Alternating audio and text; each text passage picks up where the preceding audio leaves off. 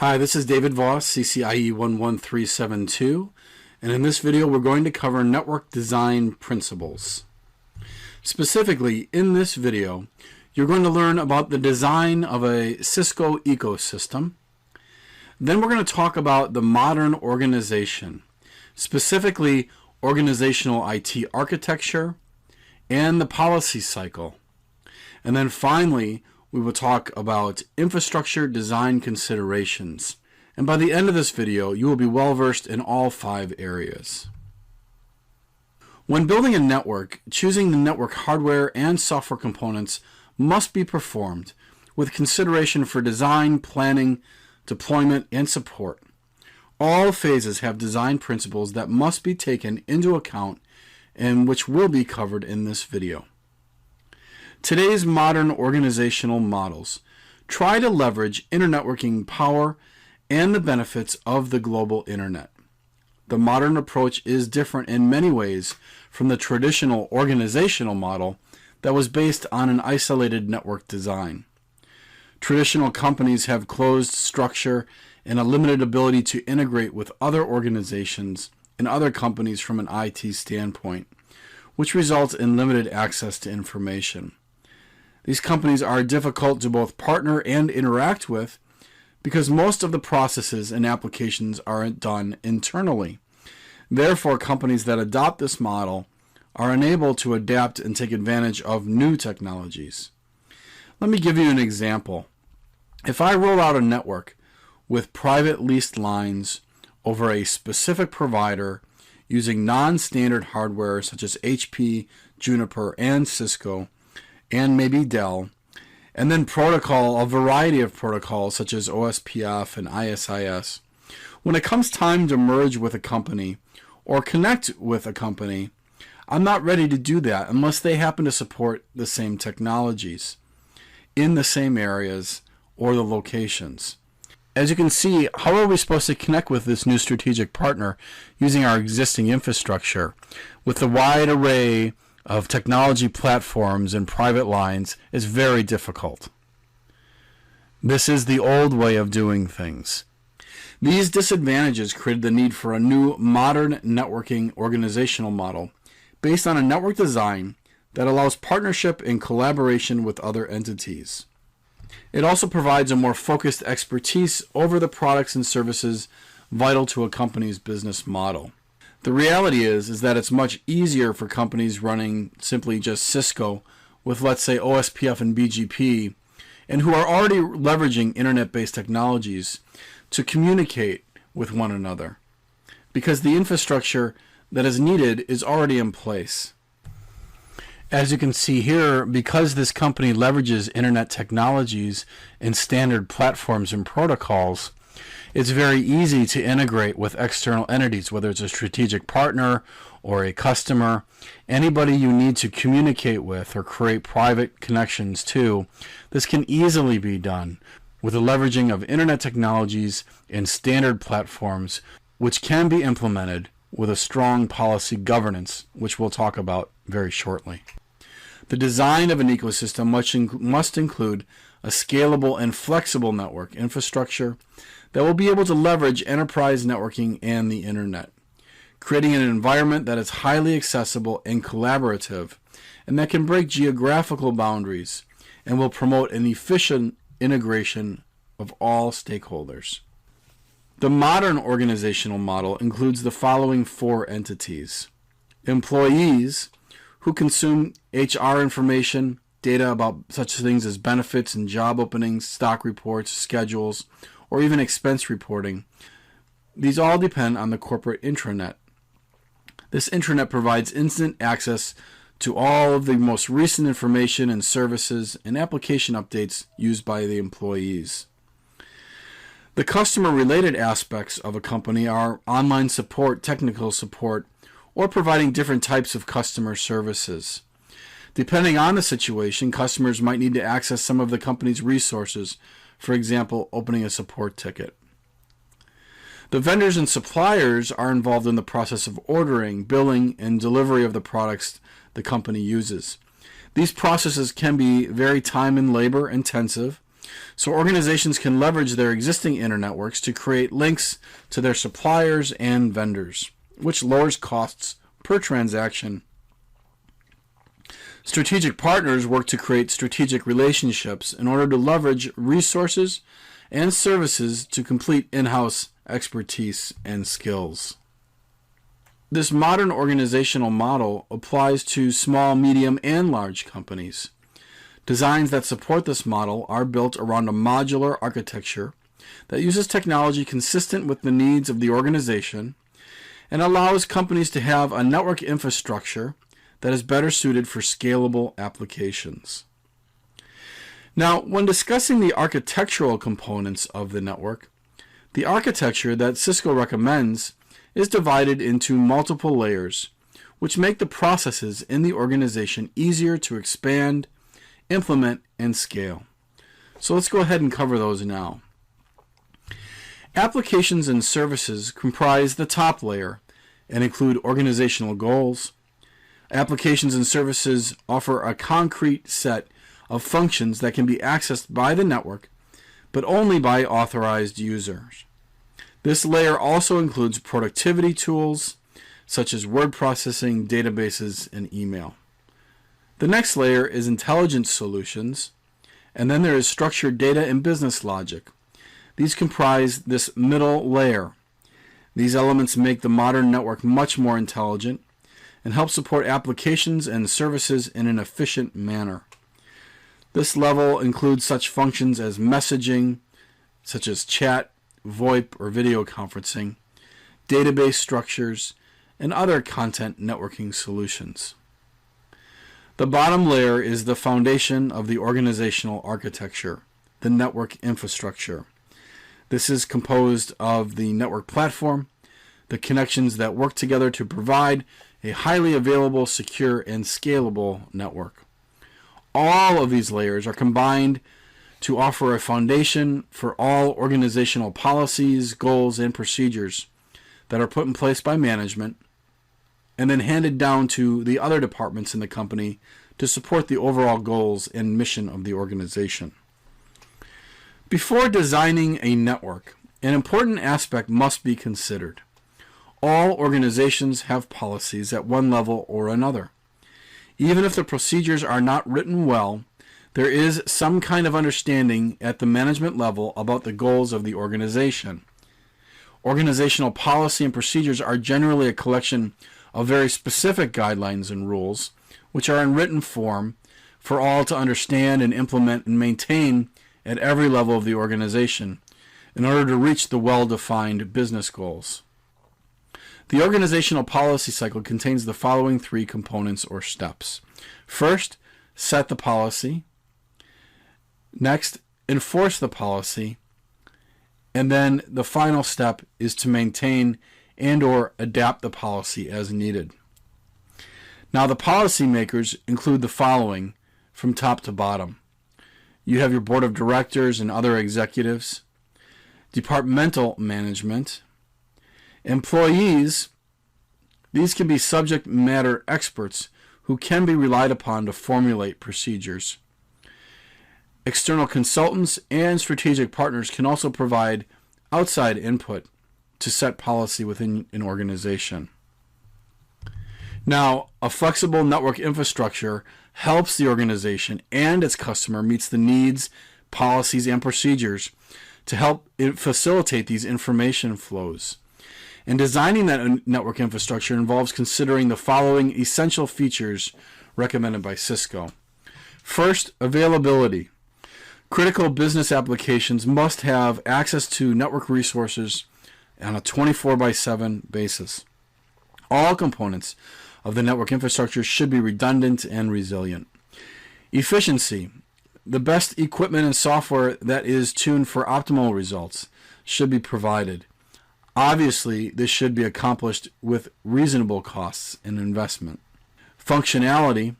The network infrastructure must support the business applications and services regardless of what is being rolled out today or tomorrow. Manageability, using management tools such as Cisco Works, should include technology that improves the control of the network, such as SNMP.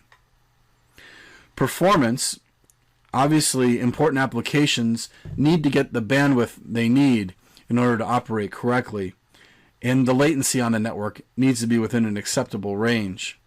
And finally, scalability. This includes the ability to grow and expand depending on the organizational goals of today and tomorrow. So take 3 quick challenges for me, and pause the video when I say so. On a piece of paper, write down the 4 primary entities of the modern organizational model. Go ahead and pause the video and write those down now. The 4 entities of the modern organizational model are employees, customers, vendors and suppliers, and partners. Next, on a piece of paper, draw out the organizational architecture of the network that Cisco recommends. Go ahead and do that now. As you will see here, on the top layer there's applications and services. On the middle layer there is intelligence solutions, and then structured data and business logic. And on the bottom layer there is the network infrastructure. Finally, see if you can list at least 4 of the essential features recommended by Cisco when considering a network design. At least 4 essential features to be considered. Go ahead and pause the video. Let's see how you did. There's availability, efficiency, functionality, manageability, performance, and scalability. So here's what you've learned. You've learned the design of an ecosystem.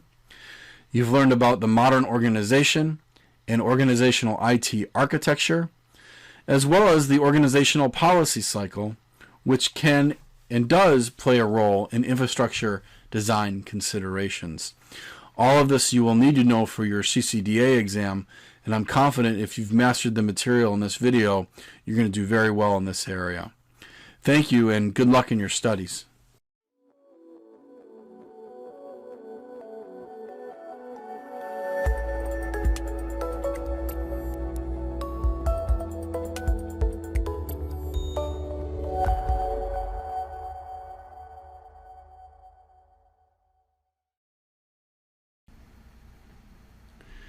Hi, this is David Voss, CCIE 11372, and in this video you're going to learn about enterprise campus design. Specifically, we're going to go through the questions that you need to ask, or Cisco at least expects you to ask, when you are designing the access, distribution, and core layer. So we're going to work our way up. We'll begin with the access layer. Whenever a network designer is in the process of designing the campus infrastructure's access layer block, the following important questions must be answered, and you may be tested on this in your CCDA exam. What are the current and future needs for end users or node ports in the existing wiring closets of that particular building? What kind of hardware can the company or the client afford? Can it afford modular devices? This will determine the degree of scalability in the access layer, an important factor that will allow the business to grow. Is the existing cabling adequate? Do you have Cat 5 or Cat 6 UTP cabling? Can you afford fiber cabling? If you are moving into a new building, you might consider installing fiber optic cabling, even at the access layer. What are the performance and bandwidth requirements? What level of high availability is needed at the access layer? Generally, in the access layer block, you will not need as much redundancy. A certain degree of high availability might be needed if using modular network devices. What are the requirements to support VLAN, VTP, and STP? In a large enterprise campus design, you might not need to use multiple VLANs. So you can go straight to using layer 3 technologies in the access layer to avoid having multiple broadcast domains and to decrease the complexity of STP.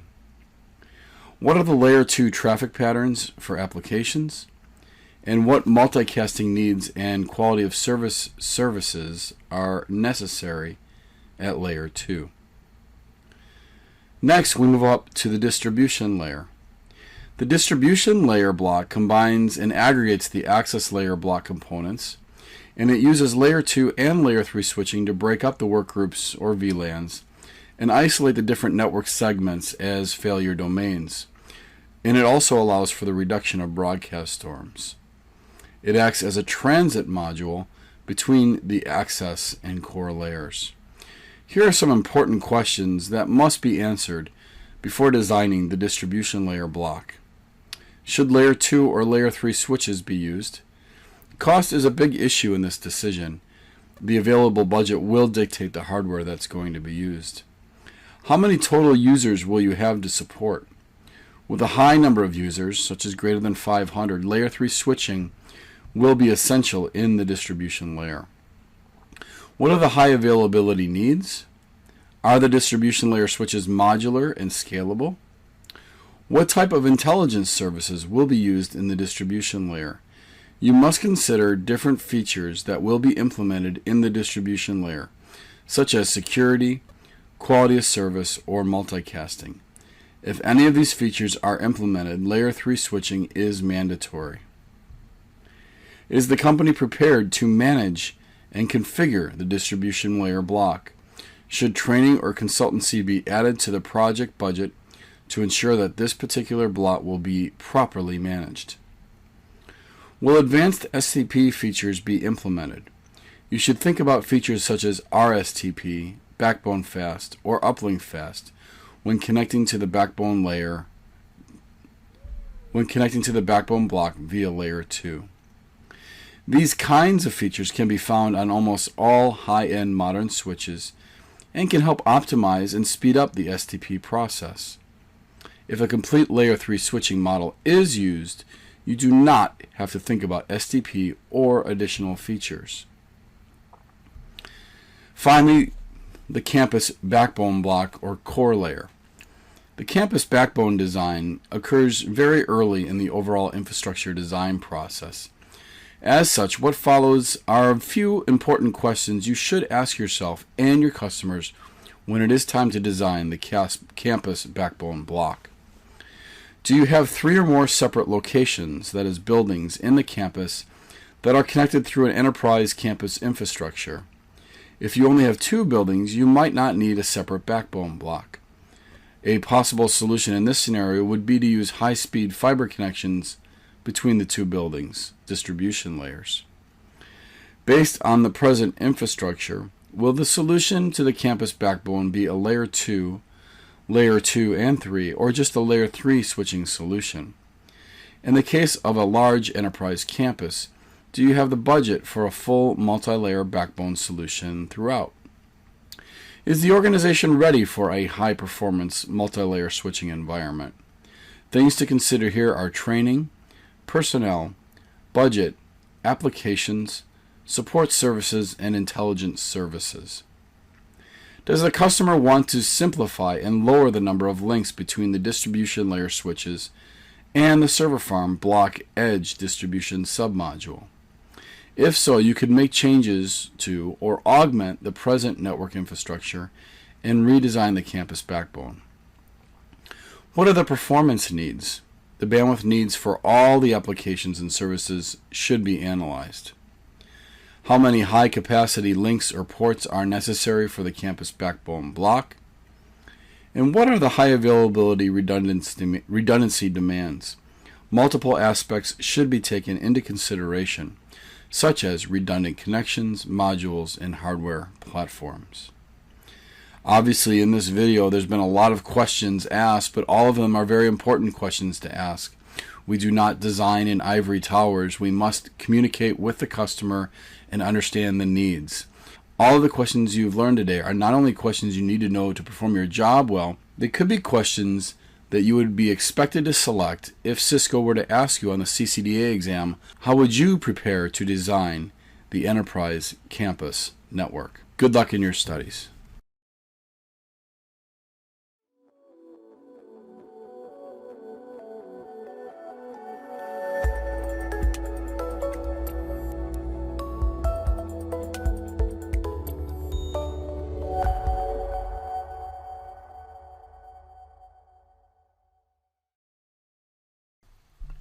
Hi, this is David Voss, CCIE 11372, and in this video you're going to learn about the Cisco Hierarchical Network Model.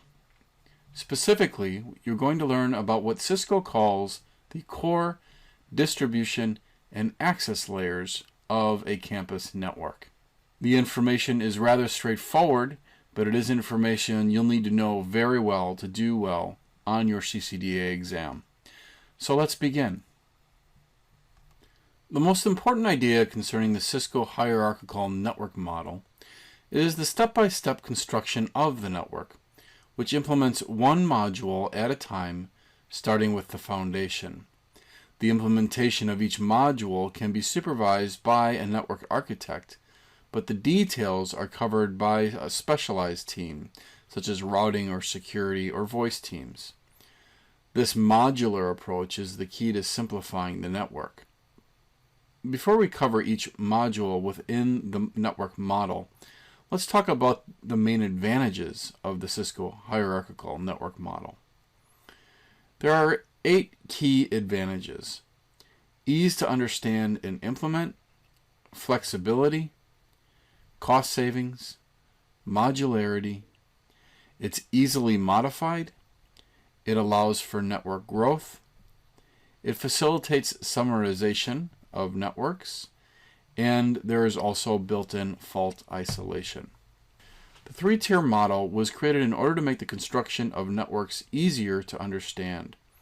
Cisco has always tried to make efficient and cost-effective networks with a modular structure so they can easily be divided into building blocks.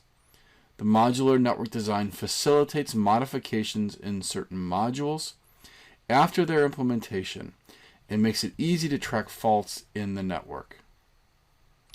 The Cisco Hierarchical Network Model is defined by 3 layers: the core or backbone layer, the distribution layer, and the access layer. Now, if you're working for a small company, these layers might be collapsed. Core and distribution are often collapsed into a single layer, or sometimes all 3 layers are collapsed. That being said, let's dive into each of the layers. The access layer is the on-ramp to the network. So, for the most part, any end user or device that wants to connect to the network will do so via the access layer. As you can see, access layer switches should have redundant connectivity to the distribution layer. This will ensure network connectivity for the hosts even when there is an equipment failure. You could take it another step further and provide redundant connectivity for the host to the access layer switches, but this is the exception to the rule and certainly not the norm. The access layer is comprised of layer 2 switches, workstations, IP telephones, or any other device that requires access to the network. Here are some specific features you should be aware of at the access layer. It should provide high availability and flexible security features. You can also implement authentication, broadcast control, and it's where you would define QoS trust boundaries. In the access layer, you would also implement rate limiting techniques, and it's where you would often program spanning tree protocol, include power over Ethernet for your phones, and configure voice VLAN settings. As you can see, the distribution layer has redundant connectivity to both the access and core layers. The distribution layer is often where the brains of the network resides, since many decisions such as filtering, quality of service, and policy-based routing are performed in the distribution layer. As you can see, the distribution layer has redundant connectivity to the access and core layers. The distribution layer normally has advanced layer 3 switches that can support a wide array of functionality to support the services required from this layer. Here are the attributes of the distribution layer. It gives access control to core devices. It has redundancy to access devices. It's where the boundaries are for routing protocols.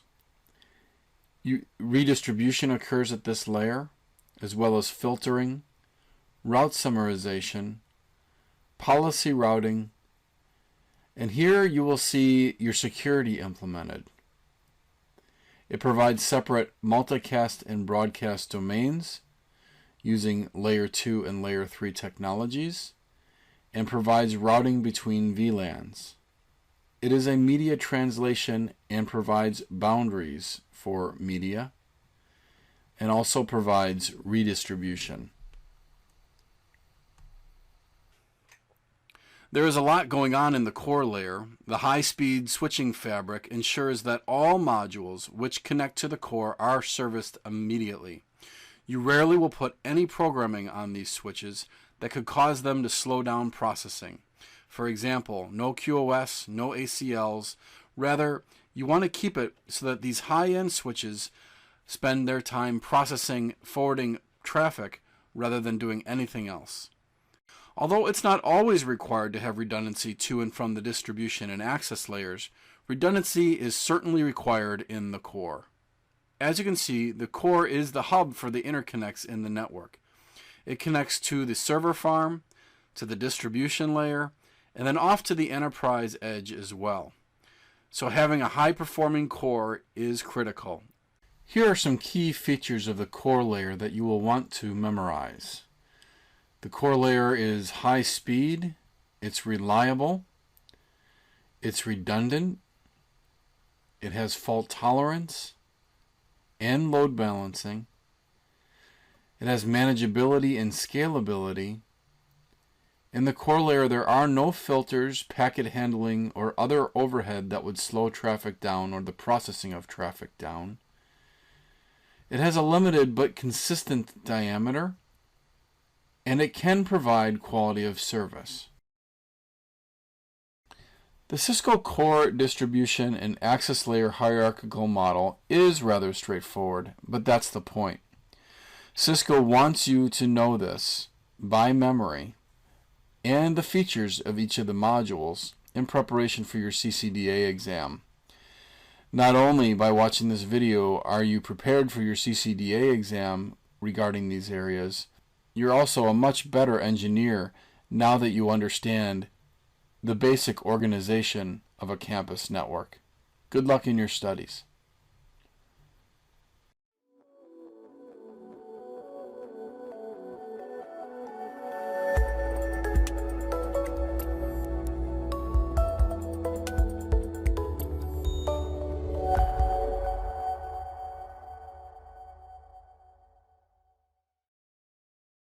Hi, this is David Voss, CCIE 11372, and in this video you're going to learn about geographical and application considerations in network design. First, let's begin with geographical considerations. The geographical considerations regarding the enterprise campus network design involve locating the entire campus building blocks and the components of those blocks, and then determining the distance between them. The geographical structures can be broken down into 4 different types of geography. Intra-building, which is inside the building. Inter-building, between buildings. Remote building, which is relatively close, which is less than 100 kilometers away. Or a remote building that is greater than 100 kilometers away. First, let's begin with intra-building design. An intra-building structure can be comprised of a single floor or multiple floors, but it's in a single building.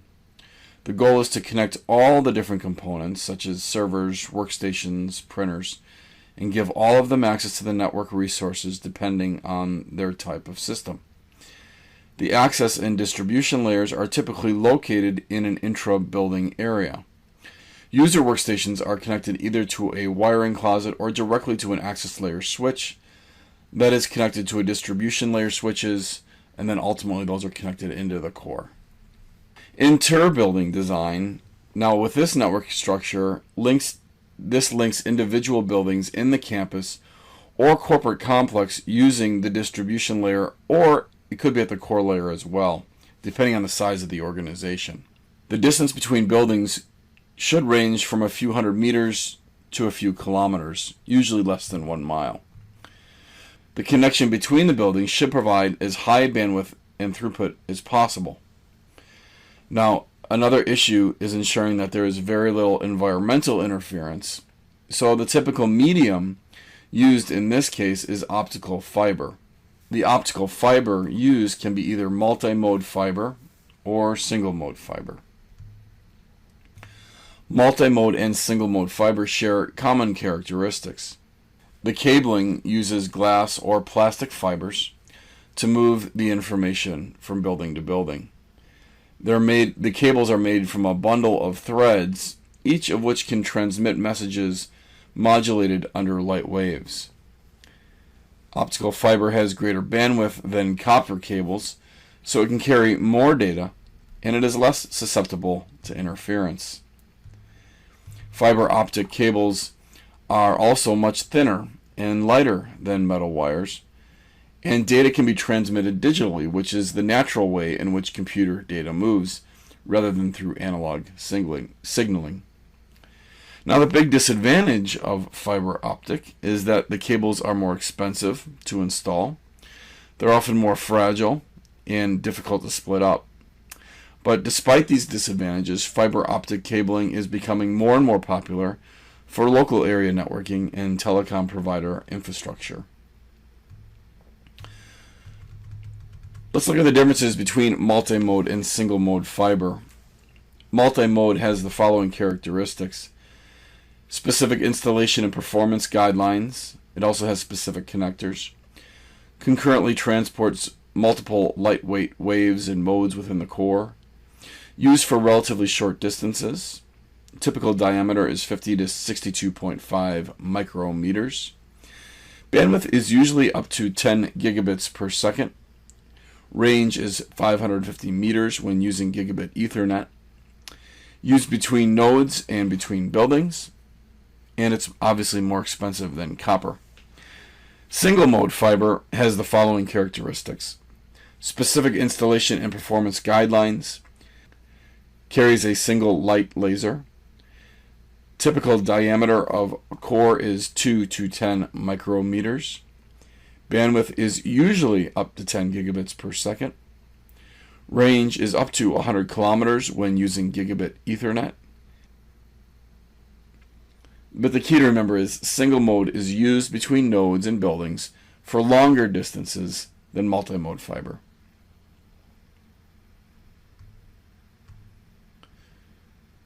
Next, let's talk about remote buildings. The campus infrastructure can be spread over a metropolitan area or over a larger area than that, so different parts of a city. And if you're dealing with distances within a few miles, you might focus on the physical needs. First, you need to determine whether the company owns any of the copper lines, and if it does, you can build from there. But you also might need to connect an enterprise campus network through the WAN block. Now, if this is the case, you should leverage the existing telecom providers in that specific area.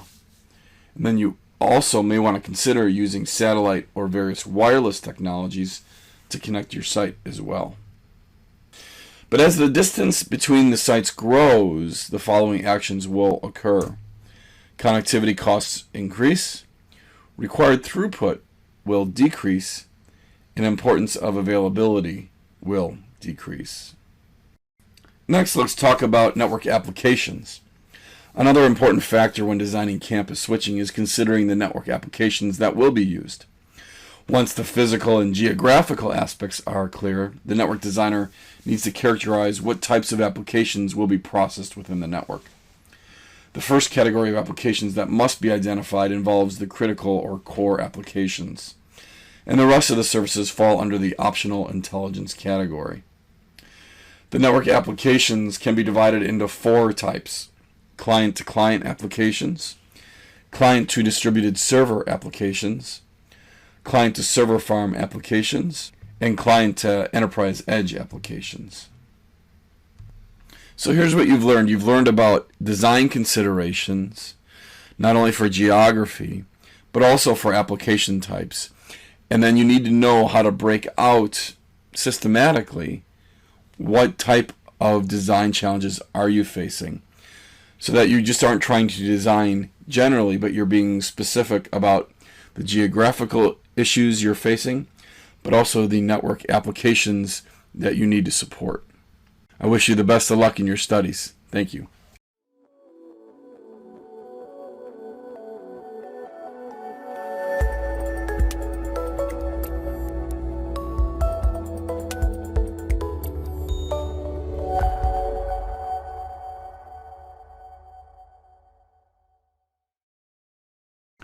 Hi, this is David Voss, CCIE 11372, and in this video you're going to learn about Layer 2 technologies and Layer 3 switching. Let's begin first with Layer 2 technologies. Layer 2 technologies relate to the OSI data link layer. Now, today's modern enterprise, which is a distributed networking world of multimedia and client applications, dictates the need for greater bandwidth and a greater degree of control. Over the past 10 years, almost all organizations have replaced their shared networking technology, such as hubs, with switches to create switched technologies. A concept you need to understand is a collision domain and what exactly a collision domain is. A collision domain is comprised of nodes and devices that share the same bandwidth, and this is called a bandwidth domain. For instance, everything that is connected to a switch port via a hub is in the same collision domain. This means there is always the possibility of a collision in the operations of that particular Ethernet. A broadcast domain, on the other hand, represents a collection of devices that can see each other's broadcast or multicast packets. Nodes that are in the same collision domain are also in the same broadcast domain. For example, all devices associated with the port of a router are in the same broadcast domain. And by default, broadcasts do not traverse a router's port interface. When a shared technology is used, such as hubs, all the devices share the bandwidth of the specific network segment. When using switched technologies, each device in the switch port is its own collision domain. However, all the devices are in the same broadcast domain.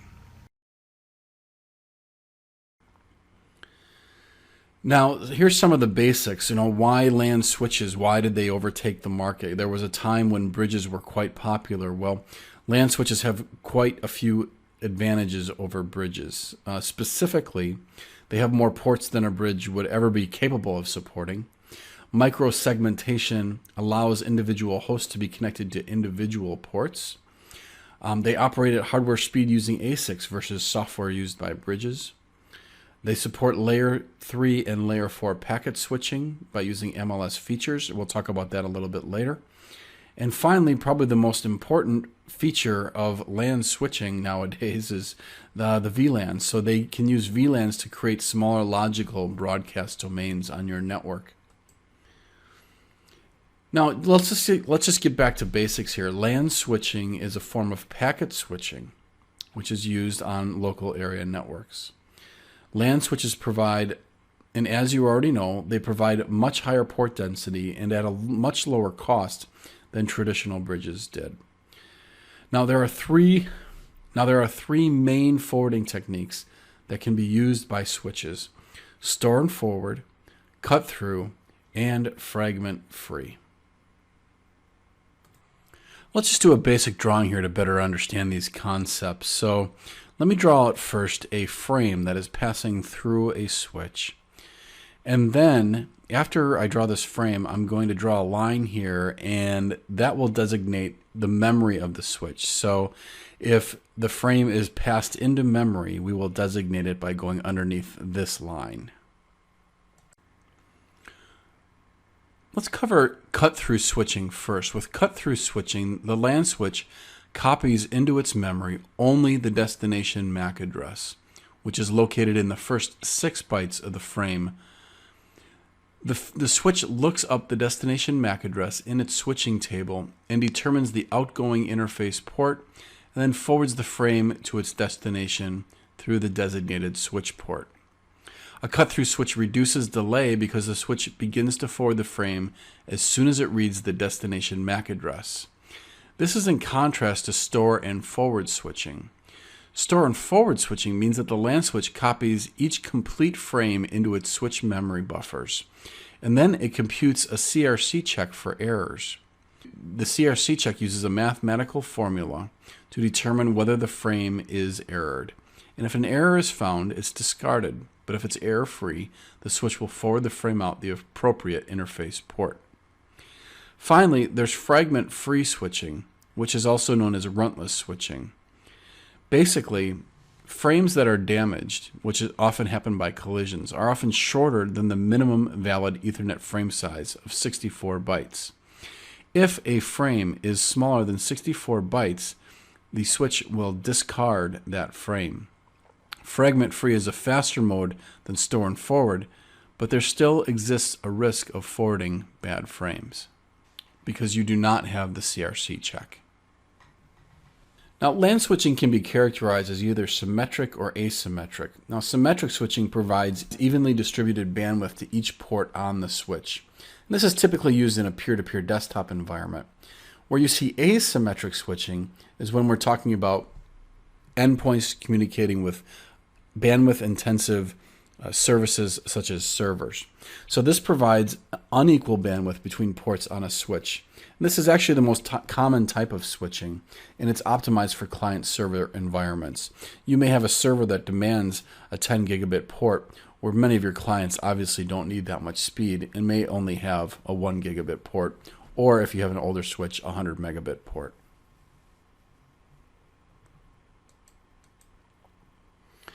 Now, in the old days, basic rule of thumb in designing a local area network and wide area network was that 80% of the traffic was going to remain on the local area network. Thus, it was called the 80-20 rule. 80% of the traffic stays local, and you should plan for that. Well, with the advent and with the popularity of the internet and server farms, this has really resulted in the flipping of those numbers. Now we need to design our networks with the idea that probably only 20% of the traffic is going to stay local on the local area network, whereas 80% is going to leave the local area network. So this new paradigm, this new 20-80 rule, places a much greater burden on the network backbone. Next, let's talk about layer 3 switching. Historically, LAN switching typically involves layer 2 switching at the access layer and sometimes at the distribution layer. Layer 2 switches forward information based only on the MAC address, that is, the layer 2 frame address. Layer 3 switching, however, uses the MAC address in addition to the layer 3 address, which is typically nowadays an IP address. The following three options exist when considering designing a switched environment. Layer 2 switching throughout the network, a combination of layer 2 and layer 3 switching, and then layer 3 switching throughout the network. Using layer 2 switching, layer 3 switching, or a combination of the two also depends on the available switching platforms, as not all switches support layer 3 technologies. At the heart of a switched network is the concept of VLANs. So what exactly is a VLAN? Well, Cisco says it's a group of end stations with a common set of requirements. Using VLANs allows you to put many different devices in many different locations on the same logical network, on the same layer 2 network.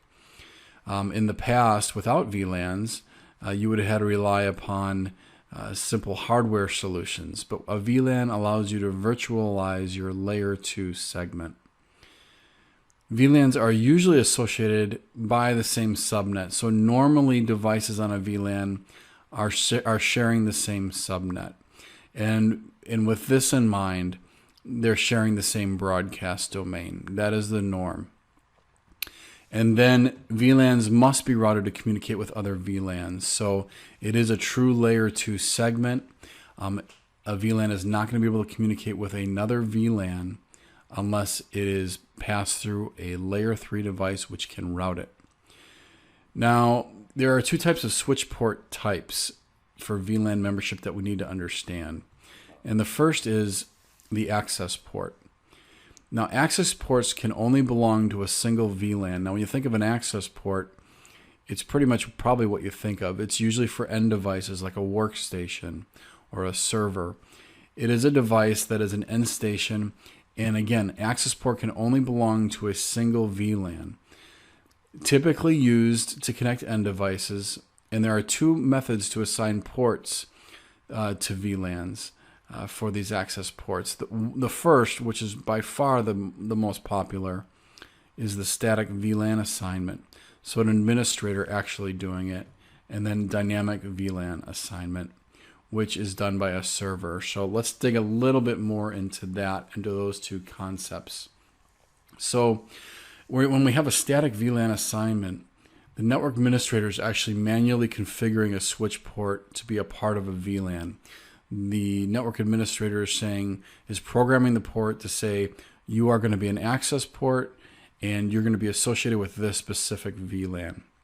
Now, you can do this dynamically, and this is not as popular, but there is something called a VLAN management policy server, which can assign a desired VLAN to users connecting to a switch. We don't need to get much deeper than that for your exam, but you do need to know these two methods. Now, there's another type of port that we need to understand the concept of VLANs, and that is trunk ports. And trunk ports are used to carry data from multiple VLANs. So access ports only allow communication from one end device over a specific VLAN. Well, ultimately, if you're hosting many VLANs, this traffic's going to need to be able to communicate throughout your network so that they're not limited by a hardware device. So your VLANs may be spread throughout many floors or maybe even many buildings. Trunk ports allow you to carry data from all these different VLANs between all your different hardware devices. Now, there are some standard VLAN numbers and ranges you should know. Specifically, let's focus on 2 to 1001. These VLANs are created and used and deleted on all Cisco Catalyst switches. And another one that you should really focus in on is the range of 1006 to 4094. These are extended. This is an extended range of VLANs for Ethernet VLANs only. Now, you may be asked about these other ranges, but I would focus in on VLAN ranges 2 to 1001 and 1006 to 4094. VLAN trunks are used to carry data from multiple VLANs, which you already know. Now, there are two methods, two protocols that can be used to build these trunks. And the first is Inter-Switch Link, or ISL. And that's a Cisco proprietary protocol that is used to preserve the source VLAN identification information for frames that traverse trunk links. And then there is, I would say, the more popular 802.1q, which is an open standard. And then it performs a little bit differently than the Cisco proprietary protocol. Now, the reason 802.1q is so popular is you probably understand that for obvious reasons, that if you want to trunk between two devices, like one is Cisco and one is non-Cisco, you're able to do that. So this standard works very effectively, and 802.1q is very popular. But you will definitely be asked about ISL, and you will definitely be asked about the differences between ISL and 802.1q. Now, so you've received a lot of information right now. So let's go ahead and kind of draw out some of these concepts that we've been talking about. So when we think of VLANs, we think first of we need to connect, endpoints need to connect on a local area network. So here we have 4 endpoints, and we have one switch. And each of these endpoints need to communicate, and not all of them need to communicate with each other. So let's say we have 2 workstations and 2 servers, and we're going to put this one workstation in VLAN 10, and this other workstation in VLAN 10, and then these two servers in VLAN 2. These two servers are segmented on their own VLAN, and as are the workstations. They cannot communicate between each other, between VLAN 2 and 10, but anything on VLAN 10 can communicate with VLAN 10. Now here's another dedicated VLAN, we'll say VLAN 3, to a dedicated device. Now, and here is a router. So for any of these VLANs to communicate with one another, they need to pass through a layer 3 device. So this workstation that from VLAN 10, if it wants to communicate over to a server, it needs to be routed and go through the router and passed over to VLAN 2. Let's say you want to keep VLAN 3 devices not accessible from the network. You can prevent that. So here we have other devices on VLAN 3, and we'll say, let's say this is a back-end connection between two servers that we have no need to route it. VLAN 3 can be segmented from the entire network. Nobody can reach it. So there's some security built into VLANs as well. Now VLANs can extend obviously over to other hardware platforms.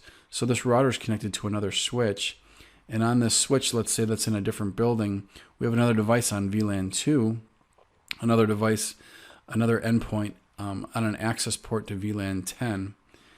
And if they want to communicate over to the other building, let's say VLAN 2 or VLAN 10, they simply go over this trunk port, you know that term, goes over the trunk port and can communicate over to the other sites.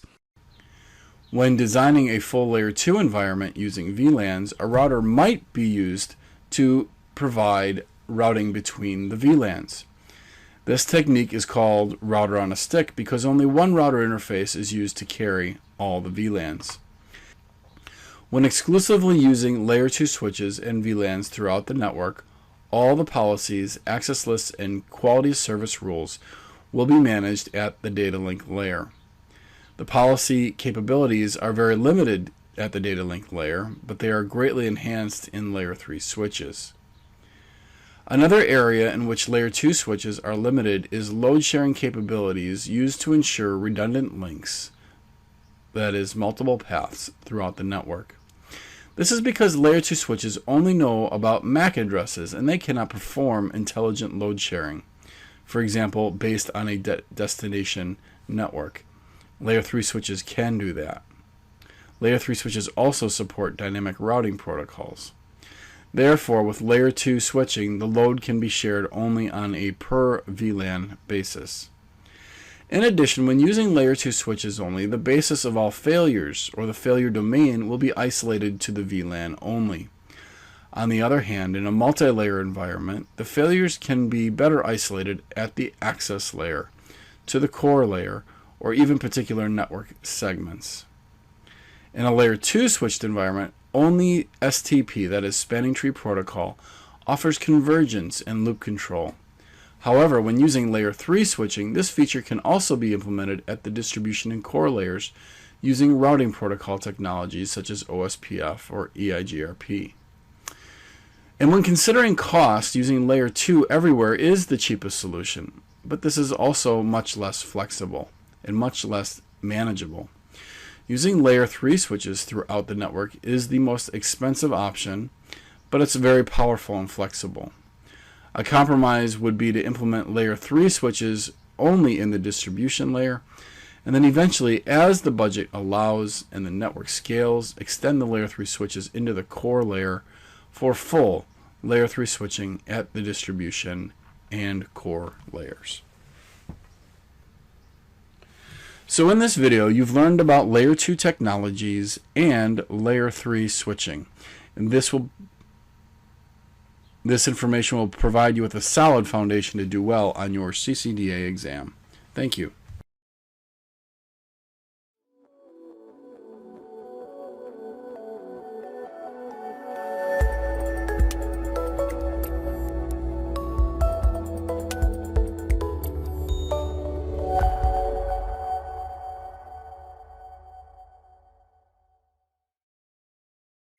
Hi, this is David Voss, CCIE 11372, and in this video we're going to be covering the cable specifications for local area networks. Specifically, this video is going to review LAN media and its components. We need to identify some of the constraints you should consider when provisioning various LAN media types. Ethernet is the underlying basis for the technologies most widely used in local area networks today. In the 1980s and early 1990s, most networks used 10 megabit per second Ethernet, defined initially by Digital, Intel, and Xerox, and then later by the IEEE 802.3 working group. The IEEE 802.3-2002 standard contains physical specifications for Ethernet technologies up to 10 gigabits per second. The following table is something you should know well for your CCDA exam. It describes the physical Ethernet specifications up to 100 megabits per second. It provides scalability information that you can use when provisioning IEEE 802.3 networks. Of these specifications, the 10-base-5 and 10-base-2 are no longer used, but are included for completeness. Fast Ethernet is preferred over 10-base-T Ethernet. Let's talk about some of the 100 megabit per second Fast Ethernet design rules. IEEE introduced IEEE 802.3U-1995 standard to provide Ethernet speeds of 100 megabit per second over UTP and fiber cabling. The 100 base T standard is similar to 10 megabit per second Ethernet in that it uses carrier sense multiple access collision detect, which you probably know as CSMA/CD. Let's discuss the following specifications for Fast Ethernet. 100 base TX Fast Ethernet. This specification uses Cat5 UTP wiring. Like 10 base T, Fast Ethernet uses only 2 pairs of the 4-pair UTP wiring. If Cat5 cabling is already in place, upgrading to Fast Ethernet requires only a hub or a switch and any network interface card upgrades. Because of the low cost, most of today's installations use switches. The specifications for this standard are as follows: transmission over Cat5 UTP, an RJ45 connector, punch-down blocks in the wiring closet must be Cat5 certified, and 4B/5B coding. Let's discuss now the 100 base T4 Fast Ethernet standard. The 100 base T4 specification was developed to support UTP wiring at the Cat3 level. This specification takes advantage of higher speed Ethernet without recabling to Cat5 UTP. This implementation is not widely deployed, but here are the specifications. It can transmit over Cat3, 4, or 5 UTP wiring. 3 pairs are used for transmission, and the 4th pair is used for collision detection. No separate transmit and receive pairs are present, so full duplex operation is not possible. And the coding is 8B6T. Next, let's discuss 100 base FX Fast Ethernet. This is a specification for fiber. It operates over 2 strands of multi-mode or single-mode fiber cabling. It can transmit over greater distances than copper media. It uses a media interface connector, ST stab and twist, or SC stab and click fiber connectors, defined for FDDI and 10 base FX networks. To make 100 megabit per second Ethernet work, distance limitations are much more severe than those required for 10 megabit per second Ethernet. Repeater networks have no 5-hub rule. Fast Ethernet is limited to 2 repeaters. The general rule is that 100 megabit per second Ethernet has a maximum diameter of 205 meters with UTP cabling, whereas 10 megabit per second Ethernet has a maximum diameter of 500 meters with 10 base T and 2500 meters with 10 base 5. Most networks today use switches rather than repeaters, which limits the length of 10 base T and 100 base TX to 100 meters between the switch and host. Now, the distance limitation imposed depends on the type of repeater. The IEEE 100-T specification defines two types of repeaters, Class 1 and Class 2. Class 1 repeaters have a latency of 0.7 microseconds or less. Only one repeater hop is allowed. Class 2 repeaters have a latency of 0.46 microseconds or less, and one or two repeater hops are allowed.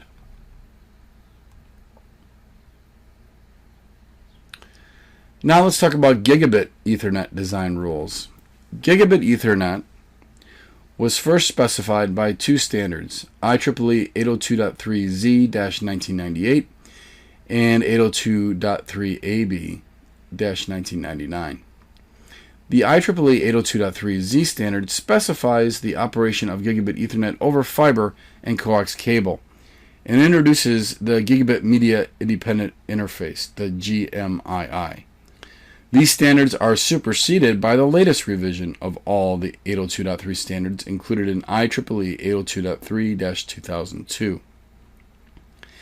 The IEEE 802.3 AB standard specified the operation of Gigabit Ethernet over Cat5 UTP. Gigabit Ethernet still retains the frame formats and frame sizes, and it still uses CSMA CD. As with Ethernet and Fast Ethernet, full duplex operation is possible. Differences appear in the encoding. Gigabit Ethernet uses 8 Bravo 10 Bravo coding with simple non-return to zero. Because of the 20% overhead, pulses run at 1,250 MHz to achieve a 1,000 megabits per second throughput. This chart you will definitely want to know in preparation for your CCDA exam. Let's talk about the Gigabit Ethernet standards in detail. The 1000 base LX, that is the long wavelength Gigabit Ethernet standard, uses long wavelength optics over a pair of fiber strands. The specifications are as follows. It uses long wave on multi-mode or single mode fiber. The maximum lengths for multi-mode fiber are 62.5 micrometer fiber, which is 450 meters, or 50 micrometer fiber at 550 meters. Maximum length for single mode fiber is 5 kilometers. The IEEE 1000 base SX standard uses short wavelength optics over a pair of multi-mode fiber strands. Its maximum lengths are 260 and 550 meters respectively. The IEEE 1000 base -CX standard is for short copper runs between servers. It runs over a pair of 150 ohm balanced coax cables. Maximum length is 25 meters, and this is obviously mainly used for server connections. And then finally, the 1000 base T Gigabit Ethernet over UTP standard. It was approved in June 1999 and now included in IEEE 802.3/2002. This standard uses the 4 pairs in the cable. Maximum length is 100 meters. Encoding defined is a 5-level coding scheme, and 1 byte is sent over the 4 pairs at 1250 megahertz. The IEEE 802.3 AE supplement to the 802.3 standard was published in August of 2002, and it specifies the standard for 10 gigabit Ethernet. It is defined for full duplex operation over optical media, UTP, and copper. 10 gig E has several physical media specifications based on different fiber types and encoding. Multimedia fiber and single mode fiber are used, and if you look at this diagram, this is something you will definitely want to memorize in preparation for your CCDA exam. Now, as noted previously in this video, there are several media types that are used for campus networks, and this chart is one you'll want to remember because it provides a good summary of the information you'll need to know for the different media types and when you may want to use them. So here's what you've learned. You've learned about campus LAN media types. And this is something you will definitely be tested on in your CCDA exam. You've learned about the different Ethernet standards as well as the different campus transmission media types. And I'm confident if you master the material in this video, you'll do very well in this portion of your CCDA exam. Good luck in your studies.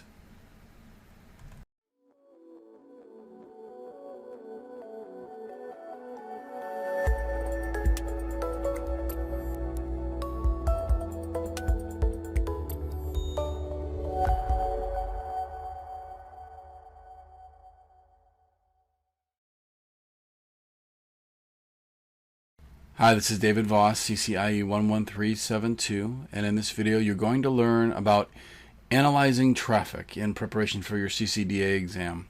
First, let's start with analyzing application traffic.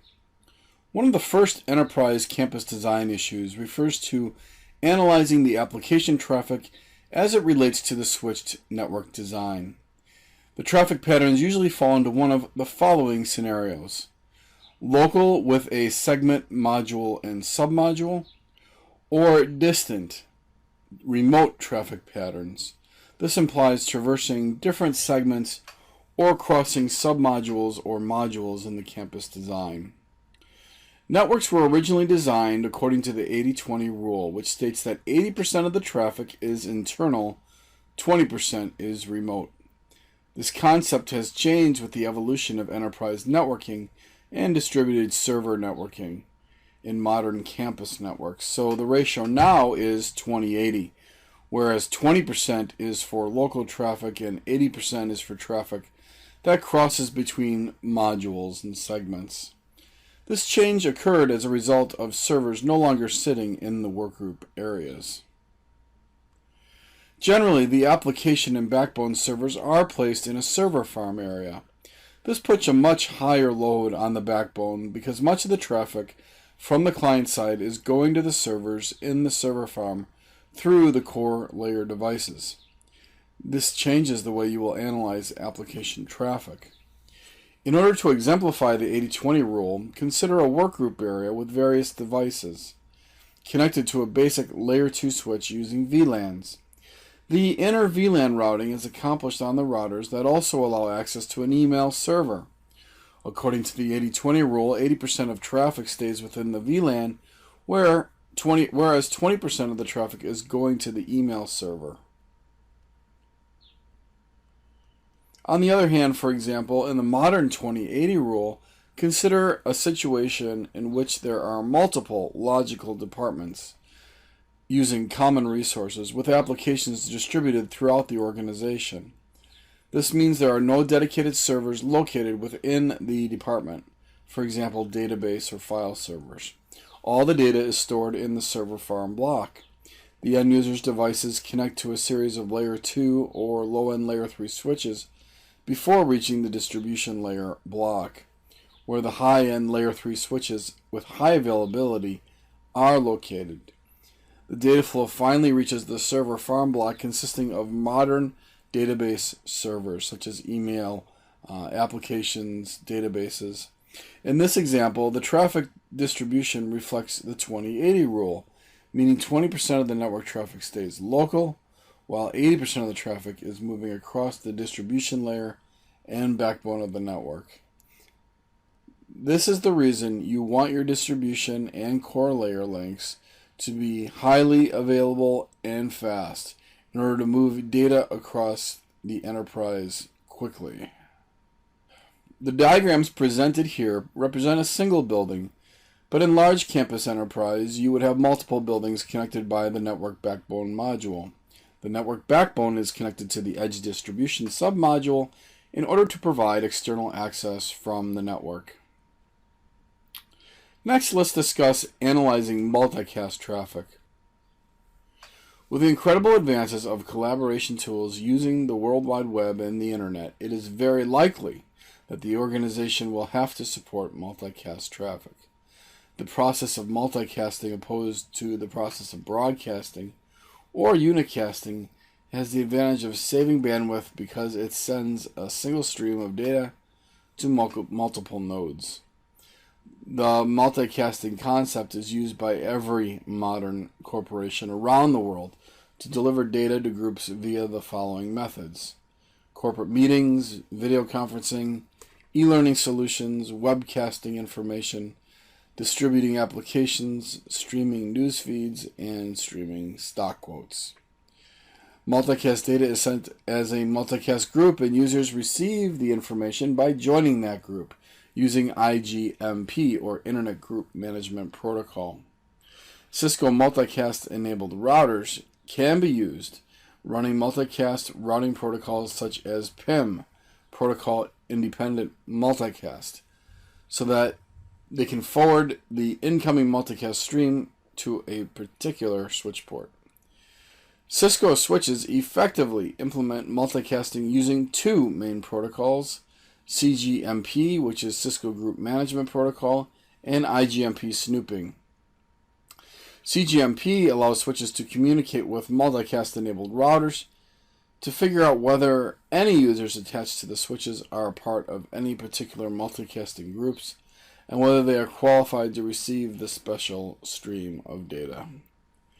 IGMP snooping allows the switch to intercept the multicast receiver registration message, and based on the gathered information, it makes changes to its forwarding table. IGMP snooping works only on layer 3 switches because IGMP is a layer 3 protocol. Next, let's discuss analyzing delay-sensitive traffic.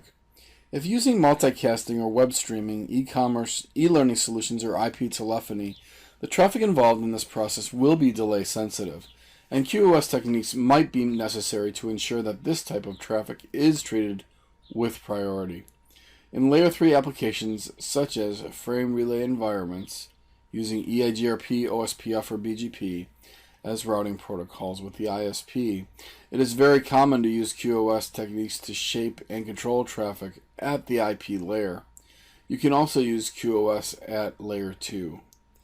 When using QoS or analyzing or controlling delay-sensitive traffic at Layer 2, there are 4 categories of QoS techniques as follows: tagging and traffic classification, congestion control, policy and shaping, and scheduling. As you can see in this diagram, you'll see that tagging and traffic classification happen between the end user nodes through the access layer and up to the distribution layer. This is where packets are classified, grouped, and partitioned based on different priority levels or classes of service. This occurs by inspecting the Layer 2 packet headers and determining the priority of the traffic based on the traffic type. In this way, the traffic can be tagged and classified. The next 3 techniques, congestion control, policy and traffic shaping, and scheduling, occur in the distribution layer block and the edge distribution layer submodule, primarily on Layer 3 switches. You want to avoid applying any QoS technique at the core layer because you want as little overhead as possible on the backbone so that they can successfully achieve their goals, which is fast connectivity, high availability, and reliability. Congestion control involves the interfaces of the access layer switches and the queuing mechanisms configured on them. Queuing techniques are used in order to deal with the congestion of packets coming into and out of the switch ports.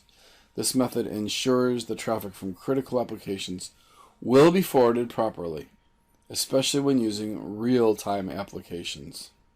So let's summarize what you've learned. In this video, you've learned about the different types of traffic that can traverse a switched network and how to handle that traffic. And some of this information has been at a higher level, such as QoS. But that being said, this is what Cisco expects you to know for the CCDA exam, with the understanding that things will get quite a bit more granular in the follow-up videos, but also as you work your way up to CCDP. This is a good foundation for you to begin, and I wish you the best of luck in your studies. Thank you.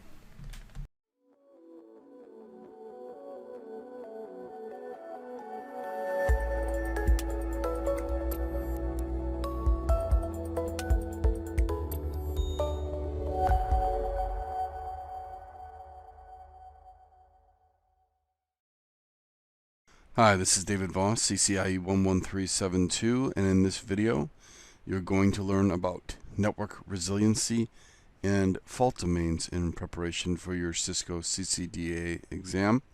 Specifically, you're going to learn about network, device, and operational resiliency, and also the concept of fault domains. So let's go ahead and begin.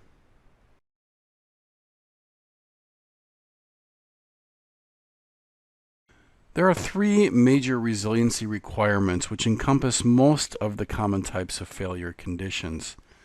Depending on the LAN design tier, the resiliency option appropriate for the role and network service type must be deployed. There is network resiliency, which provides redundancy through physical link failures, such as a fiber cut. Device resiliency, which protects the network during abnormal mode failure triggered by hardware or software. And then operational resiliency, which enables resiliency capabilities to the next level, providing complete network availability even during planned network outages. We'll talk about all of these in this video.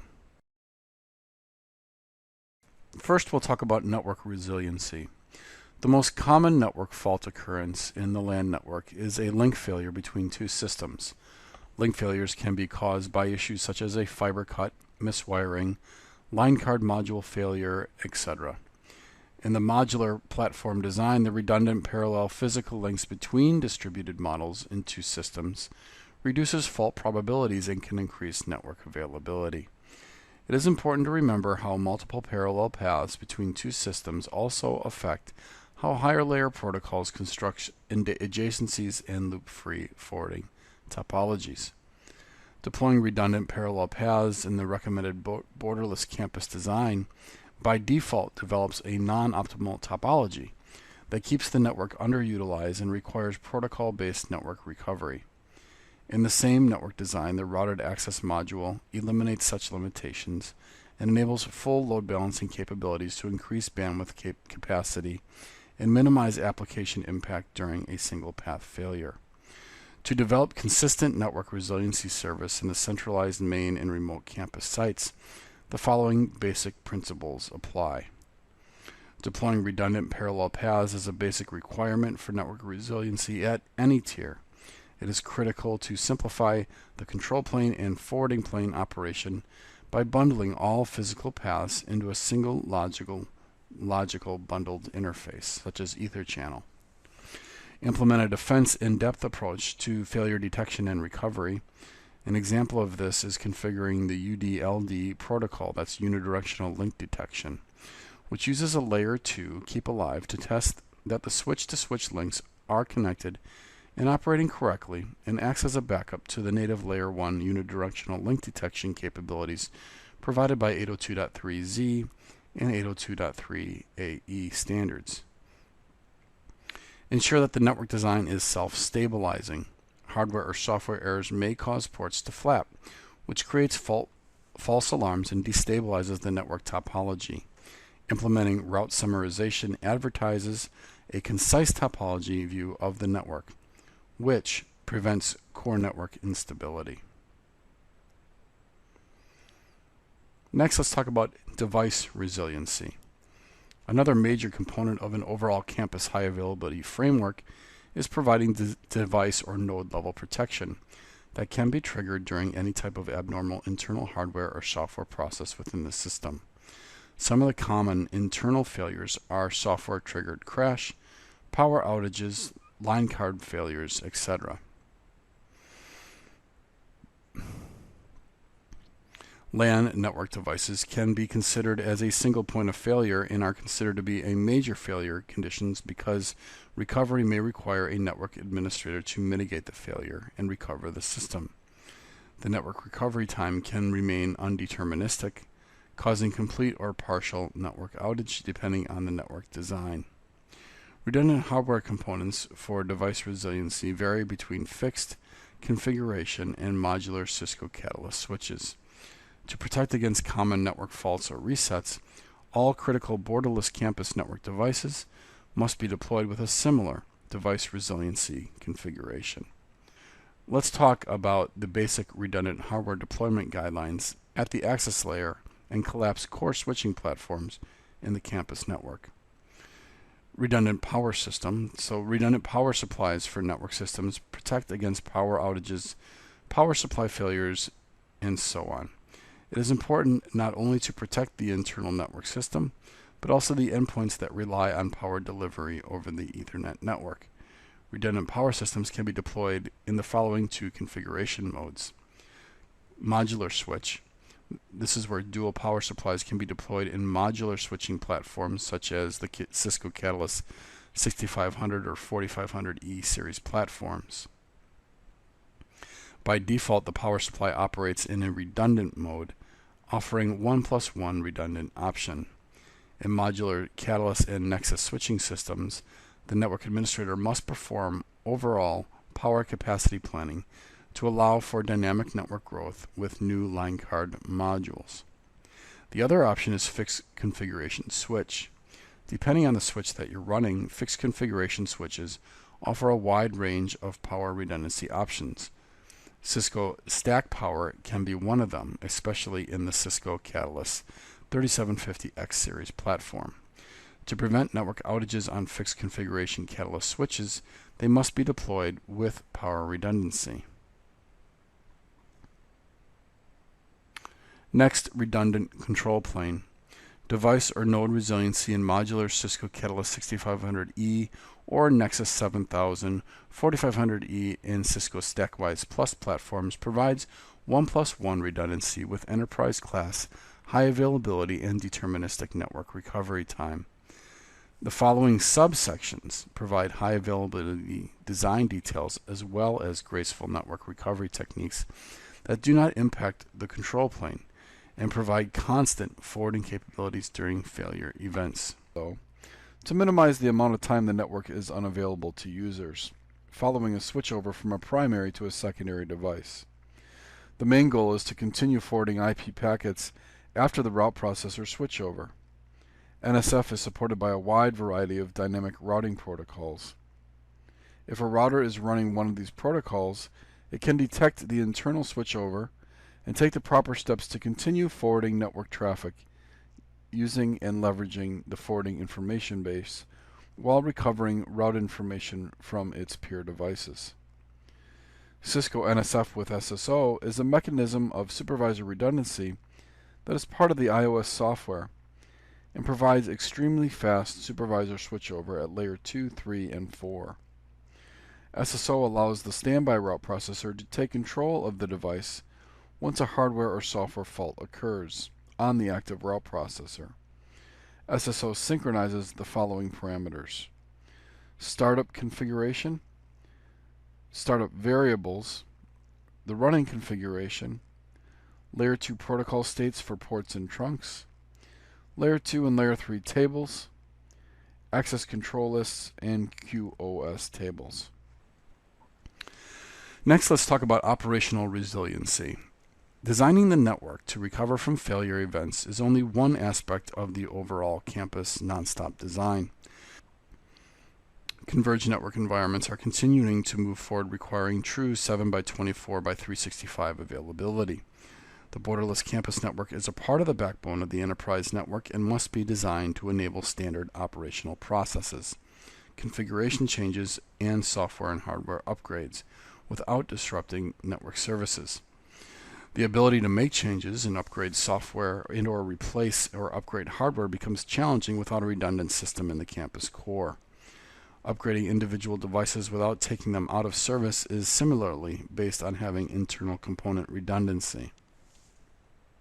The Cisco In-Service Software Upgrade ISSU and Enhanced Fast Software Upgrade EFSU leverage NSF SSO technology to provide continuous network availability while upgrading critical systems.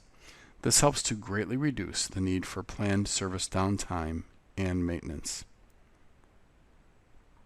Next, let's talk about fault domains. Each network tier can be classified as a fault domain, with the deployment of redundant components and systems increasing redundancy and load sharing capabilities. However, this introduces a new set of challenges, namely higher costs and increased complexity in managing a greater number of systems. Network reliability and availability can be simplified using several Cisco high availability and virtual system technologies such as VSS, which offers complete failure transparency to end users and applications during planned or unplanned network outages. In this sense, minor or major network failures are considered broad terms that include several types of network faults, which must be taken into consideration in order to implement a rapid recovery solution. Cisco high availability technologies can be deployed based on whether platforms have critical or a non-critical role in the network. Some of the high availability techniques can be achieved in the campus network design without making major network changes. However, the critical network systems that are deployed in the center of the network to provide global connectivity may require additional hardware and software components to offer non-stop communication. So here's what you've learned. You've learned about network, device, and operation resiliency. This is a key part of your CCDA exam. And then you also learned about the terminology of fault domains. And again, this is something you could be asked on your exam. So now that you've watched this video, I'm confident if you're asked any questions regarding resiliency or fault domains on your CCDA exam, you'll do very well. Good luck in your studies.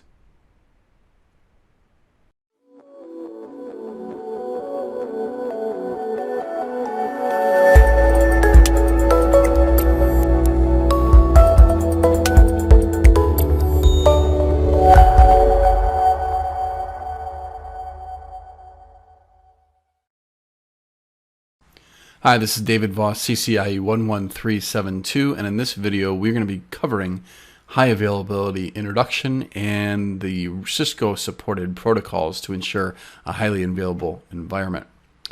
Now, this term high availability is considered a very broad and general term. Let's get more specific as to how it applies to the devices that we'll be supporting. Availability is calculated mathematically and is often expressed in percentages. Surely you have seen some of these calculations in your place of work. Percentages are often calculated from failure rates and repair times. So different types of high availability include service level high availability, system level high availability, and network level high availability. Let's first understand what reliability and serviceability are, because these help us understand the calculations that are used to understand if we have a highly available environment. Reliability measures the ability of a system or a solution to function without interruptions. And the most common measurement you've probably seen regarding this is mean time before failure. Serviceability refers to the time it takes to restore a system to service following a failure. A commonly used metric that you've probably seen for this is mean time to repair. Let's start talking about some of the specific protocols that Cisco supports on the devices to provide highly available environments. HSRP is a Cisco proprietary first hop redundancy protocol. Two versions of HSRP are supported on iOS software. Version 1, and this is the default HSRP version. And this restricts the number of configurable HSRP groups to 255. I don't expect you should be exceeding that anytime soon. And then there's version 2. Some updates to version 2. It uses a new multicast address, among many other things that you can see here.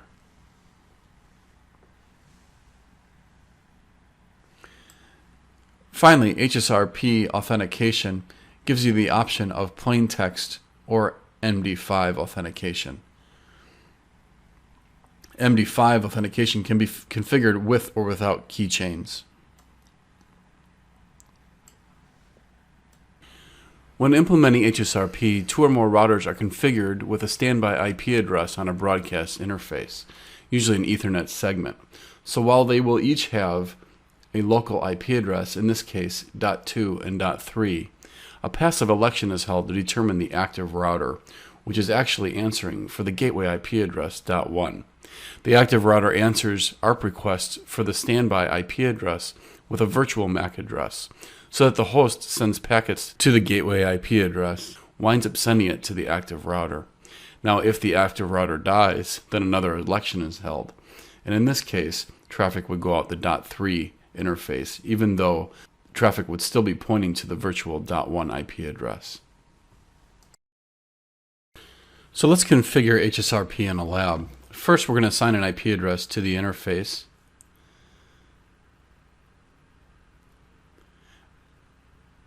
Then we're going to assign the virtual IP address. This is the IP address that will answer as the gateway between the devices that are running HSRP. Then you can manually set the version number, so we'll run HSRP version 2. And then the timers, so the hello interval, this is how often a packet will be sent to notify the other routers or devices participating in HSRP that this device is active, and then after 30 seconds it would be declared down. And we can set priority if we'd like, and the higher the priority number, the more likely it will take over as the active router in HSRP. If we set it to 1, it's really going to be the gateway of last resort, only after the other devices have failed. And then finally, you can set up authentication for HSRP to make sure that communications are secure between the devices while it's running. VRRP is an open standard first hop redundancy protocol which elects a virtual router master and then virtual router backups. You can configure up to 255 virtual routers on an interface. That is, if your system is capable of handling it. The default VRRP priority value is 100, and that's important to note because the lower you set it, the less likely it's going to take over as the master. The higher you set it, the more likely it will be. The virtual router master is in charge of sending advertisements to the other routers in the same group. And VRRP, it should be noted, can support both plain text and MD5 authentication.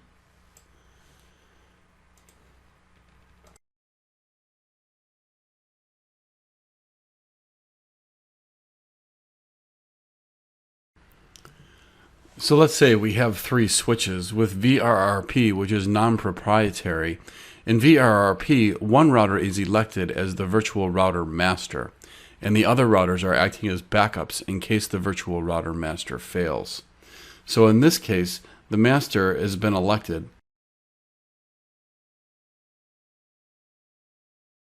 .3 and .4 will serve as backups to .2.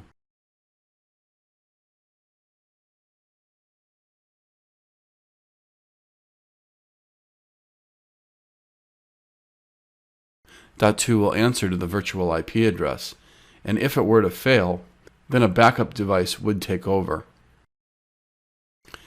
In this example, that would be the .3 device. And if the .3 system failed, then the final backup system, .4, would take over. So let's configure VRRP in a lab. First, we'll set an IP address on the interface. And then next we'll set the virtual IP address.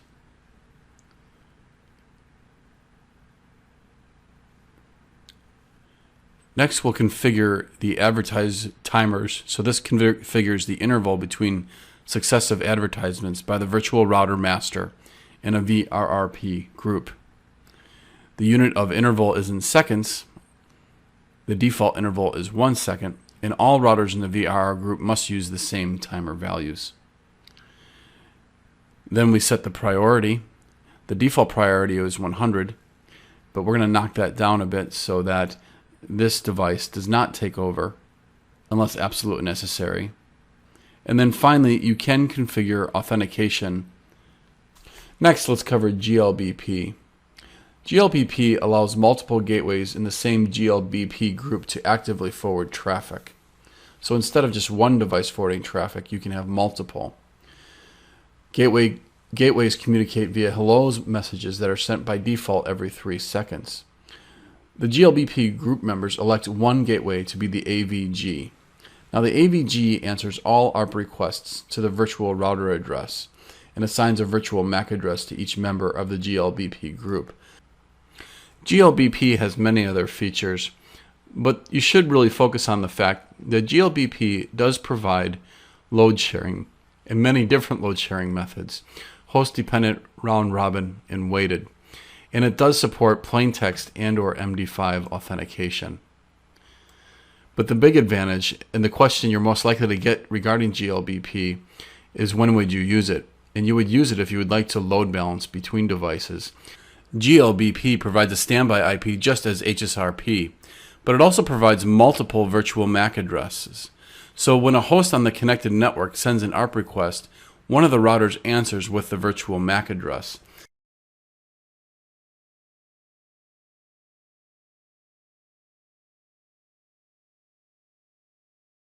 Now this does allow for load balancing. You can load balance across multiple systems instead of just relying on one system to serve all the traffic. In this case, we're going to load balance 50% to router 1, 20% to router 2, and 30% of the traffic to router 3.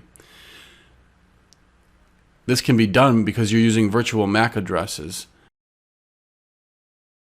which take turns answering traffic requests. If a router were to fail, the other remaining routers could take over for all the traffic.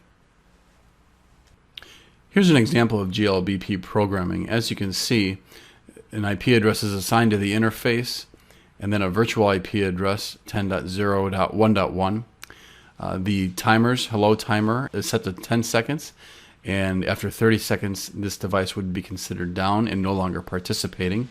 Then also note that the load balancing configuration as well, which is weighted. Now remember, there's many different types of GLBP load balancing. The key to remember is that that is one of the advantages of GLBP. Should you be asked on the CCNP switch exam, load balancing is a key feature of this protocol. And then finally, as you can see, you can set up authentication. IRDP allows hosts to locate routers that can be used as a gateway to reach IP-based devices on other networks. When the device running IRDP operates as a router, router discovery packets are generated. When the device running IRDP operates as a host, router discovery packets are received. IRDP uses ICMP router advertisements and ICMP router solicitation messages to work effectively, and it eliminates the need for manual configuration of gateway addresses on the network. In this specific example, we have 3 routers, router 1, router 2, and they're given certain priority levels of 190. And we have a third router brought online, which queries the network. It receives responses from the other IRDP routers, notifying the new router that they are available to route traffic. They are put in the local table for that router, and the router then forwards the traffic to the appropriate gateway. Should router 1 fail, then traffic would be forwarded over to router 2. All of this is done without manual configuration for gateway IP addresses. So here's what you've learned. You've received a basic introduction to high availability, and then you've also learned about the specific protocols that Cisco supports in order to ensure a highly available environment. This is a solid foundation for you as you prepare to pass your CCNP switch exam. Good luck in your studies.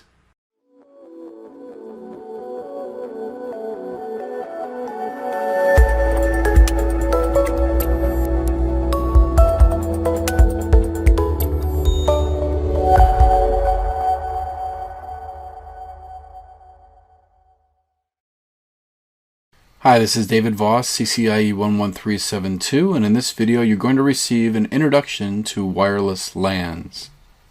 Specifically, we're going to do an overview of wireless LANs, talk about wireless LAN components.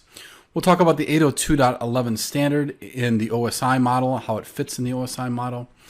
Then MAC sublayer coordination, how that applies to wireless, 802.11 frame types, and finally, wireless LAN standards. So wireless LANs provide network connectivity almost anywhere. Surely you use wireless LANs. If you're in technology, surely you're using them, whether it's your mobile phone or your laptop, whether you're at a coffee shop or at your place of business doing BYOD. Wireless LANs typically can be implemented at much less cost than traditional wired LANs. The wired infrastructure is, of course, based on the 802.3 standards, but a wireless network uses radio waves to transmit data and to connect devices. So as you surely know, a wireless network uses radio waves to transmit data and connect devices.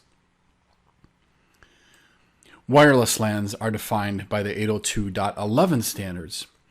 Now, some additional advantages of wireless LANs over wired LANs include the following: monetary cost, flexibility, that you allow users to roam in places where they normally cannot, or use their devices in places they always wish they could.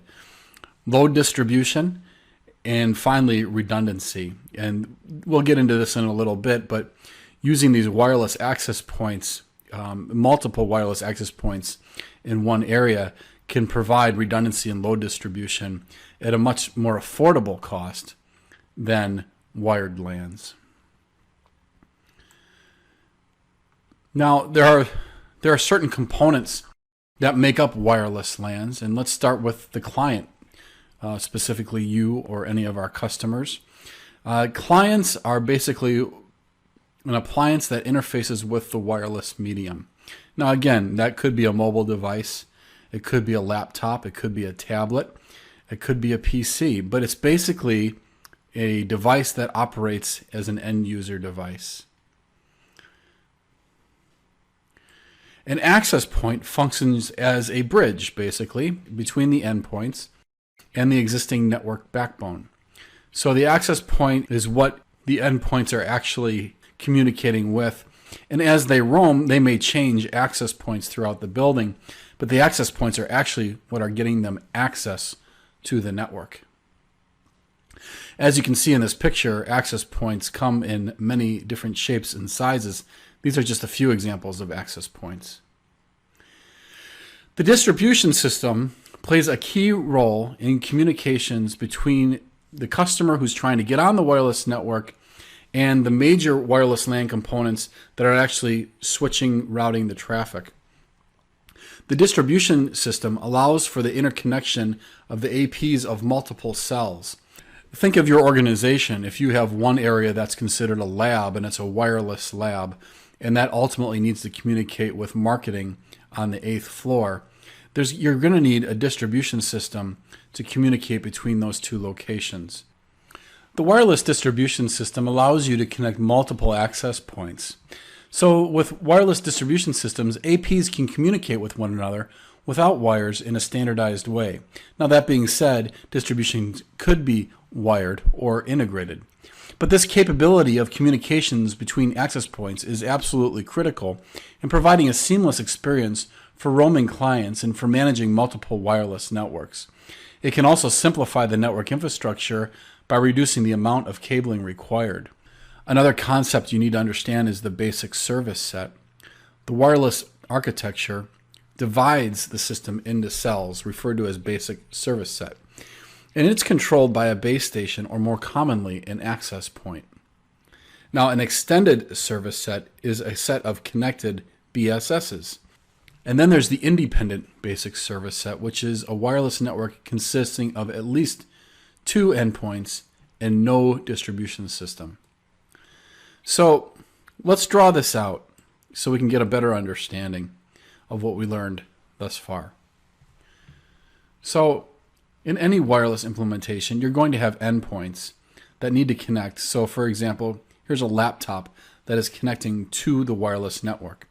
It connects to the wireless network through an access point. The access point is sending out the radio waves, which are being received by the laptop. The laptop endpoint then connects onto the wireless network, assuming it has the proper security configurations, and it can then reach the network. Now, access points can communicate not only with laptops, but again, mobile phones.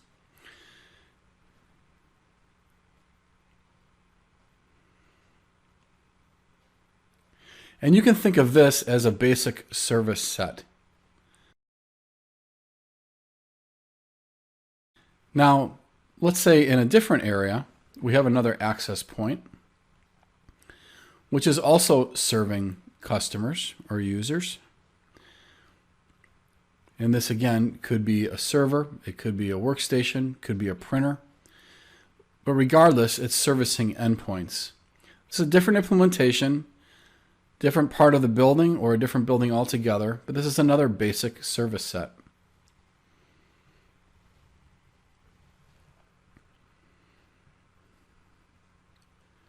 So how do these two basic service sets communicate? Well, they use, as you have already learned, they use a distribution system. These two DSs can uplink in many ways via wireless, or in this case that we're looking, here's a wired connection. This is the distribution system that is allowing these two separate wireless implementations or basic service sets to communicate.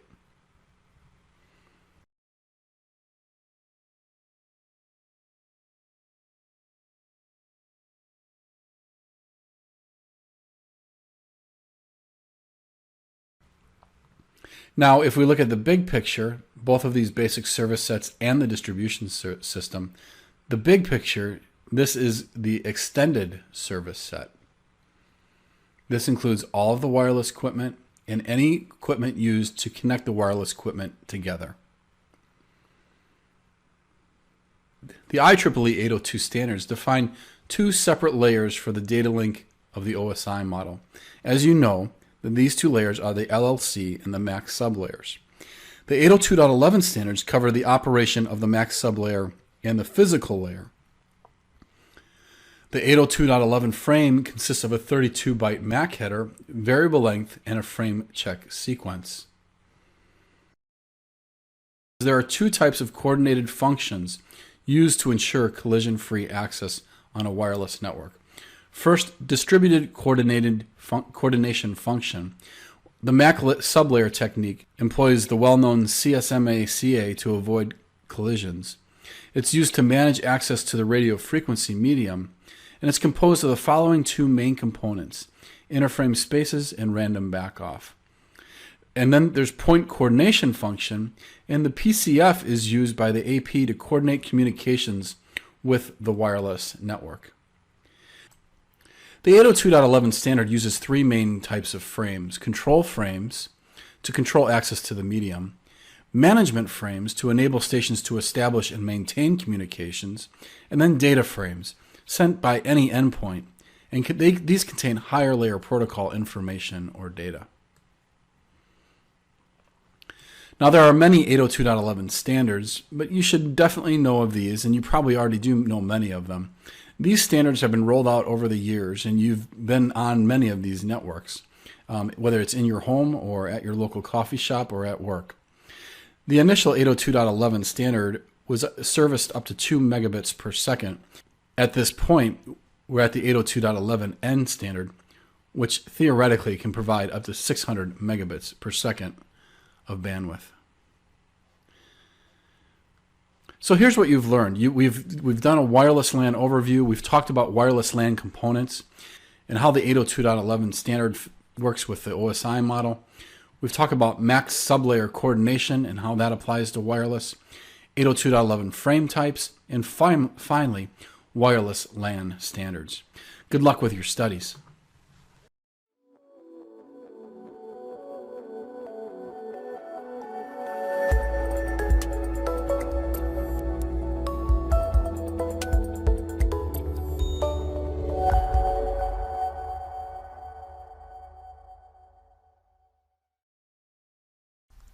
Hi, this is David Voss, CCIE 11372, and in this video you're going to learn about the Cisco Unified Wireless Solution.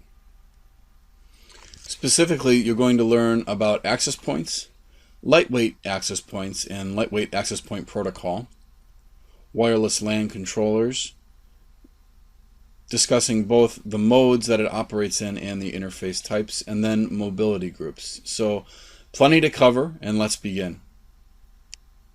The Cisco Unified Wireless Network concept includes the following elements. Wireless clients, this includes laptops, workstations, etc. Access points, this provides access to the wireless network. Network management, this is accomplished through Network Wireless Control System. It's a centralized management tool that allows for design and control of wireless networks. Network unification, the wireless LAN system needs to be able to support wireless applications by offering unified security policies such as quality of service and RF management. So the WLCs, or wireless LAN controllers, offer this unified integration functionality. And then network services. Wireless network services are also referred to as mobility services and include guest access or voice services, location services, and even threat detection and mitigation. Standalone access points are also known as autonomous access points. They're obviously very easy to install, but the thing is they can be difficult to manage in large deployments. They're not as desirable as the lightweight access points from Cisco because they must be managed individually. In addition, different parameters must be configured manually on each device, including SSID, VLAN, and security features. The Cisco Unified Wireless Network introduced the concept of lightweight access points and wireless LAN controllers. That's LWAPs and WLCs.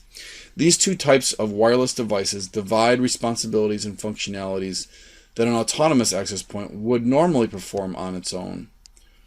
This technology adds scalability by separating the wireless LAN data plane from the control plane into a split MAC design. Lightweight access points focus only on the actual RF transmissions and the necessary real-time control operations, such as beaconing, probing, and buffering. Now, wireless LAN controllers manage all non-real-time tasks, such as SSID management, VLAN management, access point association management, authentication, and quality of service. When using lightweight access points, all RF traffic they receive must first go to the wireless LAN controller device that manages the specific access point. This changes the way in which traditional wireless LAN communication works, even for hosts associated to the same access point. The RF communication between lightweight access points and wireless LAN controllers is handled using the lightweight access point protocol. The lightweight access point tunnel can operate in either layer 2 or layer 3 mode. In layer 2 mode, the access point and wireless LAN controllers share the same VLAN, subnet, and functions with the lightweight access point, receiving 802.11 frames and encapsulating them inside Ethernet toward the wireless LAN controller. When the lightweight access point tunnel operates in layer 3 mode, the lightweight access point receives 802.11 frames and encapsulates them inside of UDP toward the wireless LAN controller. So this implies that the wireless LAN controller can be anywhere as long as it is reachable by the access point.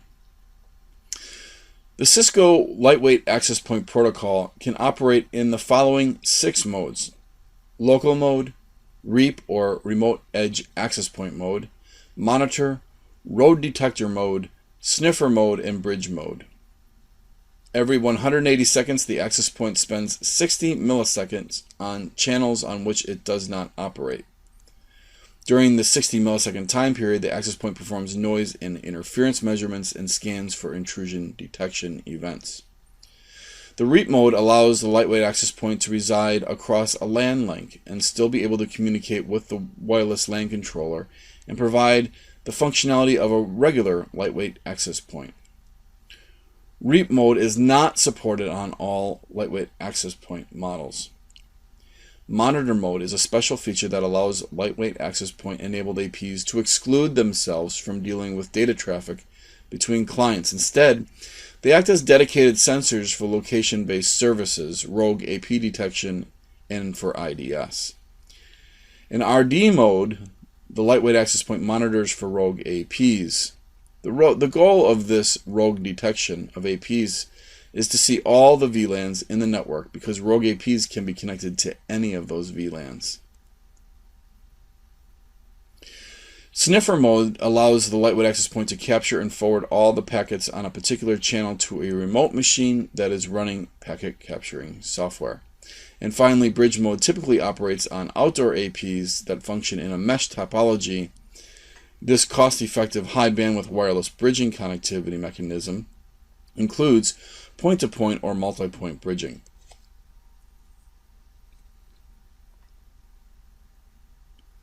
Wireless LAN controllers have the following three components: wireless LAN, interfaces, and ports.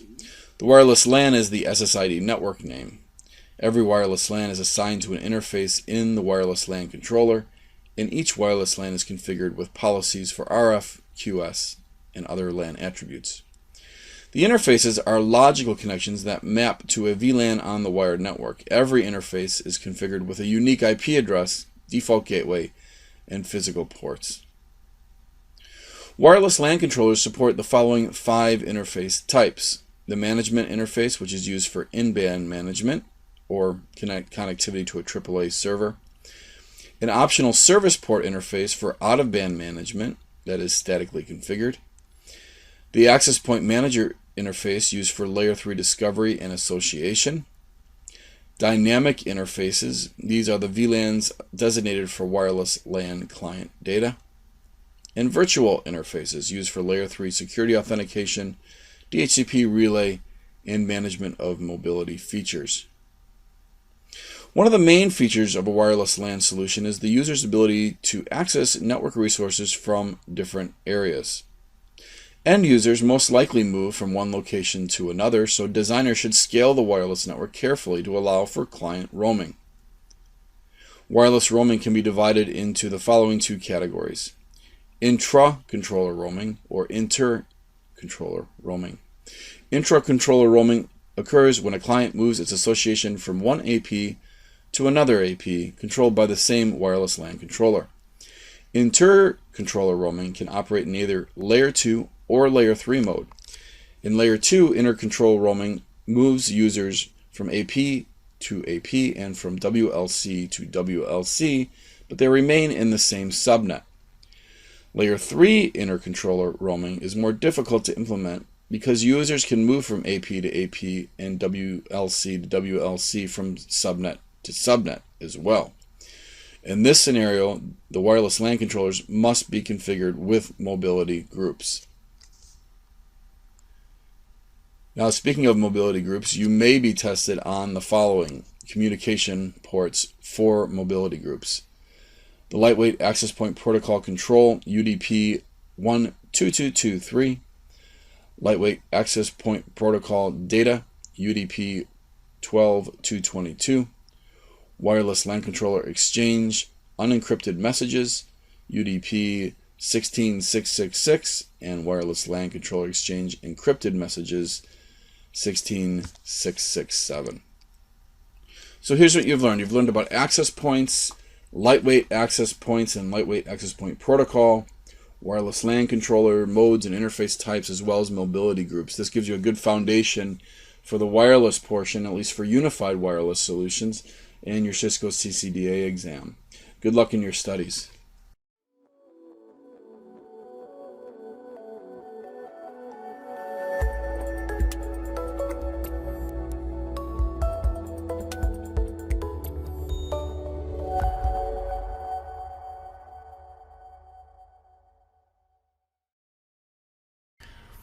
Hi, this is David Voss, CCIE 11372, and in this video we're covering wireless LAN design.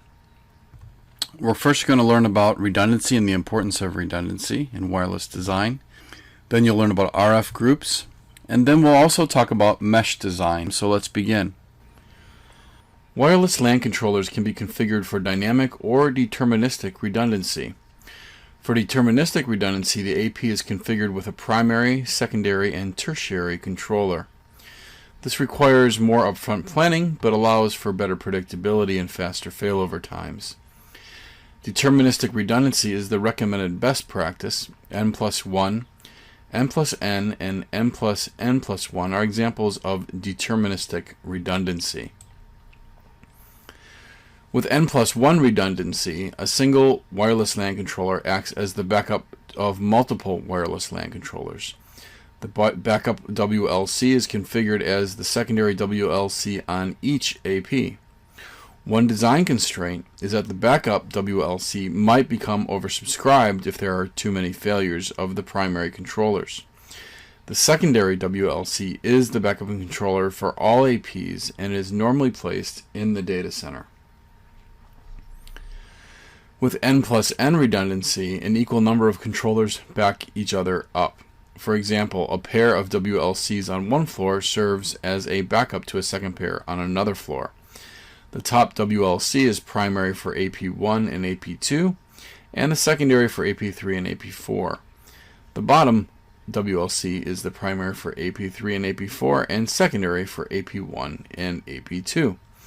There should be enough capacity on each controller to manage a failover situation. With N+N+1 redundancy, an equal number of controllers back each other up. Plus, a backup WLC is configured as the tertiary. N+N+1 redundancy functions the same as N+N redundancy plus a tertiary controller that backs up the secondary controllers. The tertiary WLC is placed in the data center or network operations center. Here is a summary of wireless LAN controller redundancy. It would be good to memorize this in preparation for your exam. Next, let's talk about radio management and radio groups. The limit of available channels in the ISM frequencies used by IEEE 802.11b, G, and N standard presents challenges to the network designer. There are 3 non-overlapping channels, channels 1, 6, and 11. The recommended best practice is to limit the number of data devices connected to each AP to 20, or not more than 7 concurrent voice over wireless LAN calls using G711. An RF group is a cluster of WLC devices that coordinate their RRM calculations. RF groups are formed with the following process. APs send out neighbor messages over the air. The message includes an encrypted shared secret that is configured on the WLC and pushed to each AP. APs sharing the same secret are able to validate messages from each other. The members in the RF group elect an RF group leader to maintain a master power and channel scheme for the RF group. Similar to performing an assessment for a wired network design, RF surveys are done to determine design parameters for wireless LANs and customer requirements. RF site surveys help determine the coverage areas and check for RF interference. This helps determine the appropriate placement of wireless APs. The RF site survey has the following steps. Define customer requirements such as service levels and support for VoIP. Determine devices to support. Obtain a facility diagram to identify the potential RF obstacles. Visually inspect the facility to look for potential barriers to the propagation of RF signals. Identify user areas that may be intensively used, such as conference rooms, and areas that are not heavily used, such as stairwells. Determine preliminary AP locations, which need power, wired network access, cell coverage, and overlap, not to mention channel selection, mounting locations, and antennas. Let's talk about wireless mesh for outdoor wireless. Traditionally, outdoor wireless solutions have been limited to point-to-point, point-to-multipoint bridging between buildings. With these solutions, each AP is wired to the network. The Cisco Wireless Mesh Networking solution eliminates the need to wire each AP and allows users to roam from one area to another without having to reconnect. The wireless mesh components are shown here. The WCS, the WLC, the RAP, and the MAP. The following are Cisco recommendations for mesh design. There is under 10 millisecond latency per hop, typically 2 to 3 millisecond. For outdoor deployment, 4 or fewer hops are recommended for best performance, with a maximum of 8. For indoor deployment, 1 hop is supported. For best performance, 20 MAP nodes per RAP is recommended. Up to 32 maps is supported per RAP. Throughput 1 hop 14 megabits per second, 2 hops 7 megabits per second, 3 hops 3 megabit, and 4 hops 1 megabits per second. As you can see here, you have 5 primary design items: number of APs, placement of APs, power for APs, number of WLCs, and placement of WLCs. The following points summarize wireless LAN design. An RF site survey is used to determine a wireless network's RF characteristics and AP placement. Outdoor wireless networks are supported using outdoor APs and Cisco wireless mesh networking APs. Campus wireless network design provides RF coverage for wireless clients in the campus using LWAPs. Each AP should be limited to 20 data devices and a data wireless LAN. So here's what you've learned. You've learned about wireless redundancy, RF groups, and mesh design. All are key points on the CCNA exam that you will need to know and be able to answer, not only on your exam, but of course if you support wireless in your own network. Good luck in your studies.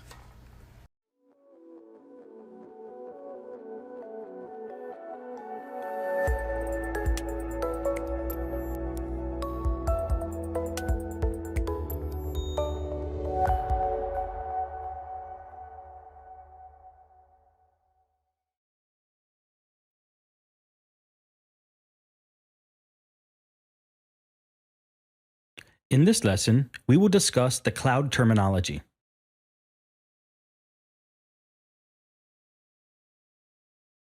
Virtualization. Virtualization is the creation of a virtual rather than actual version of something, such as operating systems, servers, storage devices, or network resources. In this figure, we can see many virtual servers created by 3 physical servers.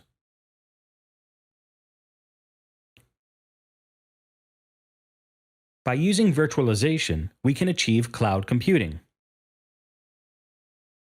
Virtualization shares hardware resources among different virtual machines or servers.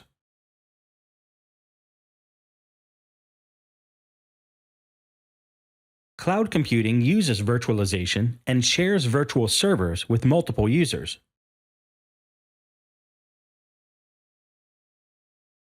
Location is no longer a constraint. In this figure, we can see that we can access cloud computing resources from any device. The main advantage in cloud computing is we can add or remove resources at any given point of time.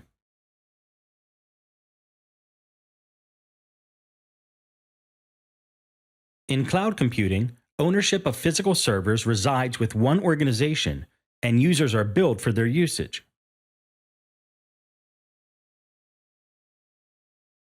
Cloud computing means the sharing of pooled computing resources over the internet.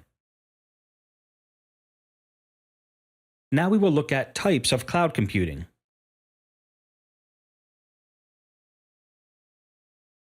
Software as a Service, or SaaS. This type of cloud computing provides answers to desktop needs for end users. Software as a Service is a software distribution model in which applications are hosted by a vendor or service provider and made available to customers over a network, typically the internet.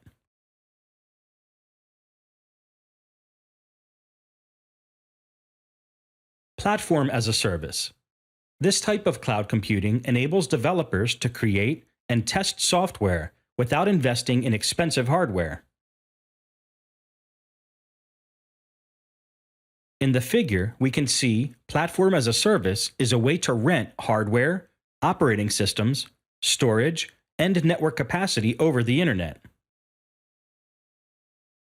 The service delivery model allows the customer to rent virtualized servers and associated services for running existing applications or developing and testing new ones.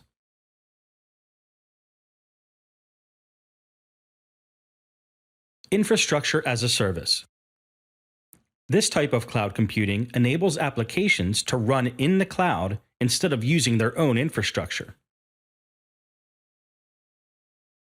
In the figure, we can see that infrastructure as a service is a provision model in which the organization outsources the equipment used to support operations, including storage, hardware, servers, and networking components. The service provider owns the equipment and is responsible for housing, running, and maintaining it. The client typically pays on a per-use basis.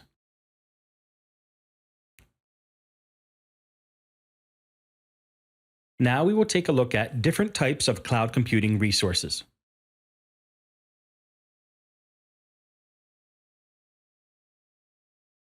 These are all the cloud computing resources an organization can use: email accounts, servers, virtual machines, data storage, websites, and data backup. In this lesson, we came to know the cloud terminology. In the next lesson, we will discuss the characteristics of cloud computing. Thank you.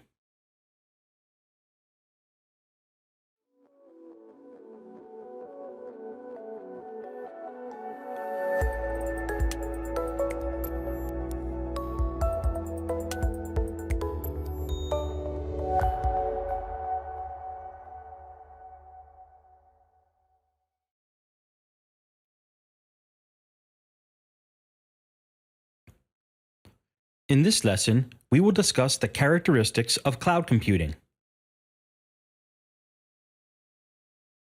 According to the National Institute of Standards and Technology, the cloud computing services consist of the below attributes: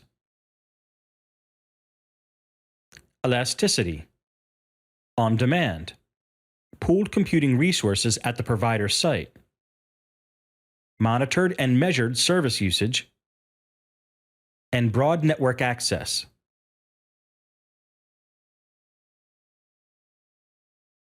In this figure, we can see that cloud computing has 5 major characteristics. They are measured service, on-demand self-service, broad network access, resource pooling, and rapid elasticity. Now we will discuss all of these characteristics individually. Elasticity. This attribute enables us to add or remove the cloud computing services or users at any time based on the client's business activity.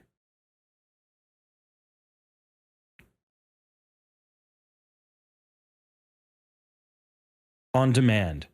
The users can access the services from anywhere, anytime, and at any location. This will increase the availability of cloud computing services.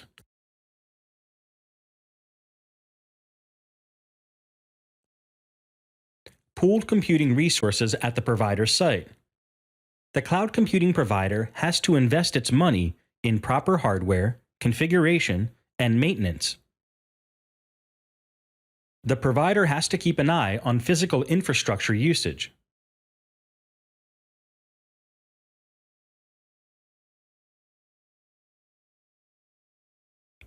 Monitored and measured service usage. Mostly, cloud computing services will come with monthly subscription and usage fees. Cloud service providers will charge by usage of measured resources, like disk space and processing capability, with respect to time.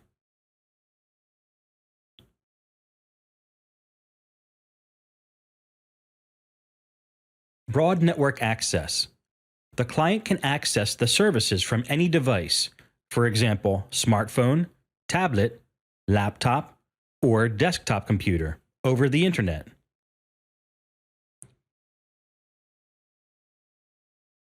In the picture, we can see that cloud services can be accessed from anywhere on any device.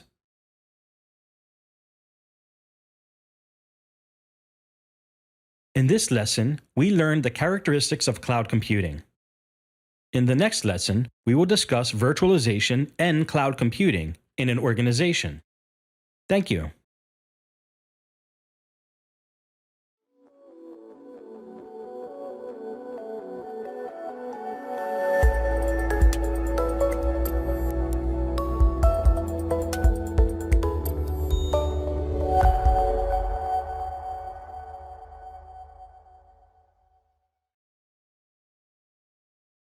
Hi, this is David Voss, CCIE 11372, and in this video you're going to learn about network programmability. Specifically, we're going to talk about Cisco's implementation of SCN, Cisco ACI, and we'll discuss its benefits and its attributes. All of this you should know for your CCDA exam. So let's go ahead and begin. IT departments and lines of business are looking at cloud automation tools and software-defined networking architectures to accelerate application delivery, reduce operating costs, and greatly increase business agility. Cisco Application-Centric Infrastructure, or Cisco ACI, is a comprehensive SDN architecture. This policy-based automation solution supports a business-relevant application policy language, greater scalability through a distributed enforcement system, and greater network visibility. These benefits are achieved through the integration of physical and virtual environments under one policy model for networks, servers, storage, services, and security. Through Cisco ACI, customers are reducing application deployment times from weeks to minutes.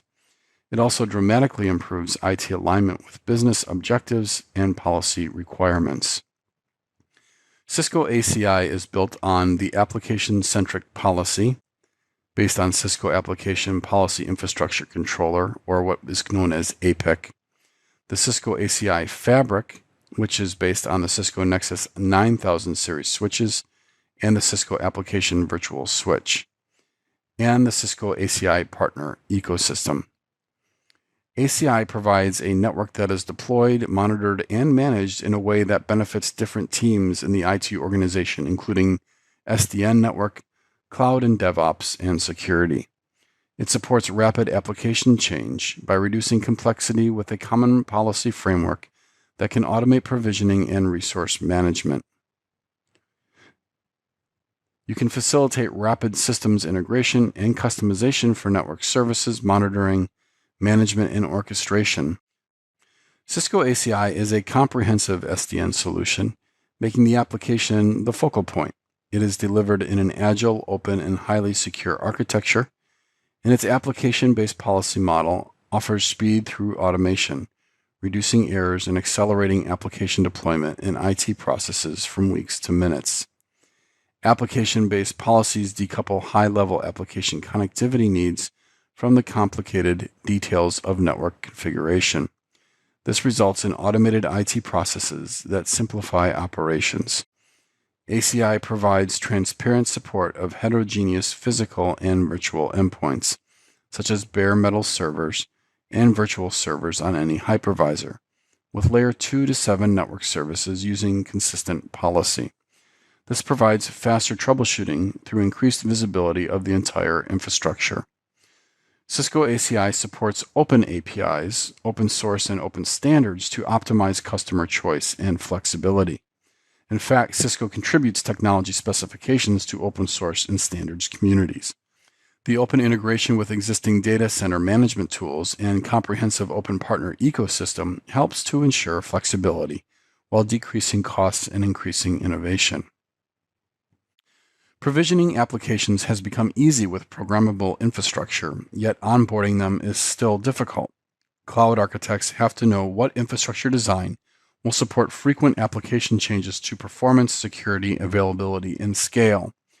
DevOps has to work with both application and admin teams to understand how numerous application changes affect the configuration of switches, ports, VLANs, firewalls, security appliances, load balancers, and other application delivery functions.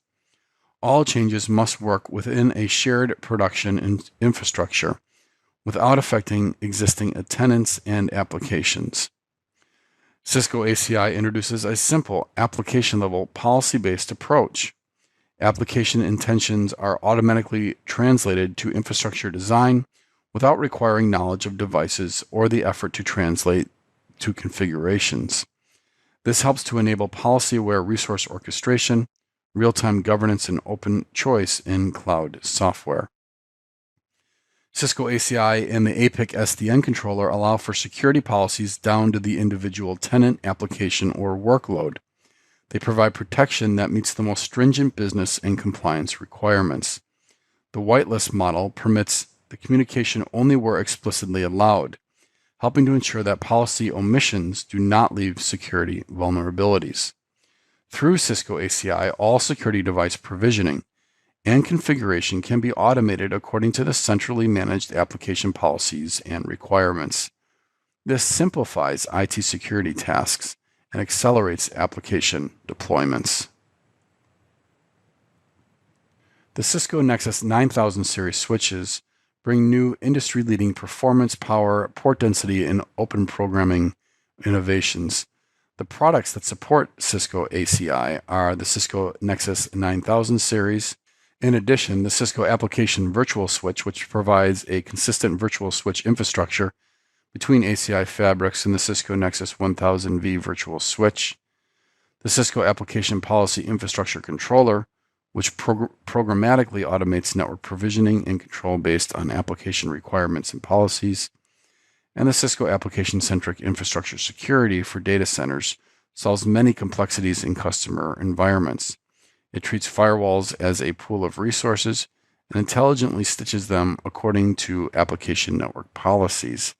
ACI Security offers full acceleration dynamically in hardware and directly integrates into Cisco ACI. When considering Cisco ACI, it's important to define desired business outcomes and plan each stage of the journey. Then you'll want to know how to accelerate the benefits of ACI while mitigating the risks. You need to develop an ACI adoption strategy based on business and technology needs. You need to provide a migration strategy and operational readiness. You need to deploy proof of concept to gain experience and reduce the deployment risk. And then design application-centric data centers based on the ACI fabric pods and policy templates. So here's what you've learned. You've learned about Cisco's deployment of software-defined networking, which is Cisco ACI. This you'll need to know for your CCDA exam, but more importantly, you will need to know this if you're going to work in the future of network engineering. Good luck in your studies.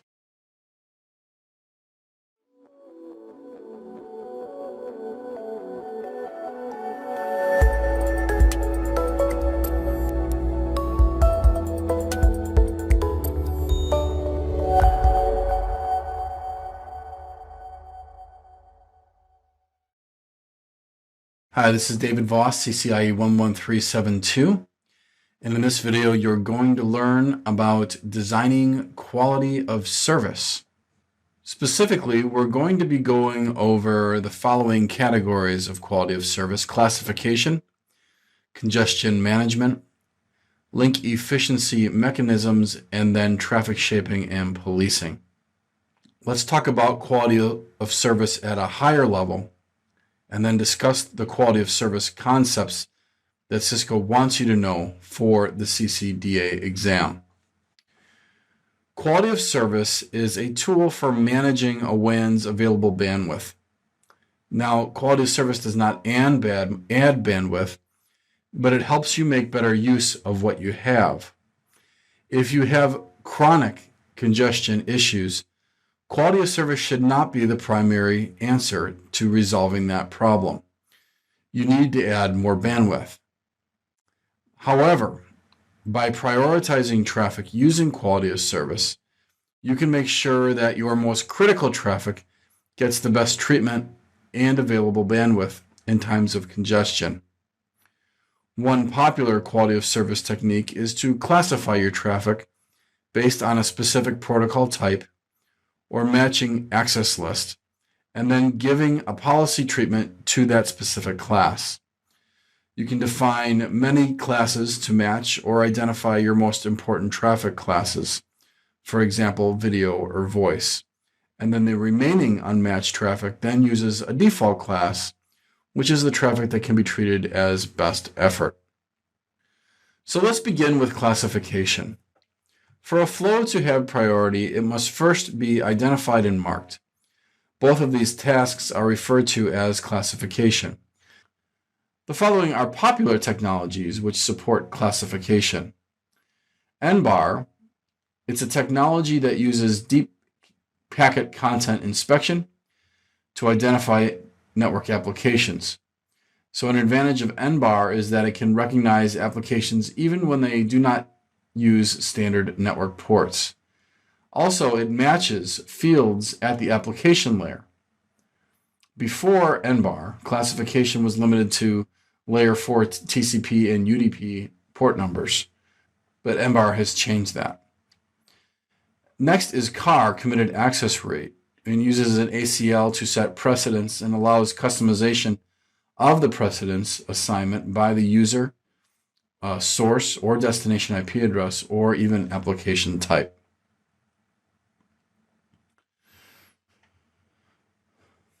Next, let's talk about congestion management. There are two types of output queues that are available on routers, hardware and software.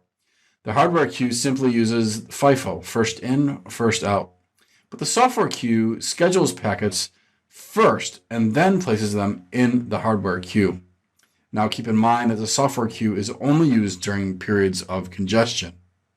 The software queue uses quality of service techniques such as priority queuing, custom queuing, weighted fair queuing, class-based weighted fair queuing, low latency queuing, and traffic shaping and policing. Let's go through each one of those. Cisco does not expect you to know each of these in detail. Again, that would be later in your CCDP studies. But that being said, they want you to understand what each of these are. Priority queuing is a queuing method that establishes 4 interface output queues that serve different priority levels, which are high, medium, default, and low. Unfortunately, priority queuing can starve other queues if too much data is in one queue, because higher priority queues must be emptied first before lower priority queues. Next, there is custom queuing. It uses up to 16 individual output queues. Bite-sized limits are assigned to each queue so that when the limit is reached, it proceeds to the next queue.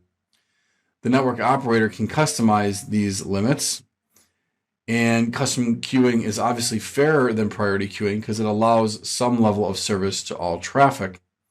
But this is really a legacy solution because there are improvements in the queuing methods, which we'll talk about next. Weighted fair queuing ensures that traffic is separated into individual flows or sessions without requiring that you define access lists. Weighted fair queuing uses 2 categories to group sessions, high and low bandwidth. Low bandwidth traffic has priority over high bandwidth traffic, and high bandwidth traffic shares the service according to assigned weight values. Please know that weighted fair queuing is the default quality of service mechanism on interfaces below 2 megabits per second. Weighted fair queuing is not the best option in every scenario because it doesn't provide enough control in the configuration. But it is far better than the first in, first out approach because interactive traffic flows that generally use small packets do get the priority they need in the software queue. As you can see in this diagram, the different weighted fair queue traffic flows are placed into different queues before entering the weighted fair queue scheduler, which will then allow them to pass to the hardware queue based upon the defined logic. If one queue fills, the packets will be dropped, but this will also be based on the weighted fair queue approach. That is, lower priority packets are dropped first, as opposed to the first in, first out approach of tail dropping. Next is class-based weighted fair queuing. It extends weighted fair queuing capabilities by providing support for modular user-defined traffic classes.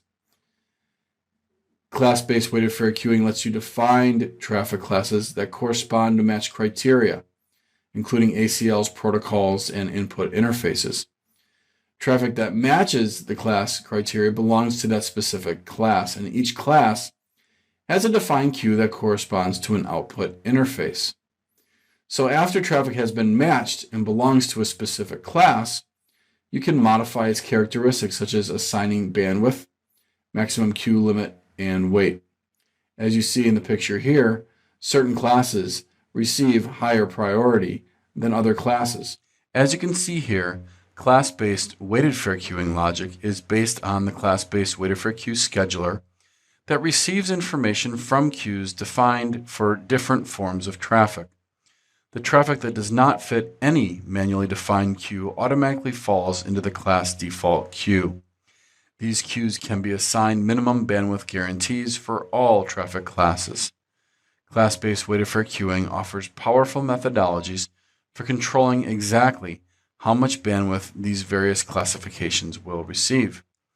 If it contains more than one traffic type, each individual queue will use the first in, first out method inside the hardware queue.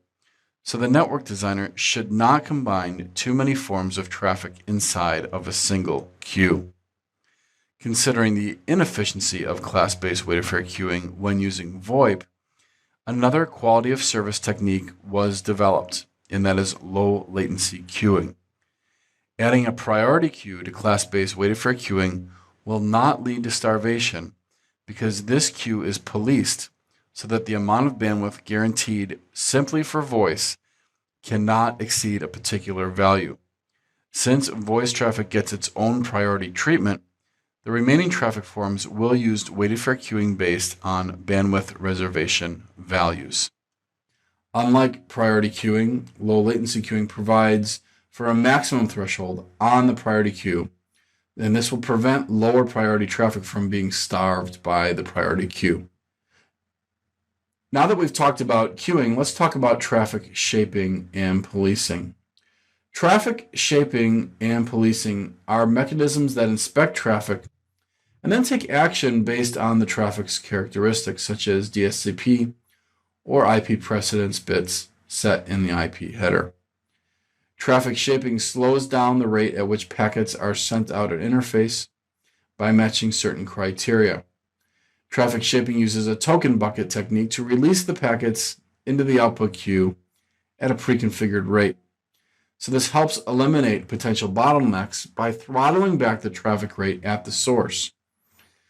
Traffic shaping is used on larger networks to smooth the flow of traffic going out to the provider. This is desirable for a few reasons.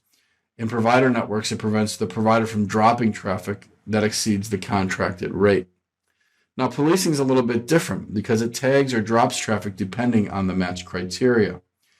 Generally speaking, policing is used to set the limit of incoming traffic into an interface, and then it will drop traffic that exceeds what the settings were.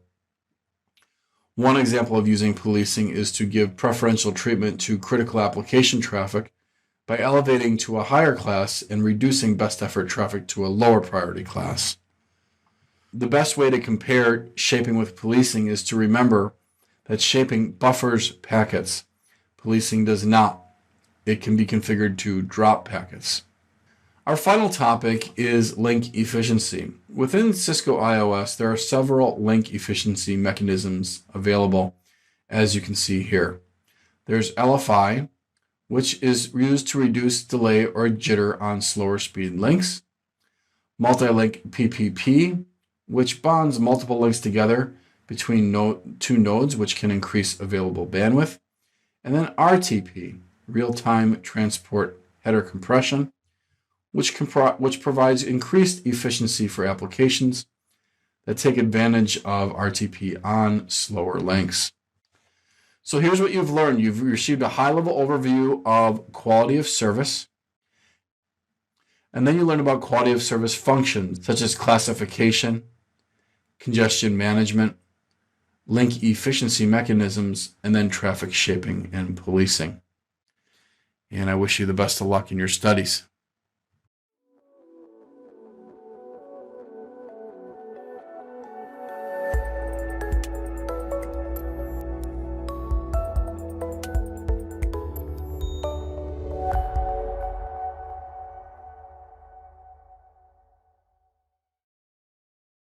Cisco Express Forwarding and Planes of Operation.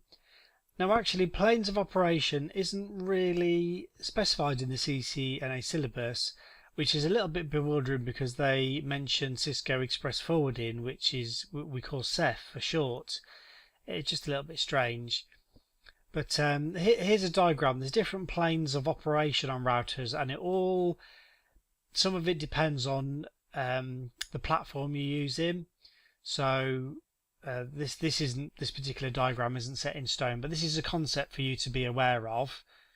And you'll hear people mention data plane, control plane, management plane. So the control plane, you can consider the brains of the router. This is where all the routing, ARP and ICMP takes place. The data forwarding plane is where the switching of packets takes place, and you can see that at the bottom of the diagram here. And then you've got the management plane. This is where we manage the device over the network, and we've already discussed connecting to devices using Telnet, SSH, and managing them using SNMP. So just something for you to be aware of and to put things into perspective. So packet switching, there's different types of, or different ways to switch packets. Process switching, which is defunct now really, the CPU is used for every packet forwarded, which, as you can imagine, on high-speed links and links of heavy utilization, is just very inefficient. So this was replaced by fast switching, where the path is cached and the cache is actually used repeatedly rather than the CPU referenced every time. And then there's Ceph, Cisco Express Forwarding, where there's tables built with all the relevant information that's needed in order to switch the packet. So speaking of Ceph, it's proprietary to Cisco, and what it does is create a forwarding table based upon the routing table. Now, information is stored in hardware, which, as you know, or probably do know, is much faster than doing it in software, far faster. There's a FIB, forwarding information base, built. This is a map of the next hops and the next networks. And there's an adjacency table built. This keeps track of layer 2 addresses for the next hop, so there isn't the continual problem with sending and receiving ARP requests. So it makes things a lot quicker. You've got accelerated and distributed Ceph. This fixes the issue of having one hardware dealing with all layer 3 functions. Accelerated Ceph sends some of the FIB to powerful cards. This is on high-end switches, which we don't cover in the CCNA, and you kind of touch upon in the CCNP switch module. We talk about cards going on to the switches, the higher end switches. DCEF has multiple Ceph tables and distributes across multiple line cards. Configuring Ceph, it's actually on by default, so you wouldn't need to configure it. There's no command to enable a Ceph. If you want to enable Ceph because it's been turned off for whatever reason, you just go to config T and type IP Ceph. For distributed Ceph, it's IP Ceph distributed. Just worth remembering those commands in case they ask you about them, and also just bear in mind the different types of tables that are used by Ceph. But I'll just bring all this up because it's one of the CCNA syllabus exam topics. Alright, that's all. Thanks for listening.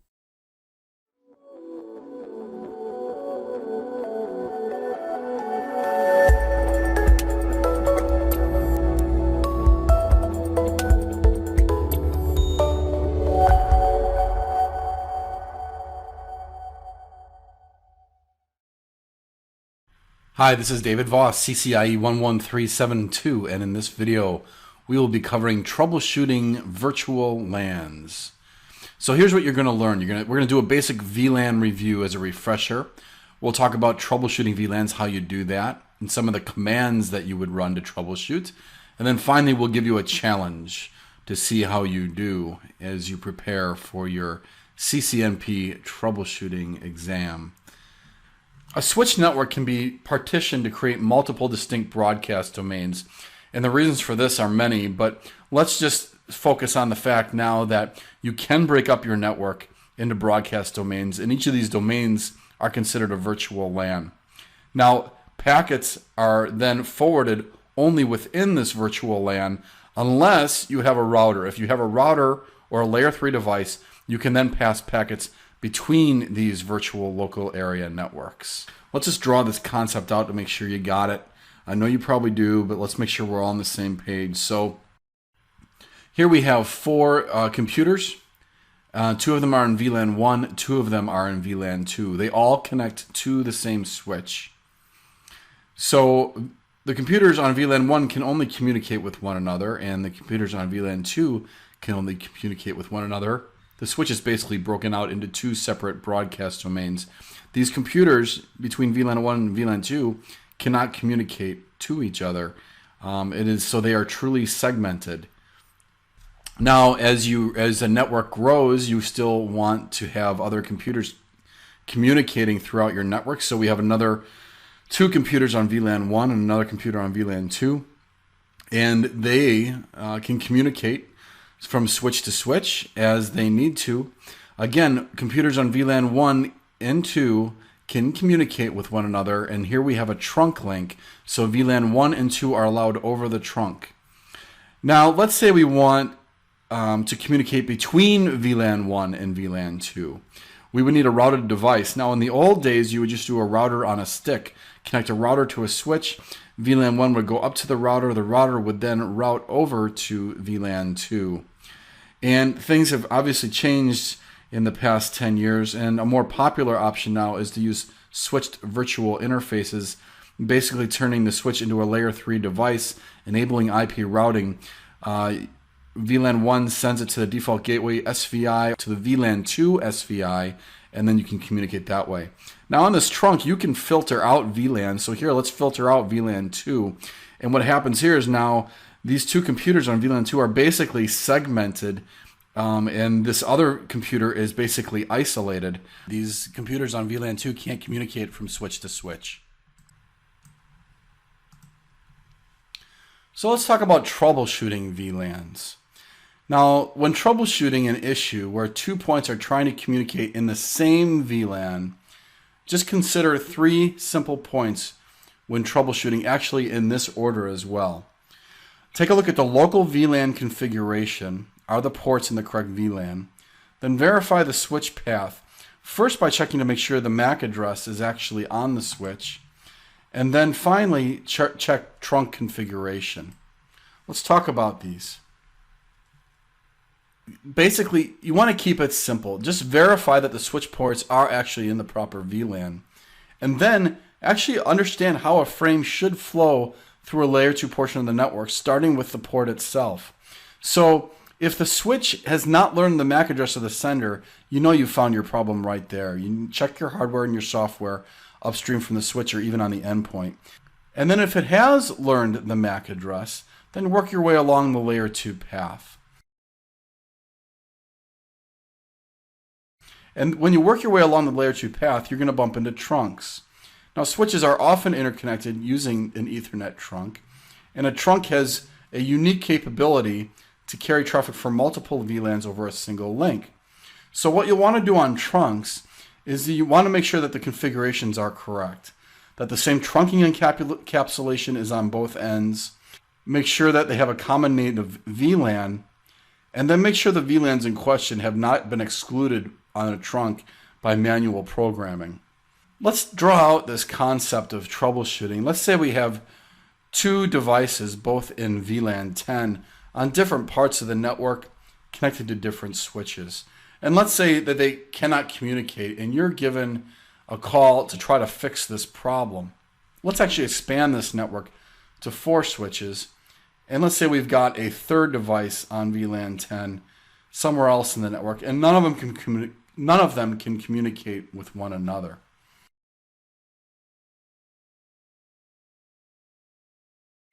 The first thing you want to do is make sure that the MAC address for each of these devices is actually known by the correct port. So under Fast Ethernet 01 and 03 and 04, make sure that the MAC address is actually showing up on the switch itself. Then you want to make sure that the ports are in the correct VLAN. So you'll check a manual configuration, making sure that Fast Ethernet 01, 03, and 04 are all in the correct VLAN. And finally, is VLAN 10 allowed over trunking ports? Is VLAN 10 filtered anywhere on the network? And if it is, then you've found your problem. So you want to start actually with the end device and then work your way forward.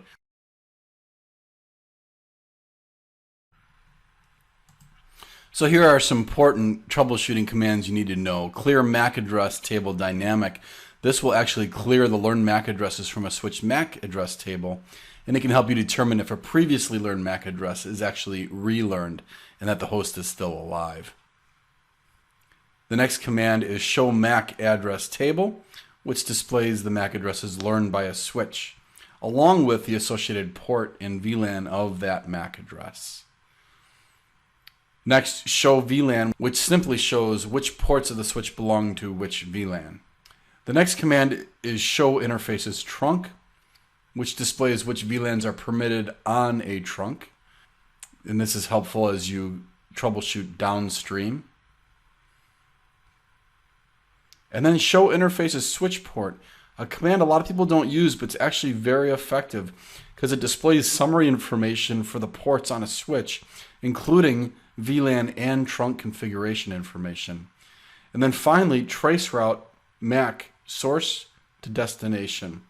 So this uses CDP information, and it produces a list of switches that are transited for traffic traveling from one MAC address to another. Again, a command a lot of people don't know about, but certainly should. So let's start off with some basic troubleshooting. You've received a call from the help desk, and they're stating that none of the desktop users can print, and the printer seems to be working fine, and all they know is that the printer is connected to a switch Fast Ethernet 024, and they're looking for some help because they think it might be a network issue since the printer seems to be working fine, but nobody on the floor can print to this printer. So you've logged into the switch, and you're going to take a look. Now, remembering the commands you've learned thus far, you're going to run the simple command show VLAN. And once you do that, see if anything stands out to you based on the information you have so far.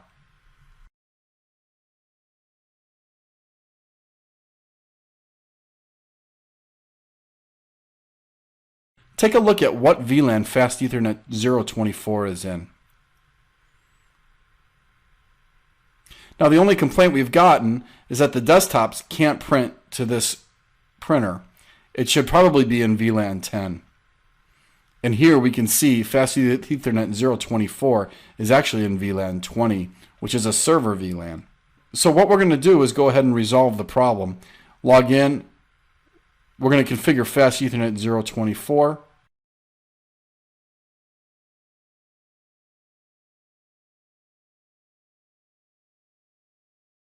Change the VLAN it is associated with to VLAN 10, and let's take a look at show VLAN one more time.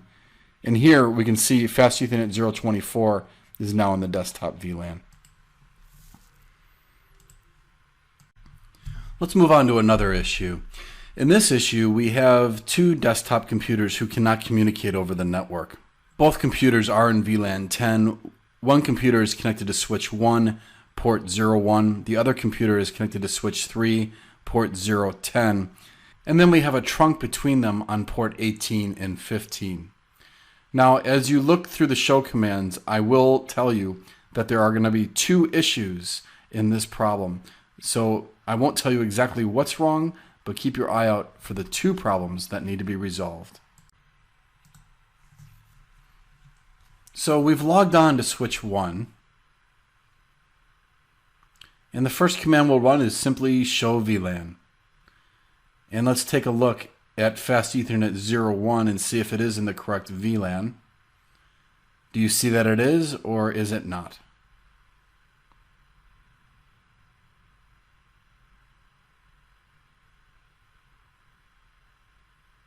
Then let's log on to switch 3, and let's do the same thing. Remember, we're starting at the host ports. Show VLAN, looking at port 010. Is it in the correct VLAN or is it not?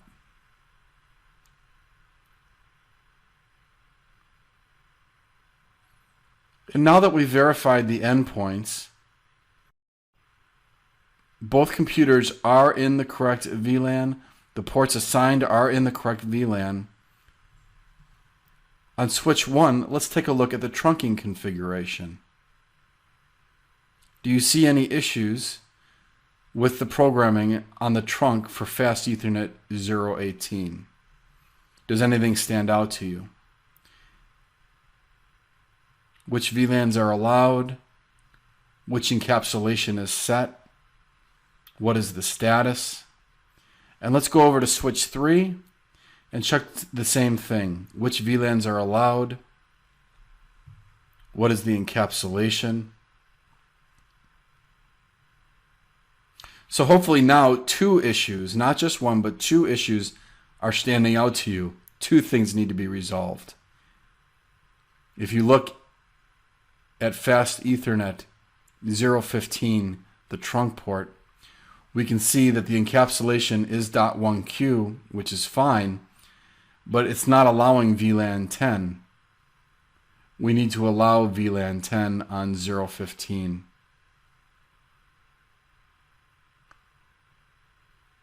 That way, this VLAN will be passed over the trunk.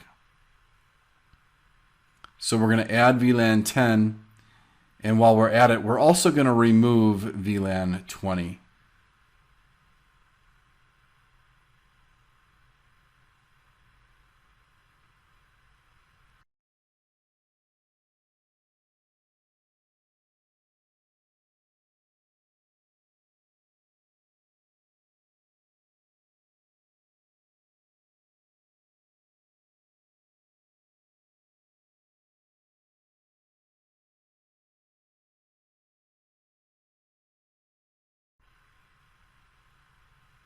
You can see here the encapsulation is 802.1Q.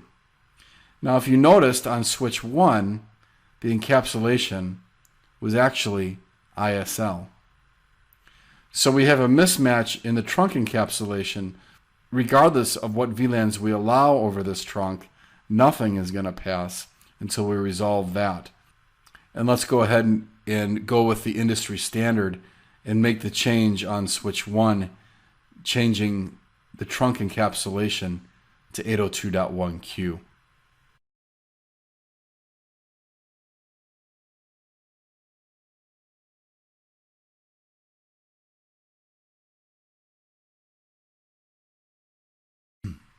So here's what you've learned. We've done a basic VLAN review to make sure we're all up to speed on that. We've talked about how you can troubleshoot VLAN connectivity. Then we also went into depth on VLAN troubleshooting commands. And then finally, we gave you a couple of challenges that will help you prepare for your exam, but also make you a better engineer. I wish you the best of luck in your studies. Thank you.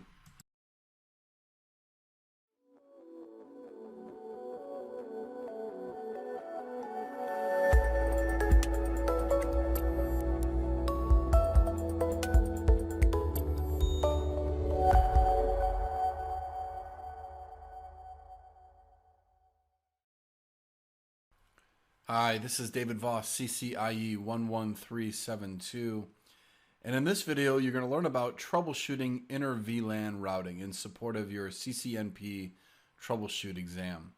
So here's what you're going to learn. We're going to do a basic VLAN routing review, and then we'll talk about routing using a switch versus a router, understanding the control and data plane, which will help you in your troubleshooting, and then VLAN routing troubleshooting and commands. And finally, we'll give you a VLAN routing troubleshooting challenge. So let's start with the basics. A VLAN is a switched network that is partitioned to create multiple distinct broadcast domains. So packets can only flow within a VLAN, and if you need to get a packet from one VLAN to another, they must be routed. Now you can route packets using a switch or a router, but there's some pretty big differences. But there's also a few similarities as well. Let's take a look at this chart. Here are some similar characteristics between layer 3 switching and routing. Both can maintain a routing table, and both make packet forwarding decisions based on layer 3 information from that routing table. And here are a few of the major differences. Routers in general support a wider selection of interface types. Switches leverage application-specific integrated circuits for faster throughput, or as you probably know them, ASICs. And then the iOS running on routers typically supports more features than an iOS version running on a layer 3 switch. So to summarize, although a router provides you with more features and modules in routing, as far as performance goes, the layer 3 switches actually boast of better performance in routing packets than routers do. Let's go ahead and draw some of these concepts out. So we have two switches, and let's say we have a VLAN 10 and a VLAN 20. And VLAN 10 and 20 endpoints are dispersed throughout our enterprise. Over the trunk link, we're allowing VLAN 10 and 20 so that all devices on VLAN 10 and 20 throughout the enterprise can communicate within their respective VLAN. Now note, there's no routing device yet. 10 and 20 can't communicate with each other. And in the old days, what would happen is they put a router on a stick. You connect a router directly to the switch. You can still do that now. If VLAN 10 wants to communicate to VLAN 20, the router will then forward the packet. But now what's actually more popular, it's actually a layer 3 option of the switch, but you create a switch virtual interface at an IP address. That becomes the gateway. And then a device on VLAN 10 can communicate to the SVI on VLAN 10 over to VLAN 20. So you don't need to deploy a specific router. You can enable the layer 3 function as well. And again, if VLAN 20 wants to communicate over to VLAN 10, it uses the switch virtual interface. Here is something that both switches and routers have in common that you should be aware of to help you in your troubleshooting. Many routers and layer 3 switch operations can be categorized as control plane or data plane operations. The control plane handles the routing protocols, and the troubleshooting commands are actually identical on both a layer 3 switch and router platforms. But on the data plane, that handles the forwarding of the data. And the troubleshooting commands on the data plane vary because layer 3 switches and routers really have fundamental differences in the way traffic is handled. Here's another concept you need to be aware of, and that is Ceph. Ceph creates a couple of tables that reside on the data plane, and that is the FIB or the forwarding information base and the adjacency table. When troubleshooting Inter-VLAN routing, you should first check control plane operations with commands such as show IP route. And if the observed traffic behavior contradicts information shown in the out pane of control plane verification and commands, then you would look at the data plane. And that is verifying information contained in the router FIB and adjacency tables. Here's a command that can help you do that. Show IP Ceph. This will display the router's layer 3 forwarding information in addition to multicast, broadcast, and local IP addresses. And then there's the show adjacency command, which verifies that a valid adjacency exists for a connected host. Now these are commands you probably haven't run very often, but they're important to note not only to be a stronger engineer, but for your exam. Now let's embrace this concept of SVI or switch virtual interface. Make sure we fully understand what it is. On an SVI, you configure the IP address for a collection of ports belonging to a VLAN under a virtual LAN interface.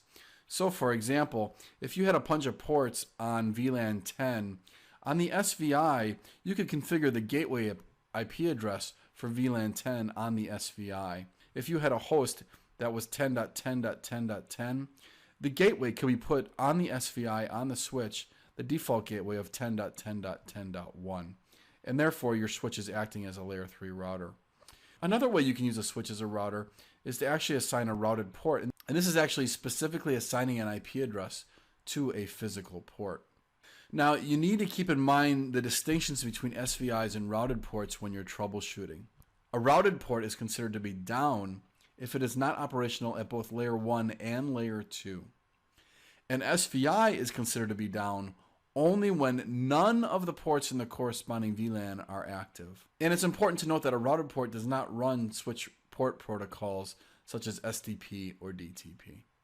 So let's just do some basic troubleshooting to get started with Inter-VLAN routing troubleshooting. So last night, a network engineer rolled out a new subnet 10.10.100.0 for users on a new VLAN 10.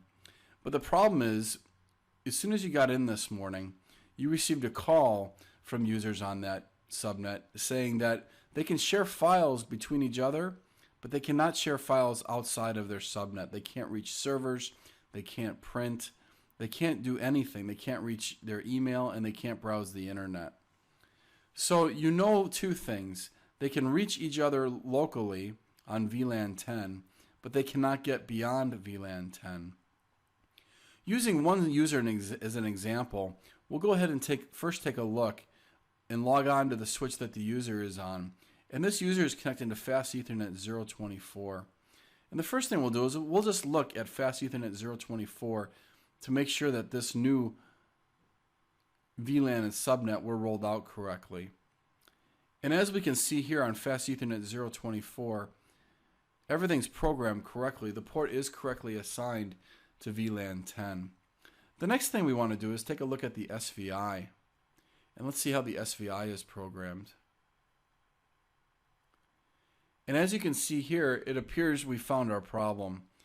That when the engineer implemented the SVI for VLAN 10, they put in the incorrect subnet. Now I realize this is a very straightforward problem and one that's easy to resolve. But the important point I wanted you to take from this is how to resolve inter-VLAN routing problems.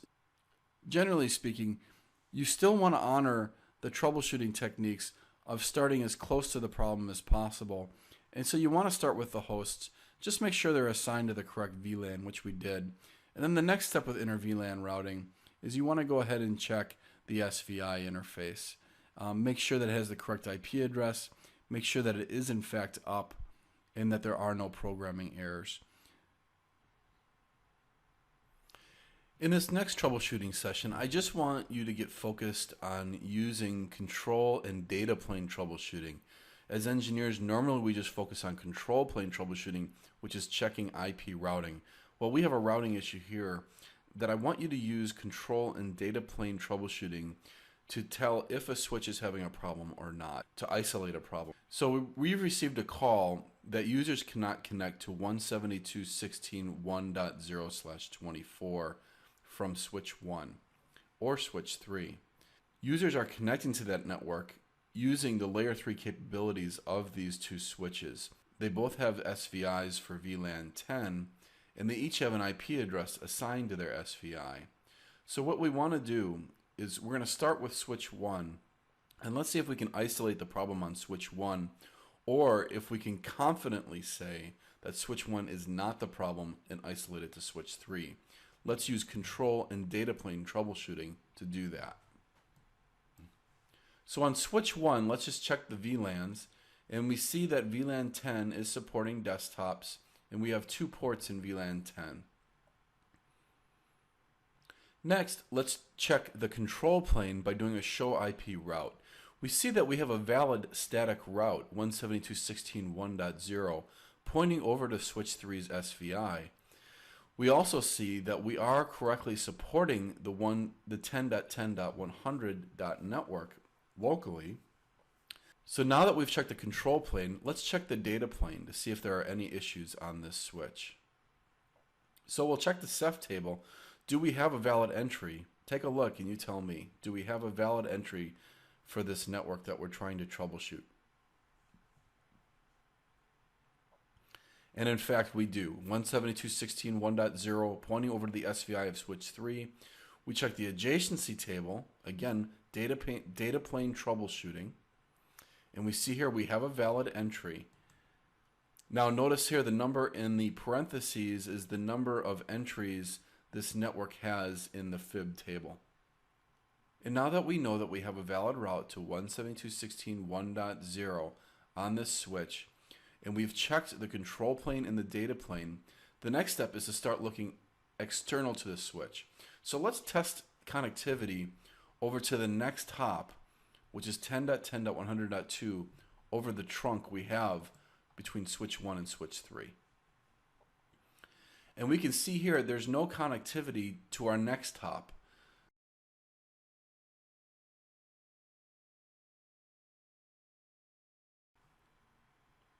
Let's take a look to make sure that the SVI on switch 1 is actually up and running. And here we can see that it is. So now we need to focus on is this a trunk problem? So let's take a look at the trunk on switch 1.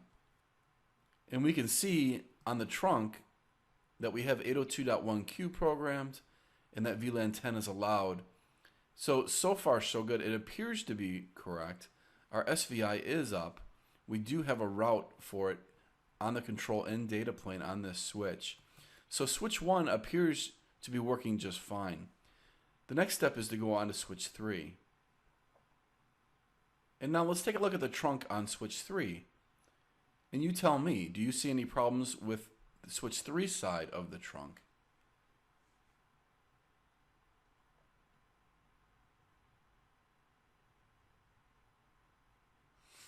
And everything looks fine here. It's 802.1q. And again, the VLAN being allowed is VLAN 10.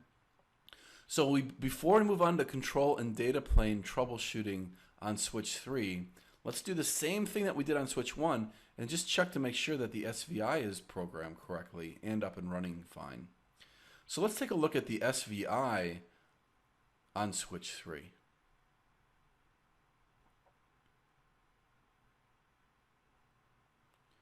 And here we can see the SVI for VLAN 10, and here we see our problem. The SVI has been administratively shut down. So we went through this in a logical progression, and we were able to isolate the problem. And the easiest way to isolate a problem is to rule out devices in your network. And the only way you can really rule out a device in your network is to check control and data plane operations. We've done that on switch 1, and we were confident by the time we left switch 1 that everything was working fine there and that the problem had to have been on switch 3. And again, we did not move into control and data plane troubleshooting on switch 3 until we verified that the trunk that connected switch 1 and switch 3 were working fine and that the next hop was reachable. And we immediately found the problem once we checked that. So there's a logical progression in troubleshooting, but the main point of this exercise was that you don't just do a show IP route, that you actually, because if you just do show IP route, you're just checking the control plane. If you move on from a switch, you really have not verified that in fact that switch is not the source of a problem. What we did with our troubleshooting commands in this exercise is that we made sure that switch 1 was not the problem by using control plane and data plane troubleshooting. So here's what you've learned. We've done a basic VLAN routing review. We've talked about routing on a switch versus a router, the similarities and differences. You now understand control and data plane troubleshooting, and that helps you with VLAN routing troubleshooting. And then finally, we gave you a couple challenges to help solidify some of this information. Good luck in your studies.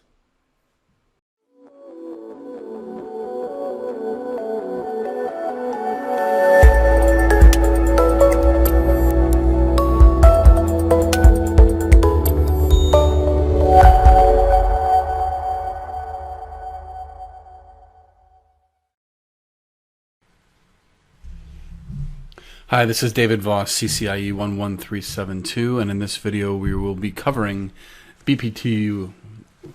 And in this video we're going over some basics of spanning tree.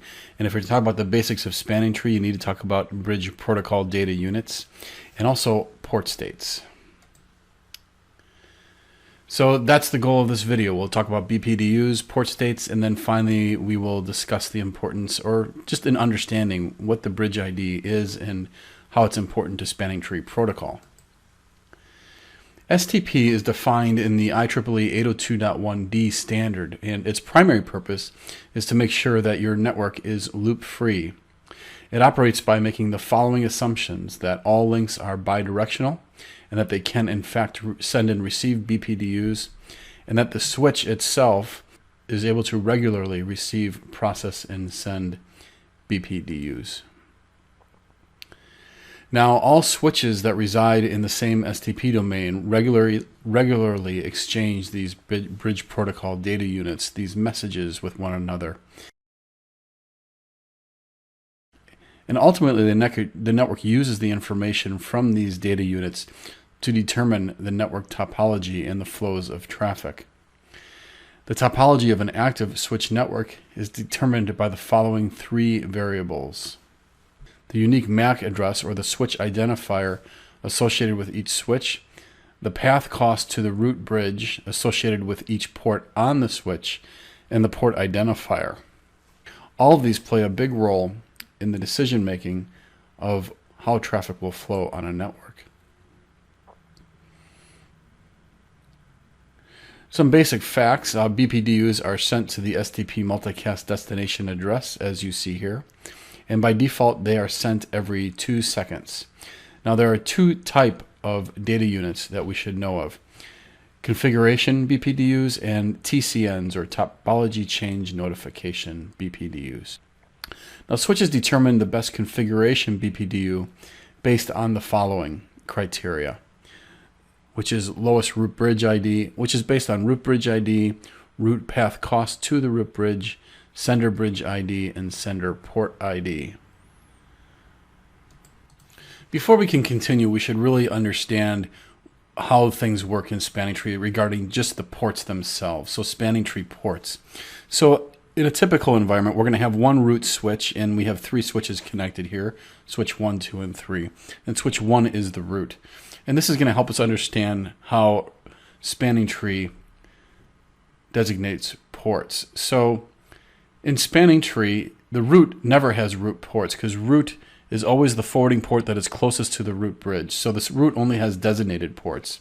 Switch 2 and switch 3 both have root ports. That is the forwarding port that is closest to the root bridge in terms of path cost. And then switch 3 has a designated port. This is one forwarding port on each LAN segment. And then switch 2 is the alternate port. This is the best alternate path to the root bridge on that very same segment. Next to switch 3, we're going to connect switch 4. Switch 3 is going to have a designated port, but it's going to also here have a backup port. A backup port is a backup redundant path to a segment where another bridge port already connects. The backup port applies only when a single switch has 2 links to the same segment.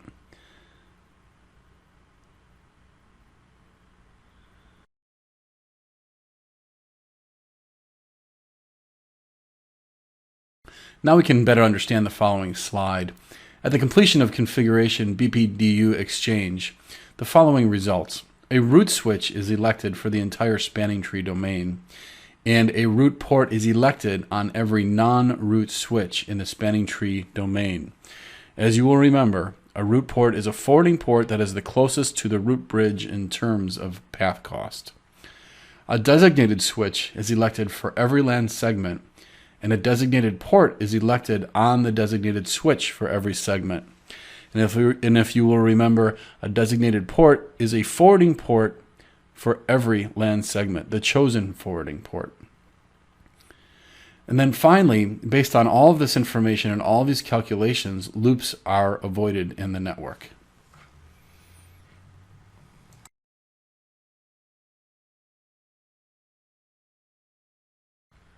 Now, topology change BPDUs play a key role in handling changes in the active topology. They are proactively originated by any switch and sent upstream toward the root bridge, providing information that would be key to keeping the network loop-free. Next, let's talk about spanning tree port states. 802.1d has 5 different port states: disabled, blocking, listening, learning, and forwarding. Let's talk about each of these in depth.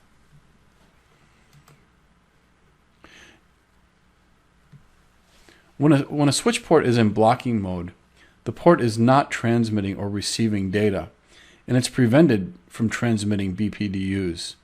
Packets arriving on the port are not learned by the bridge's filtering database. A block port, though, can receive BPDUs and is included in the spanning tree algorithm calculation. So ultimately, it could be used to transfer data, but it's not. It's blocking at this point.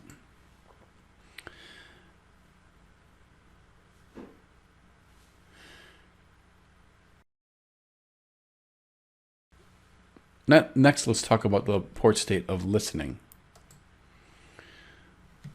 A listening port is not transmitting or receiving data, and packets on the port are not learned by the bridge's filtering database.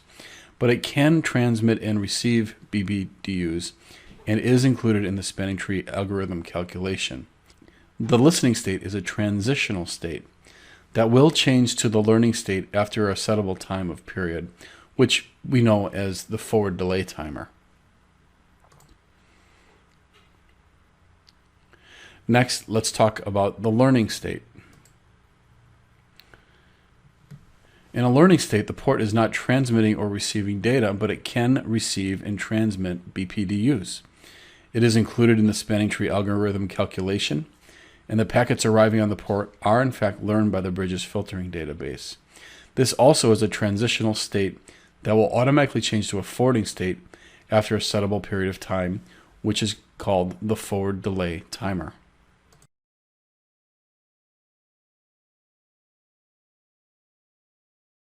And as appropriate, let's move on to the forwarding state. The forwarding state is the only state in which data is being transmitted and received by the port.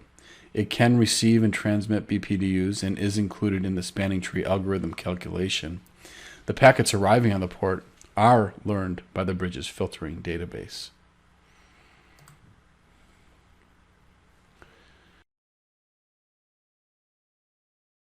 Finally, let's talk about the disabled port state.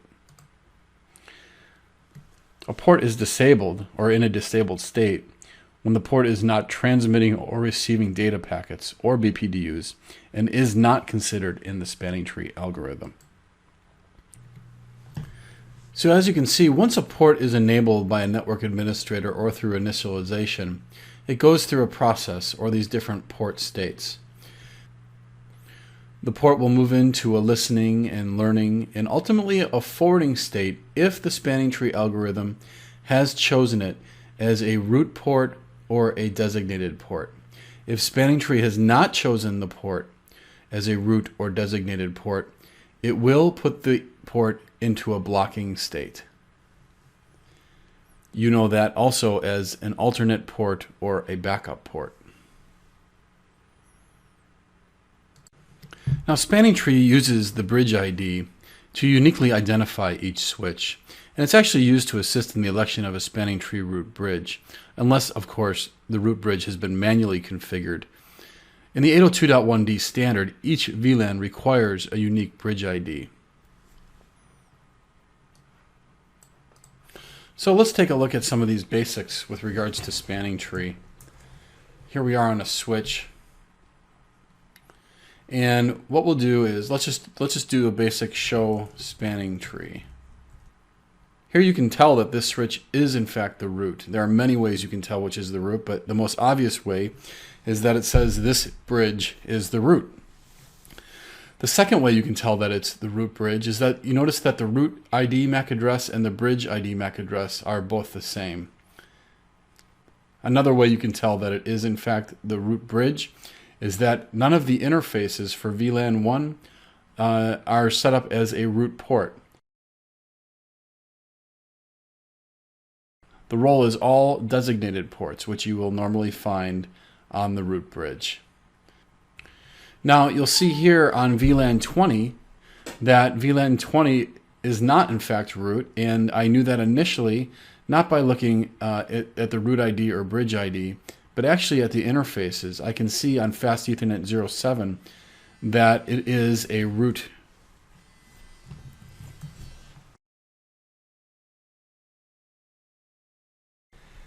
Now you can see here the status of the interfaces are forward, blocking, forwarding, which obviously you know from what we've gone over already that root ports and designated ports are in forwarding state, alternate ports and backup ports are in a blocking state.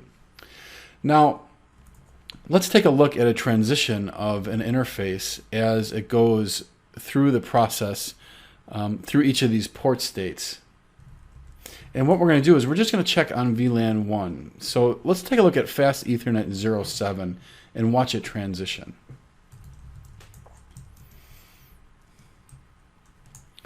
Let's go ahead and shut it down.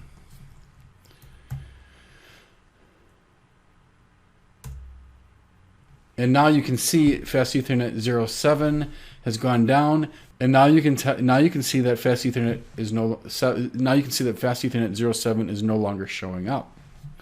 But watch, because we know that there are set timers with 802.1d, we're going to be able to see it transition as the port comes up and spanning tree calculates. We'll see it transition and going through the certain steps, ultimately getting to its role as a designated port on the root switch.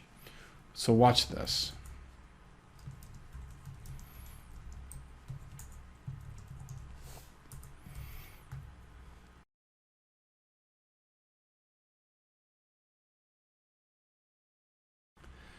And what we'll do here, it's not up yet. There it is. It's listening.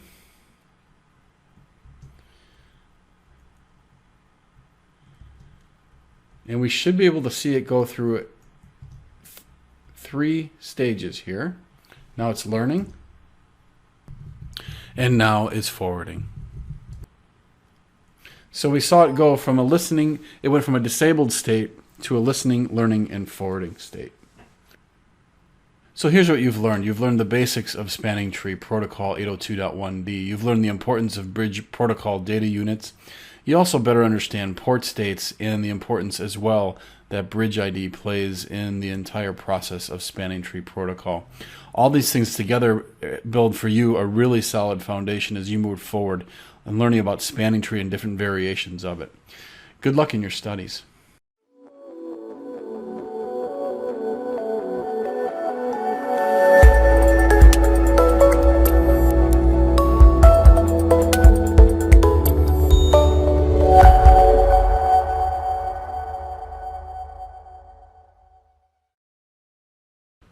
Hi, this is David Voss, CCIE 11372, and in this video we're covering spanning tree port types, cost and priority, as well as timers. So we'll discuss root bridge election, cost and priority, root and designated ports, and also we'll talk about alternate and backup ports as well. So spanning tree root bridge election, following initialization, all switches initially assume that they are root, but the switch with the highest bridge priority is elected the spanning tree root bridge. Now, all things being equal, if nothing's being configured and all things are set to default, then the root bridge is chosen by the lowest order MAC address.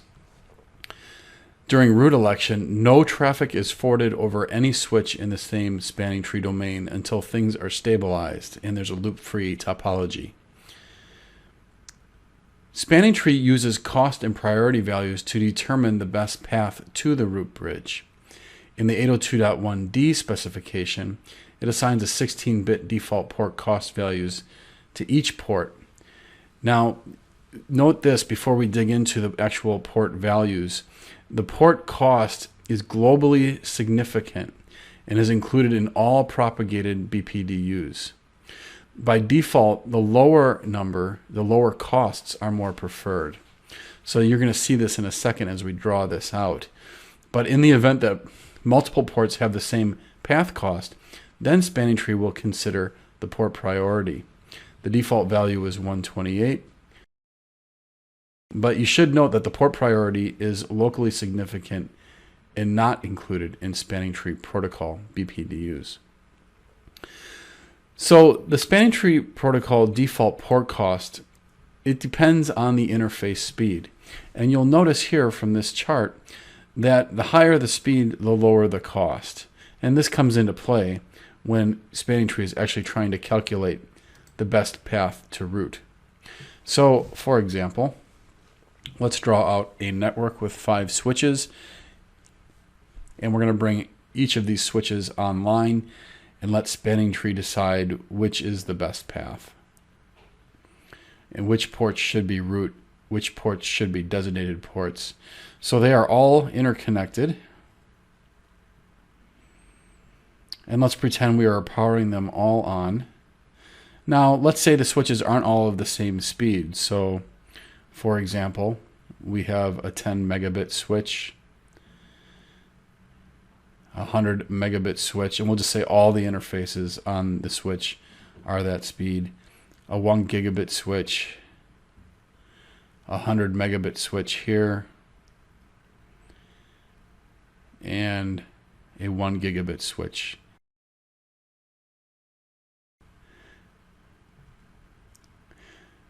So as you remember from the chart, these numbers should start to look familiar. The cost of 2 is assigned to a 10 gigabit interface, cost of 4 a 1 gigabit interface, cost of 19 a 100 megabit interface, and a cost of 100 to a 10 megabit interface. And spanning tree will calculate, as you can see it's doing right here, spanning tree is calculating best path to the root. And let's say we've assigned the 1 gigabit switch as our root. We've manually set it. Spanning tree would then calculate, and as you can see here, from the 10 megabit switch through the 100 meg over to the 1 gig, it's 100, and the total cost is 123. And then the other path, the total cost is 119. That's the lower cost. That would be the root port, because that would be the preferred path.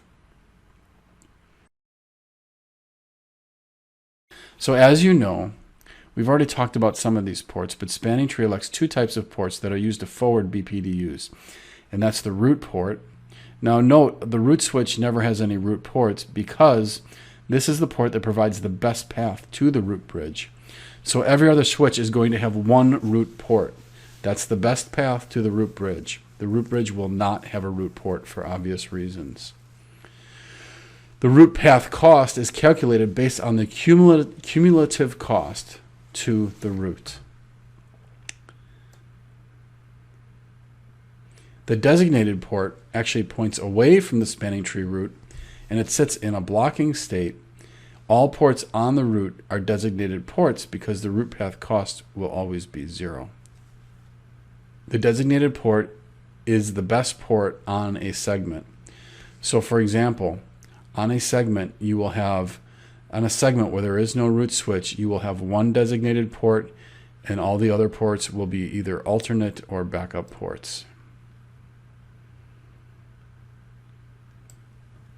We talked quite a bit about BPDUs in video lesson 3, module 1, but let's build upon that further. BPDUs include several timers that play an integral role in the operation of the protocol. And the modification of these timers should always be made at the root bridge. There are 3 configurable spanning tree timer values, which is hello, forward delay, and max age. The hello time is the time between each BPDU that is sent, and as you know, it is 2 seconds by default. Forward delay is the time that is spent in the listening and learning state, and you definitely learn about those states, or if you haven't learned it already, go back to lesson 3, module 1 video. But you learned about those states in that video. And the forward delay time is 15 seconds by default. And then max age is set in the BPDU by the root bridge, which is 20 seconds by default. And if you'll remember, the max age timer controls the maximum length of time that passes before a bridge port saves its configuration BPDU information. Although it's 20 seconds by default, you can of course tune this time to be between 6 and 40 seconds. So let's jump into the lab and show spanning tree is obviously going to be one of the most popular commands we're going to run if we want to verify. You can see there's a lot of options here on how to view your spanning tree environment. Let's take a look at spanning tree for VLAN 1. And as you can see here, this bridge is the root. Now, you know from what you've learned so far, how do you know this is the root? There's many indicators. It says it's the root, and there are no root ports. They're all designated ports.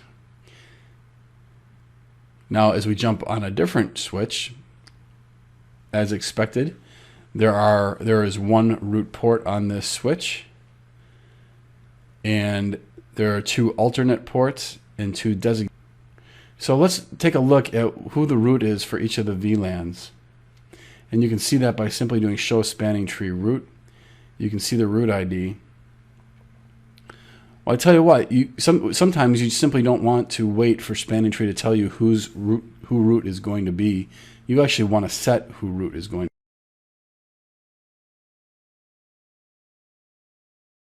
we want to make this root.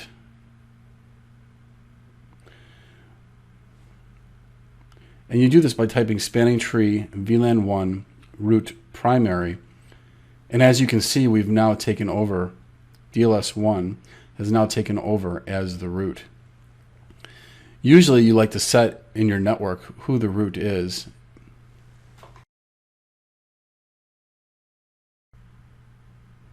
And you can see here, show spanning tree root. It shows that we are in fact the root. And you can see the default hello, max age, and forward delay timers. Now let's go ahead and reconfigure some of these timers. So we type in spanning tree VLAN 1. Let's change the hello time. We want to send out BPDUs more frequently. Let's change it from the default 2, and we're going to change it to, from the default 2. And then let's change another timer.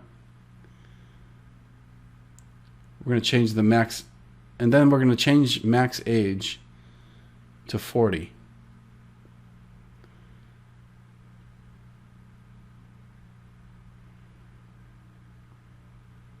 Finally, we're going to adapt the forward time to 30 seconds.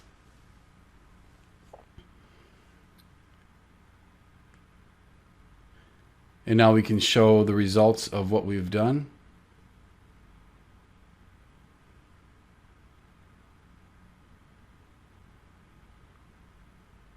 So here's what you've learned. You've learned about root bridge election. You've learned about port cost and priority, root and designated ports, and finally spanning tree timers and how to adapt them. Good luck in your continued studies.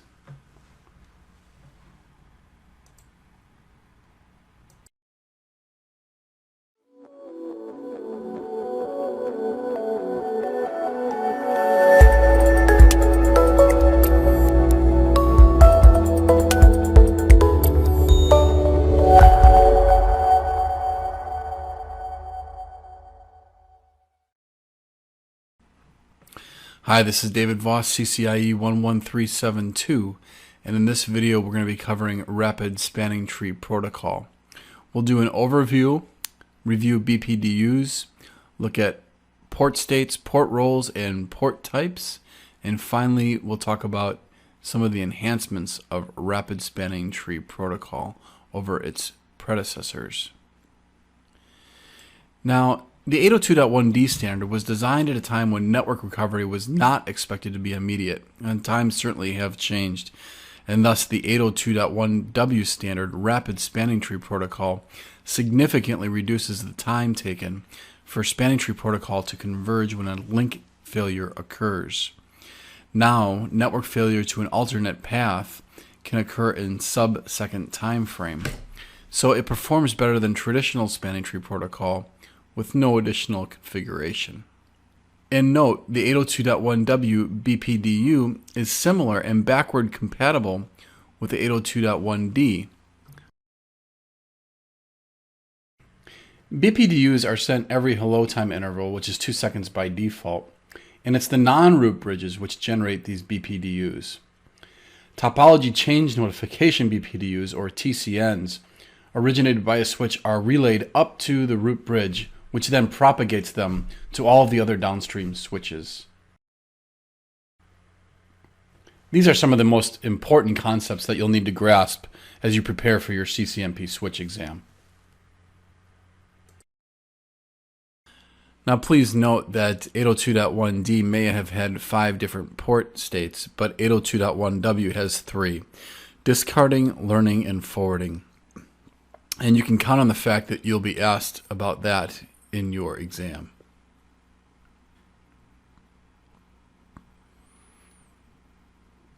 In 802.1w, there are port roles. There's the root port, defined as the port that receives the best BPDU from the root bridge. It provides the shortest path to the root bridge.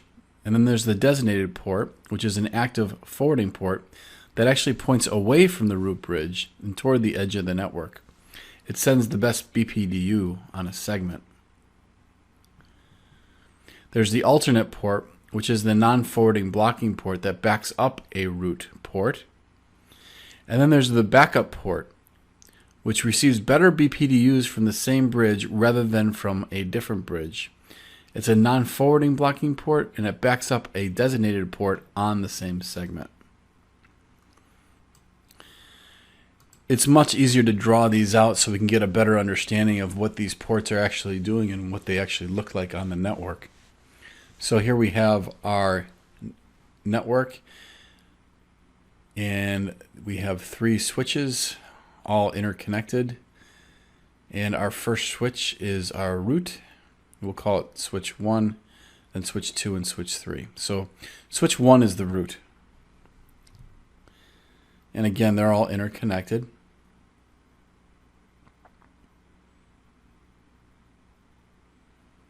So the designated port on the root is going to be both links. There's no root port on a root because remember, root ports, as you see here on switch 2, are the ports that have the best path back to the root. And switch 3 has a root port and then a designated port. Now remember, a port is designated if it can send the best BPDU on the segment to which it is connected.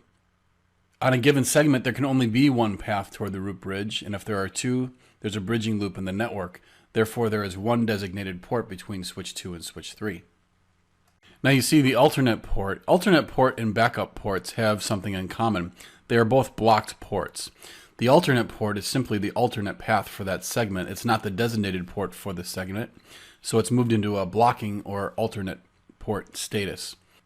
An alternate port receives more useful BPDUs from another bridge, so therefore it is port blocked.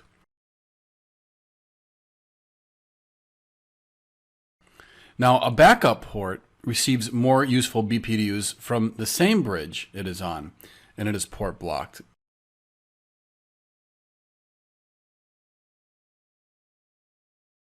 What makes 802.1w perform so well is that the rapid transition feature allows RSTP to place ports in a forwarding state without having to rely on any timer configuration. Now, in order to achieve fast convergence on a port, the protocol relies on 2 new variables. These are edge ports, which are generally connected to endpoint devices, workstations. This immediately goes into a forwarding state by using the port fast feature. Next, there's link type. RSTP supports 2 different link types. Point-to-point, and that's a port that operates in full duplex mode, and shared on a port that operates in half duplex mode. There's some other enhancements you need to be aware of with 802.1w. First, uplink fast. Uplink fast provides fast convergence using uplink groups in the network access layer. So an uplink group is actually, it consists of the root port, which as you know is forwarding, and then a set of block ports. And it provides an alternate path in case the currently forwarding link fails, and it does so immediately. Backbone fast provides faster convergence in the network backbone after a spanning tree topology change occurs.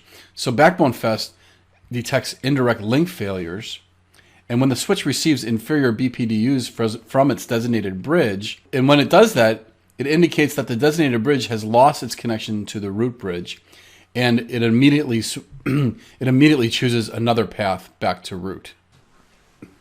Let's go ahead and jump into the lab and enable rapid spanning tree protocol and also program uplink fast and backbone fast. So we log into a switch and we type spanning tree mode, and then we choose rapid PVST. And quite simply, that's all you need to enable it. So that's enabled on the switch now. And we are going to go ahead and show. Now you can see that rapid spanning tree protocol is enabled for all of our VLANs. You also see the hello time, max age, and forward delay timers are set to their defaults of 2, 20, and 15.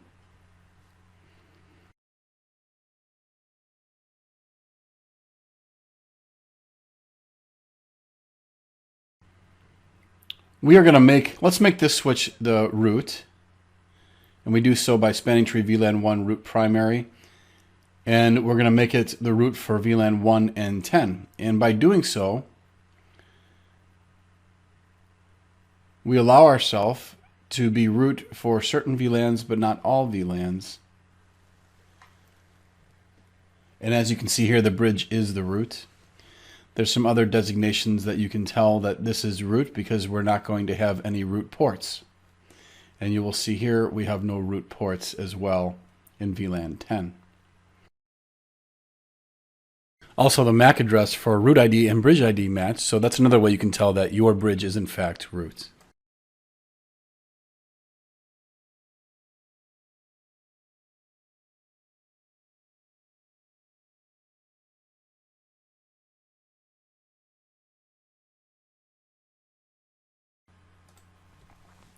Let's go ahead and enable uplink fast.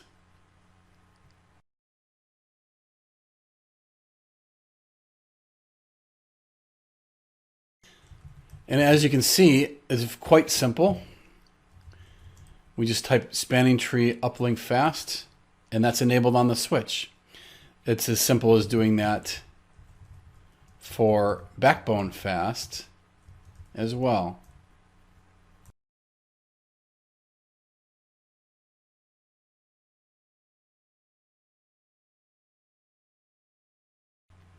And to monitor uplink fast and backbone fast, you simply type in show spanning tree uplink fast.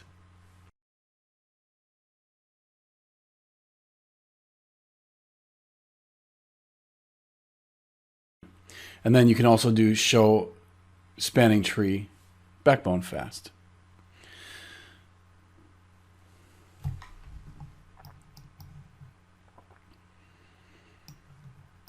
So here's what you've learned. You've received an overview of RSTP. You've learned about RSTP BPDUs, port states, port roles, port types, and the enhancements. We also jumped into the lab and programmed RSTP. We enabled it and then enabled uplink fast and backbone fast. And we also took a look at ways you can monitor it as well. This is a great foundation for you for RSTP, and good luck in your future studies. Thank you.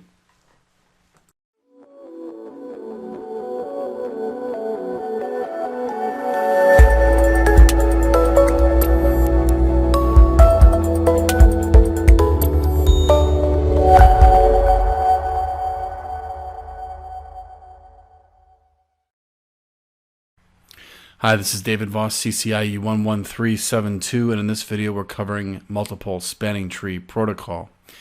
So in this video we'll dig down deep into MSTP. We will look into the BPDU format, look at MST regions and region components, internal spanning tree, and multiple instance spanning tree. MSTP is an IEEE standard. It combines the best aspects of PVST Plus and 802.1q. Several VLANs can be mapped to a reduced number of spanning tree instances, since most networks do not need to know more than a few logical topologies. That being said, it's more complex than typical spanning tree protocol, and interaction with legacy bridges will be a challenge. MST uses RSTP for rapid convergence. Therefore, each switch must be capable of processing RSTP BPDUs in order to support MST. Here you can take a look at an MST BPDU format in detail, and you can see the obvious indicators that this surely is an MST BPDU. You need to understand MST regions if you're going to understand MST at all. An MST region defines a boundary within which a single instance of STP operates. MST employs the use of regions because not all switches in the network might run or support MST. Therefore, different kinds of spanning tree protocols divide the network into STP regions. A collection of interconnected switches that have the same MST configuration comprises an MST region. Specifically, the MST region name, configuration revision number, and VLAN to instance mapping.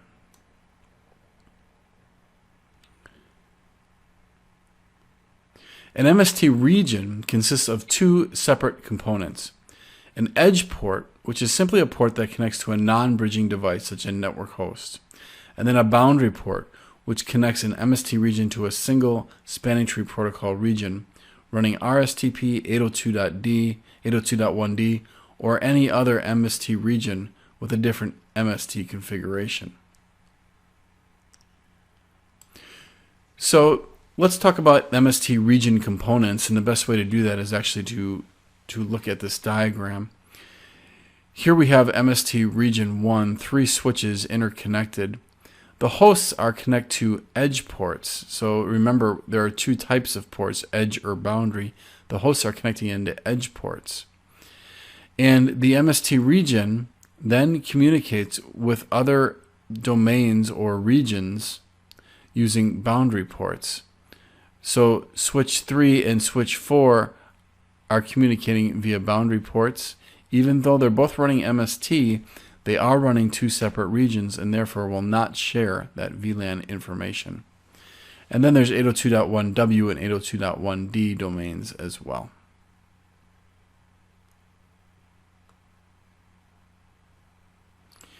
Multiple spanning tree establishes and maintains the following two types of STP instances: internal spanning tree and multiple instance spanning tree protocol. Now, regarding internal spanning tree, the MST region sees the outside world via its internal spanning tree interaction only. The IST presents the entire MST region as a single virtual bridge to the outside world. BPDUs are exchanged at the region boundary only over the native VLAN of trunks, as if a single CST were in operation. IST is the only instance that sends and receives BPDUs. The IST connects all the MST switches within a region. When the IST converges, the root of the IST becomes the IST master. And the IST master election process is similar to that of traditional spanning tree protocol root bridge election. Initially, all switches in a region claim to be IST master, but switches within the region then exchange BPDUs and finally elect an IST master. Now, multiple instance spanning tree protocol represents spanning tree protocol instances that exist only within the region itself. MISTP does not interact directly with the CST outside of the region. Instead, MISTP conveys STP information for each instance within the region. Cisco Catalyst switches support up to 16 MISTPs on a single switch. So let's jump into a lab and configure MST. First thing we're going to do, we're going to set the spanning tree mode to MST, and then we go into MST configuration, and we go into basically revision 1 or instance 1, and we name this region A. So this is our first region. And in this region, we are going to allow VLAN 1 and 10.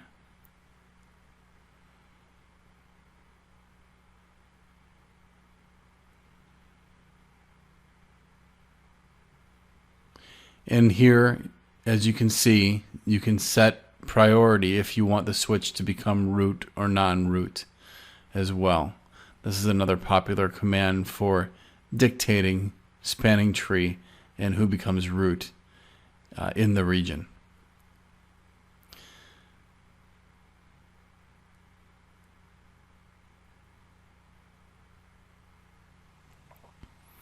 Now, this is the advantage of MST. We can create a second instance supporting VLAN 20 and 30, and we can set a different priority, even though it's on the same switch, a different priority on this switch for whether it should be root or non-root. So the point being, you can have your switch take over root for certain regions, but not all regions when you roll out MST. Now, if you want to show your current MST status, just type show spanning tree MST, and we'll do 1 and 2. Those are our two regions. And you can see here the bridge ID and priority. you can see the status of each of the interfaces and which VLANs are allowed.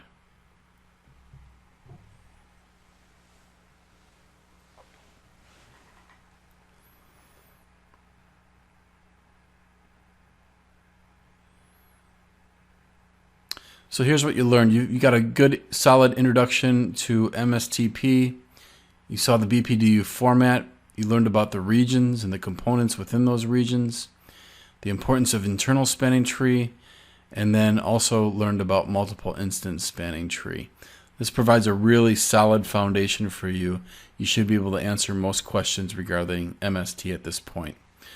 Thank you and good luck in your studies.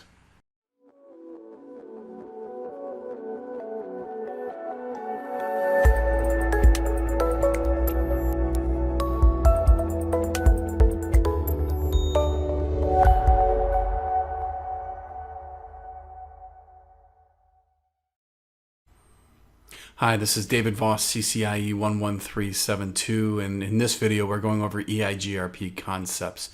So we're approaching EIGRP from a 20,000 foot view, a high level view, so you can understand the basics of EIGRP and the concepts of it, so when we get into the labs in future videos, you know exactly what we're talking about. So we're going to do a high level EIGRP overview in this video. And then we're going to talk about the EIGRP components. You're going to see this constant theme of these four components. So first, there are EIGRP messages that are unique to EIGRP. There's a unique EIGRP algorithm. There are tables that are, again, unique to EIGRP that you need to know about. And then finally, you need to know that EIGRP supports independent modules. So there's multiple support for multiple different network layer protocols. Now, the way we're going to approach this is, again, it's a high-level overview of concepts that are unique to EIGRP. So we all know that EIGRP can support VLSM, for example, but many routing protocols can. So we're not going to dig into VLSM and EIGRP. We're going to talk about things that are unique to EIGRP. Now, for to understand EIGRP, we first need to understand IGRP. IGRP came out in 1986. It is an interior gateway protocol that was once very popular. Distance vector routing protocol. And it used four key attributes to develop this distance information on how to choose the best path. So it looked at the link, and then it said how much available bandwidth is there, how much delay, how much load, and how much link reliability is there on this link path or on the multiple links to my path. Well, EIGRP is still an interior gateway protocol.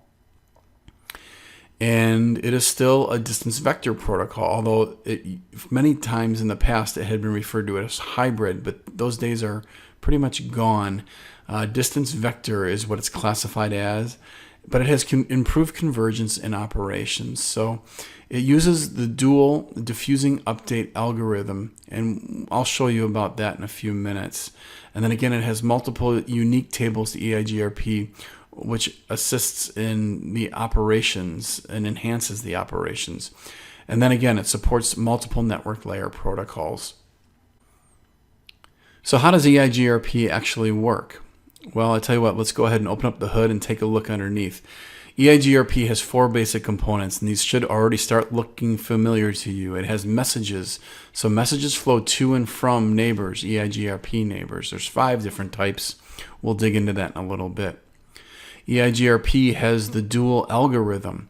The dual algorithm takes the information from those messages and then processes best path and possible best path. Then all the information from the messages and the algorithms get put into tables. So these EIGRP tables hold the data from the algorithm and the messages. And then finally, the modules. These protocol-dependent modules support a variety of network layer protocols. So we're not limited. EIGRP is not limited to just IP. So with regards to messages, there are different types of packet formats. There's 5 different types of packet formats. First, there's the hello message. A hello message is basically a query out to anybody who'll listen, asking if anybody's out there. So a router running EIGRP sends hello packets by default, and it will send those packets out and hope for a return reply. And when it gets a return reply, it'll get that update. And that update contains all of the messages or all of the routes that want to be shared via EIGRP. Update messages are messages with a lot of routing information in them.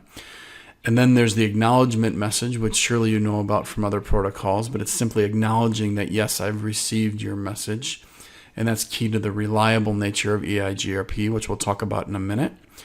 There's a query message. So if EIGRP loses a route and does not know how to get there anymore, it will query its neighbors saying, do you have any information about this route? Because I'd like to get that information.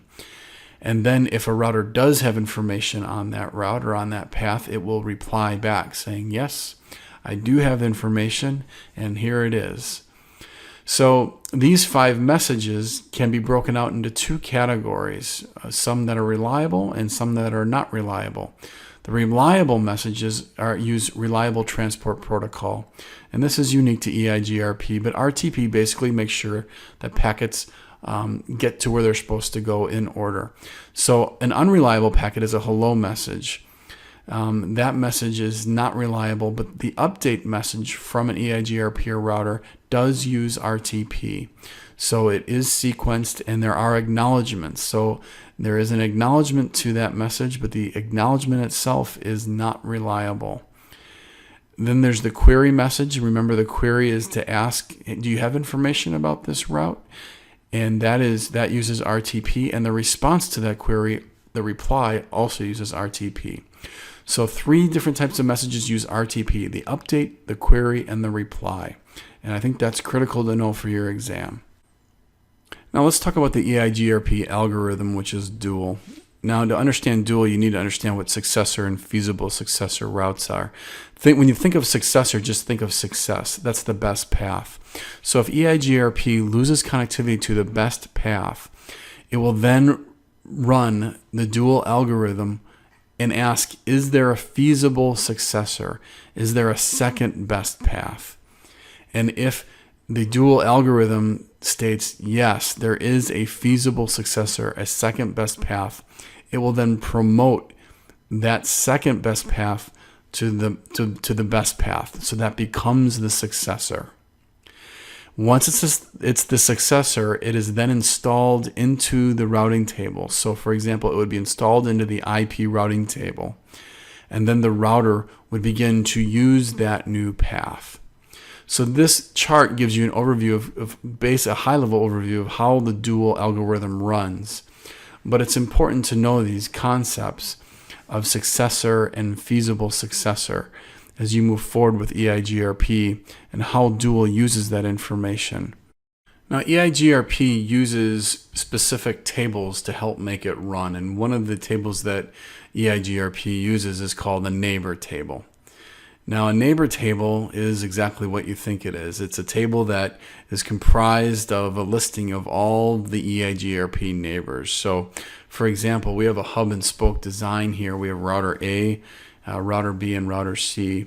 And router A and router B are both running EIGRP. Router A sends out a hello packet, and router B responds back as well, and they've established a neighbor relationship, and router A sends out a hello packet. Router C does the same, and they've established their EIGRP neighbor relationship.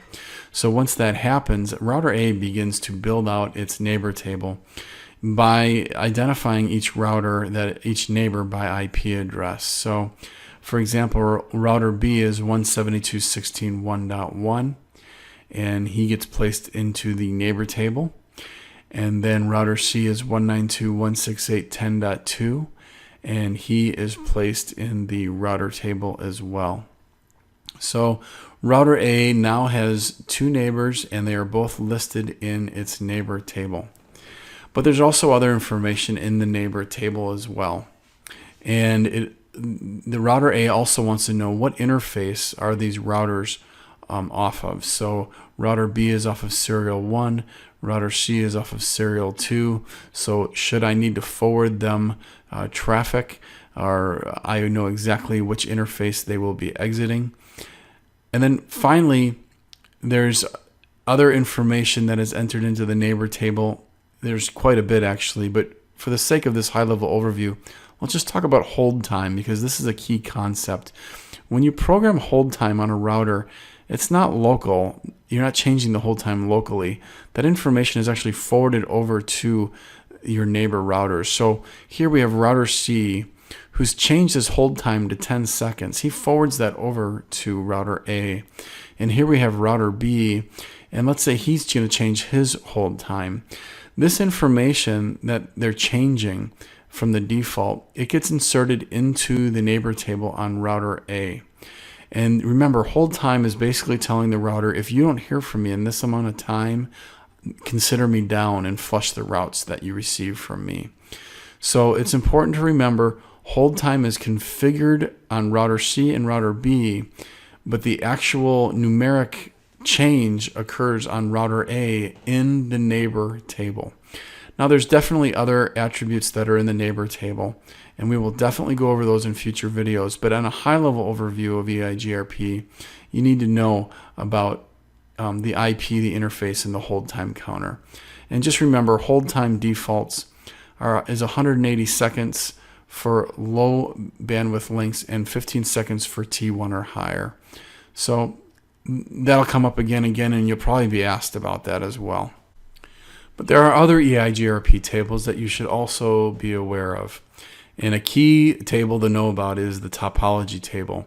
Topology table contains all destinations advertised by neighboring routers.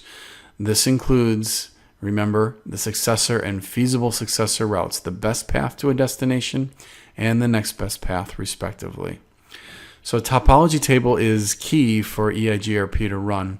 Now remember, within topology table, you can see the route tags. So in EIGRP, you can actually perform route tagging. And all you really need to know for now is that you can identify routes by their origination, which allows for custom routing. So you can tag those routes with a manual entry. So that's all you really need to know for now. But getting back to EIGRP tables. Now, here's an example. We have, again, a hub and spoke design, router A, router B, and router C. Now, router A is going to build out, as soon as it enables EIGRP, it's going to build out these EIGRP tables. And one of the tables, again, is going to be this topology table. The topology table is going to contain critical information for EIGRP to run and make the choices upon what the best path is going to be. So in the topology table, it's going to insert routes that it learns from router B and router C. And then it's going to ask, now that I know about this route, which neighbor did I learn it from? And then finally, it's going to say, all right, I know the route, I know the neighbor I learned from, what metric should I assign to it? Which way should I send traffic or forward traffic? So in this example, the route itself, let's say we'll do a 10.1.1.0/24. And let's say we learn this route from both router B and from router C. So this topology table is filled out with 2 entries for the same route. Again, this is not the routing table yet. This is the topology table. And it has a metric, so let's keep it simple. So the metric to router B is 10, and the metric to router C is 20. So for this simple example, let's just say that the router now realizes that the successor route, the best route, is going to be the path through router B. Now, once the dual algorithm has run and it realizes this, it then takes that route or that path and it places the successor route into the routing table, in this case the IP routing table. So now we know the successor is to router B and the feasible successor path is to router C. So as we can see, it's going to choose the path out to router B.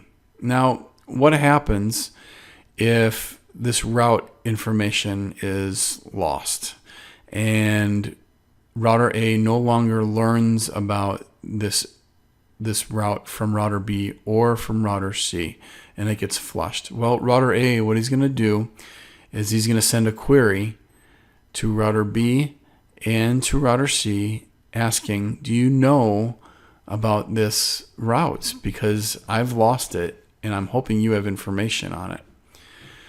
And the neighbors will respond back, but specifically, let's say in this case that router C is the only one that knows about it.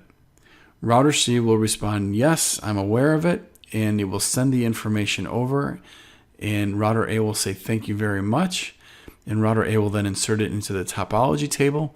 It will become the successor, and once it's the successor, it will be placed into the routing table, and then router A will then begin using the path through router C to reach that subnet.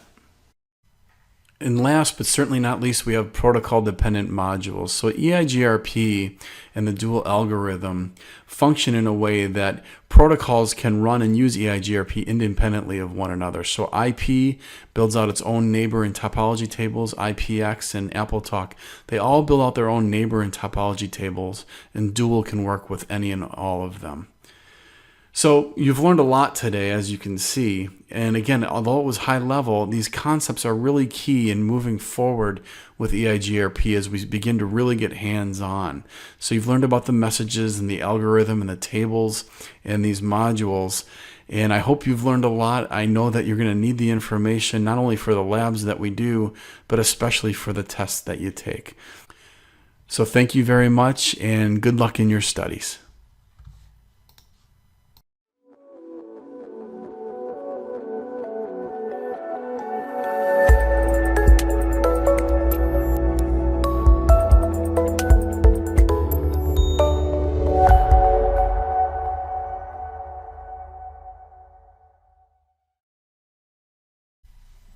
Hi, this is David Voss, CCIE 11372, and today we'll be going over OSPF concepts. So approaching OSPF from a high level to learn some concepts that you'll need to know as you approach the lab or your studies. It's just it's a generic overview that's going to really help you move forward. So OSPF has these administrative areas. We'll talk about that, these different types of areas, and these virtual links that connect some of these areas, and what exactly a virtual link is.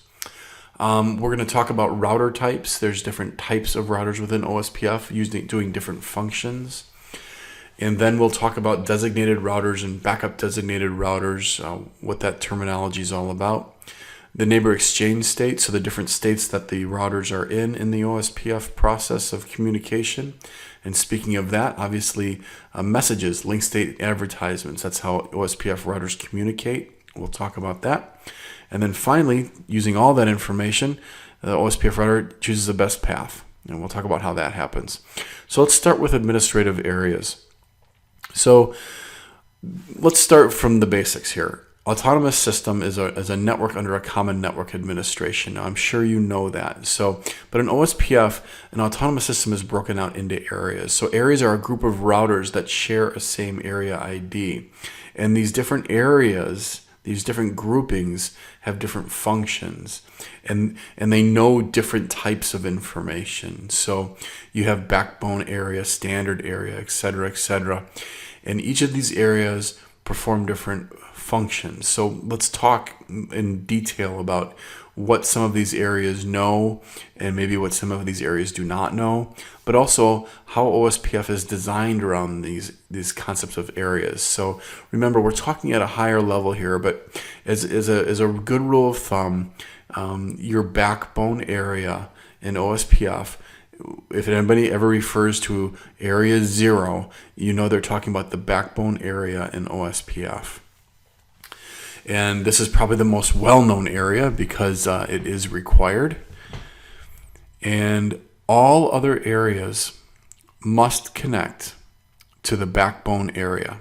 So if for area-to-area communication, let's say you have an area 1 communicating to an area 3, Both of those areas must connect to the backbone. So let's start here with a standard area. Now, a standard area, what does that really mean?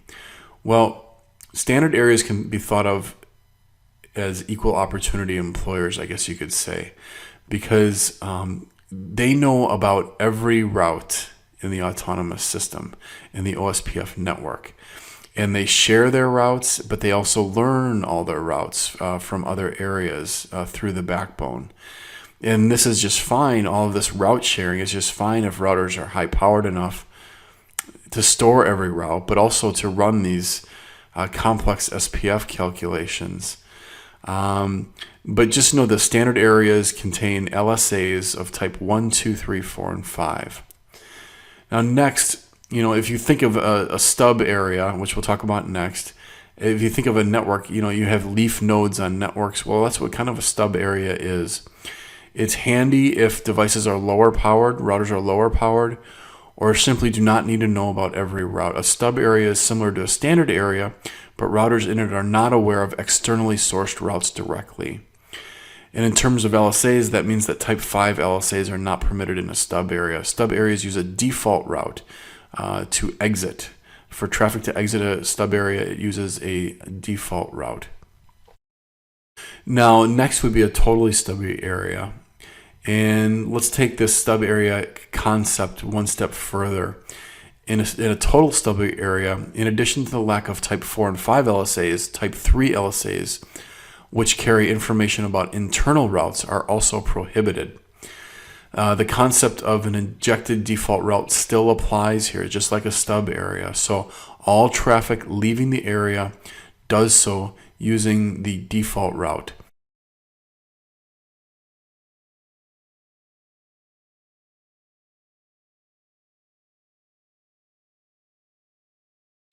And then finally, let's go over this concept of not so stubby areas. So, this is an interesting, I guess you could say, concoction, because not so stubby areas can connect to non-OSPF networks that are not a part of this autonomous system, and they can receive routes from those non-OSPF networks or networks that are not participating in the autonomous system. And it will receive those routes through redistribution, and then it can turn those type 7 LSAs and kind of, basically it's going to mask them and make them appear as type 5 LSAs, and then begin sharing them onto the network. So there's your ideas of networks in areas, but all areas in an OSPF autonomous system must be, as you know, physically connected to the backbone area. Well, what if you can't do that? What if you can't connect an area to area 0?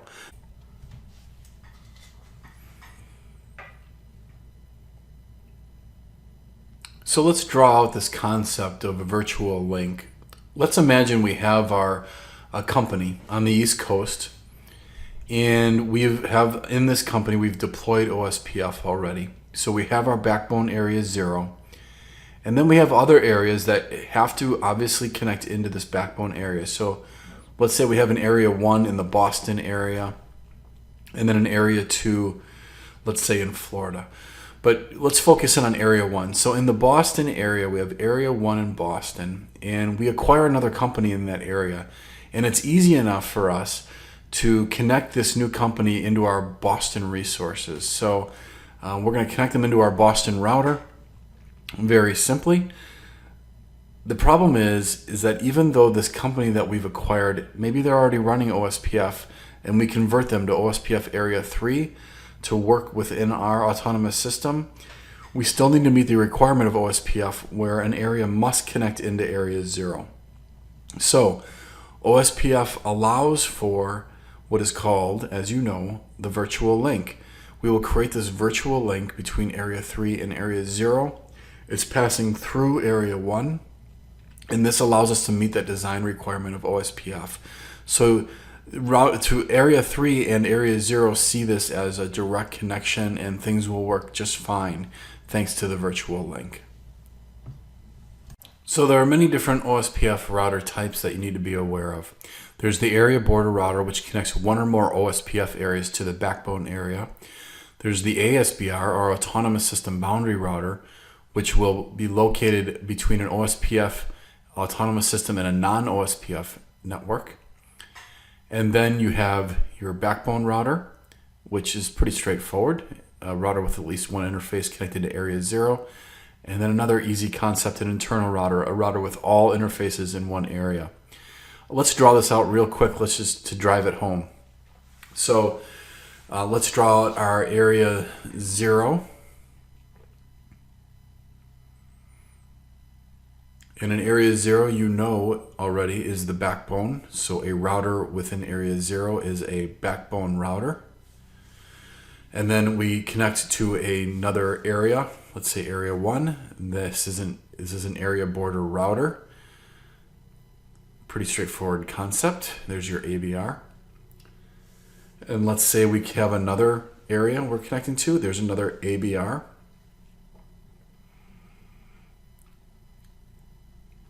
But we are also connecting an ASBR here because we have a non-OSPF network that we're going to be injecting routes from into our OSPF process. So we are injecting routes in through an ASBR, converting type 7 LSAs to type 5, and those are being forwarded on to the network. And then you have, last but not least, internal routers, which have all interfaces in the same area. Pretty straightforward. So in order for two OSPF routers to communicate, they need to go through this process of exchange states. So you need to understand a basic concept of what these are. Here's the following states. There's the init state, where a hello packet has been sent by a router, it's waiting for a reply. Then the establishment state, where there's the discovery of that hello, and then the election of a DR in multi-access networks. The XStart stage, where a master-slave relationship is started between two routers. The router with the higher router ID becomes the master and starts the exchange, and as such is the only router that can increment the sequence number. Then there's the exchange state, where the slave acknowledges the master's packets, and this information in this state is only LSA headers, and it describes the contents of the entire link state database. Then there's loading, where there's a request for more information. In this state, the actual exchange of link state information occurs. And then there's full synchronization, and in this state, routers are fully adjacent with one another. All the router and network LSAs are exchanged, and the router's databases are fully synchronized. Now, a designated router in OSPF is a key concept that you need to know, because on multi-access networks, a designated router will establish adjacencies with all other routers on the multi-access network, learn all of their routes, and then share all of their routes with all the other routers. And then the BDR, the backup designated router, will fill in should the DR fail. And you can set the DR and the BDR manually, and actually you should do it this way. You should set it using the priority command in OSPF. So understanding OSPF priority is key, because you can manually set who the DR is and who the BDR is. Now, it's easy to talk about this and look at a PowerPoint, and you may not fully appreciate how important this concept really is. So let's actually draw it out. So on a typical multi-access network, let's say we have 5 routers, and you want to establish adjacencies in OSPF to share routes between them. If they did it that way, where they're all neighboring with one another and communicating with one another, you're going to see that all of these adjacencies are going to add up pretty quickly. And that's going to tax the resources on the routers themselves, but it's really unnecessary. We can share this information in a much more efficient manner. So what we're going to do is we elect a DR in OSPF. Again, it has this built in within the OSPF design itself, where on multi-access networks you can elect a DR, and then the DR establishes an adjacency with all the other routers on the multi-access network. It learns all of their routes and then shares all of their routes. So now we just have 4 adjacencies required. Now, if the DR fails and those adjacencies fail, the BDR would take over.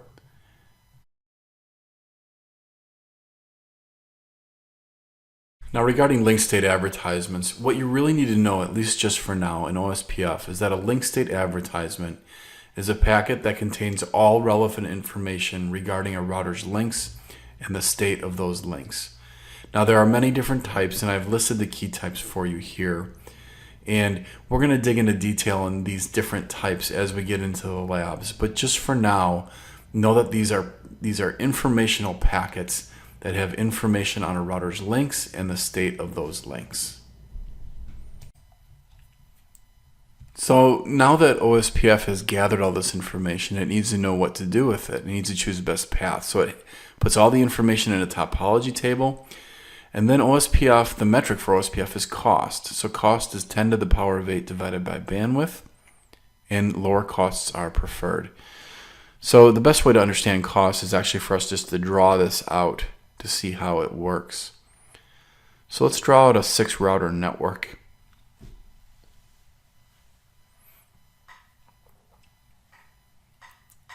And let's say we have router 1, which ultimately wants to communicate with a network off of router 6.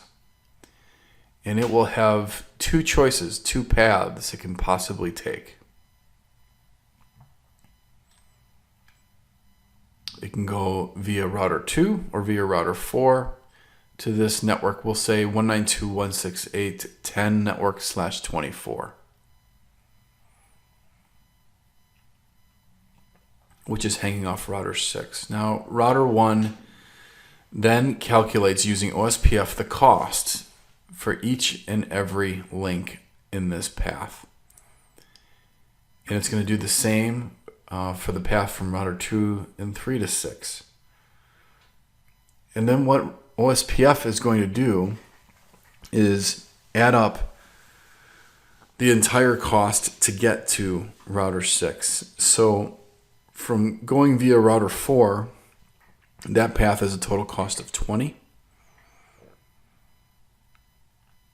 And going via router 2, that path has a total cost of 25. And we know that OSPF uses the lower cost to make its decision on which path to take. So the total cost of 20 wins out, and we will choose router 4. Now that being said, let's say a new network is introduced that has higher bandwidth links. And even though we have more routers or more hops through this network, let's say there are 4 hops. If the cost is low, and for this case we'll say 5, 5, 1, 1, and 1. If the total cost here is just 13, even though there's more hops, OSPF is going to choose this path because it's more efficient. So that's cost basically explained. That's cost in a nutshell. But we'll get into details in the additional videos that you watch. So here's what you've learned. You've learned a lot, and you need to know all these concepts as you move forward. And I look forward to working with you on future videos as we really dig into the nuts and bolts of OSPF. Thank you.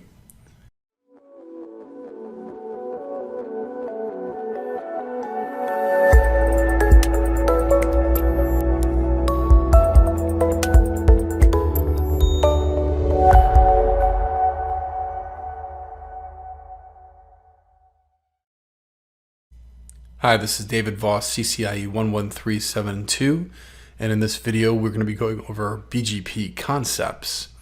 So here's what you're going to learn. First, we're going to do a BGP quick overview, learn some of the basics of BGP. Then we're going to talk about BGP path attributes, which are key in decision making in BGP. Specifically, the AS path attribute. We'll focus in on that. Then we'll talk about eBGP versus iBGP, and private versus public autonomous system numbers. And then we'll also discuss BGP updates, how routers share information, what information they share, and how they advertise those routes to one another.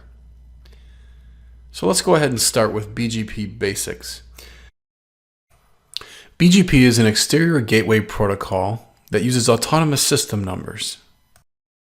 Uses TCP 179 to communicate between neighbors, And it really is a protocol that requires manual configuration for almost everything. It doesn't really do anything unless you tell it to do it, which I really like about the protocol.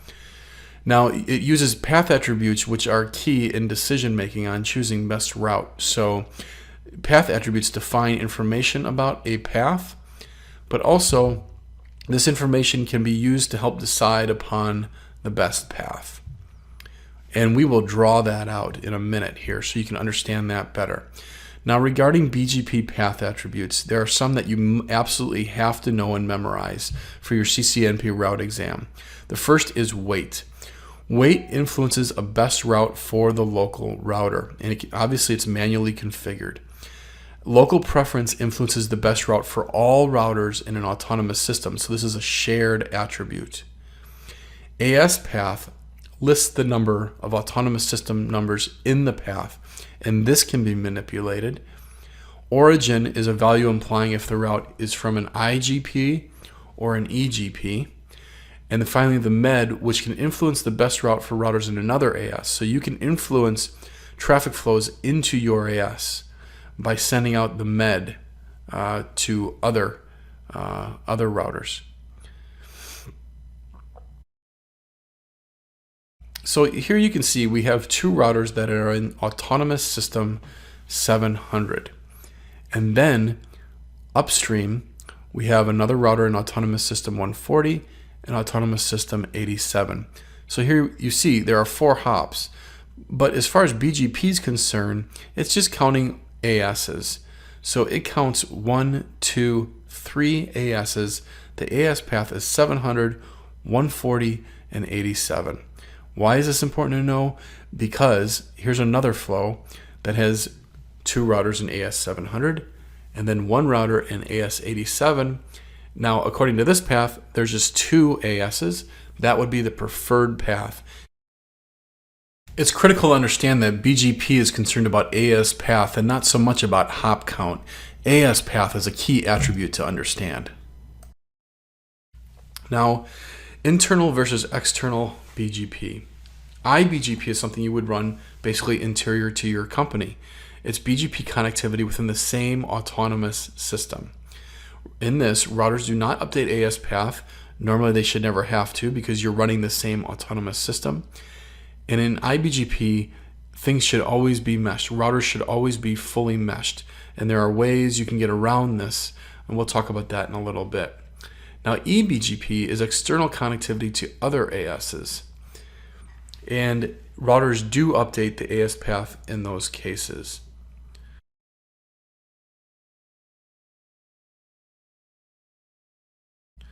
So let's say we have an autonomous system 200, and in our company we're running iBGP full mesh between all routers.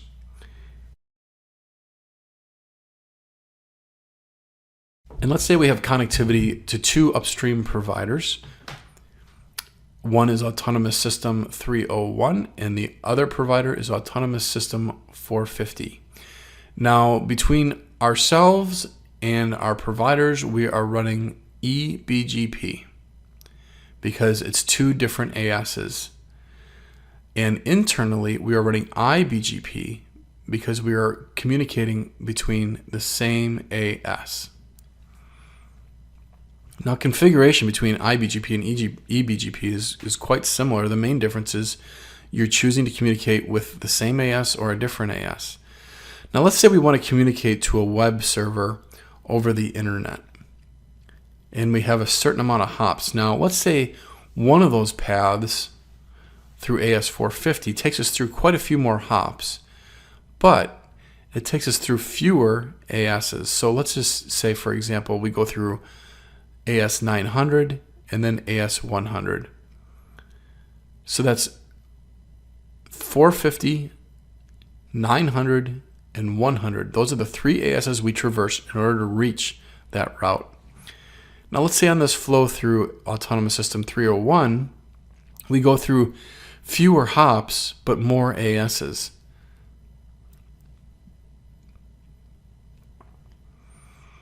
Now, even though there's fewer hops, because there are more ASs, we're not going to prefer this route. There are 5 ASs in this path. That is not going to be preferred to the other path, which has only 3 ASs. So we're going to choose that path. We'll choose the 3 AS path.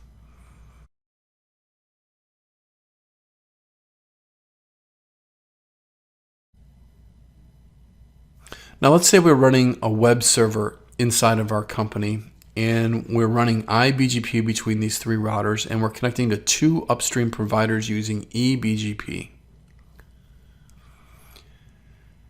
And let's say we have users on the internet who are trying to get to this web server. We can manipulate the AS path attribute in BGP to make them prefer one path over the other. And the way we do that, and let's say our autonomous system is 50, we can manipulate the AS path attribute by adding to the AS path on one of our links. So, for example, the users know that they can reach the web server via one AS. Well, we're going to increase that on the top router, and we're going to manipulate it manually and add our AS over and over again to the AS path attribute.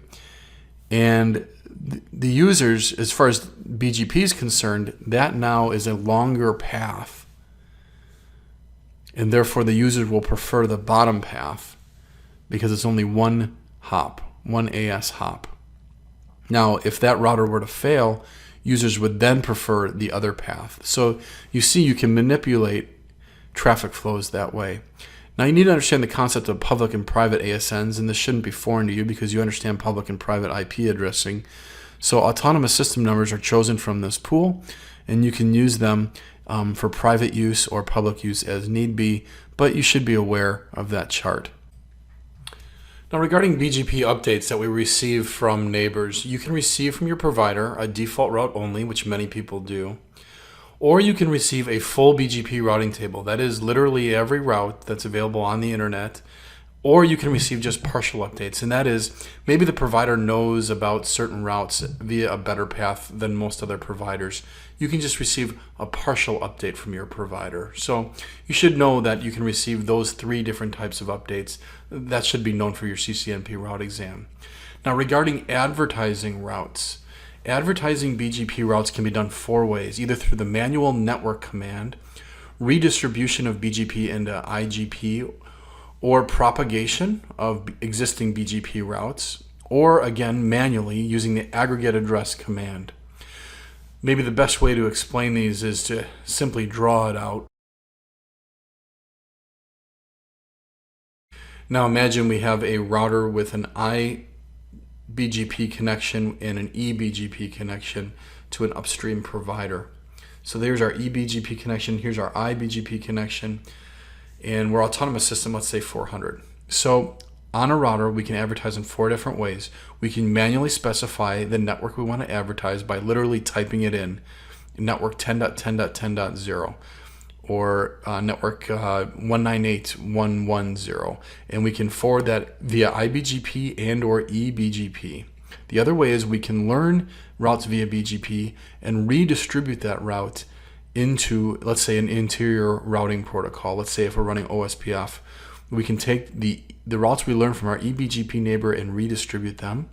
The other way is to simply pass the routes we're learning from our eBGP neighbor via BGP internally to our iBGP neighbor. So that's just forwarding the information on. And finally, we can again manually set an aggregate address on the router, and that's a manual configuration to aggregate some of the routes. And again, that can be advertised out either way.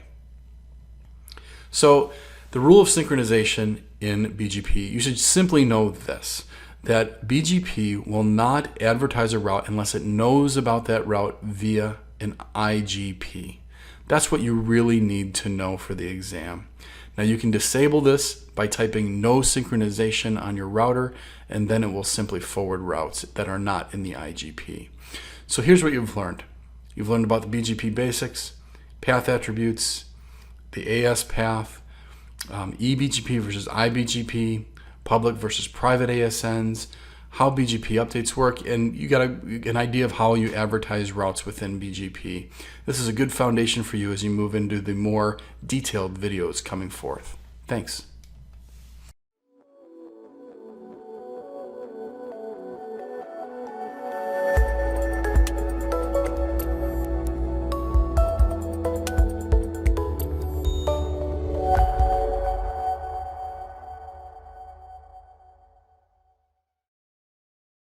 Hi, this is David Voss, CCIE 11372, and in this video we will be covering Network Address Translation.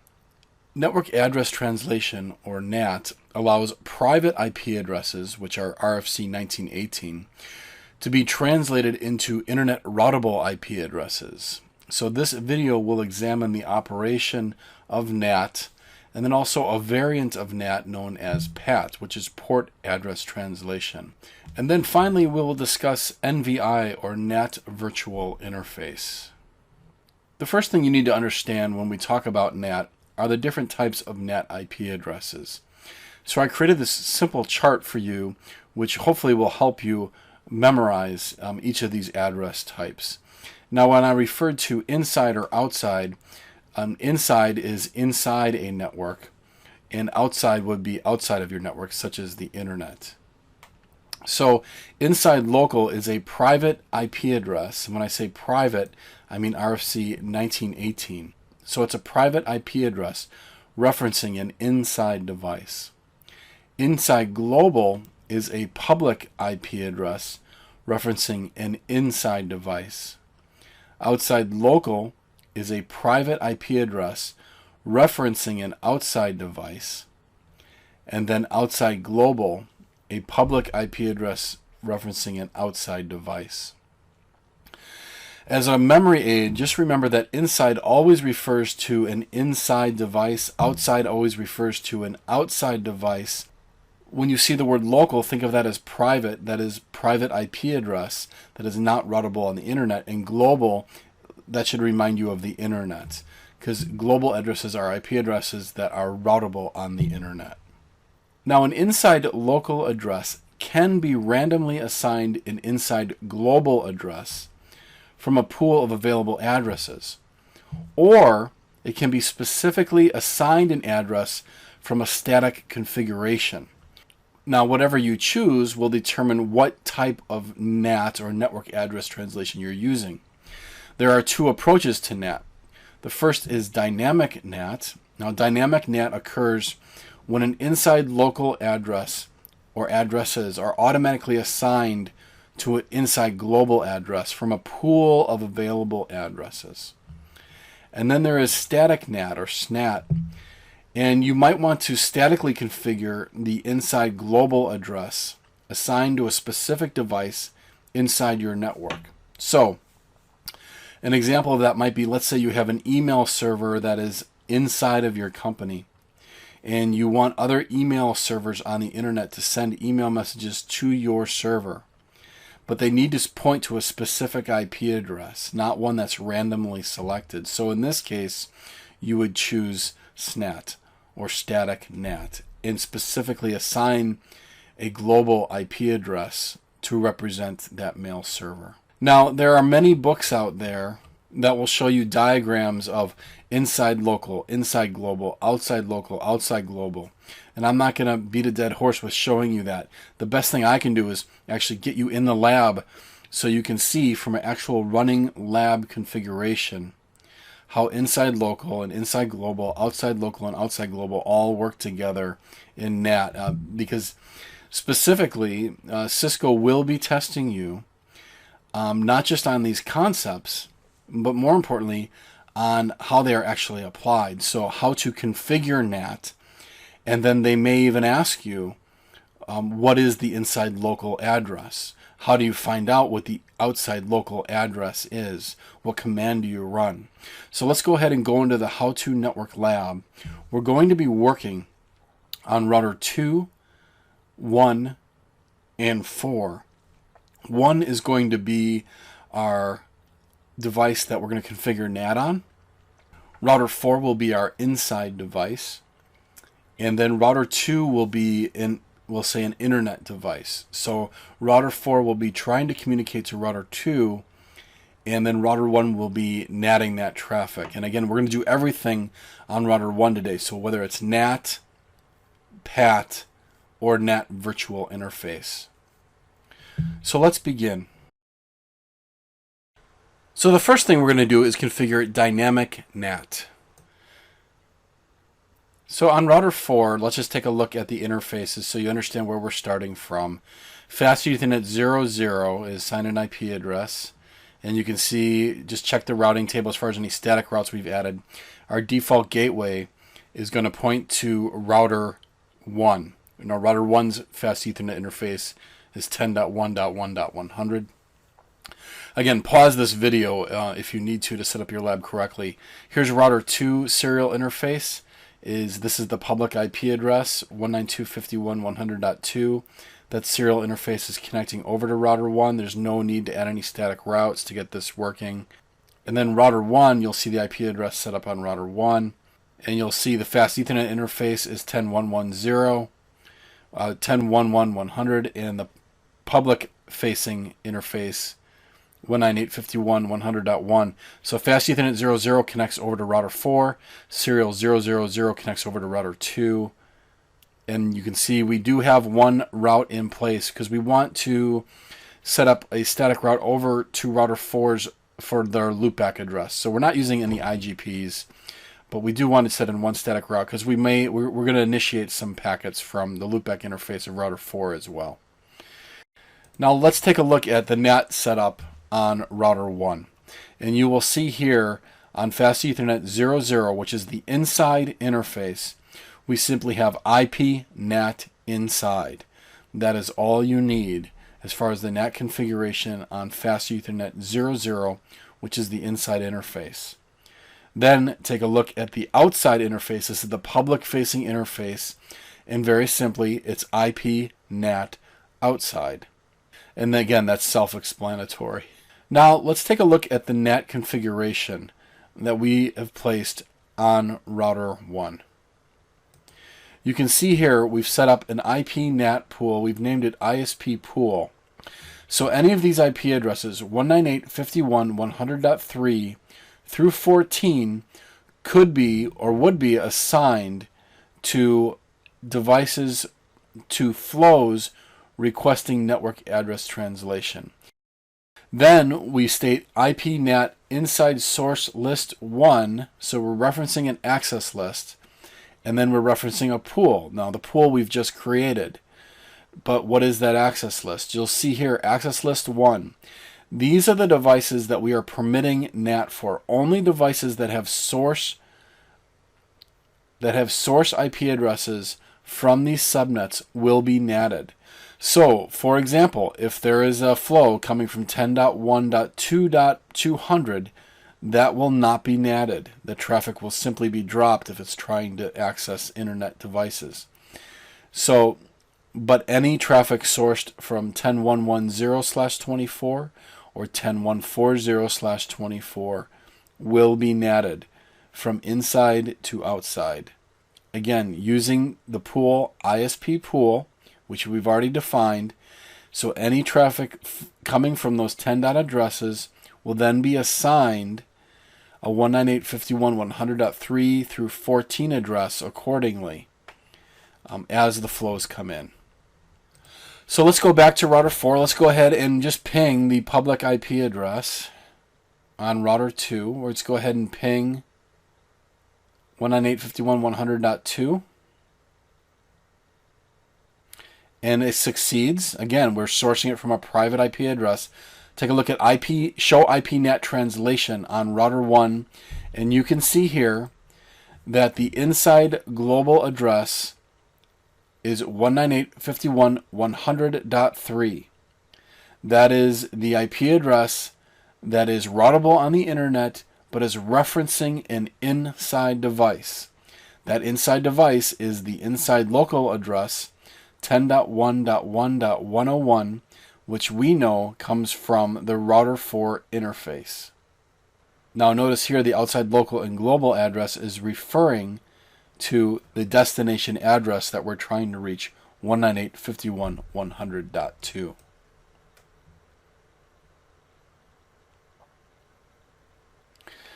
Now, back on router 4, let's go ahead and initiate another ping sequence. This time, let's do it from the loopback interface.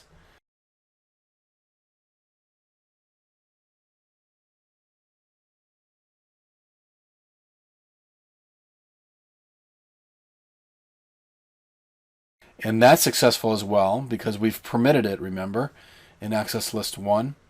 And now take a look at show IPNet translation. And you can see here the inside local address. It is sourced from 10.1.4.100.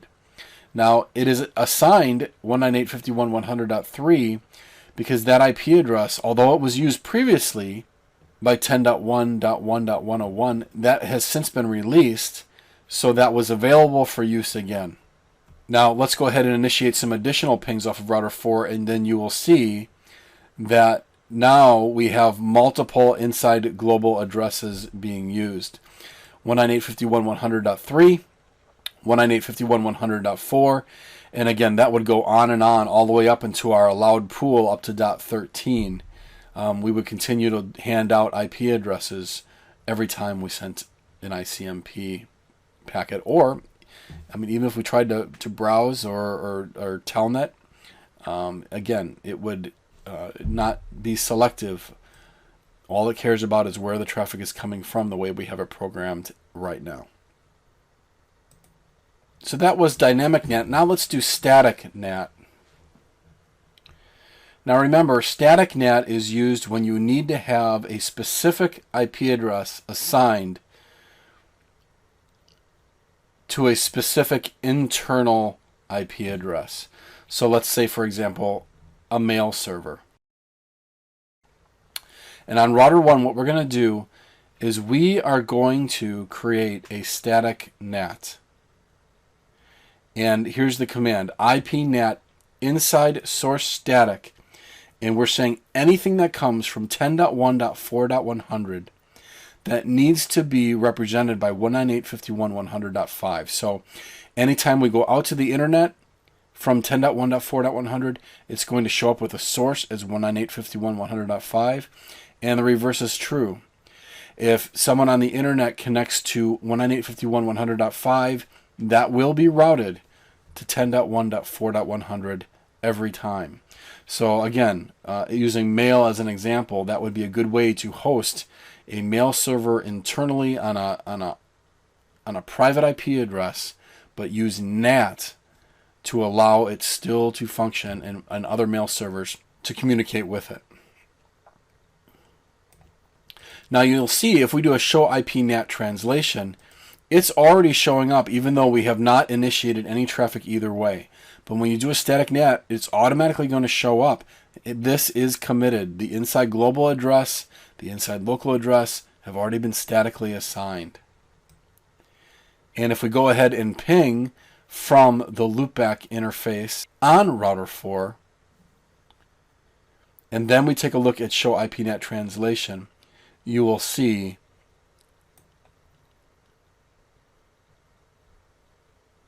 that specific flow show up. And again, the outside local and outside global are showing up as our destination IP address.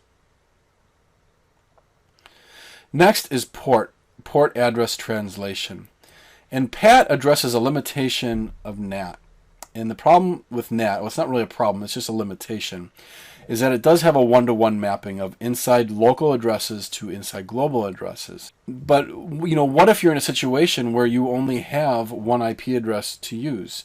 One IP address assigned to your firewall, one public IP address, but you have 100 users that need to get out to the internet. They can't each wait to use that IP address. So what PAT does, it allows multiple inside local addresses, your private IP addresses, to share that single inside global address. And it uses port numbers to keep track of separate communication flows. So let's go ahead and go into the lab and see how that is configured. So on router 1, what we're going to do is we're going to get rid of all the static and dynamic NAT configurations. So we've entered in no IPNAT inside source, no IPNet inside source static. We've gotten rid of this command, no IPNet pool. We've eliminated all of that because we just want to do PAT now. So here's the command, IPNet source list 1. So remember, access list 1 is allowing any traffic from router 4, whether it's the interface itself, fast Ethernet interface, or the loopback address. Anything that is sourced from those IP addresses destined for the internet will use serial 000 IP address, and then you use the overload command, which basically is saying I can support as many flows as possible using this single IP address by using separate ports for each flow. And let's go ahead and hop on router 4, and let's go ahead and start initiating some flows. So we'll go ahead and we initiated the initial flow, and you'll see here that it's working. Now let's go ahead and kick off additional flows from the same device, router 4. And we'll also initiate some flows from the loopback address as well.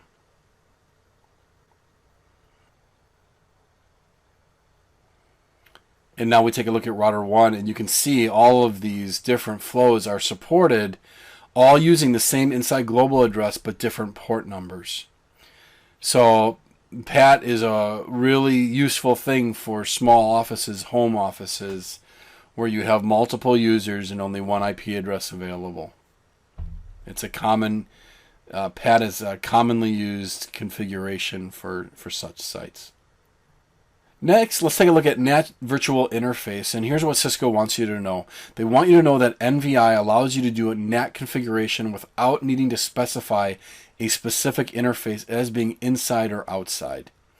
So what it does is it performs an additional routing operation. It makes an initial routing decision, then it performs address translation, and then it performs another routing decision based on the translated address. Cisco wants you to understand those 3 steps. The only other thing that appears from the studies that Cisco wants you to know regarding NVI is how to enable it, and it's very straightforward.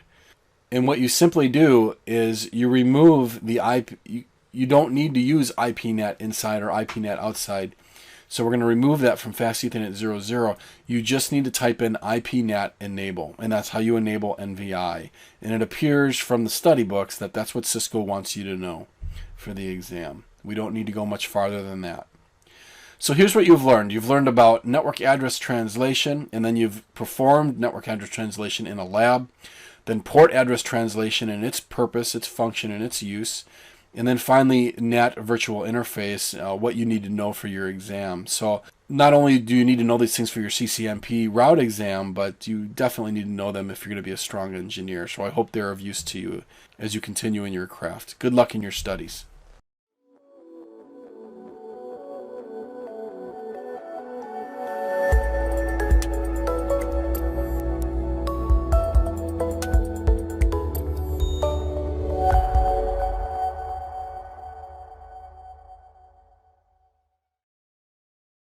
Hi, this is David Voss, CCIE 11372, and in this video we're going to be defining the concept of IP multicast to lay the groundwork for the next set of videos on multicast. In this video we're going to first define IP multicast, discuss traffic types. In order to understand what multicast is, you need to understand what the other traffic types are, such as unicast or broadcast, so that we can compare and contrast the advantages and the disadvantages of multicast. We'll then discuss multicast goals, and then we'll talk about the disadvantages of multicast and how to address those disadvantages. So let's begin and let's talk about IP multicast. Now this may be a refresher, or let's just lay a foundation here for the rest of the videos on multicast. As you can see in this diagram, the receivers, which are the designated multicast group, are interested in receiving the video stream from the source. The receivers will indicate their interest by sending a message, an IGMP host report, to the routers in the network. These routers will then be responsible for delivering the data from the source over to the receivers. The routers are going to use PIM, and now PIM you're going to learn more about in later videos. But PIM allows for there to be a dynamic creation of a multicast distribution tree. This video data stream will then be delivered only to the network segments that are in that path between the source and the receivers. So it would be helpful for you to understand that multicast is based on the concept of groups. A multicast group is a group of receivers that expresses the same interest in receiving a specific data stream. Now, the group does not have to have a geographical boundary, it probably doesn't, nor a physical boundary. Therefore, the hosts that are requesting could be located anywhere, such as anywhere on the internet or anywhere on the campus network. Hosts that are interested in receiving data flowing to a particular group must join using, as we've stated before, IGMP. And you'll learn more about IGMP in this video, but especially in the follow-up videos as well. Hosts must be a member of the group to receive the data stream for that group.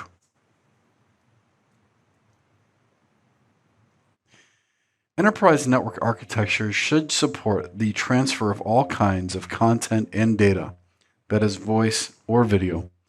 But a traditional IP backbone is not efficient when sending the same data to many locations. This is because the specific data stream must be replicated to all the different destinations, and this involves utilizing many resources, especially bandwidth. With the incredible advances in collaboration tools using the World Wide Web and the Internet, it is very likely that organizations will have to support multicast traffic. Multicasting implies taking a single data packet and sending it to a group of destinations simultaneously. This behavior can be considered a one-to-many transmission as opposed to other types of communication, such as unicast, which is one-to-one transmission, broadcast, one-to-all transmission, or anycast, one-to-any transmission. The first traffic type you will learn about is unicast. Most network traffic is unicast in nature, meaning that traffic travels from a single source device to a single destination device. As you can see in the figure below, the video server is sending traffic to a specific destination 172.31.1.1. Now, only 172.31.1.1 endpoint is receiving the traffic. You use unicasts all the time when you connect to web pages. If you connect to howtonetwork.com, for example, your connection is going to go from your IP address to howtonetwork.com web server IP address. The second type of traffic is broadcast. Broadcast traffic flows from a single source to all destinations on a specific subnet. When the traffic is sent this way, it's being sent from a single endpoint to what is known as the broadcast domain. Please note that broadcasts are not used in IPv6 networks, so this type of communication is only used on IPv4 networks. As you can see in the diagram provided on your screen, the video server is sending traffic to a broadcast address. Now, you may think that all devices on any network would receive that, but that's not the case. Only the devices on the same subnet will receive the broadcast from the device originating that traffic. So as you can see, endpoints 172.31.1.1, 1.2, and 1.3 are receiving the broadcast message from the video server. The next traffic type you will learn about is multicast. Multicast provides an efficient mechanism for a single host to send traffic to multiple yet specific destinations. For example, imagine a network with 3 users. 2 of those users want to receive a video stream from a video server. With a unicast solution, the video server would have to send 2 individual streams, one stream to each recipient. And with a broadcast solution, the video server would only have to send the video stream once, but the stream would be received by every device on the local subnet, even devices not wanting to receive it. Even though those devices do not want to receive the video stream, they would still have to pause what they're doing, take time to check each of the unwanted packets. So multicast is the ideal solution so that only the endpoints who need the traffic receive it. They are part of a multicast group.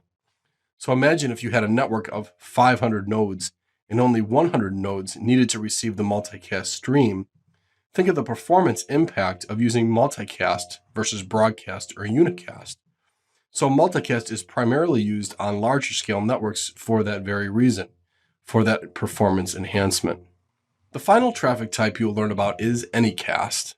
As you can see in the diagram, an IPv6 address can be assigned to multiple devices.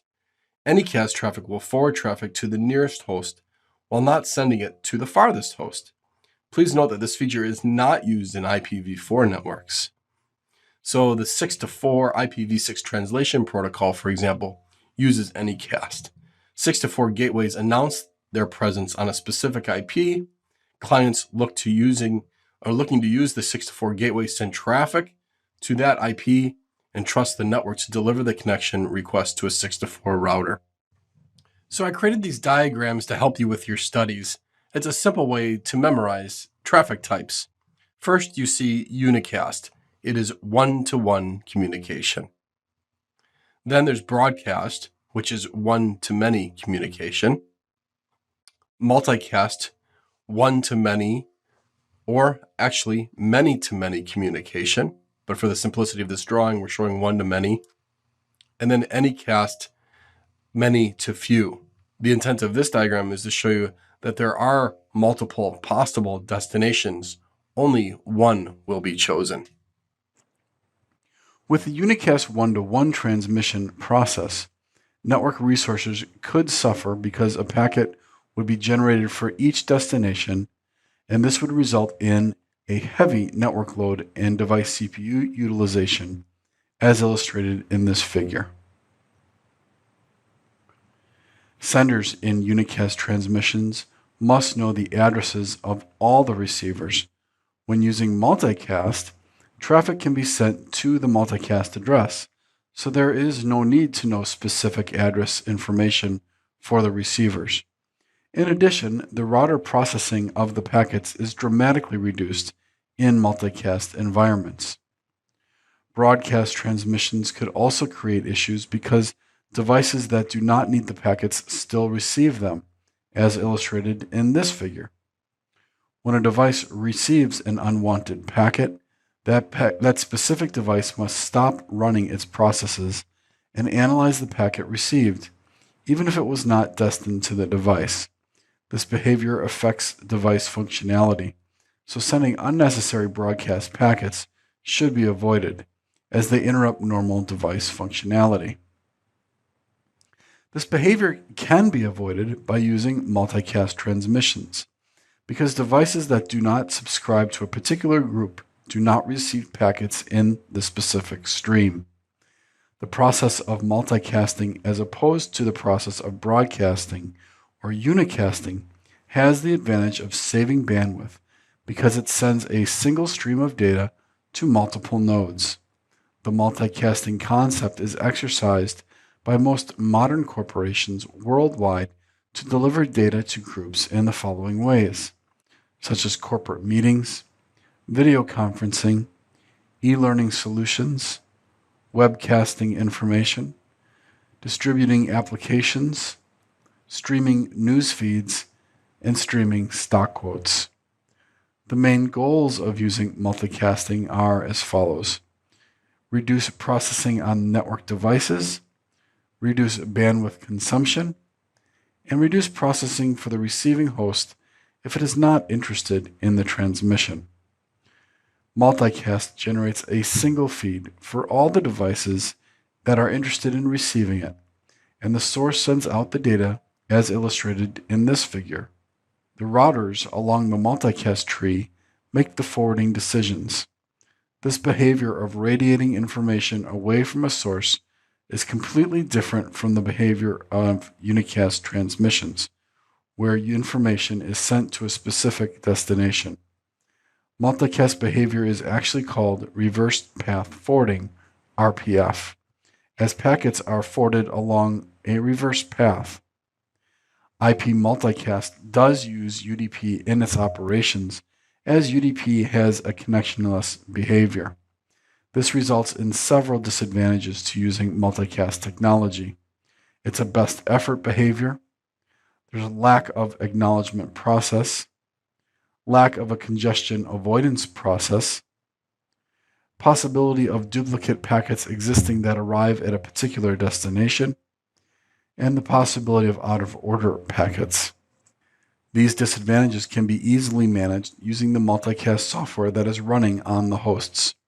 The actual multicast applications can sort out these unreliable communication issues that occur when using the multicast approach. So here's what you've learned. We've defined and laid a foundation for IP multicast. We've talked about all the different traffic types so that you can compare and contrast what multicast can do and what it can't do. Then we talked about multicast goals, and then finally the disadvantages of running multicast and how to address those disadvantages.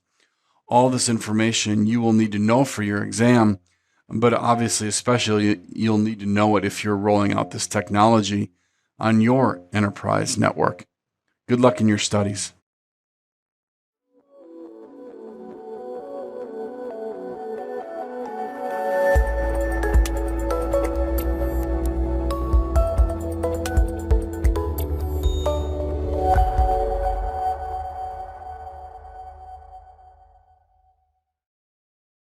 So here's what you're going to learn. We're going to do a quick troubleshooting command review with some of the basic commands that you maybe take for granted.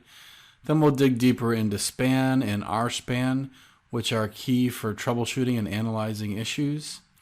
And then SNMP, which you know about, but again, it's important for troubleshooting. We'll dig into it. And finally, NetFlow. So let's go ahead and begin. Now, here are some commands you probably are aware of regarding hardware troubleshooting, but you need to absolutely be reminded of, and there's probably a few details here that you did not know. So ShowProc CPU can provide 5-second, 1-minute, and 5-minute CPU utilization statistics.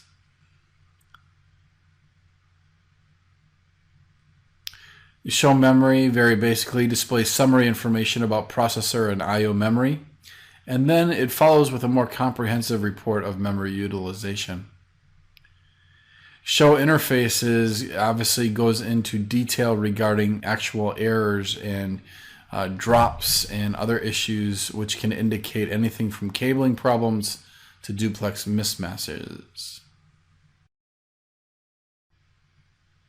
Show controllers displays statistical information for an interface.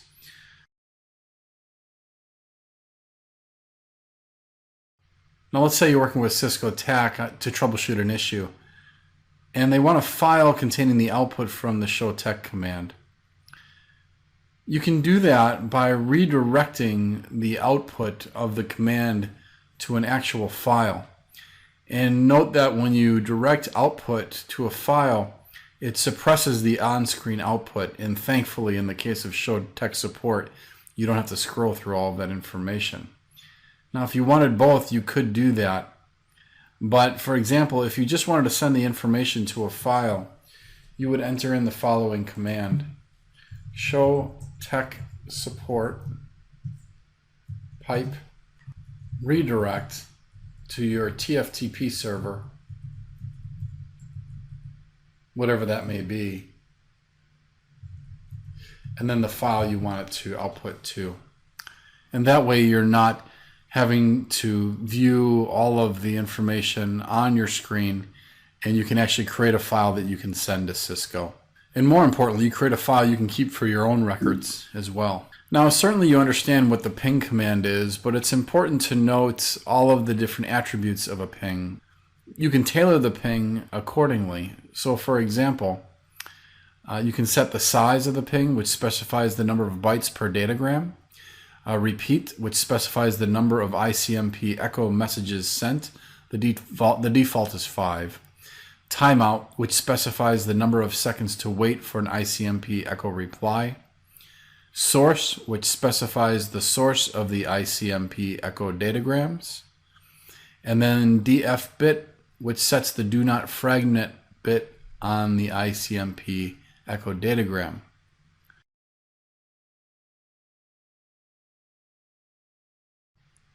And that last one was worth noting because perhaps you suspect that an interface has a non-default maximum transmission unit. You could send ICMP echo messages across that interfaces with the DF bit and size options of the ping command, and then specify the size of the datagram to be sent. So the DF bit option instructs the router to drop the datagram rather than fragmenting it. So you can get a very good idea if a configuration, an MTU configuration on an interface, is in line with the policy of your network. Another troubleshooting tactic is to actually telnet. And by telnetting, you're not just telnetting to an IP address, you can telnet to an actual port. So if the response of open comes from the destination, that indicates that, in fact, that service is running on the device you're attempting to connect to. So a methodology you will definitely want to use when troubleshooting your network is to set up span ports. Span ports, and let's say for example we have a server communicating with a client and they're having trouble communicating and you want to analyze that traffic. A span port will allow you to capture that traffic that is flowing from the server to the client and from the client back to the server. Either direction you can capture or both. You simply connect your network capturing device or your packet capturing device. Usually it's a specialized software on a laptop, and you create a span port on the switch, which then duplicates all the traffic going from the client to the server and sends it to your laptop or whatever computer you have connected to your network. Then you can analyze the information and specifically look at each packet. If it's dropping, you can do a detailed analysis of what exactly is in each packet, and then you can also store all of that data as well. So you can store it for future analysis as well. So span allows you to not only view traffic but to save it as well. Let's actually configure a span session on a router. And basically what you do is you set up monitor session, and you can do up to 2 sessions on a single device. So we will select session 1, and then you select your source port and destination port. So the source port is going to be the port of where the traffic is going to be coming from, the traffic you want to analyze. And you can set multiple source ports or VLANs. So for example, you can set even you can set the fast Ethernet here, or even a port channel itself. And then you would set the destination port. Now this is the interface where all of that traffic is going to be dumped onto a port where you have your network, where you have your packet analysis station connected. Here's an example configuration. Monitor session 1 source interface is fast Ethernet 01. That's where the traffic is coming from or to that we want to monitor. And then all that traffic is going to be dumped over to fast Ethernet 010, where we have our packet analysis station. We can capture all that traffic on our laptop and take a look at each packet.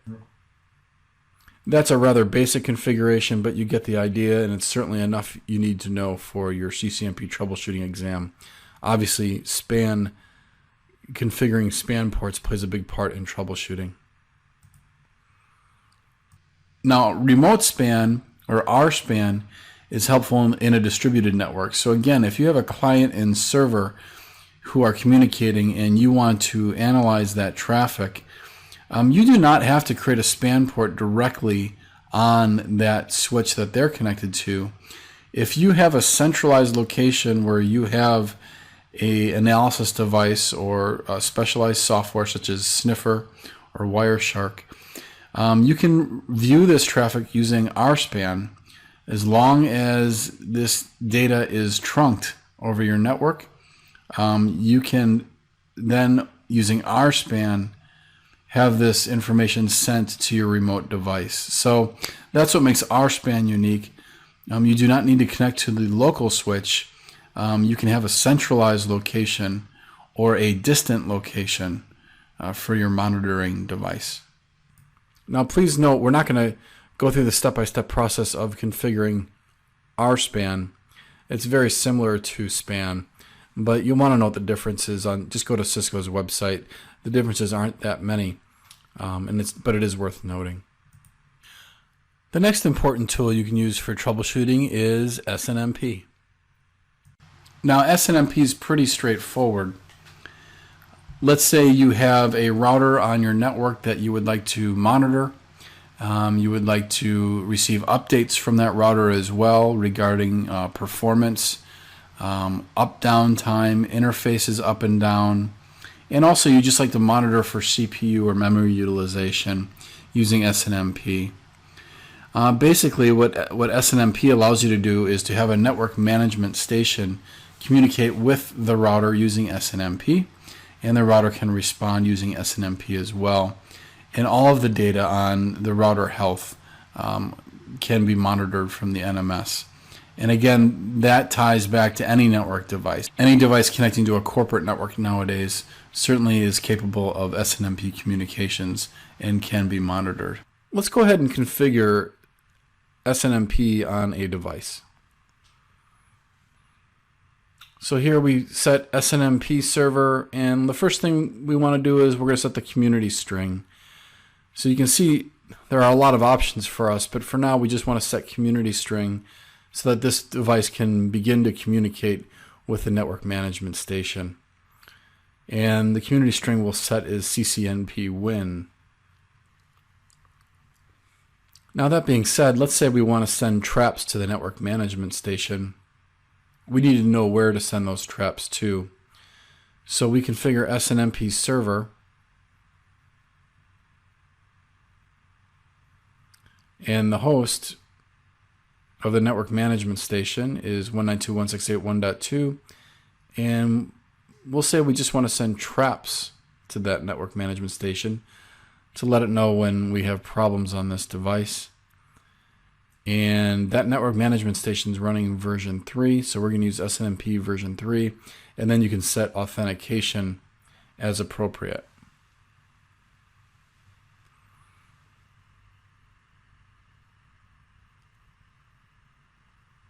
Next, let's just configure some basic information on this switch that can be passed on to the network management station. For example, if we want to set who the contact would be if there's a problem with this switch, it's just SNMP server contact. We'll put David and then a phone number. And of course, you can do other basic information like SNMP location, and it's in Richmond. This is obviously helpful on the network management station as you pull reports. This type of information like chassis type, location, contact information, that's obviously very useful to have when you're pulling it up from a network management platform such as SolarWinds. It's nice to have that at your disposal instead of being required to log into the device. And here you can see our basic configuration of SNMP. Needless to say, the Cisco platforms support the full array of SNMP offerings, and obviously SNMP plays a big part in troubleshooting.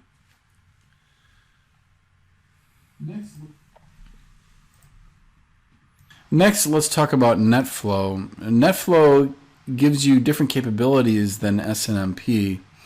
And let's say, for example, we have a web server and an IP phone, and they're connected to a switch. Now NetFlow, as we build out this network, NetFlow is something that would run on the router that supports all of these devices, that would analyze the communications going to and from them. So here's our UC server. And here's our collection server, our data collection server. NetFlow is going to analyze the specific flows between, let's say, the phone and the unified communications server, or out to the web. You can get very granular and look at traffic, and it will help you make decisions on your network, which could include quality of service configurations. So here's what you've learned. You received a basic refresher on some basic troubleshooting commands, and then we went into SPAN and RSPAN and their purpose and how to configure them, SNMP, and then finally NetFlow. You'll need to know all of these for your CCNP troubleshooting exam, and I'm confident that this video will have you well on your way to passing your exam. Good luck in your studies.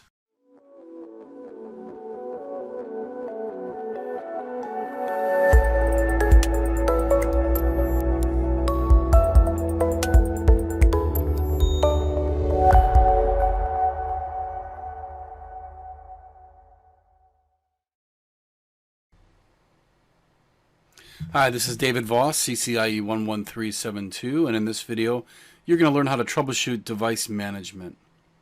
Specifically in this video, you're going to learn how to troubleshoot SNMP, SPAN, and logging.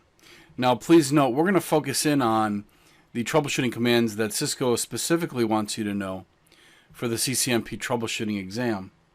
But that being said, these commands obviously can be used in the field very effectively, which is why they want you to know them. So let's go ahead and begin with SNMP. Now, this video assumes you have a knowledge of SNMP. If you do not, then I ask that you go back to the Cisco CCNP routing videos and watch the video on SNMP so you have a good solid foundation of what SNMP is. And the first thing that is a typical issue is mismatching community strings. So for the network management system to read or write from an agent, the read community string or the read-write community string, it must match between the agent and the NMS. The next most common issue when troubleshooting SNMP issues is the access lists. Now, often these can be incorrect, and if you're using ACLs to define which NMS server is allowed to retrieve objects from the MIB, the ACL has to be accurate, obviously. So you must, when you're troubleshooting SNMP, it's inherently expected that you're going to be troubleshooting access lists as well to make sure the configuration is correct. And also, to prevent index shuffling and to guarantee that there is index persistence during reboots or upgrades, you would use the SNMP server if index persist command. So, but the key point here is that you just understand that you can be proactive about preventing index shuffling. Now, if your agent is configured to send traps or informs, you need to verify the following. First, verify that obviously traps are enabled and that the correct host, that is the NMS IP address, is specified, that you have the correct SNMP version specified, and obviously the correct community string specified as well.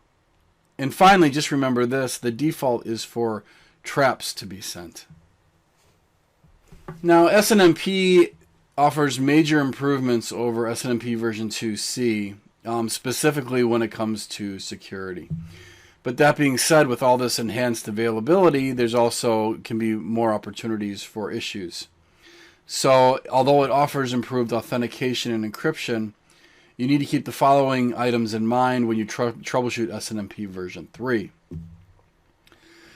First, with SNMP version 3, note that you're creating users with authentication and encryption parameters, and these are nested into groups. So you need to make sure that the nesting of users and views and groups are done correctly. Otherwise, SNMP version 3 will not function as you would expect. Also, SNMP version 3 supports 3 security levels: no auth, no priv, auth, no priv, and auth priv. So the security level specified for the group and the users and also traps has to match what is used on the server as well. So make sure that you do not have the wrong security level specified. The next issue to be concerned about is the wrong hashing algorithm or encryption algorithm, and making sure that passwords are correctly defined. So these algorithms must match, and obviously the password must match as well. The wrong OID is specified in the view, so the views identify objects within the MIB that the NMS will be able to access. And if the wrong objects are identified, obviously SNMP version 3 is not going to provide you with the results you're expecting. Next is the correct configuration of notifications. If your agent is configured to send traps or informs, then actually just hop back to the previous slide, because you'll want to verify all of those items to make sure it's working correctly, specifically making sure traps are enabled, the host IP address is specified, and etc., which we covered in SNMP version 2. And then also another issue in SNMP version 3 could be that indexes are shuffling, and again, that's the SNMP server IFIndex persist command. The key point there, again, is to note that you can be proactive about handling that issue. So let's log into the How To Network Lab. We're just going to jump on router 1, and we're going to take a look at the SNMP programming on this router. And this is something that you would typically look at when you're troubleshooting SNMP. Now, there are many things here for review, but some of the key things that you may want to look at is making sure that you have the same version of SNMP running and the same authentication. As you'll see here, it's set to priv. The next thing you'll want to check for is on the access list. You'll see here it's access 99. Is that you'll want to ultimately pull up that access list and verify that it's the exact IP you would expect to be communicating with. Now, although you can look at the SNMP groups programmed by looking at the running config, an easier way to do that, and a command that Cisco wants you to know about, is verifying the SNMP groups with the show SNMP group command. So as you can see here, the group is NMS read only. The security model is version 3 priv, which is auth priv. And the associated read-only view is MIB access. And only servers in access list 99 will be permitted to read the OIDs in the view. Now, another command that Cisco wants you to be aware of is show SNMP user. To verify configured SNMP users, you do so with the show SNMP user command. Here you can see we have a user NMS server, and the authentication protocol as well as the encryption protocol is listed. And the user is associated with the group NMS read only. To verify where traps or informs, basically your notifications, are being sent, you'll want to use the show SNMP host command. As you can see here, the notifications are being sent to the network management station at 10.1.100.100, and it's using UDP port 162. The specific notifications are traps, and the username that will be used for authentication and encryption is NMS server. And again, you can see the security model here as well, which is version 3 priv. And the final command you should be aware of is show SNMP view to view all OIDs that are included in all of the views.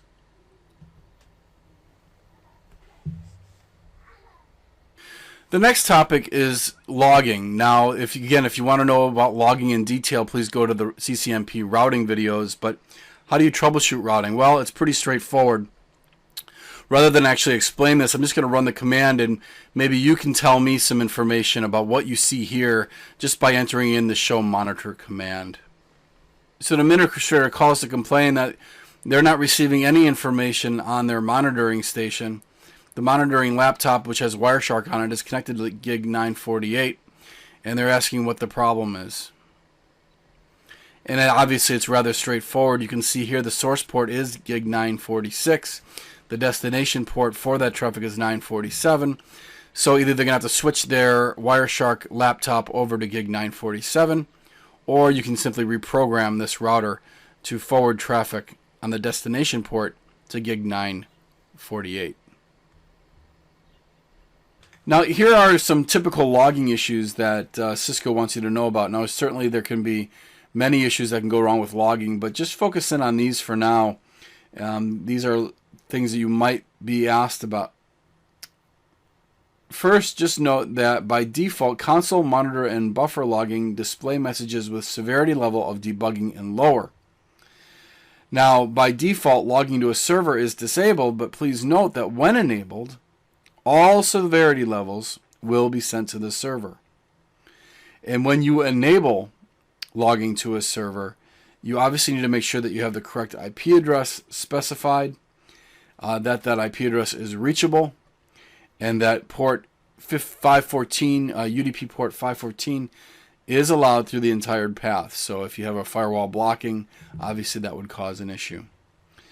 Now, another common problem is that buffers fill up and you aren't able to read all the logging messages you would like. So note that the default buffer size is 8,192 bytes. This rarely is large enough, so you can either send your logging to a server or increase the size of the buffer to solve that problem. To troubleshoot logging, the command you'll run is show logging, and as you can see here, it brings up a lot of information, almost everything you need to know about your logging setup. Here you can see you're logging to a server 192.168.1.100 using port 514. A logging source interface has been specified as serial 000. But again, anything you program with logging is going to show up in your show logging command and will be very easy to understand. So actually, troubleshooting logging should not be that difficult. Usually, when you're having logging errors, it's either an issue with blocked traffic or just a configuration error. So here's what you've learned. You've learned about troubleshooting SNMP, troubleshooting span, and logging.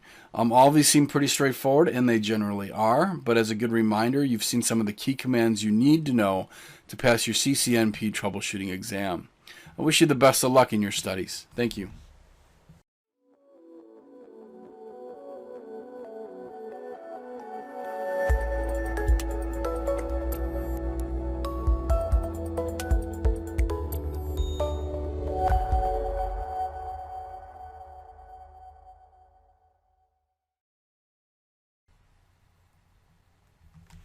Hi, this is David Voss, CCIE 11372, and in this video you're going to learn how to troubleshoot IP SLA. So here's what you'll learn. First, we're going to do an IP SLA overview and cover IP SLA configuration, and then we're going to dig into IP SLA troubleshooting commands. Now please note the focus of this video obviously is going to be on troubleshooting. And if you need to learn about IP SLA and you don't really understand what it is in the first place, I suggest you go to the CCNP route videos, find the IP SLA video, view that first, and then come to the troubleshooting section. Because when we do an overview in this, the overview assumes that you have a knowledge of IP SLA, and the overview is really just a few minutes of a refresher. So IP SLA measures network performance, and it tests network availability. And it does this by generating a reliable probe or simulated traffic. And it's continuous and in a very predictable manner. And you can collect information about such things as application performance, server response time, jitter, network availability, and you can even test voice quality as well. IP SLA consists of a source, which is actually sending the probes onto the network, and a responder, which is replying. Now, please note you don't require both a source and a responder. The source is required, but a responder is needed usually when you're trying to get granular details, granular statistics, and often for services that are not offered by any specific destination device. So in that case, the responder would be given the ability to respond back to the source with accurate measurements. When troubleshooting IP SLA, Cisco recommends that you focus in on the following 3 points, and this will capture most of the issues you're having with IP SLA and how to fix them. The first is to make sure that your source and destination IP addresses are correct. The destination IP needs to be reachable and obviously correctly defined, but the source IP address also needs to be reachable from the destination and obviously correctly defined as well. Next, another popular problem is entering in port numbers that are inaccurate. So you need to verify that if you are using port numbers that they are correctly identified. And then finally, another popular reason why IP SLA isn't working, it's somewhat of an obvious reason, but people often forget to start it. It's one thing to program IP SLA, as you will see in the lab, but you also have to remember to kick it off. And if you need to use it, and if you need it to start working immediately, you need to make sure you designate that you want it to start immediately. So let's jump into the How-To Network lab. We're going to work on Router 1 and Router 2 over the point-to-point connection, on the serial connection, and we're going to configure IP SLA. Now note, Router 1's serial interface is programmed as 192.168.1.1. Router 2's serial interface is programmed as 192.168.1.2. On Router 2, we've added a loopback address, 10.1.1.1 to loopback 100, and then quite simply on Router 1 we created a static route pointing to that 10.1.1.0/24 network. We simply point a static route over to Router 2's serial interface, and then we have connectivity from Router 1 over to Router 2's loopback address. That's all we need for this lab. It'll give us enough to do the IP SLA troubleshooting that we need to do. So you can learn how to do some real quick refresh on the programming, but more specifically we can look into the troubleshooting commands. So let's configure 2 instances of IP SLA on this router, on Router 1. In the first example we're going to do, we're going to create a router. We're going to create the first process. So it's IP SLA 1. And what we want to do is we want this probe to send an ICMP echo ping, basically, to 10.1.1.1, which is the loopback address, and we want to use the local source address of 192.168.1.1. And then we want to send this probe every 30 seconds, and then we want to go ahead and start it, and we're going to schedule it to run perpetually. That is, have it never expire. And we want to go ahead and kick it off. So we're going to have this probe sent every 30 seconds, and we don't want it to expire, and we're going to start it right now. So there's your first refresher. Now obviously IP SLA can get a little bit more complex than that. So let's use another one, another example. This will be our IP SLA, our second instance. Again, you want to assign a unique number.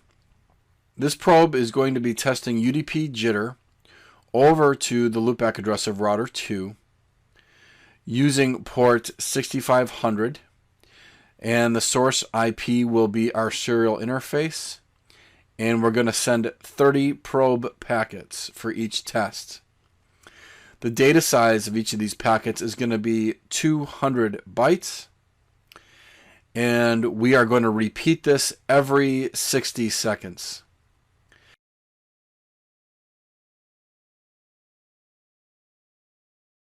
And again, we have to remind ourselves to schedule this. We're going to go ahead and start this probe immediately and set it to never expire.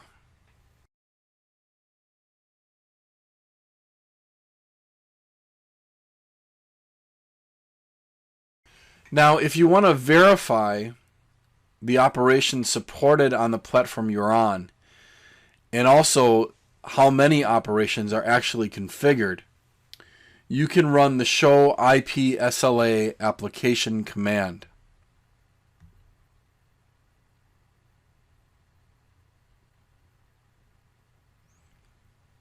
And as you can see here is the supported operation types that we can perform on this platform. And then you can also see that we have 2 active entries. And as you know, you've programmed 2 of them. And so obviously that's the number we would expect. Now, if you want to verify the configuration values for each of the IP SLA instances we programmed, as well as the default values that we didn't modify, we can do a show IP SLA configuration command. And we will see in this case, we're going to look at instances number 1 and number 2. Both will show up. And we can verify for each of them the type of operation that is being performed, the timeout, the source and destination address, and the frequency that it's run, among many other things that you see here. This is obviously important. Instead of, performing a show run, if you're tested on this, Cisco isn't looking for you to perform a show run. They want you to understand how to run these commands and what each of these commands offer. In their preparation materials, it appears that these are the ones they're focusing on as commands you would most likely run that would be the most beneficial for you to run. And speaking of commands, another excellent command to run, because it's going to show you the statistics that you've collected, is the show IP SLA statistics command. And in this output, you can verify the type of operation, when it was last started, and some of the values returned. As you can see here, in IP SLA instance number 1, it has a start time, and then you can see the number of successes and failures. So our test has succeeded 7 times. Our ICMP echo request has succeeded 7 times. Now for the second IP SLA operation, we performed that one mainly just to show you, to remind you of how to code something like that. But right now we're not actively running a UDP jitter test. We don't have a valid responder on the other end. But that being said, speaking of responders, now if you'll remember, a responder is not required, but can be used. Now if we jump on router 2 and we do a show IP SLA responder, you can see here that it is disabled. Now you can go ahead and enable router 2 as a responder with IP SLA responder. Now obviously there's some other options, but quite simply we're just going to hit enter for now. And now if we enter in the command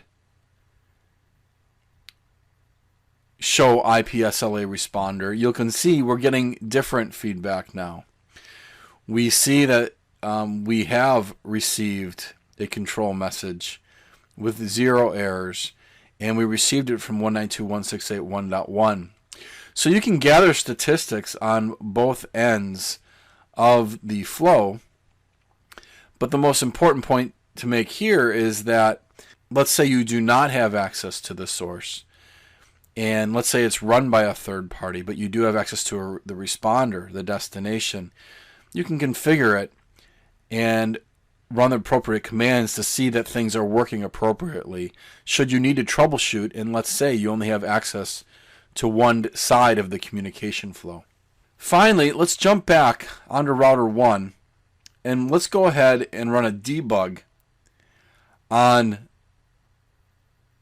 the first IP SLA process.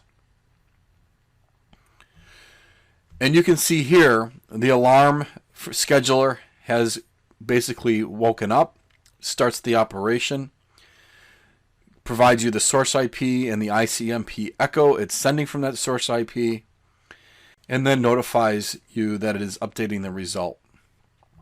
So you can get very granular in your troubleshooting of IP SLA, not just running IP SLA commands, but running the debug specifically for IP SLA and seeing how things are operating. All of these are fair game in your CCNP troubleshooting exam.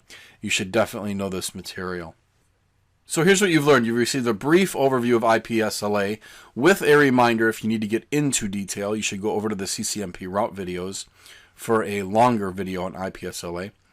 But then we got into the lab and you saw the most popular commands that you need to know to troubleshoot IP SLA, the most likely commands you will be tested on in your CCNP troubleshooting exam.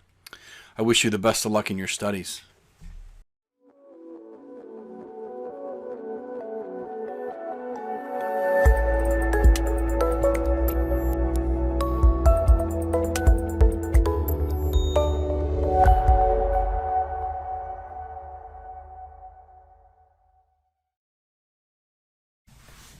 Hi, this is David Voss, CCIE 11372, and in this video we will be discussing policy-based routing and IP SLA. So we're just going to focus in on these two topics, and what we'll do is we'll cover them at a high level and then jump into the lab and configure them as well. The configurations are exactly what you're going to need to know for the CCNP route exam. So policy-based routing intercepts selected packets on the incoming interface. And then instead of simply routing them based on destination, it makes a decision based on other information, such as where it came from or what tags it may have. So it doesn't base routing on where it wants to go. It bases routing on other information. So a good example here is, let's say we have a web server and users who try to access that web server. And there are multiple ways to get there. And let's say, just by the nature of how routing's set up, that they choose the middle path. Now, that's the way routing's set up. The next hop to reach that web server, the best path is over this middle connection. But let's say you have a new group of users who are not high priority users, and you want to send them over a lower bandwidth link. You can do that by simply saying anything coming from these users, I'm going to create a policy, policy-based routing on this router to say, if you are coming from this new group of users, I'm going to forward you over to the lower bandwidth connection over to this other router, and you're going to use that. So the high priority users use the typical route best path. The lower priority users, policy-based routing sends them over a lower bandwidth link. The best way to show this to you or explain it to you is actually to do it in the lab. So between router 4 and router 1, we're going to connect on the back end the two fast Ethernet interfaces. And we're going to get this point-to-point link up because we're going to use it for policy-based routing. So on router 1, we're going to bring up fast Ethernet 01 and assign it an IP address, 192.168, and let's choose 201.1 and make it a /30. And then we'll jump over on router 4 and we'll configure the other side of this point-to-point.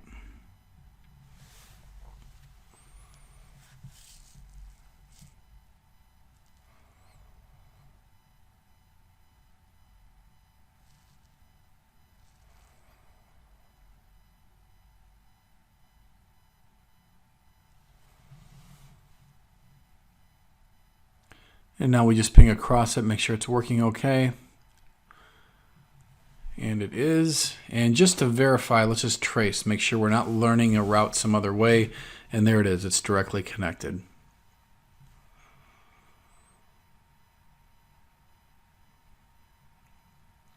So what we're going to do is, right now on router 3, if we try to reach the loopback for router 1, it's going to fail. It goes over to router 4, and then router 4 sends it back to router 1, and there's a loop, and it's confused, and packets get dropped.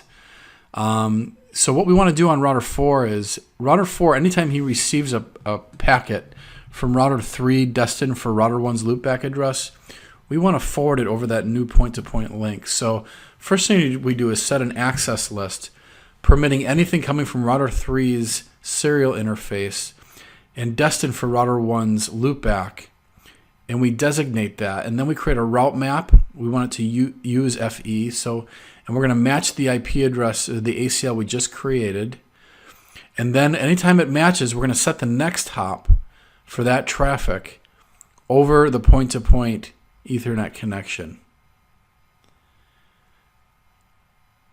So anything from 172.31.1.2 destined for 192.168.10.1, the next hop will be then set to 192.168.201.1. And we apply this on the inbound interface from router 3. So on the serial interface on router 4, we're applying the route map, the IP policy route map. And you'll see now if we do a trace, it's not going to time out. It's going to work. It'll be there. It'll make it there in 2 hops. Now let's give it one more try here. We'll give it one more try here. And there we go. So now router 4 is forwarding traffic over that point-to-point circuit based not on destination necessarily, but using the route map based on where the traffic is coming from. Now, if we go back to router 4 and if we remove this route map, this IP policy route map, we will see that once again, traffic times out. So policy-based routing allows you to manipulate routing. Now, it does take up extra CPU on a router.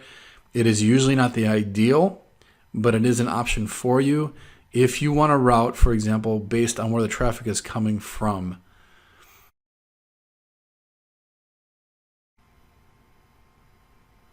Now let's talk about IP SLA. IP SLA measures the ongoing behavior of the network, and it can act as a tool to test and gather data about the network. And specifically, all the information that it gathers can be accessed by network management tools, and it collects that data and can provide reports. But IP SLA is actually a critical and underutilized feature in routing, but also something you really need to know for the CCNP route exam. So you can use IP SLA to monitor many different things, as you can see. Here are just a few. And what we're going to do is that in the lab, we're going to set up monitoring of, let's say, a certain loopback on a certain router using ICMP. And what we're going to do is we're going to jump on router 3. And let's say on router 3, we want to monitor the loopback of router 1. Just to see the status of it, to monitor the status of it. So we'll type in IP SLA 101. And then we're going to monitor ICMP.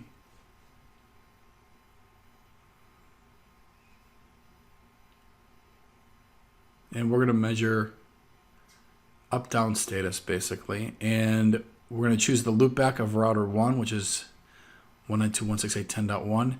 And we're going to initiate these packets. We're going to initiate these packets from our serial interface over the frame relay connection.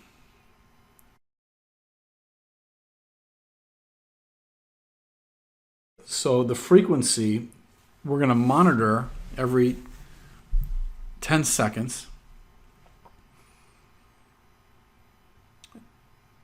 And now we're not done yet. We need to schedule it. So let's schedule this. IP SLA schedule. We choose the SLA number we've chosen. We're going to do a start time immediately. We are going to run it ongoing.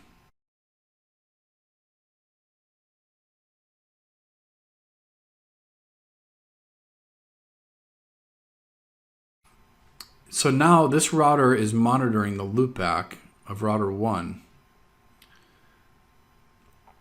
And we're going to show IP SLA statistics. And you can see here we've had one failure already, so it's not reachable. And this will go every 10 seconds. It will test. Here we have additional failures. So this is just a very basic example of how IP SLA works. But that's about the level they would like you to know for the CCNP route exam. So here's what you've learned. You've learned about policy-based routing and why we would use it and how to implement it. And you've also learned about IP SLA, the advantages of using it, how to implement a very basic scenario, but a typical scenario of what you might be tested on. Good luck in your studies.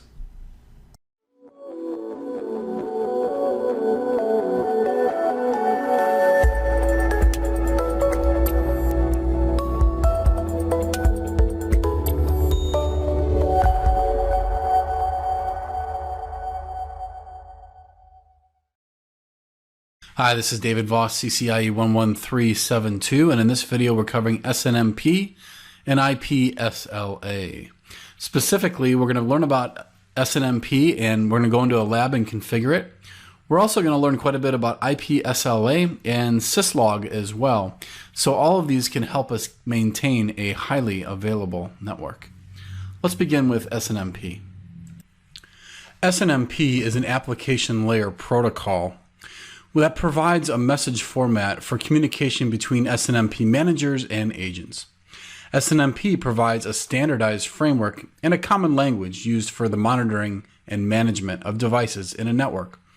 The SNMP framework has three parts: an SNMP manager, an SNMP agent, and a MIB. Let's cover these in depth.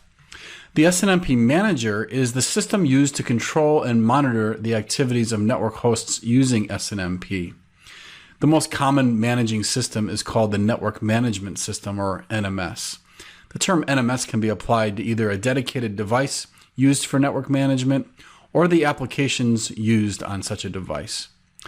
The SNMP agent is a software component within the managed device that maintains the data for the device and reports these data as needed to managing systems. The agent and the MIB reside on the routing device or the switch. The SNMP agent contains MIB variables whose values the SNMP manager can request or change through get or set operations. A manager can get a value from an agent or store a value onto that agent. A key feature of SNMP is the ability to generate notifications from the SNMP agent. These notifications do not require that the request be sent from the SNMP manager. There's unsolicited messages or notifications, and these can be generated as traps or inform requests. Traps are messages alerting the SNMP manager to a condition on the network.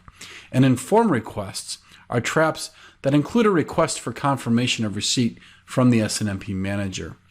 Now, notifications can indicate improper user authentication or restarts, the closing of a connection or loss of connection to a neighbor router, or other significant events. Traps are often preferred because informs consume more resources in the router or on the switch in the network. Unlike a trap, which is discarded as soon as it is sent, an inform request must be held in memory until a response is received or the request times out. Also, traps are sent only once, while an inform may be retried several times. The retries do increase traffic and contribute to higher overhead on the network.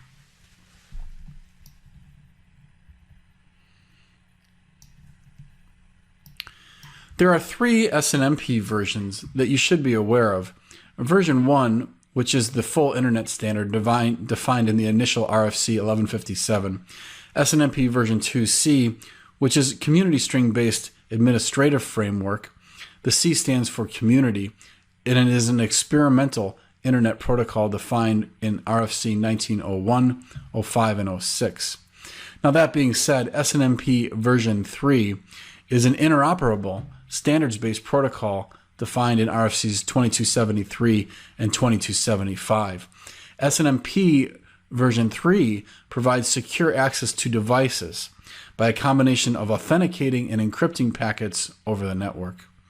The security features provided in SNMP version 3 are as follows: message integrity, which ensures that a packet has not been tampered with in transit; authentication, which determines that the message is actually from a valid source; and encryption, which scrambles the contents of a packet to prevent it from being learned from an unauthorized source. Let's go into the lab and configure SNMP. The first thing we'll do is we'll define an SNMP community string. We use an SNMP community string to define the relationship between the SNMP manager and the agent. The community string acts like a password to regulate access to the agent on the router. So we configure an SNMP community string by simply typing SNMP server, community, and then the string we desire.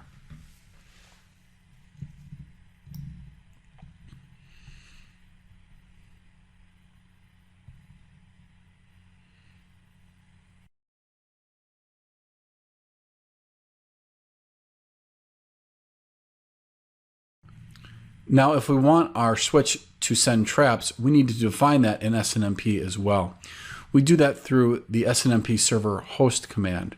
We simply type in SNMP server, the host, and the host ID, which is normally the IP address of the host, and then what we would like to send to the host. Also, you can specify what version of SNMP you are running and if you are running authentication as well.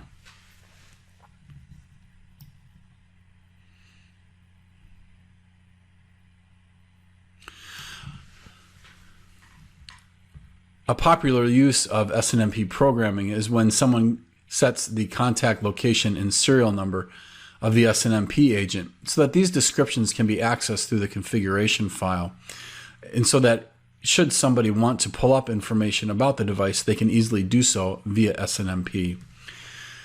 To configure contact location and, for example, and serial number, you simply type in SNMP server and then contact, and you would put the contact name or the phone number, SNMP server location, and then where it actually is located, and finally SNMP server chassis ID, which is where you would enter the serial number.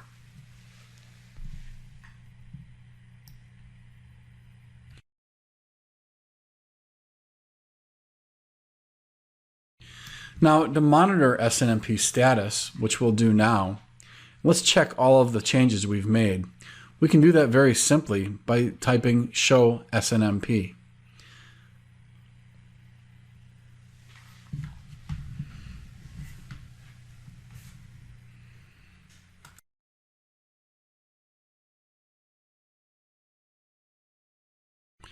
Onto IP SLA. IP SLA allows you to monitor, analyze, and verify IP service levels. It's comprised of two components, a source and a target. Operations can broadly be categorized into 5 functional areas. Let's take a look at an example.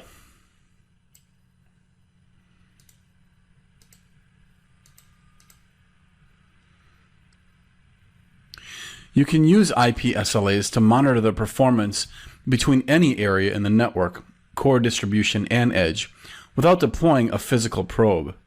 It uses generated traffic to measure network performance between 2 networking devices.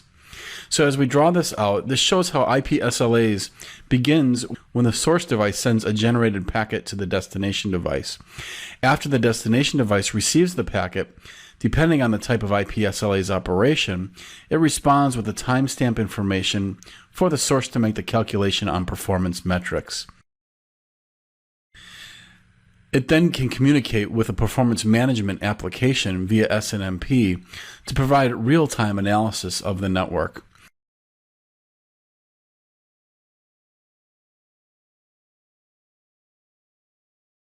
It should be noticed that IP SLA can communicate with any IP device on the network that's enabled for these types of measurements.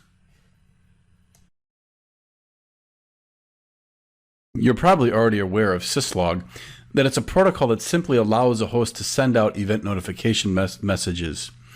A syslog daemon or server is an entity that listens to the syslog messages. It uses UDP as the underlying transport mechanism. There are additional high availability tools that can be used on the network. These include Cisco iOS Embedded Event Manager, which provides real-time network event detection as well as onboard automation, and Cisco Network Analysis Module, which improves network performance visibility to help manage application delivery. Let's take a look at Cisco Works LAN Management Solution. This is an excellent tool to ensure that you have a highly available network. There are many different modules that can be used or applications, such as Cisco Works Health and Utilization Monitor, Device Fault Manager, to name a few. Cisco Works LAN Management Solution is an integrated suite of management functions that simplifies the configuration, administration, monitoring, and troubleshooting of Cisco networks. Now, there are many functional areas that you should know about, but specifically, let's talk about monitoring and troubleshooting. You can quickly and proactively identify and fix network problems before they impact end users or services. So here's what you've learned. You've learned the basics of SNMP, and a good foundation for moving forward in your studies. You've learned about IP SLA and how basically it works on the network. You've received a refresher in syslog. And finally, we briefly covered some additional high availability tools. All of these will provide you a solid foundation moving forward in your studies.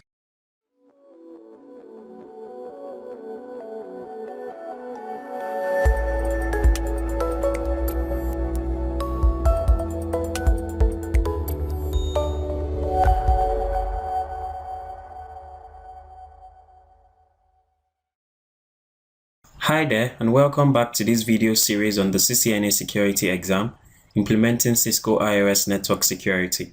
We're progressing, and this is the section 2, security and Cisco routers. This is the part 1 video in this section, and there will be several other parts. In this video, you will learn about the borderless networks. We'll also introduce some Cisco devices, and then we'll move on to the different planes of a Cisco IOS device. And finally, the really fun part, will start with the practicals in this section. So what is the borderless network? In times past, the organization was one. So you had an organization, you had their servers, you had their users, maybe a few laptops, mind my drawing, maybe a few laptops. And then, so let's say you have the server farm, and everybody was one. Everybody connected to the servers in the organization while they were on the organization. So nobody connected from outside or anything like that. If you needed resources and access to the organization's resource, you have to come into the organization. Now things are a bit different. You have servers, the servers or whatever of the organization in the organization, and then you have the internet. We could call it the cloud. So this is the organization, and maybe it has some servers in there. So connected to the internet. Now people connect to these resources virtually everywhere. They use laptops, they use computers, they use iPhones, they use their iPad, they use their mobile devices. Basically, the network has gone borderless. There's really no border like we see here. So there was like a border, a perimeter in the first one, and it's either you were in the organization, you were out of the organization. Right now, people can be anywhere and still be connected to the organization's resources, whether via VPN, or you have this thing about bring your own device right now, and then bring your own device. That's like a laptop, your iPad, your iPhone, and you can still connect to the organization. This is because of the needs of today's organization. And this is what the borderless network deals with. But this poses problems for security. When everything was in one place, it was easier to secure everything. But now when you have people connecting from virtually everywhere, you have to take into consideration your security practices and your security methods. Now let's have some Cisco devices that are used in the borderless network. The first are the routers. This is how a router looks in real life. And this is like an icon. So when you see this in any Cisco book, you know it's a router. Sometimes we draw it like that, but you know it's a router. Cisco has this thing they call the ISR routers. That's the integrated service routers. They basically have a lot of features in them. They can do routing, they can do packet switching, they have security features on them, and things like that. Next device that we have on the Cisco list are the switches themselves. So you have the Catalyst switches, you have the 6500, you have different types of switches, basically, depending on whether it's a branch or whether it's a campus network or whether it's a really big one. And this is the icon for the switch. This is supposed to be CCNA knowledge, and you should already know about these things and their icons before taking the CCNA security exams. But if you didn't, you can always know about them here. So switches connect the access layer. This is where you have your end devices, your computers, you have your laptops, you have your iPhones, and things like that. But switches are not only used for the access layer, they're actually also used for the distribution layer and the core layer. This, like I said, is CCNA level knowledge, and you should know about them. Next on the list of devices that we're going to see is the Cisco ASA firewalls. It was formerly called the PIX firewall, but now the name has changed to the ASA. ASA stands for Adaptive Security Appliance, and this is the icon for it. So when you see this icon anywhere, you know they are referring to the ASA firewall. The icon for the PICs is something like this. So this stands for the PICs, and this is what we use for the ASA, but most of the time we can't draw something fancy like this when referring to the ASA or the firewall, so we still use the same icon for the PICs. We also have devices like the Cisco ISE. It used to be just like a NAC appliance, or maybe your AAA server or ACS, what Cisco called the ACS, Access Control Server. And we'll also look at these devices in this CCNA security series. Now, all these devices have different placements in the network. Routers may be placed towards the edge. Switches are usually at the access layer and maybe in your data center for your distribution and your core, while your ASA will be used to split up borders. Since this topic is about securing the Cisco routers, we will begin with understanding the parts of the Cisco router that we need to secure and what parts of security applies to each of these planes. A Cisco IIS device has 3 planes. The first is the management plane. The management plane. Now, what is the management plane? The management plane is the part that deals with the configuration and management of the device itself. So anything that applies to the router as a whole, or anything that applies to the switch as a whole, is taken care of by the management plane. So for example, when you telnet to the router, you are actually interacting with the management plane. Also, when you are configuring, as we're going to see through CLI, you are actually interacting with the management plane. The second plane is the control plane. Now, what the control plane does is to ensure that the network device, which is like in this case, the router, can maintain the functionality of the network. So it consists of protocols that enable communication on the network. So you have protocols like ICMP, you have protocols like EIGRP, you have other protocols like, say, OSPF. And finally, the third plane of the router is the data plane. Now, the data plane is the one we're most familiar with because that's the one that deals with transit traffic. So if a host A on the network sends a packet to a host B and the packet has to travel through this iOS device, right? Then the plane that handles this transit data is the data plane. Those are the 3 planes on a Cisco iOS device, and every security feature that we're going to implement will target one of these planes. Now let's talk about the different security features that can be implemented for each of these planes. I'm just going to clear up the screen right now so I have a fresh screen. Now we have a fresh screen. The first that we'll consider is the management plane. Like I said, the management plane is the plane that deals with traffic that is sent directly to the device. The management plane is very important and it needs to be secured because it gives access to the configuration of the device. So any unauthorized access to this plane can be very devastating. The kind of protocols that we have for the security of this plane include SSH and HTTPS. SSH is secure shell, while HTTPS is secure HTTP. For this plane, it is better to use secure protocols like these 2 that I have mentioned rather than using things like Telnet. Telnet is also a remote management tool that we will consider, but it sends things in clear text. You shouldn't use things like Telnet and maybe HTTP. Use the secure version, SSH and HTTPS. Also, you can use ACLs to permit certain IP addresses to connect to the device. Other security measures under this plane include role-based access control, authenticated network time protocol, and syslog for logging and reporting. Now let's move on to the next plane, which is the control plane. For the control plane, this is mainly about protecting the brain of the iOS device, which is the CPU. If the CPU is overwhelmed, then all other planes will be affected. Something that you could consider under here is authenticated routing protocols.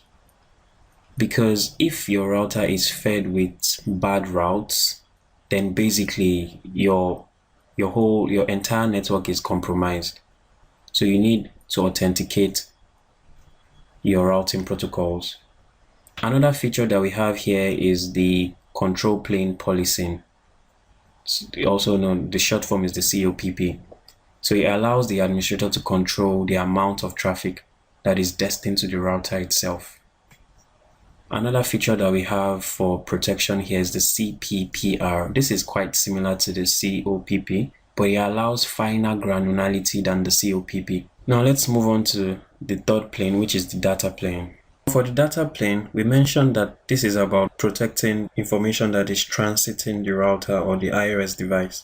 First and foremost, you don't want illegal traffic or unwanted traffic to transverse your network. So you can use checks like the Cisco iOS IPS. IPS stands for Intrusion Prevention System. We're going to configure this feature later during this series. Another security mechanism here could be firewalls. So there's a Cisco iOS firewall, but it's known as the ZFW. That's the short form. It's zone-based firewall. And then another security feature here would be iOS ACLs, Access Control List, which we would also consider during this video. And finally, you want to protect against denial of service attacks. So you have this feature called the TCP intercept, which can help you prevent against denial of service attacks. So we've seen the three different planes of the Cisco iOS device and how we can configure security measures for them. Now we'll set up our lab that we'll use throughout this series. This is the lab setup that we're going to use. As we go on, we would add more devices, but for now, this would do. So we have R1 and we have R2, both connected through their FA00 interfaces. Now we also have loopback interfaces on both of them, and we're going to configure this right now. I'm going to set this up on JNS3 for this first class, so you see how it is done using JNS3, and then from then on, I'll just be showing you the console. So when you open up JNS3, it brings up the new project setting. I'm just going to add the project name as the CCNA security, and I'm going to press OK. Now I have already set up all my iOSs, I have set up my console and everything, so I hope you have already done that. I'm going to add two routers, R1 and R2. Like I said, they're connected via the fast Ethernet interface. Now let's start both of them up. Now I'm just going to open up the console of R1, and from there we'll configure our basic settings. For this video, I'm going to show you how to change the settings for PuTTY, so I can make it bigger for you. Change settings. Under appearance, I can change the font. So let's say I use 14. And let me also make it bold. I can change my colors. Screen. The background, I can leave it as white. Yeah, that's much better. Now, for our settings, we said this is going to be on 192.168.12.1, 255.255.255.0. No shot. We also said we're going to configure the loopback and give it an IP address of 1.1.1. It's a 32-bit map, so all of it will be 255.255.255.255. One more thing to do before we go here, let's configure EIGRP.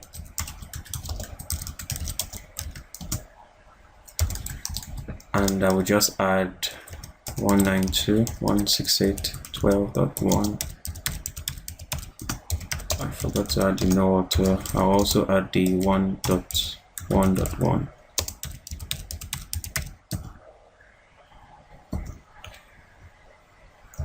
Let's just check our config. You'll notice that you can have the do when you want to run show commands. So I have everything there right now. I'm going to go over to R2 and do the same. Config T interface FA00 IP address 192.168.12.2 255.255.255.0. No shot. I would also add the loopback IP address 2.2.2 255.255.255.255. Let's also add the EIGRP here. node network 192.168.12.2. You should understand the basic EIGRP configs from CCNA exam, so I'm not going to explain that. Now you'll notice that the EIGRP has already formed. Now we can just check our route table, and you can see I can see the loopback of 1.1. Just to confirm, we'll do a ping, and yes, we're good to go. I'll just save my config right now. And that's it for the initial lab configuration. From the next lesson, we'll start using this lab fully. This brings us to the end of this video, where we have looked at the borderless networks and how users can connect from virtually anywhere. We have also looked at some of the Cisco devices that we'll encounter later in this series. And then we have considered the different planes of a Cisco IOS device, namely the management plane, the control plane, and the data plane.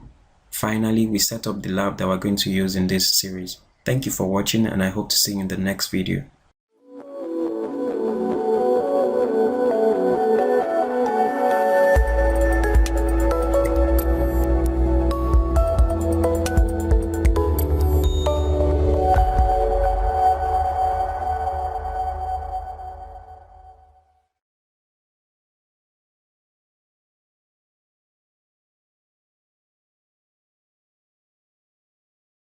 Hi there, and welcome back to this video series on the CCNA security exam, implementing Cisco iOS network security.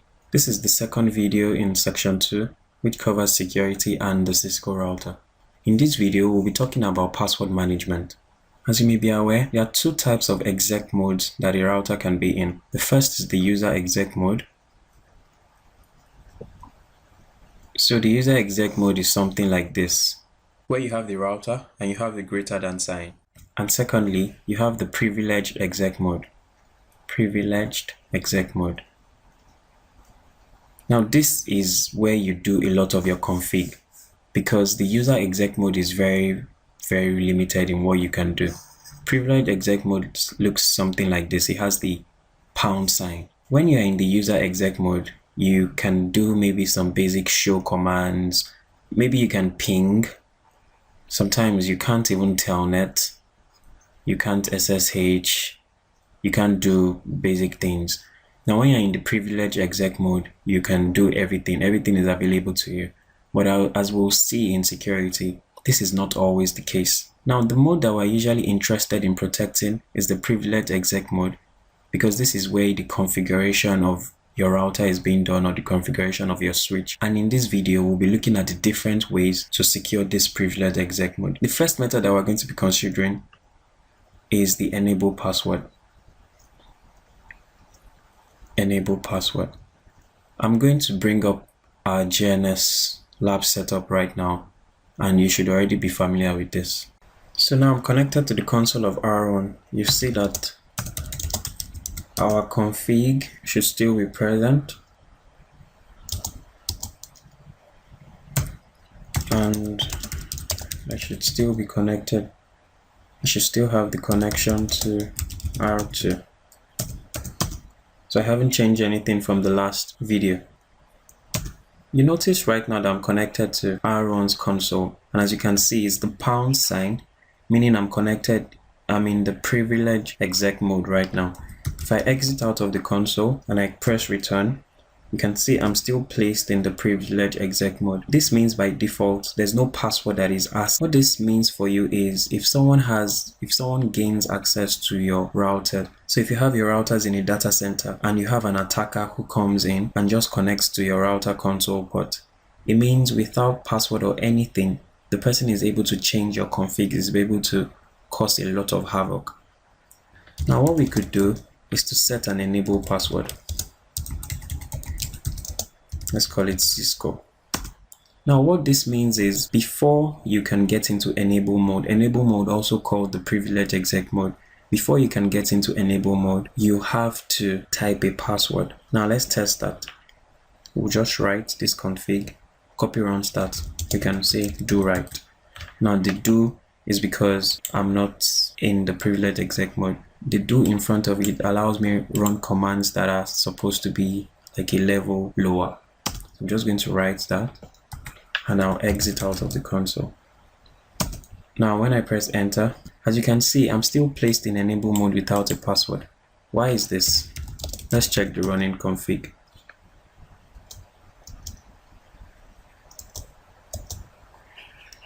Now you notice under the line console 0, which is what we are connected to, we have this privilege level 15. It means that by default, when you log into the console, you are placed at a privilege level of 15, and this is the highest level of the router. We have between levels 0 and 15. We'll talk about these privilege levels later in another video. For now, let's remove that command, line console 0, and we say no privilege level 15. Now let's exit again and press enter. Now you'll notice now that I'm placed in the user exec mode. If I show privilege, we'll talk about this command later. You'll notice that the current privilege level is 1, which means we're basically in user exec mode. Now to get to privilege exec mode, I have to type enable. As you'll notice now, it asks me for a password and I'm going to type the password. Cisco doesn't show the password that you type, so I'm just going to press enter. Cool. Right now, we're placed in enable mode, and as you can see, that's a level of protection for us against any potential hacker. He needs to know the password before he can log in. Now let's just take a look at the running config. Now notice this, enable password Cisco. That's a problem because we can actually see our enable password in plain text. This is a problem because if, for example, you are trying to log into your router, let's say remotely, and there's an attacker that is looking over your shoulder or something, he can actually look at your config and see that your enable password is Cisco. This means that there is no protection at all for someone who can read your configuration file because your password is actually in plain text. Now there's something that we can do which you may be familiar with from the CCNA exam. Is called the service password encryption. Basically what this does is it adds some encryption to all your passwords or all your Cisco password. So if I type this right now and I look at the running config, notice now that my password is in some encrypted mode, and you notice this 7 in front of it. We didn't have that before. Now the 7 just means it's encrypted with the Vigenère algorithm. What this means is that you have a level of protection, meaning that all your passwords are not in a plain text. But all is not well in the networking world. I'm going to show you why I said all is not well. Let's open Internet Explorer and go to Google. I'll type crack Cisco password 7. The first cracker that we have, we just open it in new tab. So it's the Cisco password cracker. Now let's just take our password from here, copy it and paste it here. As you can see, it just cracks it easy. It means that the Vigenère algorithm, which is used by the password encryption, is not secure. It means you need a different level of security. So let's look at the second method. The second method is to have enable secret. Now, enable secret and enable password do the same thing. The only difference is they use different encryption or hashing algorithms. And we're going to configure enable secret. It's the same command syntax, enable secret Cisco. So it means we cannot enable, so we already have an enable password and the enable secret should not be the same thing. So let's just remove the enable password. We'll type the enable secret again. And as before, we would log out and try to log in again. Enable Cisco. So it basically does the same thing as the enable password, but what's the difference? Let's look at the running config. Notice that the enable secret uses some sort of different algorithm than the enable password. Now this 5 stands for MD5, and anywhere you see 7 like after a password, that means it's using the Vigenère like we saw before. The 5 means he's using MD5. MD5 is much stronger than the Vigenère algorithm, and right now there is no freely available tool to crack the MD5. So we could just do a search, crack Cisco password MD5. Let's see if this works. As you can see, this utility will only decode passwords stored with the 7 algorithm, not the MD5 hash. So there's basically no freely available tool to crack the MD5 password. Let's just look at another one. Now you'll notice that the Cisco Type 5 passwords are sorted with MD5 hash, and they require brute force attack to recover the password.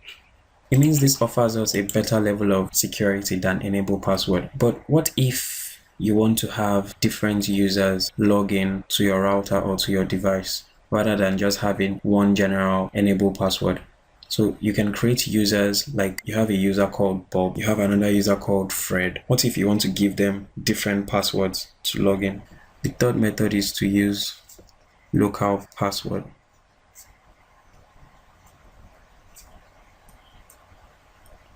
Now with local password, you can actually create users, and then each user would have its own password. Config T, let's say user Bob. The command is actually username Bob secret. So let's give Bob secret of Cisco 1. Now we give Fred a secret of Cisco 2. Now you need to understand that just putting this username without changing anything does not affect the configuration. So if I exit right now, it's still going to only ask me for the enable password, which is Cisco. So just typing in your user and not configuring other things will not do anything. So now let's look at how to make it ask for the username and the password at login. Right now we're focusing just on the console. So any setting that we'll make will be on the console. Now this login command allows you to have the local, which enables local password checking.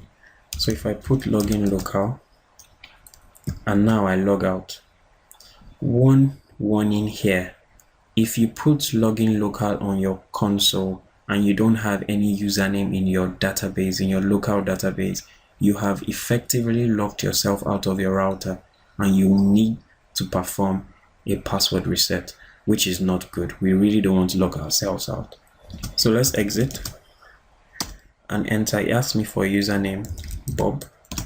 The password of Bob is Cisco 1. And now you'll notice I'm still placed in the user exec mode, so I have to type enable and Cisco. So this is like two-form authentication. The first one, before I can even get access to the user exec mode, it asks me for username and a password. And the second one, before I can get access to the privilege exec mode, I have to answer the enable secret. We would see how we can change these default behaviors as we go on in these videos. So here we have seen password management, and we have considered the enable password. We have also considered the enable secret. And finally, we have considered the local password. I hope this video has been informative, and I hope to see you in the next one. Thank you.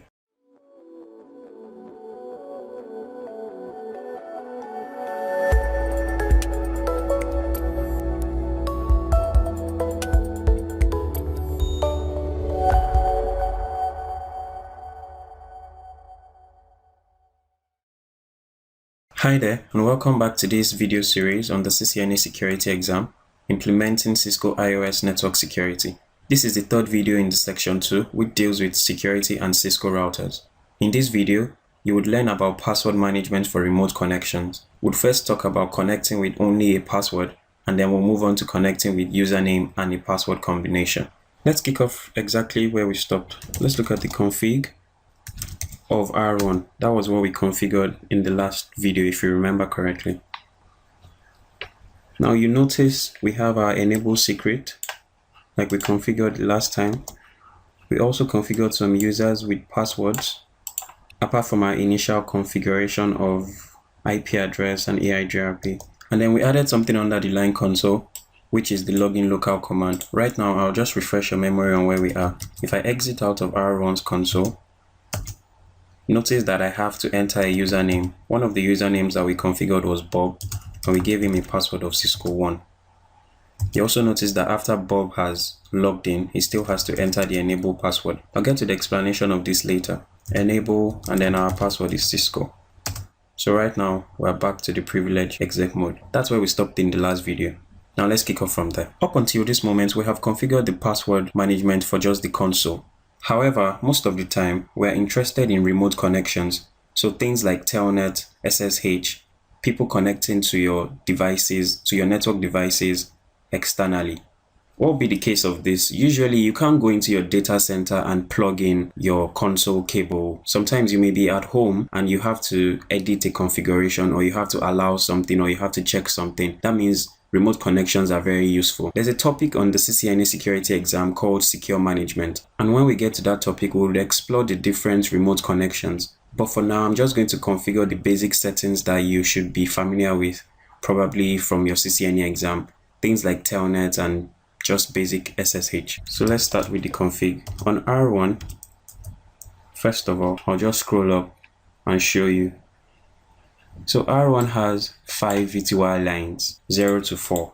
It means you can have 5 remote connections, 1 on 0, 1 on 1, 2, 3, and 4. So let's go to R2, for example, and try to telnet into R1.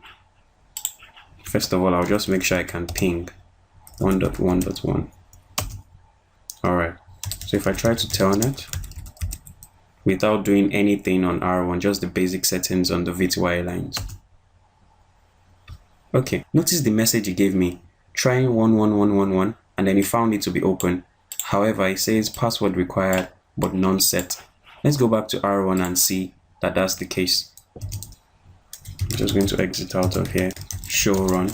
I'm going to give you a tip here. Rather than viewing the entire configuration, I could use some regular expressions. You could look this up later, but I'm just going to view the line configuration that relates to line. So right now, what this section line means is show only the part of the config that starts with line. Now notice under my VTY line config, I have the login command. Let's go back to R2 and see the error message again. It says password required but none set. So why am I getting this password required message? It's because of the login command under the VTY line. But if you notice, there is no password configured for the VTY line, and that's why it's saying password required because of the login, but none is set because there's no password set under the VTY. So let's change that right now. Line VTY04 and put a password. Let's say the password is Cisco. Now if I try to telnet again, yes, so now I get the prompt for the password. And now I'm in user exec mode. Notice that by default, I am placed in the user exec mode and not given privilege exec mode. I have to type enable, and then if I know the password, I'm going to put the Cisco password. Let's take it a step higher. I'm going to exit out of this remote connection right now, and I'll go back to R1. I'm back on R1, and I just want to remove the enable secret that we configured, which was Cisco. If I check that, so notice that it's not there anymore, just to confirm, because sometimes you can get it wrong with your regular expressions. But I'm just going to go through the normal config and see that enable password is not there. Notice I only have the username. I don't have the enable password anywhere. Cool, so it's gone. Now let's go back to R2 and try to telnet. Okay, so I still get the password prompt, Cisco, and now I'm in user exec mode. Now if I type enable, what happens? It says no password set. Now this is what you get when you don't set either an enable password or an enable secret password. And in effect, what you've essentially done is nobody can get into privilege exec mode unless you configure the enable secret or the enable password. So if you made a mistake or you forgot while you were configuring your router and you went home and tried to telnet remotely, and then you probably configured your password and you're able to get into the user exec mode, but you forgot to put the enable password or the enable secret, that's it. You can't get into it. And this is the error message it's going to give you. So no password set, and basically until you add either an enable password or an enable secret, you will not be able to log in. So I'm just going to put the enable secret back.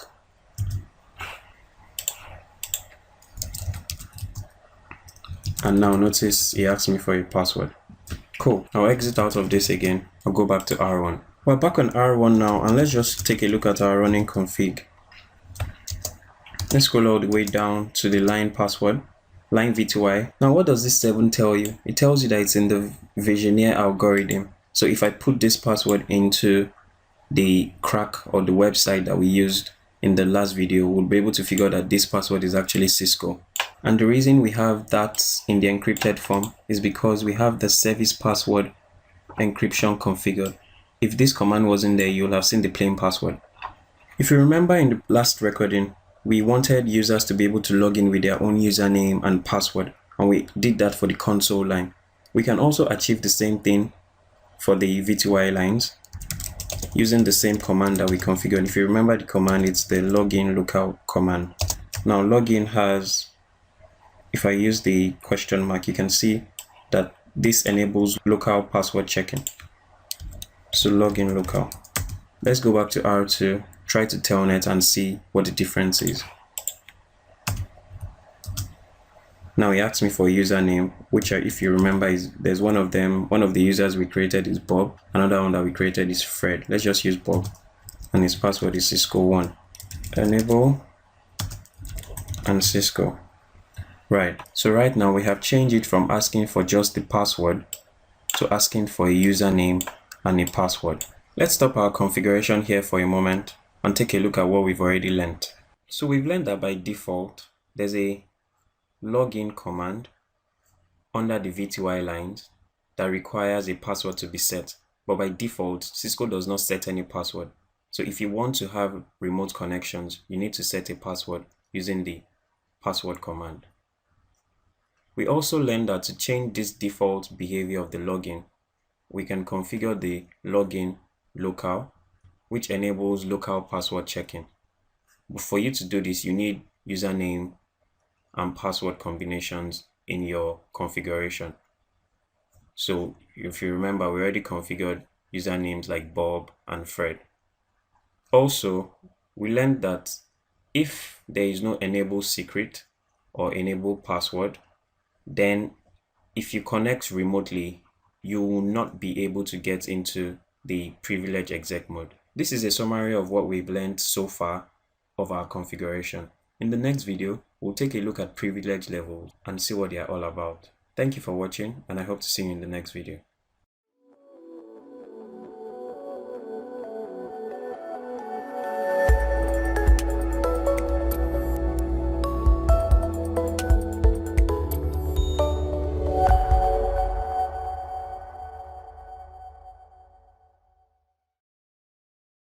Hi there, and welcome back to this video series on the CCNA security exam, implementing Cisco IOS network security.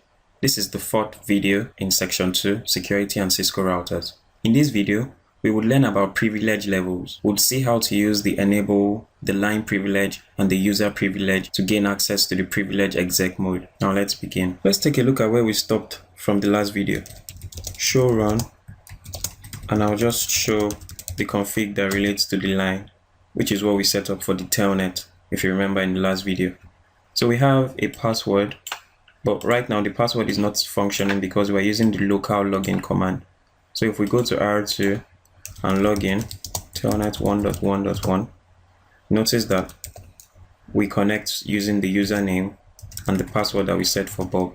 Now at this point, I would just like to stop and show you what privilege level we are currently on. By default, when Bob logs in, he's put in the user exec mode. Now using the show privilege command, you can see what level you are on. So the current privilege level is 1. Privilege levels specify what one can do while on a router. So think of it like this. The CEO of an organization has access to all the information pertaining to that organization, financial accounts, the clients they have, and things like that. So we can say the CEO is at the highest level of authority. Now, one step below, you could have like the manager of a functional department. So he's on a privilege level lower than that of the CEO, and so on and so forth. That's the way it is with the Cisco router. When you're connected to your console, you are usually placed at privilege level 15, although we changed that in some video. We'll see how all these things work in this particular video. What you need to know is that right now we're on a privilege level of 1. This is the default when you log in via Telnet or via SSH, and we'll see why this is the default. Now you're probably familiar with how to get into the privilege exec mode by typing the enable command.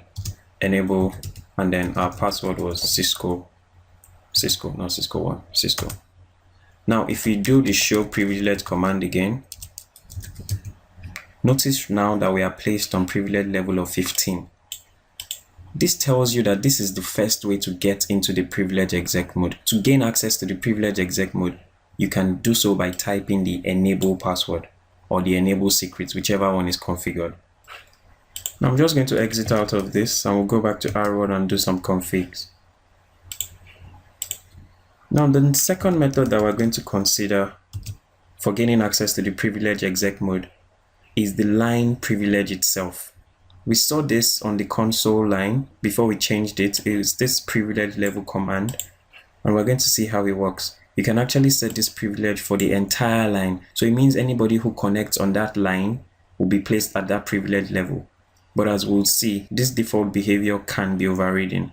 For this to work, I'm just going to change the login. I'm going to remove it from local username login to just the plain login, and then I'm going to set a privilege level of 15. Now let's go to R2 and see what happens. Telnet 1.1. Now as you notice, I've turned off username and password checking, so it only asks me for the password, and the password we set was Cisco. Notice straight away that I am placed in the privilege exec mode. Show privilege. As you can see, I'm in 15. It means straight away it places me into privilege level of 15 because of this command that we have here. So what this command does is that everybody who connects on that line will be placed at the privilege level that is set or that is configured for that VTY line or for that console line or for that aux line. By default, the configuration on the console line and the aux line are usually placed on privilege level of 15. That's why the default behavior of the console is that you are placed at a privilege level of 15. Although we changed that for R1. Let's see that for R2. Let me just exit out of this. Show run for line. Okay, so that's that command there, privilege level of 15. So if I exit now and I press enter, you see that I'm placed directly in the privilege level of 15. Show privilege of 15. That's the default behavior of Cisco routers. So by default, they have this command, privilege level of 15, under the console and under the aux port. However, for VTY lines, there's nothing like that. Now let's go back to R1. You notice that I had to change this back to login for this to work. I'll show you why it did not work. I'll change it back to login local, so it checks for username and password. And even with the privilege level of 15 that is there, we'll try to log into R1 again. Telnet 1.1.1. Now it asks me for username Bob and a password. The password is Cisco1. Now you can see that I'm at a privilege level of 1. That's because if we go back to R1, we find that this login local basically changes the way the router thinks. Instead of just requiring you for a password, it requires a username and a password. And what it also does is it checks the privilege level configured for that user. So even though the privilege level of 15 is configured on the entire line, it's actually checking the local database for the username and password, and that's the privilege level it's going to use, not the one on the line. This brings us to the third method by which someone can gain access to the privilege exec mode. Let's look at our configuration.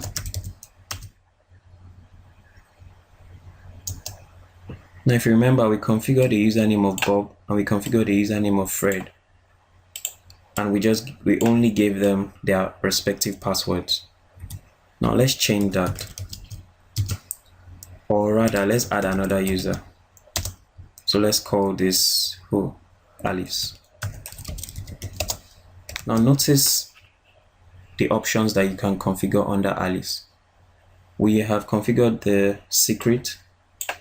Remember that secret and password are the same thing. Secret just uses MD5, while password can be unencrypted, or you could use the Visioneer algorithm. But now notice this privilege command. You can actually set the privilege that a user is supposed to be on. So let's set that command now. Privilege between 0 and 15. So let's place Alice on a privilege level of say 3, and then give her a password of Cisco 3, for example. Now let's create another user called Aaron. We'll give Aaron a privilege level of 15 and give him a secret of Cisco 15. Right, now something you have to be very careful of here is your privilege level has to come before your secret command. Else, it's going to take your password as everything after the secret command or after the password command. So what I mean is, if you do something like this,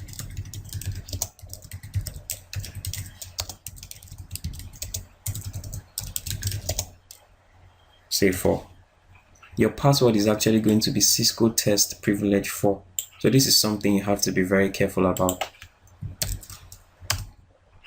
Alright, so we've configured this for Alice and for Aaron. Now let's go back to R2 and see what happens. I just exit, telnet to 1.1.1.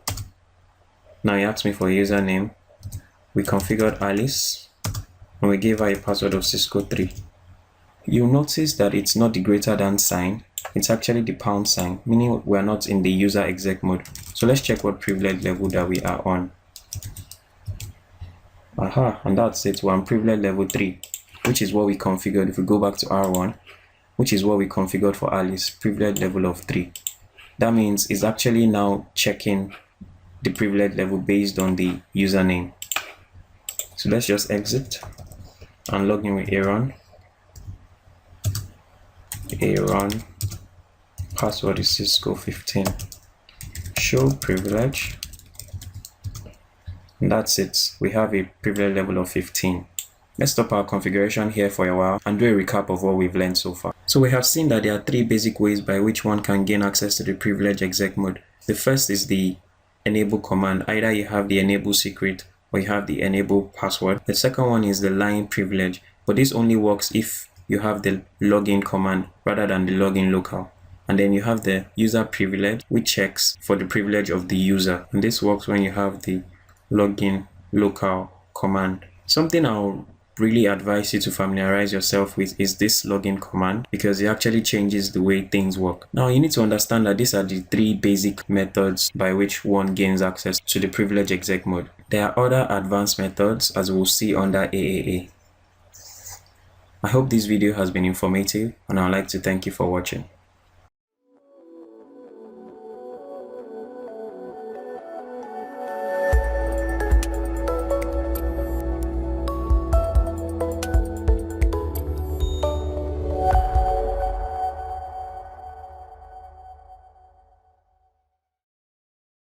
Hi there, and welcome back to this video series on the CCNA security exam, implementing Cisco iOS network security. This is the 3rd section where we'll deal with AAA on Cisco devices, and this is the first video in this section.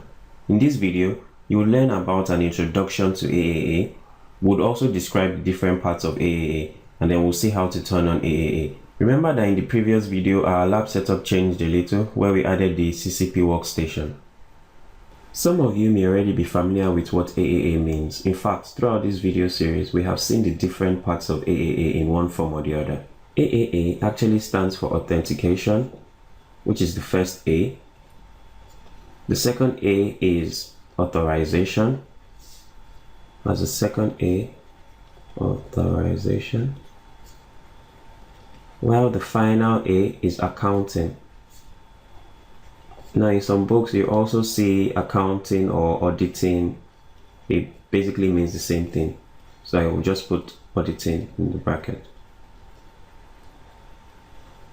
So what is authentication? Authentication is verifying who a person is.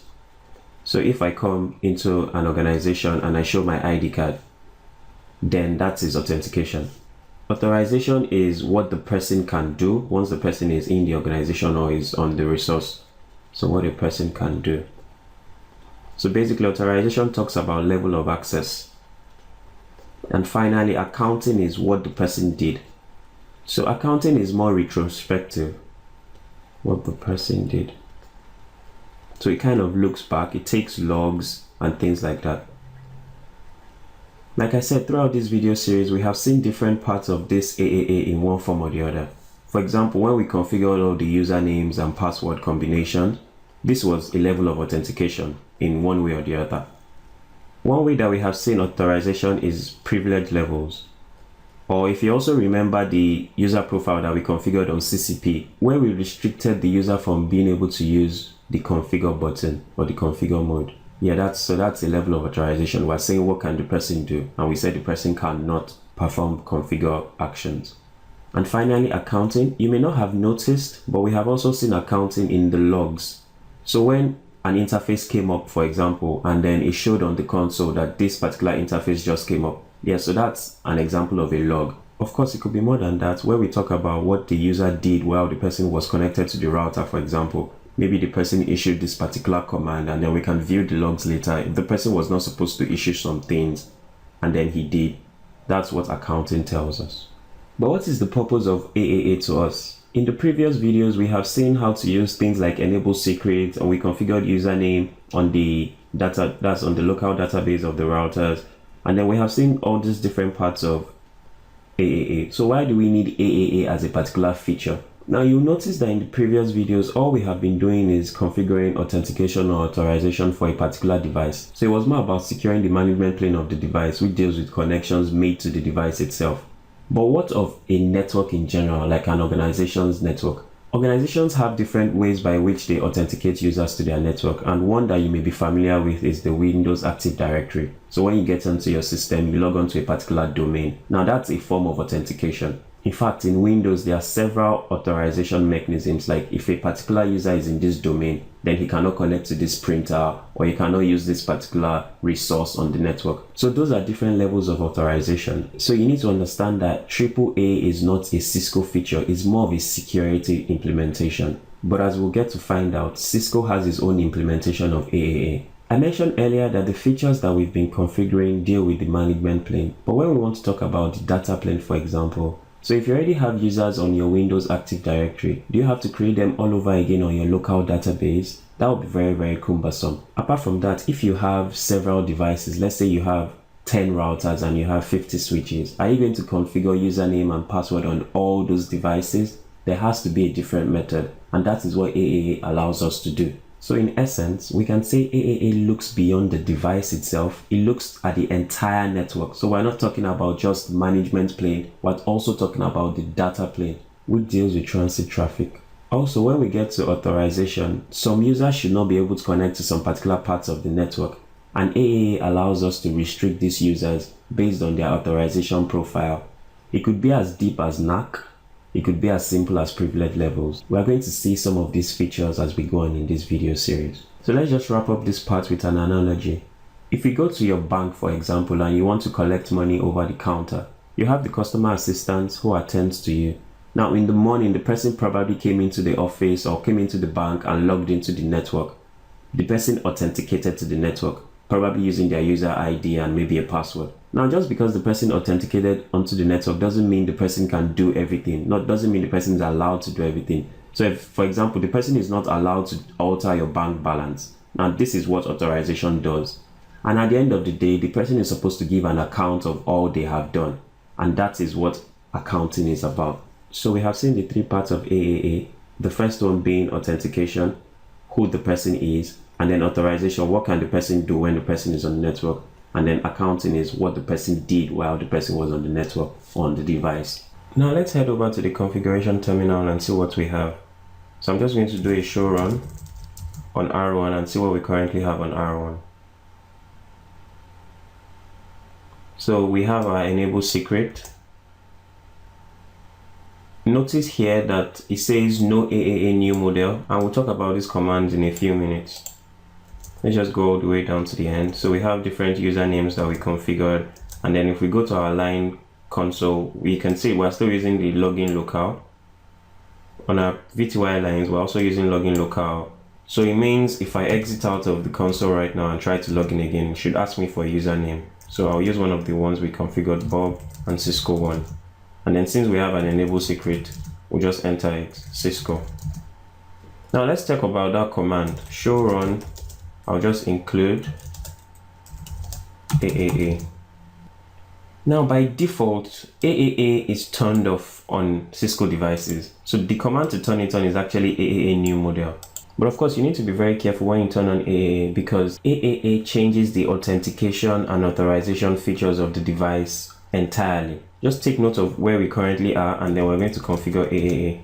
So AAA new model, this is the command to enable AAA. One thing that is advisable before you enable AAA is to have some username configured on your local database. Because if you configure AAA and you get locked out of your router somehow and you don't have usernames on the local database, if you are not on console, you may not be able to get in. Now I'll just show you why I said that AAA changes the authentication feature of the router. I'll exit out of console right now. Remember previously that before we were able to get back into console, right now we had to use Bob and we had to enable a password. So let me just exit and try to come in again. Notice that I'm placed in the user exec mode automatically. So AAA has overridden our login locale. The login locale on the console line is no more effective. But of course our enable secret is still there. So let me just enable and then Cisco. So as you can see, AAA has completely overridden everything that we have. Let's also go to R2 and telnet right now. So telnet to 1.1.1. So it asks me for a username, Bob Cisco. No, it should actually be Bob and Cisco 1. Bob Cisco 1. So you notice that AAA has overridden our configuration on R1. So let's check our config right now, show run, and then let's just look at the section line. So look at what happened. Login local has been removed completely from the console. It has also been removed from the VTY lines. This should tell you something, which I'll highlight right now. When you enable AAA, automatically it removes every authentication that you have configured on your console. That is on the console. Now on your VTY lines, it automatically enables a username and a password. That is why I said that if you configure AAA and you don't have username and password in your local database, if for example you configured it while you were remote, like through a remote connection, and you try to log in again, you will not be able to log in until you come to console. So AAA doesn't have authentication features on your console, but on your VTY lines, it automatically enables username and password combination, which is what we saw in R2. So we've seen how to configure AAA through the CLI, and that is what we did on R1. Let's use the CCP tool to configure it on R2. By now, you should be relatively familiar with this interface. So this is 1.1.1, which is R1, and then 2.2.2, which is R2. I have discovered these devices. So we're concerned with configuring 2.2.2. So if we just come to the community member here and select 2.2 and go to configure. Now under router, you'll notice AAA, there's a folder called AAA. And under that folder, there are different subfolders. We'll look at all these other ones later, the AAA server and groups, the authentication policies, authorization policies, and accounting policies. For now, we'll just go to the AAA summary. If you look at the AAA summary, it tells you the value for all of these things. So the AA server groups, we have nothing there. We have no authentication policies. We have no authorization policies. And if you notice here, it says that AAA is disabled. And then we have a button to enable AAA. So let's just enable it. Once you click on that button, this dialog box shows up. This is because the wrong configuration of AAA can be very disastrous. So it tells you that it's going to configure authentication and authorization for VTY lines. And then the local database will be used for both authentication and authorization. It also tells you that it's going to configure authentication for the console line, and then the local database will also be used for authentication. So let me just enable AAA. Yes. Now once I close this dialog box, I'm going to show you why I'm getting this config. Because for me, I like seeing the configuration that is going to send to my device. So you notice that this is the AAA new model. Now it's going to configure some authorization and authentication policies, which we're going to talk about in the next video. And then it's going to apply them here. For now, you don't need to worry about this. Just know that it's enabling AAA using the AAA new model. And I'm going to deliver this configuration to the device.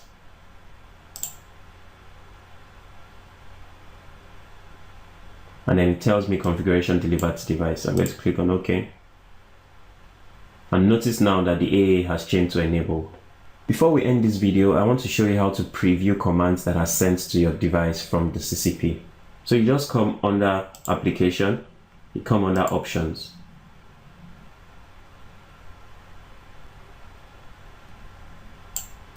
So notice that this Show CLI Preview is checked. That is how I can actually see the commands that are being sent to the device. If I uncheck this, I will not be able to see it anymore. I'm going to click on OK. Now let's just confirm what has been done. So if I exit out of R2, notice that this is R2, not on R1.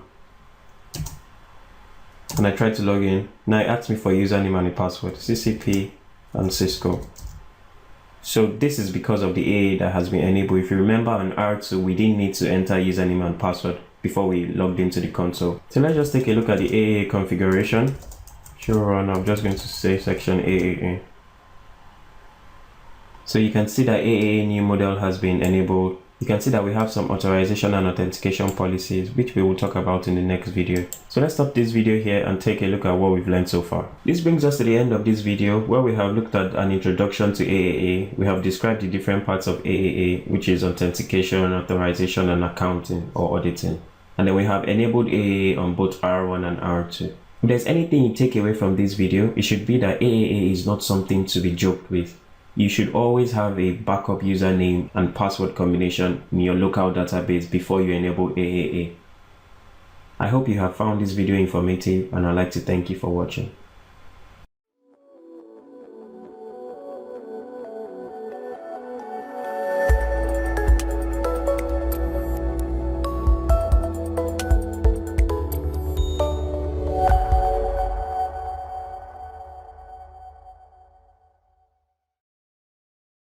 Hi there, and welcome back to this video series on the CCNA security exam, implementing Cisco IRS network security. This is the second video in section 3, which covers AAA on Cisco devices. In this video, we'll look at an in-depth study of AAA. We will consider method lists and then focus on authentication. Now let's talk about this command for a moment, AAA new model. Remember that this is the command that we use to enable AAA on our Cisco devices. So once you enable AAA, what does it do? The first thing that you need to know is that it enables all lines to use the local database to ask for a username and a password. So even if you don't have the login local on your lines, it's going to implicitly ask all lines to request for a username and password. So what this means is that if you don't have any username or password in your local database, you will not be able to log in remotely. But the only exception to this is that this is not configured by default for the console. So even though all lines would require the local database, the console is exempt. So if you configure AAA through a remote connection and you didn't have a username and a password, you still have a backup of coming to the device and connecting to the console line, because by default AAA doesn't apply any authentication to the console. But this is different with CCP, as we saw when we configured it on R2. When CCP configures AAA or enables AAA, it takes some precautionary steps. The first is that it enables authentication and authorization. So authentication and authorization on the VTY lines using the local database. And you also notice that it also enables authentication on the console line, also using the local database. Right, so these are the things that you need to be familiar with. So you need to understand these things about AAA and how AAA changes how the router thinks about authentication in general. So we'll move over to R1 and R2 and see what we've configured so far. So let's take a look at where we currently are. On R1, if we do our show run and we look at, well, let's just do the entire show run. We'll do the same on R2. Show run. So on R1, you notice that we enabled AAA. That's the command. That's all we did. We only enabled AAA using the AAA new model command. And then if we scroll all the way down to our console, we see that we have nothing. Even the login local that we had there before, we don't have it anymore. If we go to R2, we see the same thing. Every login that we had is disabled. And we can scroll up and see the AAA. So we have AAA new model, and then we have this commands that we're going to talk about in this video shortly. One thing that you need to note is that when you go to your line, so let's go to line console 0, notice you don't have the local command anymore. You don't have plain login, so you have to enable either login authentication or this other control C disable. So when you enable AAA, it changes the way your login command even functions. I'm just going to exit out of here. So let's just do a recap. If we go to R1 and we telnet to 2.2, which is R2, so we need a username to log in. And we need this username to log in even though we don't have the login local command on the VTY lines. So that is because we have enabled AAA. Just going to exit out of this telnet session. Now let's take a look at the configuration commands that we have under AAA. So I'm just going to do AAA with a question mark. So we have accounting, you have attributes. The one that we're interested in this video series is accounting, which enables accounting configuration parameters. You have authentication, and then you have authorization. We have some other group configurations that we're going to see and other server configurations that we're also going to see. So let's talk about method lists for a few minutes. Method lists actually give you a way to control the features. So when I talk about features, I mean the different features of AAA, that's accounting, authentication, and authorization for the different parts of your network or for the different parts of your device. So for example, on the console line, you may want to use your local database for users to connect or for users to authenticate. While on your VTY lines, you want them to use an external AAA server to log in. So that's what method list allows you to do. It gives you the flexibility of controlling how users can connect either for authentication or for authorization or for accounting. Now you notice that method list will be very different. So the method list for authentication will be different from the method list for authorization. They have different options, as we're going to see. In this video, we're going to start off with the one for authentication. Let's go over to R2. Remember that when CCP configured AAA for R2, it created some method list. So this is an example of a method list. AAA authentication, login, default, local. And this is the one for authorization. We're going to focus on authentication in this video. In the next video, we'll talk about authorization. Now let's go back to R1 and see authentication and look at the options under authentication. So notice the different options that we have under AAA authentication. We have ARP, we have attempts. So attempts, we can set the maximum number of authentication attempts. So this can be good for like brute force attacks. So brute force works by trying to use thousands of passwords in a particular minute. So if you set the maximum number of authentication attempts, then brute force would be kind of limited. You can also set the banner for use when logging in. And then we see that .1x, this is something that we use for 802.1x. If you're in the Cisco security world, you're still going to need this 802.1x, maybe in your CCSP or in your CCIA.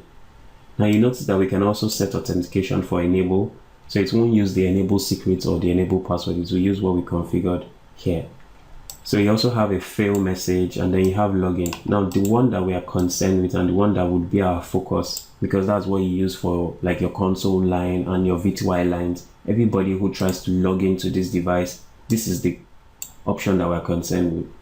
You can also change the password prompt and you can change the username prompt. So let's focus on login for a while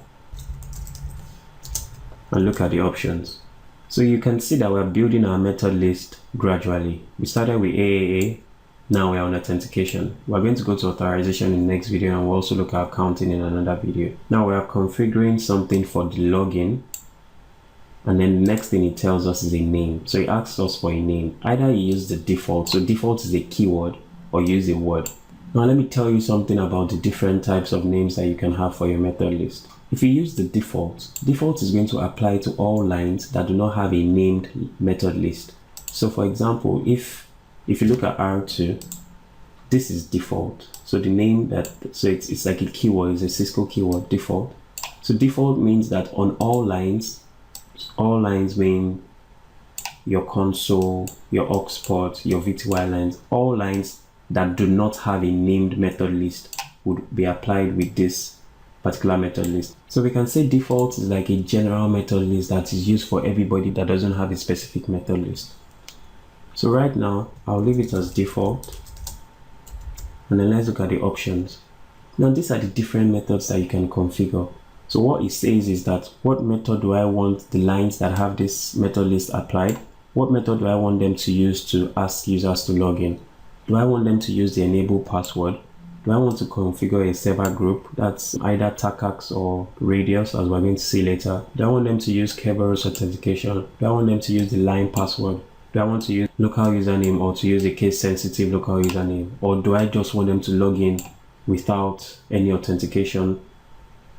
And then here I can set the password expiry. So this is where we see the true nature of method lists. These are the methods that you can configure for people to access. In this case, we're configuring authentication methods. So people can either authenticate using the enable password or the group. Group, as we'll see, let's just do that. Group has several options. So you have Radius, or you have TACACS, so you have a server group name, which can be Radius or TACACS. Now, for these methods, you can have up to 4 configured. Now, what I mean by up to 4 configured is, so if I have something like Radius, and then I have local, and then I have group, and no, not group, okay, let me just say group TACACS, and then I have none. Now notice that I can have up to 4 methods configured. The first one is the group Radius, the second one is the local, third one is the group TACACS, and the last one is none. Now it checks it in the order in which I have configured it. If for some reason the group Radius, that's the Radius server, is unavailable, it's going to check the local database. If the local database is unavailable for any reason, it's going to move over to the group TACACS. If the TACACS is unavailable, then it's just going to allow the user to log in. So this enables you to have like flexibility and high availability. So if your Radius servers are unavailable, then you can fall back. So we're configuring like fallback methods. But what you need to understand is that unavailable is not the same thing as fail. So if a user, let's say Bob, has a password of Cisco 1, now an attacker tries to use a brute force for Bob and says Bob's password is Bob 1. If this Radius server should reply with a reject, that means like the password is wrong, it will not fall back to local because this has already failed. So unavailable is different from fail, and you need to keep that in mind. So let's do something real now. Let's say we want to have 2 authentication methods. One of them would allow the user to log in without any username and password. So that's using none, as you notice here. So none is like no authentication. And then the second one I want to configure, I want it to use the local database. So let's go AAA authentication. It's for login, so I want to use it for my VTY lines or something. I don't want to use the default, so I'm going to name it. So let me say this one is no auth 10. So no authentication. And then I said I want to use none. So I don't want any authentication on this. I'm just going to use none for this particular one. And then I create the second one, A authentication, login, and I say local. I can call it local DB. And then I say I want to use the local database. Now you need to understand that just creating method lists and not applying it to any line has no effect, except it's the default. So if it's the default, it is automatically applied to all lines that do not have anything configured. So let's test this out. On my VTY lines, actually on my VTY, let's say 0, I'm going to use this authentication none. So you notice you use the login command, but instead of login local, it has now become login authentication. And then you can specify the method list. Notice that default is also there, but the method list that I want specified is this no auth. So no auth, and then I go to my line VTY 1 2, that's every other thing, and I give them the login authentication local database. Cool. So now let's just see how it looks in the running config. Alright, so line 0, I have login authentication no auth, and line VTY 1 to 4, I have login authentication local DB. So if I come to R1 and telnet, R2 and telnet into R1, the first one should not ask me for a username and a password because of the no authentication that we configured. And then the second one, so that's like VTY 1 to 4, should ask me for like a username and a password from the local database. I will not end this session, but I just want to open another connection. So I'm just going to use the Ctrl+Shift+6X. It takes me back to R2 and I can telnet again. Now notice he asks me for a username, Bob and Cisco 1. Now let's do who to find out everybody that is connected. So you notice that VTY0, that's the first connection that we have that we opened on R2. And then we have VTY1, which is the Bob user that's connected on VTY1. So you notice that this works. So with our method list now, we could say that no authentication on a particular VTY line, why we want local authentication on another one. So let's just exit out of this.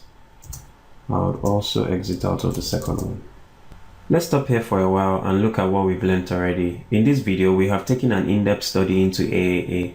We have begun exploring method list and we started with authentication method list. We configured login authentication method list and applied the method list on our VTY lines. We saw how to apply different method lists on different VTY lines. In the next video, we'll see how to do everything that we've done using CCP and we'll configure this on R2. I hope you have found this video informative and I'd like to thank you for watching.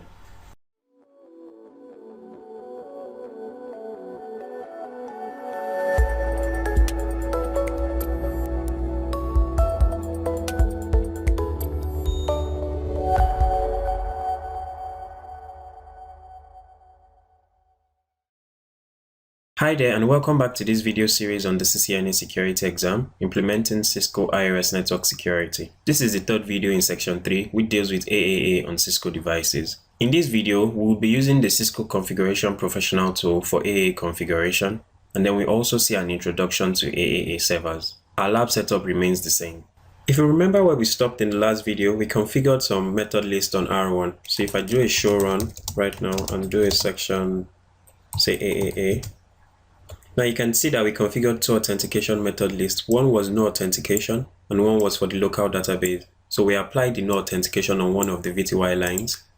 Let's just look at that. Section line. Right, so we attached the no authentication on the first VTY line. So right now, if you try to log in for your first remote session, you're not going to get any authentication prompt. But for the other VTY lines, that's 1 to 4, we configured it to use the local database. That's where we stopped and that's what we did on R1. Now let's go over to R2. If you remember, so I'll just do a show run. If you remember, when we used CCP to enable AAA on R2, CCP took some precautionary steps. And one of them was that it created authentication and authorization method list. And it used the default. Default means that it's applied to all lines that do not have a named method list on them. So let's go all the way to our line config. So you notice that even though there's no login on any of these VTY lines or any of the console line, because it's default, it applies to all the lines. So let's go over to CCP and configure some method lists for R2. We are back on the CCP tool. If you notice, I've discovered my devices, R1 and R2. Before we configure R2, let's just take a look at 1.1 and what we have configured on it. If we go to a router, we go to AAA, we go to the summary. So first of all, you notice that AA is enabled because we enabled it. Now look here, you'll notice that we have some authentication policies. So we have two login authentication policies. We have none for IP over UDP and we have none for .1x. Every other thing is 0 because we do not have any authorization policies and accounting policies. Cool, so now let's go back to R2 where we want to configure things. Still under the AAA summary, AA is enabled because we use CCP to enable AAA. Now we do not have any server groups. We're going to talk about AAA server shortly. Now look at the authentication policies. We have 1 and then we have authorization policy 1. This 1.1, that's the login, and then the exec authorization policy was created by default from CCP. But let's assume that we want to create our own authentication policies. For example, I don't want to have to be logging in with a username and a password on the console. So let's create an authentication method list for the console where it will be none. So it will not be required to enter any username and password. So I'll just come here under authentication policies. So this would give you like a summary of what is configured. Now if I want to configure one, I just go to login. So notice here there's one called default and then the method is login. And like I said before, there are up to 4 methods that you can configure. So let's just add one. Now notice the name, it says user defined. That's because there's already a default. So let's specify it as, let's say, console. Or let's keep our naming convention the same, like the one we used on R1. Now you can specify up to 4 methods. So if I click on add, you can use your control key or your shift key. So you can use shift to select or control key to select, like up to 4. For now, I just want it to be local. For console, it's going to be none. So okay. So notice that there's none there, and I can click on OK. Because we have command preview enabled, we're going to see the command that is going to deliver to the device. So notice it's like what we did exactly: AAA authentication login, no authentication, and then none. So let's just deliver that. One more thing that you can notice here is that it adds this to the running config, not to the startup config. So if you wanted to add it to the startup config, you can select this checkbox. For now, I'm just going to click on OK. Now let's configure another one where we're going to use, say, the group radius servers. I know we don't have any radius servers, but I want to use it for practice. I want to show you something, and then we'll configure a backup of local. So let's just add, let's call it for VTY lines. So let's say VTY lines. I'm going to add the methods, group radius and local, in that order. So notice it says AAA, this is the name, VTY lines. Then the first method that is going to use is radius. So it's going to try radius server first, and then if radius server is unavailable, it's going to try the local. So let me just deliver it. Okay. So remember that these are not default method lists, so they are not applied automatically. We have to apply them to the lines. So we just come to router access here. Click on, so let's apply the VTY lines. So you notice what is currently applied. It has an authentication policy of default. Let's change that. We'll edit, and then we can change the authentication policy here. So I'm just going to select VTY lines. I'll leave the authorization policy as it is. Okay. So you notice that it's the same commands. It just goes to the VTY line, and then it's going to apply the login authentication under the VTY line. For now, we will not focus on the authorization exec. Let's just deliver the commands. Okay. As you can see, it has changed here. So now that we've applied the ones that we configured for the VTY lines, we need to apply the one that we configured for the console. I went through the CCP tool, and there's no place where you can actually edit the console configuration. So I'm just going to go and add it directly to R2 in the CLI. So what's the name? Let's just check. Right, so the name is Node. So I'm just going to go to my line console 0 login authentication node. Right, so let's just view everything that we have on our line right now. Cool, so our login console has node, so when we try to log in via the console, we will not be asked for any password. Our VTY lines have the VTY lines configured, and the VTY line means group radius and local. Now this is where the fun begins. Let's debug AAA. So we can debug AAA authentication. Now let's go to R1 and try to telnet to R2 2.2.2. Alright, now look at the debug. So it says it picked the method list VTY lines. Now it tells you that AAA bad server error, so it cannot process authentication server type radius. So if I go and use CCP and Cisco, which is one of the usernames that we have in our local database, and click on enter, go back to R2. So you notice what happened. Even though it couldn't find the radius server, it fell back and used the local database, and that's why we're able to connect to R2. So that's the difference between unavailable and fail. So unavailable means, so if you notice here, it says it cannot process authentication server type radius. That's because it doesn't know it. So this radius server was unavailable, and that is why it went to the next configured, so like a fallback method. Let's look at it again. Cool, so this is it, the VTY lines. So the first method is group radius. So what it did is it tried to contact the radius server. There's actually no radius server configured, so that just failed completely, and then it fell back to the local. So that's the difference between unavailable and fail. You should keep that in mind. So we'll just stop here for now and look at the different types of AAA servers that we can have on Cisco. Now let's take a look at AAA in general. AAA can be divided into 3 basic parts: client, the authenticator, and then the authentication server. So let's take an example. If you go to a VIP party and then there's a list of those that should enter. Now, when you arrive as the guest, you are the client. Now, the person at the door, let's say there's a security guard at the door who checks the list. Now, the security guard in this case would be the authenticator. Authenticator in Cisco terms can be routers, can be switches, can be your firewalls or anything like that. Now, your authentication server will be the list that the security guard refers to. So authentication server is the one that has all the profiles. So who should attend this party or who should attend this event? Now that is what the authentication server is going to have. It's going to have things like your authentication profiles, your authorization profiles. You may have things like NAC and other profiles like that. So far, we have used the local database. So in effect, we have merged the authentication server and the authenticator as one. We have been using our Cisco devices and our routers and the local database for that. But generally, there are two basic types of AAA servers. The local AAA servers, which is what we have seen. Now, this is not a Cisco term, it's just for your understanding. So local AAA servers is like your Cisco database, the local database. And then you can have remote database. So those remote databases will be like remote authentication servers.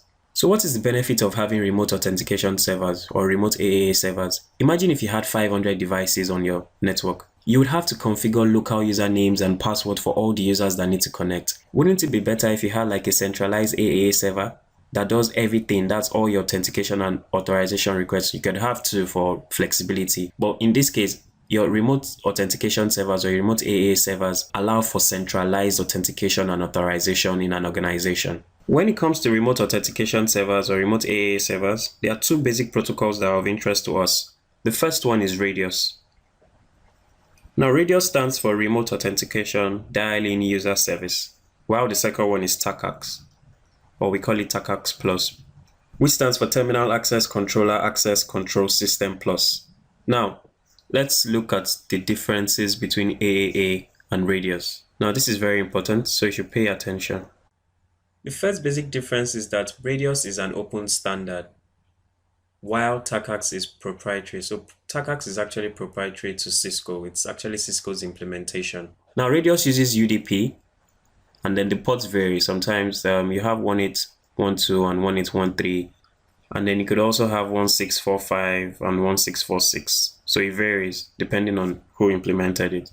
While TACACS is TCP. TACACS uses TCP, and it uses a port of 49. So port 49 is what TACACS uses. Another difference that we can have is Radius doesn't support things like NetBIOS, so there's no NetBIOS support, there's no AppleTalk support, while TACACS has multi-protocol support. So TACACS supports things like NetBIOS, supports AppleTalk, and others. Now, another very important security feature is that Radius only encrypts the password field. So just the password portion of the packet is encrypted, while TACACS encrypts everything. So encrypts the full header, the full packet, except the TACACS header, of course. Another very important difference is that Radius combines the authentication and authorization features. So it combines it into one, while TACACS splits everything. So you have authentication, you have authorization, and then you have accounting. So these are the basic differences between Radius and TACACS. Both of them have their strengths and weaknesses. But when you're doing things like command authorization, because Radius actually combines authentication and authorization, TACACS is better for command authorization. This brings us to the end of this video, where we have looked at AAA configuration using the CCP. We configured some method list on R2. We also saw an introduction to AAA servers, and we saw the two types of AAA servers that we can have, local and remote servers. And we looked at the two basic protocols that are used with remote authentication servers, Radius and TACACS Plus, and we saw their differences. I hope you have found this video informative, and I'd like to thank you for watching.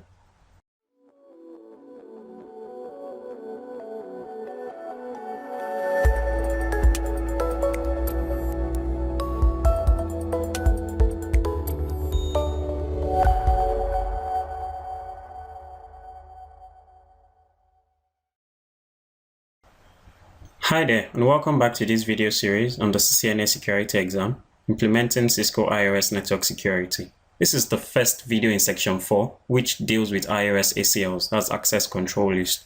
In this video, we'll look at an introduction to ACLs, we'll consider the uses of ACLs, we'll consider the types of ACLs, and we'll see how ACLs are processed. Notice that in our lab setup, I have removed the Cisco Secure ACS. That's because we don't need it anymore. Our network diagram still remains the same because R1 and R2 are still on the same LAN. Even though I understand that access control list is a topic on the CCNA routing and switching exam, especially since the CCNA routing and switching is a prerequisite for the CCNA security exam, we'll still cover access control list here, and it will just be like a review for you. So the first question that we need to ask ourselves is, what are access control lists? Why do we need them? And what do they do? So when we see this name access control, the first thing that comes to our mind is packet filtering. And that is true. Packet filtering is actually one of the features that access control lists are used for. But these days, access control lists are used for so much more. So packet filtering is one. We also use access control lists when we want to specify the host to use for our NAT, as we'll see. NAT is network address translation. Another use of access control list is with routing protocols. So with routing protocols, you can actually use ACLs for summarization. So you have route summarization. That is just one of the features that you can use ACLs with.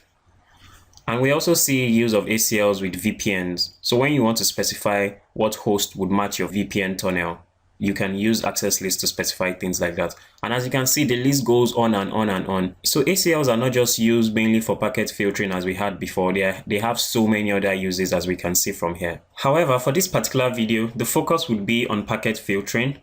So we're just going to focus on packet filtering right now while I clear the screen of the other uses. So when we say packet filtering, what do we mean? Let's take a network diagram to explain the concept. So let's just let this be our internet. And then I'm going to draw a particular router connected to the internet, which connects to some host.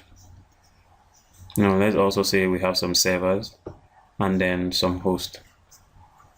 So this is a server and this is a particular host, and then this is the internet. Let's say we have some user on the internet somewhere here, outside user. Right, and this is our router. So you understand from this diagram that this is the internal portion of the network, and this side is the external. So when we say packet filtering, what do we mean? Usually you want to protect your internal host or your internal LAN or your internal local area network because that is what is trusted. So it is usually the case where we want that every packet that is going from our internal, or maybe not every packet, but most of the packet going from our internal to the outside should be permitted, while any traffic that is coming from the outside to our host or to our internal network should not be permitted. Now, this is what ACLs can help us do. In this example, from the internal to the outside, there won't be need to filter any packet since we want everything to be permitted, but there will be need to filter coming from the outside going to the internal. So an example is we could place an ACL at this point of the router. As we'll see, there are different positions where you could place the ACL, inbound, outbound. But right now, for this example, we'll say that we could place an ACL here that filters traffic from the outside going to the internal. And as you may be familiar with, ACLs can match traffic based on protocols, they can match traffic based on IP addresses, and they can match traffic based on ports. These are the three basic criteria that ACLs use. So let's talk about the different types of access lists that we can have. Actually, we'll talk about IP access list because access lists can be used not only for IP protocol, we also have access lists for AppleTalk, we have access lists for NetBIOS, for IPX, and others like that. But for this video, we're going to focus on access lists that are IP based. The first type of access list that we're going to consider is the standard. So standard ACLs. Standard ACLs are used to match source IP address. And then if you remember from your CCNA, of course they could be named, but in this case we're considering just their numbers. Their numbers start from 1 to 99. And then the extended range is 1300 to 1999. Actually, that's 1999. So those are your standard ACLs. Standard ACLs, like I said, are used to match source traffic. So if you use standard ACLs to match traffic, it only matches the source IP address in that particular traffic. The second one that we could have is extended. Now, extended is more granular. Actually, it affords more complexity than the standard. So it is used to match both source and destination. But if you are familiar with extended, you know you can do more. You can even match different protocols, and then you can also match port numbers. So for example, you can have one matching TCP from a particular source to a particular destination on a particular port. So you could have something like this. So the range for extended, that's the numbered access list, is 199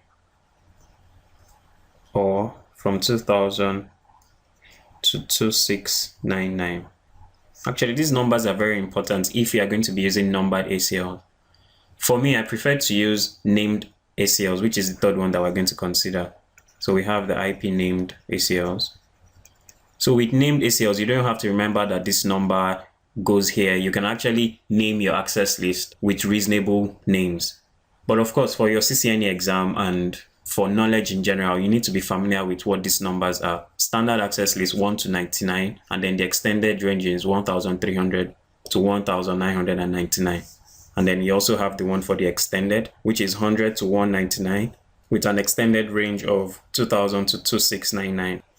So like I said before, IP named access list help you specify names for your access list. So you don't just use numbers. You can use something like in to out ACL. So this way it makes more sense to you to know that, okay, this access list is doing this particular thing or something like that. Throughout this video and the entire video series, these are the access lists that we'll be talking about: standard, extended, and the named. But I also want to briefly discuss some other types of ACLs that we have. So let me just clear the screen right now. So another type of access list that we can have are the time-based access lists. Now, time-based access lists are just normal access lists, but as the name suggests, they are time-based. So they apply only at certain periods of time. So let's say, for example, as a network administrator, you are required to block access to Facebook during working hours, so 9 to 5. So you can actually apply, that's 9 a.m. to 5 p.m. You can actually apply a time-based access list that will only be effective during that particular time. Of course, your clock must be set. That's your device clock, your router clock. Another type of access list that we could have are the reflexive ACLs. Now we have other features that have superseded these ACLs, like CBAC, although CBAC has also been superseded by Cisco iOS Firewall, which we would see. Cisco iOS Firewall, which we would see later.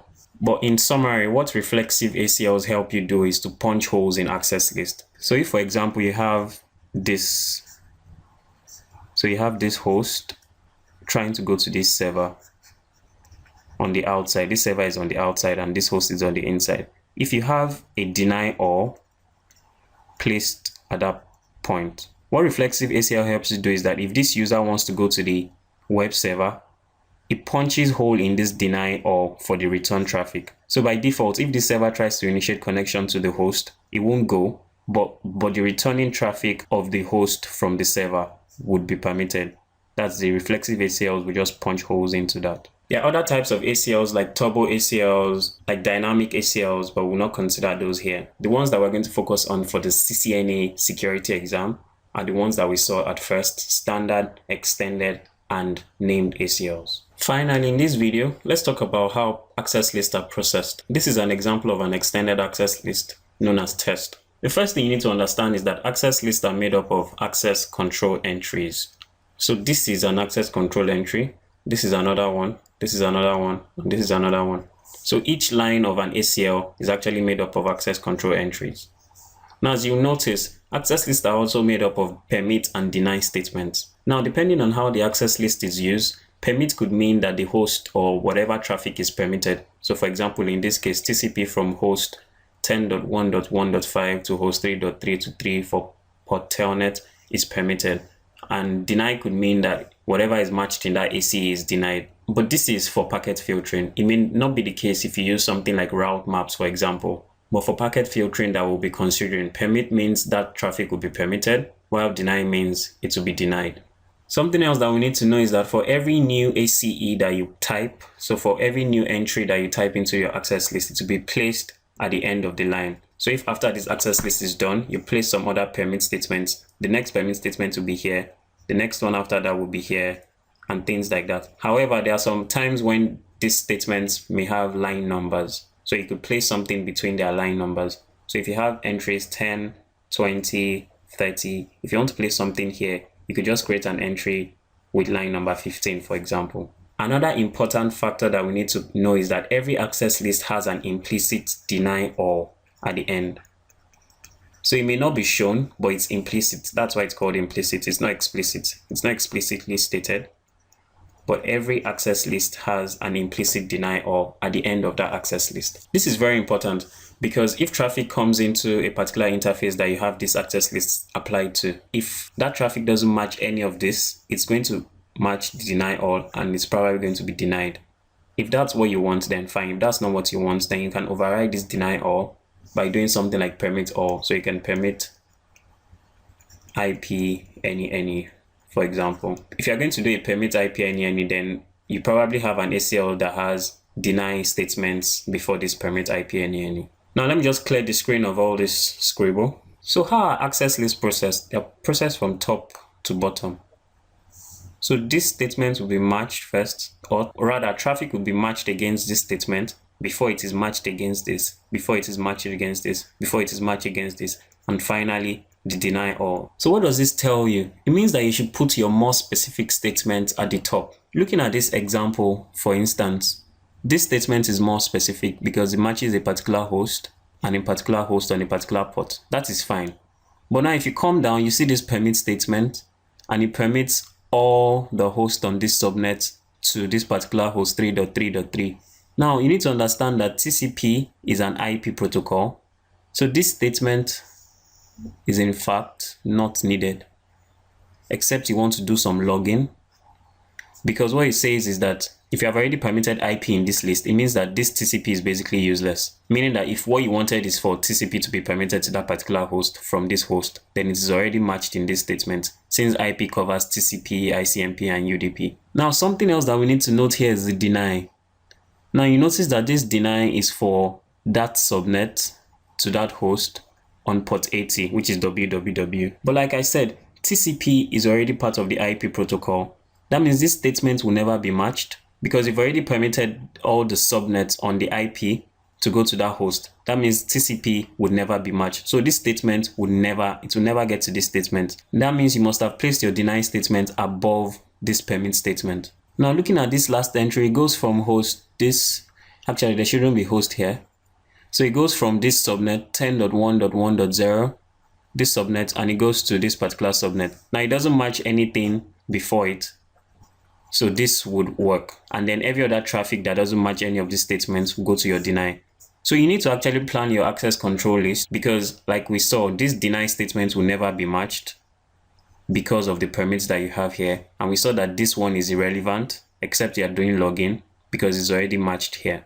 So things that you need to concern yourself with are your deny statements, your permit statements, and also your specificity. So how specific is that ACE and where should you place it? This brings us to an end of this video where we have looked at an introduction to ACLs. It should have actually been like a review for you if you've already done the CCNA routing and switching exam.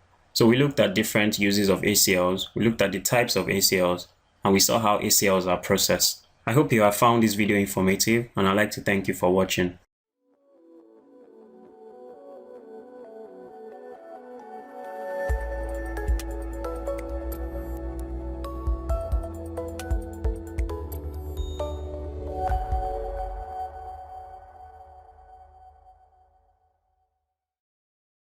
Hi there, and welcome back to this video series on the CCNA security exam, implementing Cisco IRS network security. This is the second video in section 4, which deals with IRS ACLs.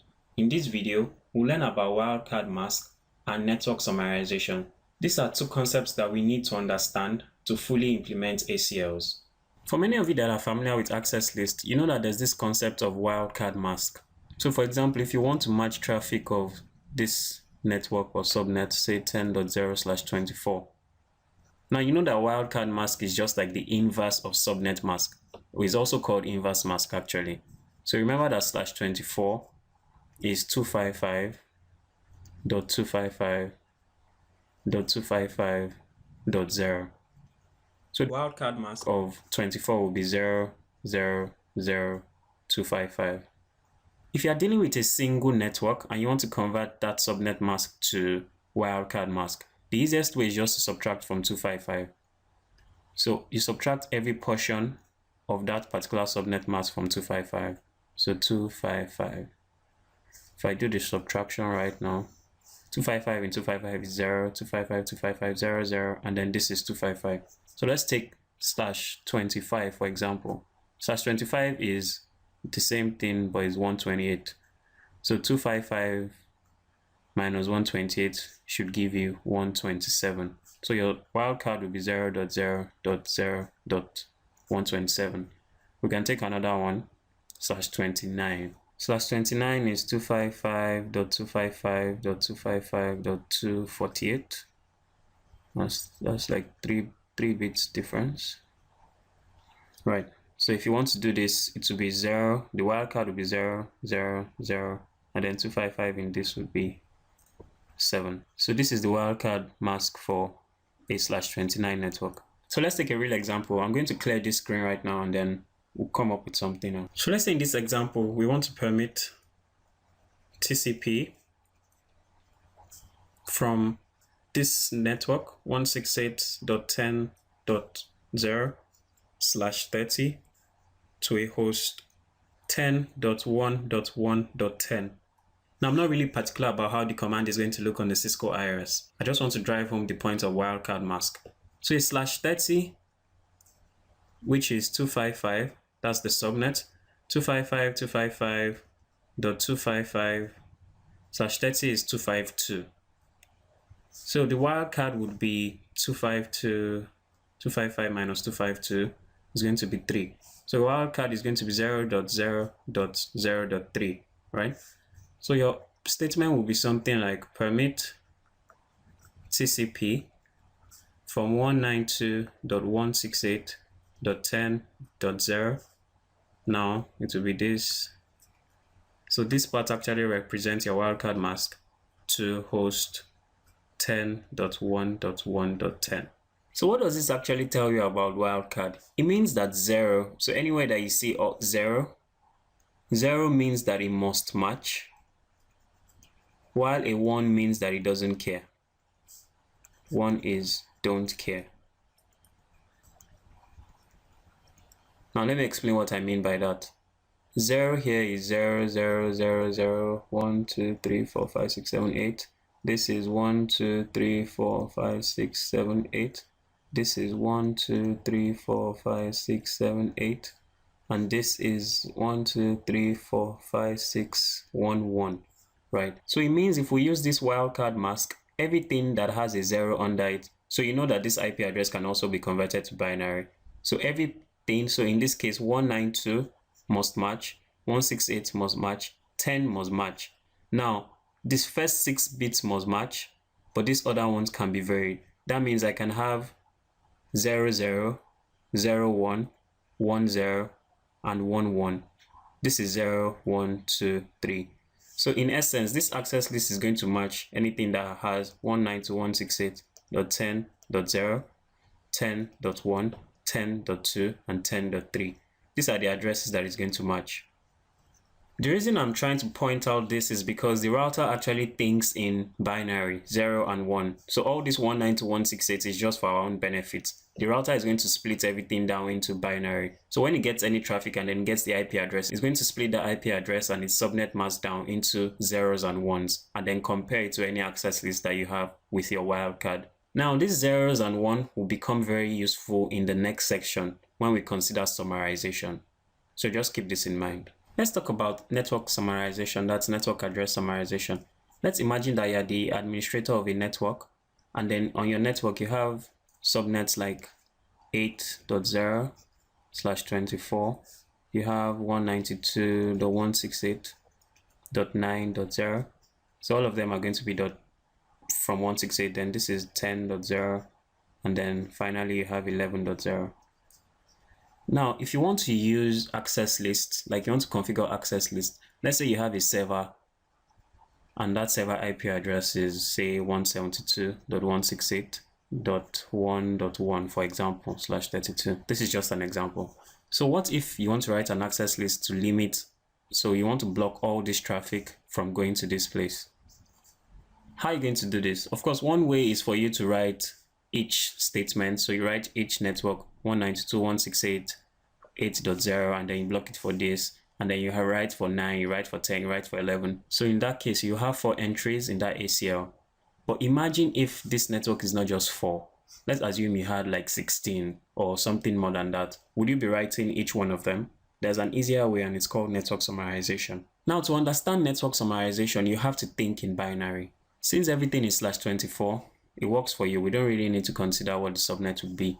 But what are we going to write in our wildcard mask to match 8, 9, 10? Now, we know that 192.168 will be the same. So we already know that this will be 0, this will be 0. And then if we're matching a network, this will be 0. But if we're matching a host, it will be 255. So right now, let's just leave it at 255. So we need to solve what this would be. 8 would be 0, 0, 0, 0. That's 1, 0, 0, 0. 9 would be 0, 0, 0, 0, 1, 0, 0, 1. 10 would be 0, 0, 0, 0, 1, 0, 1, 0.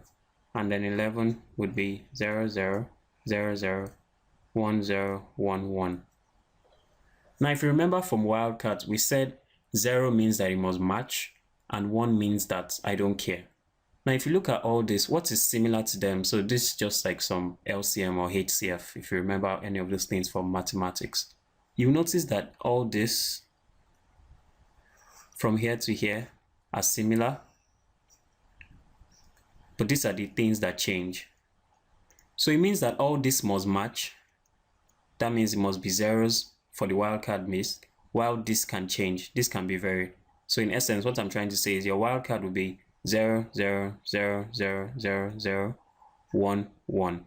Right. So this 1, 1 means this bit can vary, this bit can vary, but it means that all these other bits cannot vary. So in essence, our wildcard mask would be 0 dot 0 dot, this would be 3 dot whatever we're matching. So in this case, it would be 255 if we're matching host.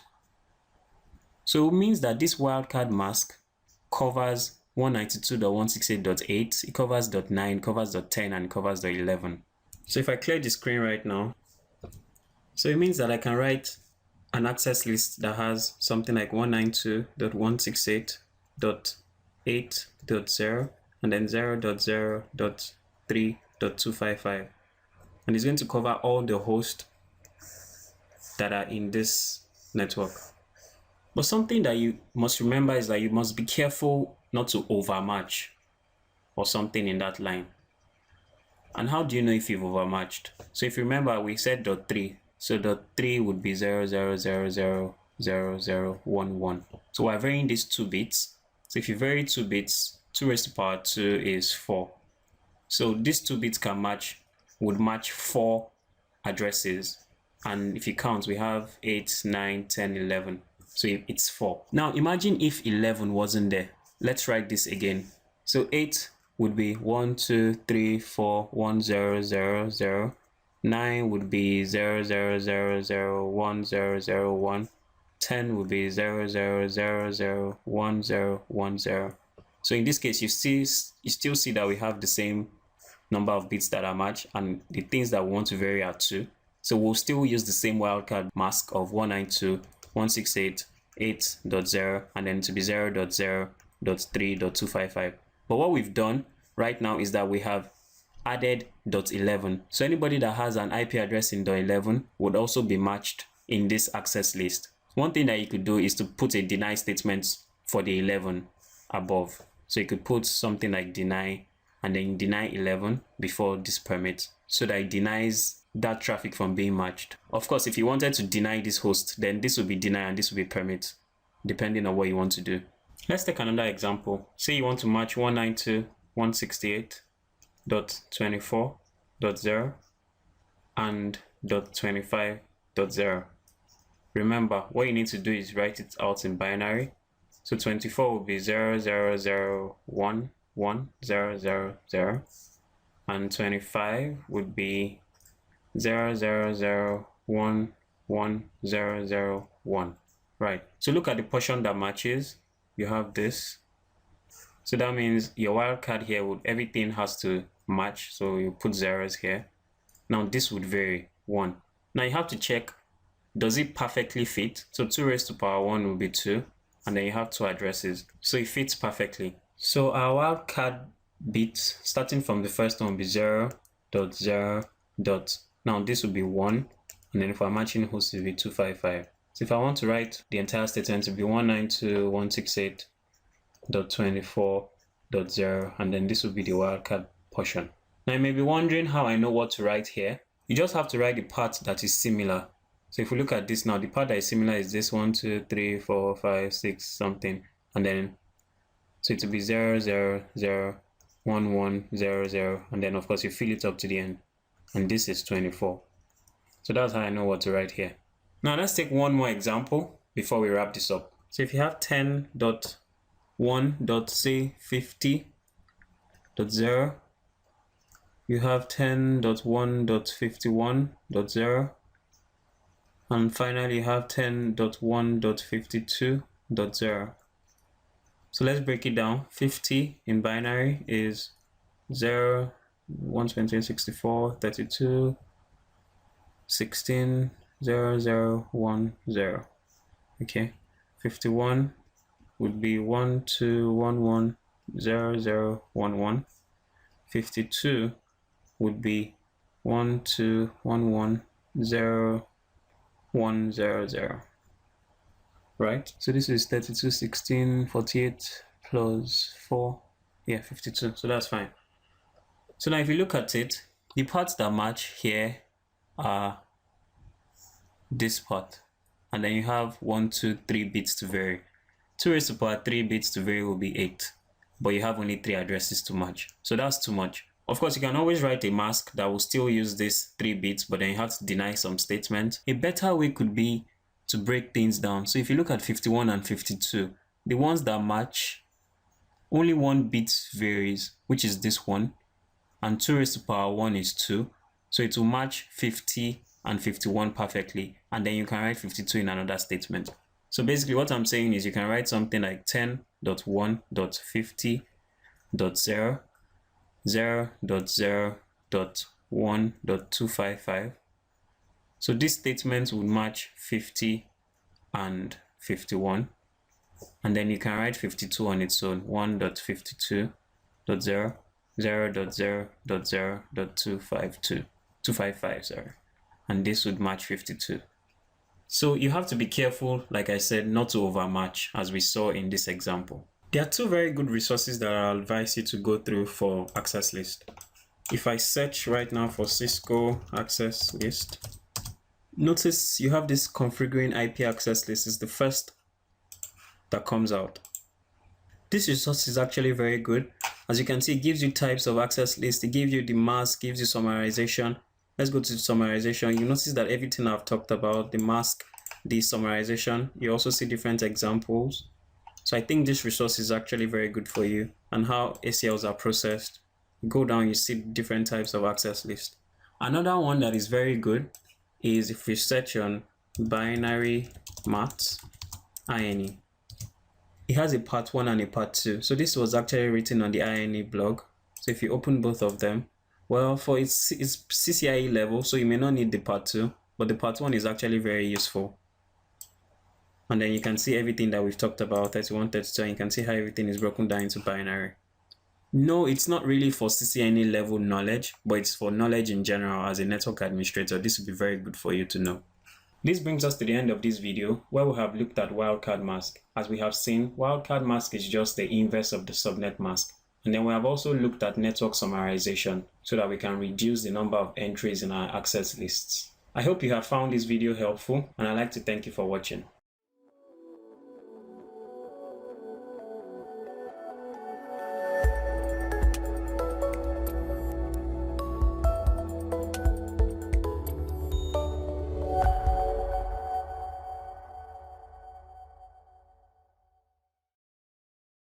Hi there, and welcome back to this video series on the CCNA security exam, implementing Cisco iOS network security. This is the third video in section 4, where we cover iOS ACLs. In this video, we'll look at an implementation of access control list. We'll also see where to place access list as close to the source or as close to the destination as possible, and we'll answer the question, inbound or outbound. Before we go to the command line, let's look at our lab setup. This is the lab setup that we currently have. So right now, let's add some loopback addresses so that we can simulate our ACLs properly. I'll add loopback 10 here and loopback 11.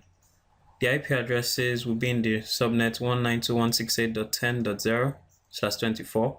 The IP address itself will be .1, while this will be 192.168.11.0/24, also .1. On R1, we'll put a loopback 8. This will be 192.168.8.0/24, and we'll also have a loopback 9. This will be 192.168.9.0/24. So let's quickly make the changes that we said. We're going to create loopback 8, IP address 192.168.8.1.255.255.255.0. We'll also do interface loopback 9. The IP address would be 9.1. Remember that we need to add it to EIGRP so that R2 will be able to get to it. So network 192.168.8.0 and .9.0. What happened? .9.0. I'll come to R2 and do interface loopback 10. The IP address is going to be 192.168.10.1.255.255.255.0, and then loopback 11. This would be 11, and then we'll also need to put it into EIGRP. Network 192.168.10.0 and 11.0. Cool, let's check our routing table. So we have 8 and 9. If I try to ping 192.168.8.1, I have connection. 9.1, I have connection. If I go to R2, let's do a show IP route.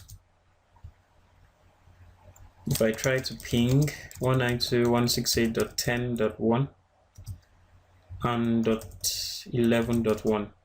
Cool, so we have connection.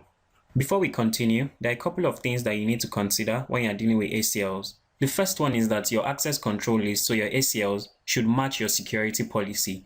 So don't just go around configuring ACLs and denying and permitting, even though that's, as network administrators, we're always tempted to do things like that. But your ACL should actually be configured based on your security policy. So your security policy may say that some users in a particular subnet should not be able to connect to a particular server, or some users should not be able to connect to the internet at a particular time. So you configure your ACLs based on those kind of directives. To illustrate the second thing that we need to consider, we'll go over to a whiteboard.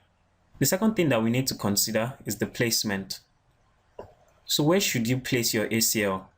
Now, it's always either as close to source as possible or as close to destination as possible. Now, let's imagine that you have these users on LAN A and you want to restrict their connection to LAN B. So you want this to be blocked. Now, if you are using a standard ACL, remember that standard ACLs match just based on the source. So they match based on the source IP address.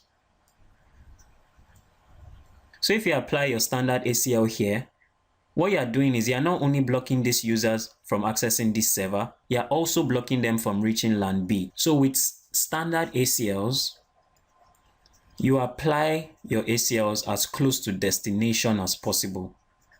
Destination as close to destination as possible.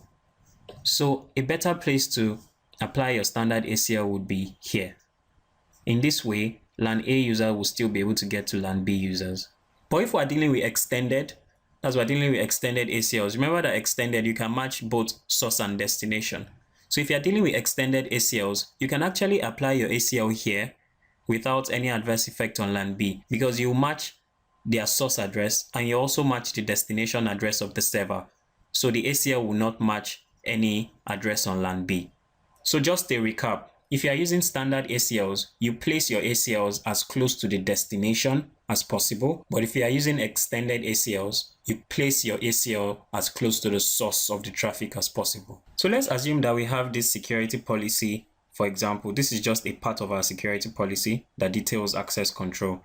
So it says that host on the 192.168.8.0/24, that's the loopback 8 of R1, should not be able to access any network on R2. So they should not be able to access any network at all, loopback 0, loopback 10, loopback 11. However, the host 192.168.8.8 should have access unhindered. So that means a host in this particular group should have access unhindered.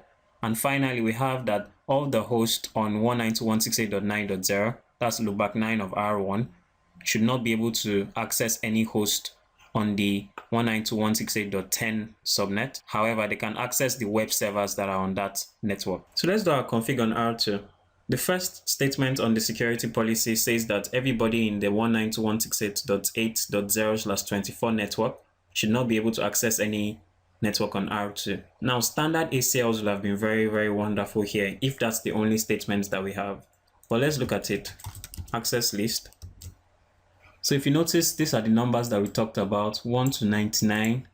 That's for standard ACL. For the extended ACL, you have 100 to 199. Then you have their expanded ranges, 13, and then the 2000 to 269. You can also have access lists for other protocols, IPX. This is AppleTalk. You can have some for NetBIOS and things like that. But I just wanted to show you that throughout this video, we're going to use named access list. So to use named access list, use the IP in front of access list. And you can see you have to specify whether it's extended or it's standard. So if I want to use standard, so I can give it, of course, you can still reference the number if you want, but then now you have the option of using the name. So here, I'm just going to say deny 8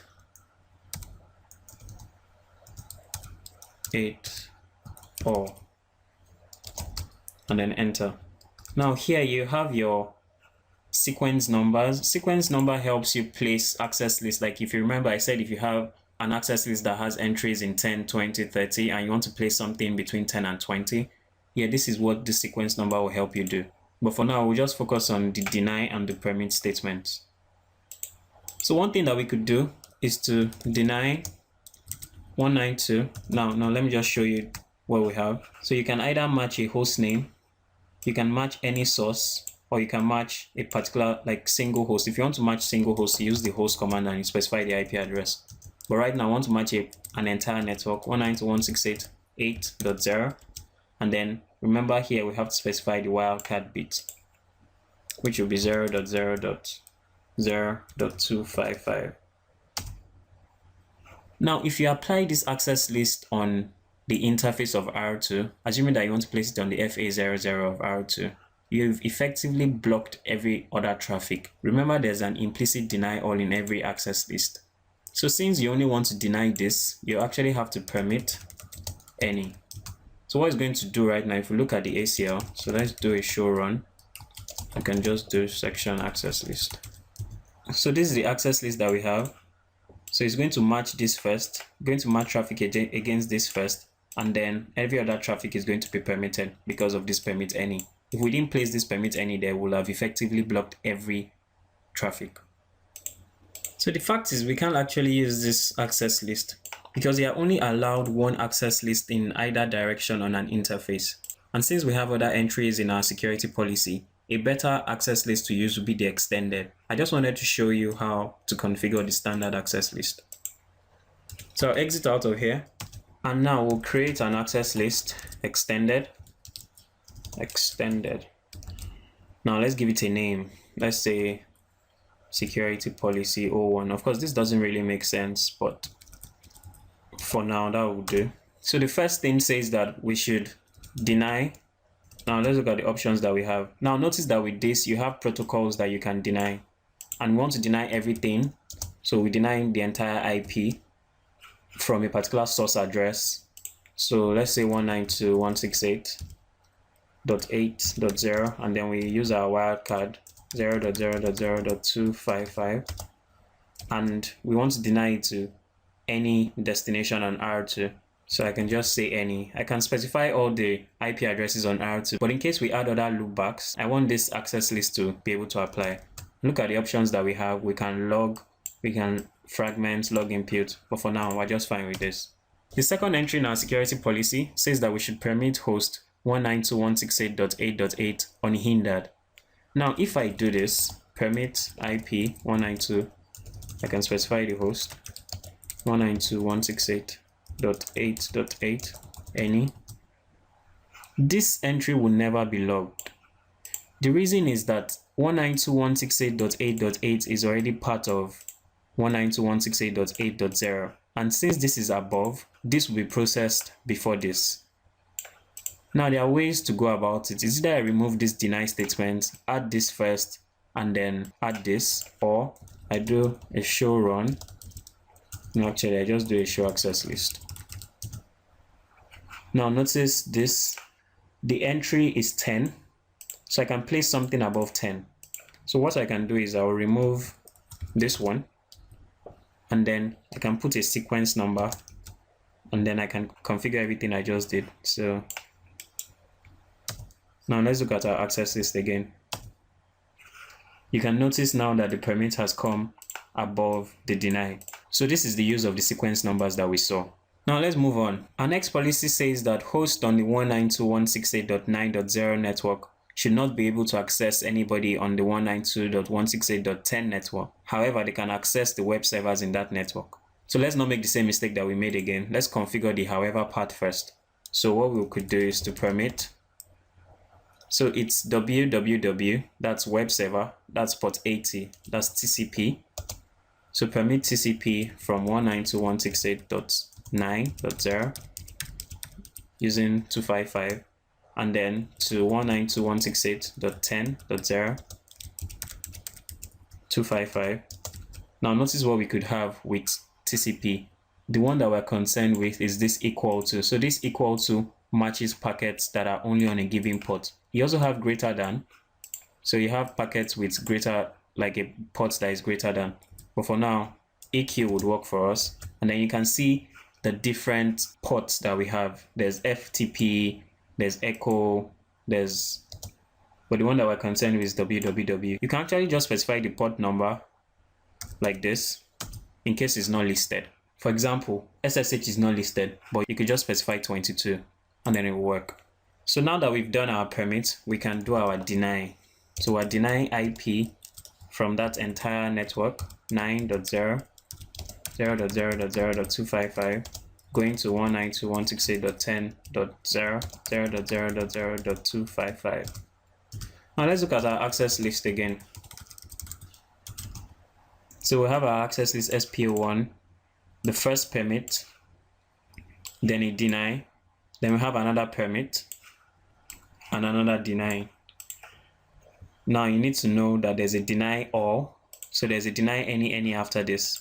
So because of the deny any, even traffic from 192.168.9.0 to 11 will be blocked. And if I don't want that to happen, I could just put permit IP any at the end, or I could be more specific. But since our security policy states only those things, I'm just going to permit IP any. Now if you look at it, yeah, so any other traffic that doesn't match this first four will be permitted.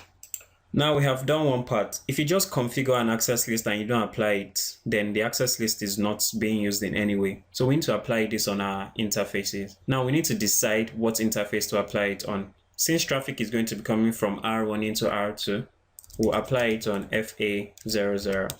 That's the connection between R1 and R2. And I can apply it access group, specify the name. Let me just complete this access group. Specify the name SPO1.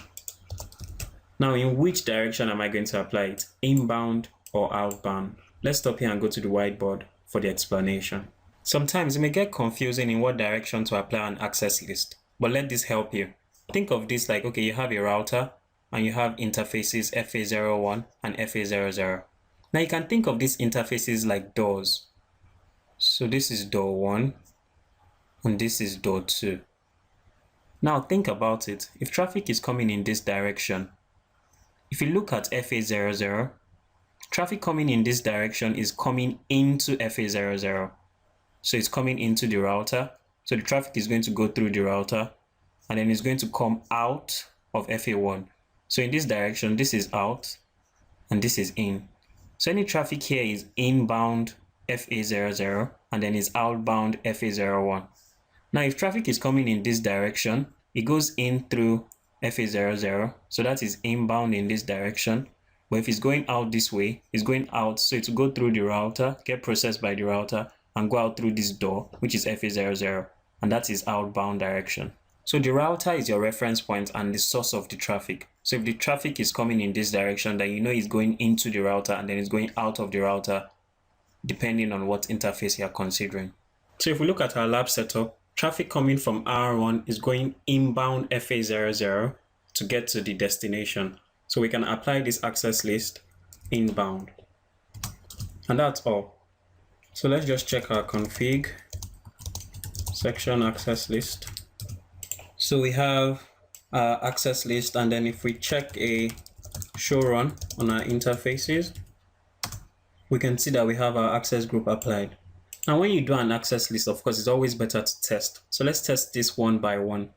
Permit IP host 192.168.8.8 any, but right now we don't have any 8.8. We'll have one later. Let's test this deny first. So let's come to R1. R1 is the source that has, so if I do a show IP interface brief, the loopback 8 is the one that has the 8.1. So if I try to ping, let's say I try to ping 2.2, since it's any, it should work. And then I use a particular source. So my source will be loopback 8. Now you notice that it says what? Unreachable. That means the packets are being dropped. And then if we check our access list on R2, notice we have matches. So it's actually denying it based on that. Now let's go to the next one. We want to test 9 going to 10 on www. We can simulate this using telnet, and I think let's check.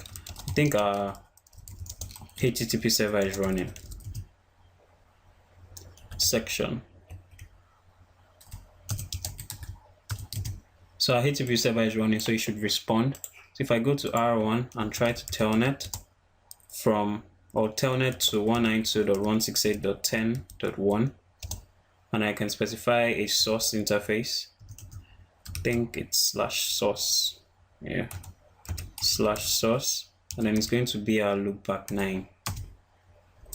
We just tested the last statement. Actually, we should have specified what port we're going to, and you can see that it's open. So I'll just exit out of here, go to R2, see our access list again.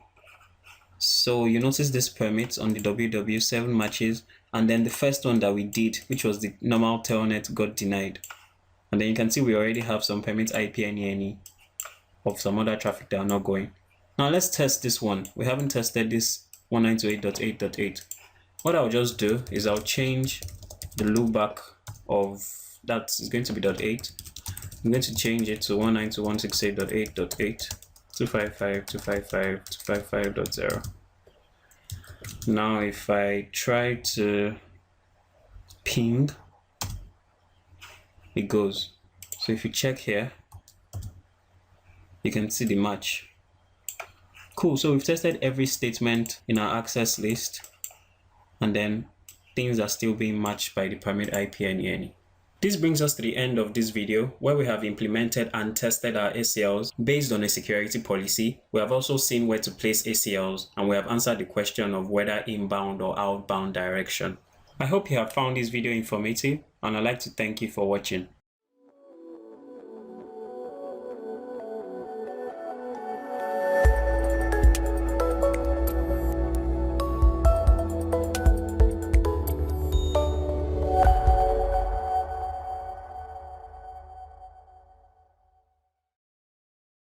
Hi there, and welcome back to this video on the CCNA security exam, implementing Cisco IRS network security. This is the third video in the section 1 of common security threats. In this video, we would go through risk assessment and analysis, dealing with risk, designing a secure network, and finally, we will consider security policies and documents. Risk assessment and analysis. In the previous video, we considered different types of classification: asset, threats, and we also saw countermeasures, or otherwise called controls. Now, how do all these things tie up? What do organizations use them for? It's all about a risk assessment. When you have identified your asset, let's say you have identified a server as your asset, and you have determined that that server has a vulnerability. Let's assume this is the vulnerability. And you have also discovered that there's a threat, a malicious threat that can exploit this vulnerability, for example. So this is the threat. Now, risk assessment helps you know that if this threat succeeds in exploiting this vulnerability on this particular asset, what would be the business impact to the organization? Now, if, for example, if it's like a financial software and it's a financial organization, if that software becomes compromised, then the organization will probably not be able to function. That is what risk assessment does for you. There are two methods for risk assessment. The first is quantitative, which uses monetary values, monetary terms. In this case, you could have something like the asset cost me $2,000. The control to protect this asset cost $500. If this asset is compromised, the business impact on the organization would be $10,000. It means that you can actually implement this control to protect this asset, because not doing so would mean you stand a greater risk should a threat exploit the vulnerability. The second one is qualitative risk analysis, which, like the name suggests, it doesn't use monetary values. It just uses different terms that are important to an organization, for example. Now, moving on. How do organizations deal with risk? The first one is to transfer it. So when you take an insurance, for example, it means you are transferring the risk to another party. So you have one party A, you have another party B, and A transfers the risk to B. So the first method is transfer. Now the second one is to avoid it completely. If it has been determined that Facebook is susceptible to spreading viruses, you could choose to block Facebook entirely and not allow your staff to go on Facebook. Thus, you are avoiding the risk completely. The next method is to reduce it. In this case, you are implementing a countermeasure to deal with the risk. This could be putting a firewall in your network to protect your servers, for example. And finally, we have accepting the risk. You know the myth that an ostrich puts its head in the ground during an attack? Yeah, that's basically what accepting the risk is. It means you understand the risk, you know how much it takes to implement a countermeasure, but you just are not going to implement a countermeasure. An example of this would be if you have determined that the cost to implement a countermeasure exceeds the business impact on the organization. For example, if it costs $5,000 and then the business impact, if that asset goes down, is what, $2,000, you probably would just accept the risk. Now let's consider how we design a secure network. You need to understand that security is not a product, it's more of a process. So it doesn't actually, you never come to an end of it. So we could have something like a secure network lifecycle, and it consists of 5 phases. The first is the initiation, the second is the acquisition and development, the third is the implementation, next one is operations and management, and finally we have disposition. Of course, it also goes round again, so it's like a never-ending process. Initiation is the beginning. In this phase, you consider things like risk assessment, which we have discussed in the previous slides. And then next, we go to acquisition and development. Here, you acquire controls and countermeasures to help in your security implementation. And in the implementation phase, you actually put to use the controls that you have acquired and developed. We move on to operations and maintenance, which has to do with the day-to-day running of your security controls. And finally, we move on to disposition. Security products actually come to end of life where they are no more useful. and then you need to replace them with updated security features or another product entirely. This is the secure network lifecycle.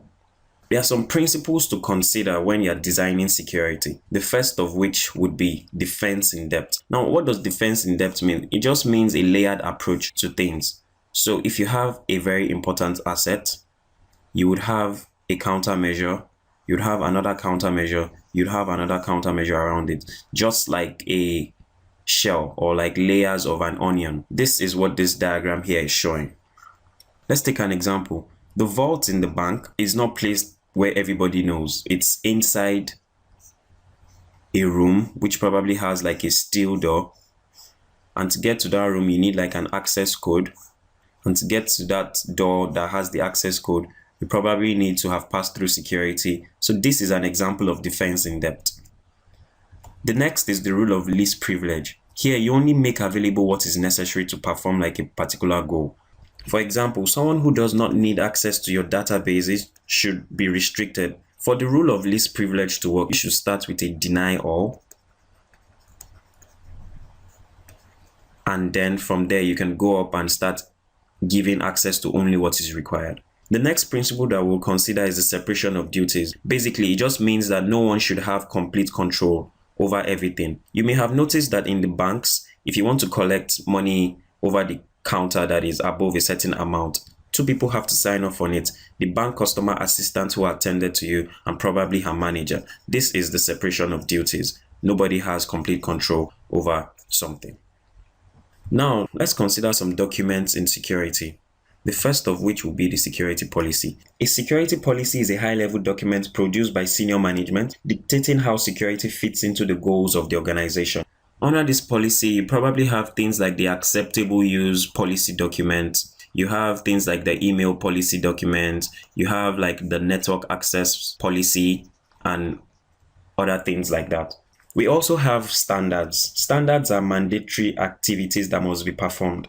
Since the policy is usually high level, standards help elaborate on them. For example, a policy could state that all company staff must be appropriately identified at all times. The standard would then be the HR must issue ID cards to all staff, which must be worn at all times.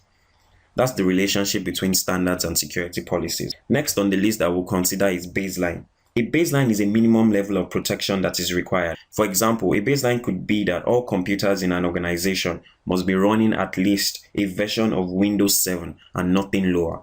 The next that we have are guidelines. Now, guidelines are recommended activities. They are leading you in a recommended direction. They are helpful when standards for a particular activity are not available. And finally, we have procedures. Now, a procedure is a detailed set of instructions about how to achieve a specific goal. For example, there could be a procedure for formatting any computer in an organization.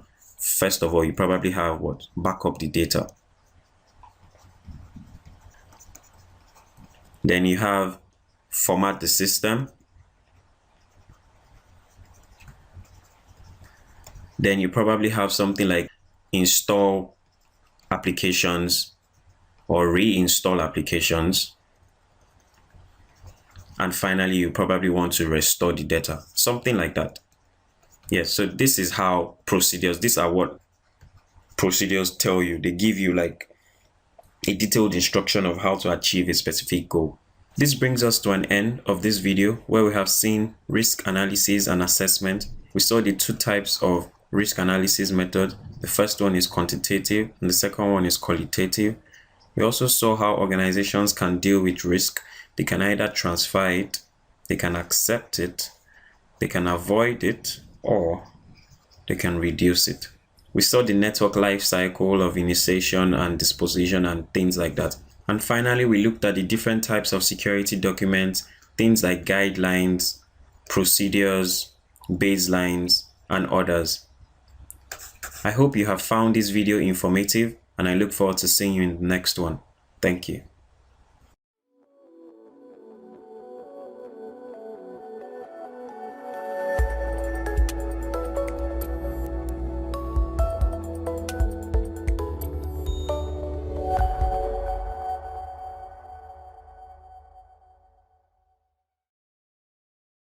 Hi there, and welcome back to this video series on the CCNA security exam. implementing Cisco iOS network security.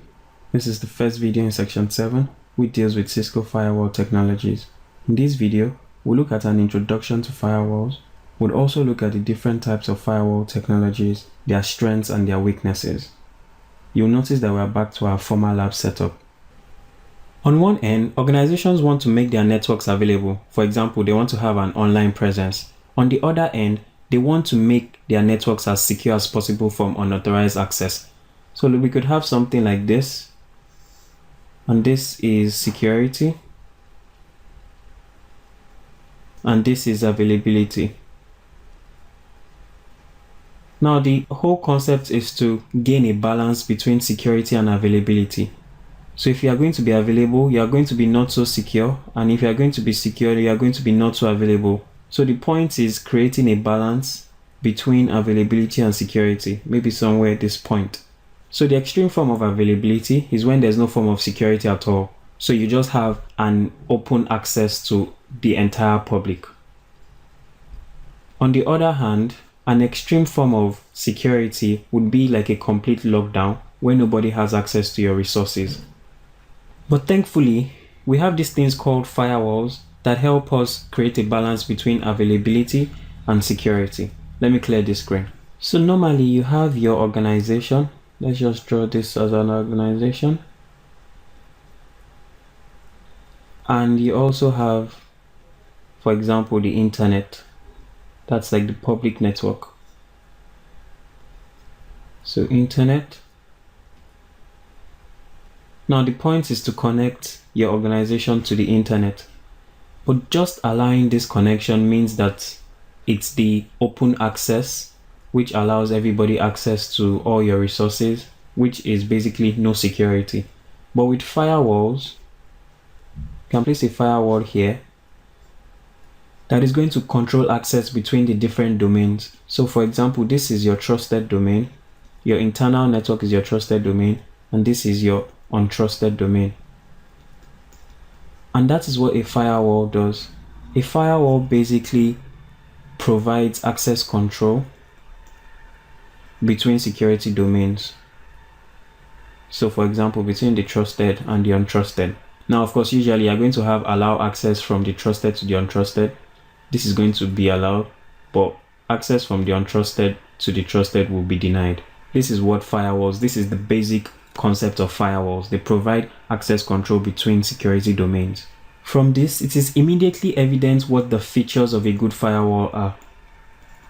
So features of a good firewall or features of a good firewall deployment. Let me just clear the screen up a little bit. The first thing is the firewall must be the only point of access into that network. So for example, if you have another link going to the internet, then this is not a good firewall deployment because an attacker can effectively use the path of least resistance to get to your network, and then your firewall will not be the only thing on the paths to get to your network. So that's one. So the second one is that the firewall itself must be hardened. So it must be hardened to security attacks. That means, for example, a denial of service should not be able to bring down this firewall. There are different types of firewall technologies, including the stateless. So this is the oldest one. The stateless packet filtering.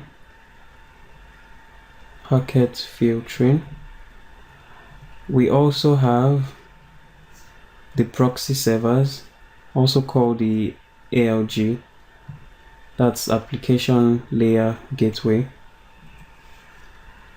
We also have the stateful packet filtering.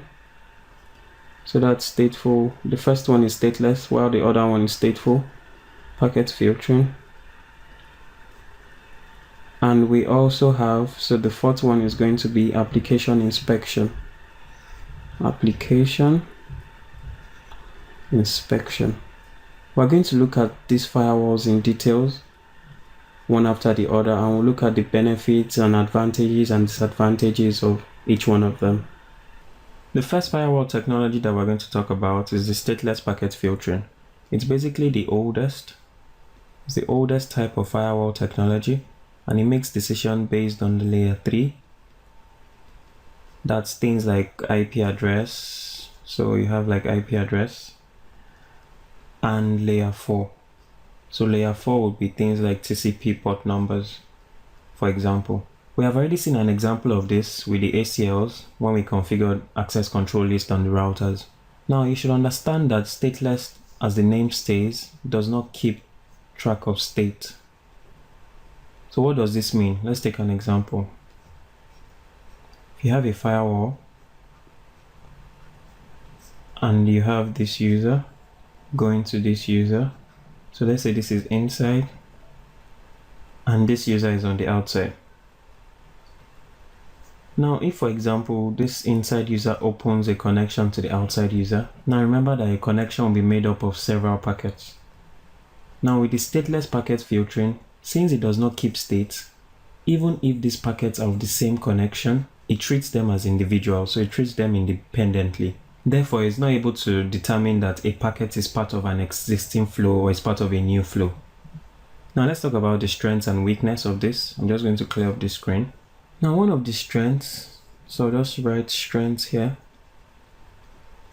One of the strengths is that it is very simple to implement.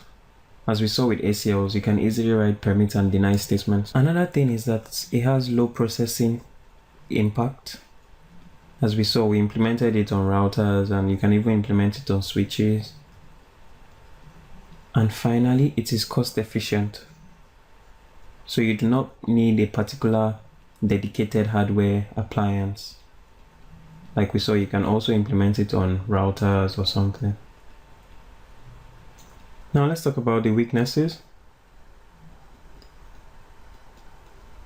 Now, of course, the first weakness that we have is that it is stateless, meaning that it's not intelligent. It's not able to determine that a packet is part of an existing flow or is part of a new flow. Another weakness is that it is susceptible to IP spoofing attacks. So we know that even though this stateless packet filtering gives us basic packet filtering capabilities, which is nice because it's not so processor intensive, we cannot really use this firewall technology because it doesn't meet the needs of today's demands. The next one that we're going to consider are the proxy servers, also called the application layer gateway, ALG. Let's take, for example, we have this firewall. It's a proxy server, so proxy server, and then you have like a server on the outside and you have a client here. Now with the proxy server, connection is not actually made from the end user, so let's just call this the end user, to the server. This is how the connection flows. The end user opens a connection to the end server, which is intercepted by the proxy server, and the proxy server opens a connection to the server. Now the server thinks it's talking to the proxy server, so the reply is made to the proxy server and then the proxy server replies to the end user. So in this way, the end user is kind of protected. So you have some level of protection when you're using the proxy server. The proxy server can operate between layers 3 and 7. And because of this, so because it gets up to the application layer, it can be very, very granular. So let's talk about the strengths and the weaknesses. So here we'll talk about strength. Like I mentioned before, the first strength is that because it can get up to layer 7, it is very granular. Also, with proxy server, you can have very, very detailed logging. So it can tell you that this user tried to get to this particular server and this particular request was denied and things like that. And like I mentioned, you have protection for your end users because the connection is not actually between the end users and the servers. It's actually between the proxy server and whatever server they are trying to connect to. Now we can talk about the weaknesses. And the first one is that the proxy server is software based. And since it's software based, it is very processor intensive. Software based, so it's processor intensive. Now the second thing, or the second weakness that we can have, is that you may require a special client to be used on your end users. Special client may be required.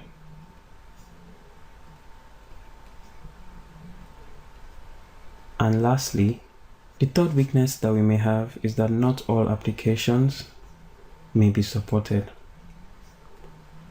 Now this is because the proxy server needs to know how to deal with different apps. So not all applications may be supported. This is the third type of firewall technology that we could talk about. That's the stateful packet filtering. So it's just like the packet filtering, like this, but then it's stateful. Now what does stateful mean? Also, you should keep in mind that this is one of the most used firewall technologies. So stateful means that it can determine if a packet is part of a new connection or part of an existing connection. Now, why is this important? I'll show you with a diagram.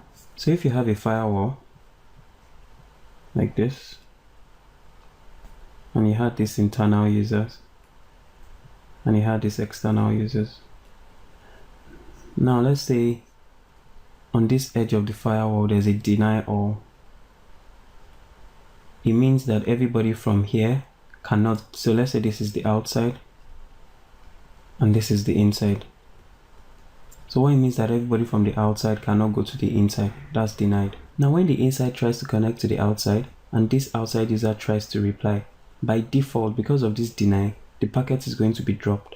But with the stateful packet filtering, it's able to automatically permit return traffic. That's because it keeps track of the state. So it keeps information like the source and destination ports and IP address and other information about the packet in a state table. So this is the state table that it uses. So for example, we could have something like source IP address, destination IP address, source port, destination port, and then you can have some other information like that. Now let's talk about the strengths and weaknesses of this firewall technology. So strengths, and the first strength is that the state table provides intelligence. So because of the state table, it is intelligent because it can determine if a packet is part of a new connection or part of an existing connection. Now it also provides protection against spoofing and denial of service. And this is still because of the state table that it keeps.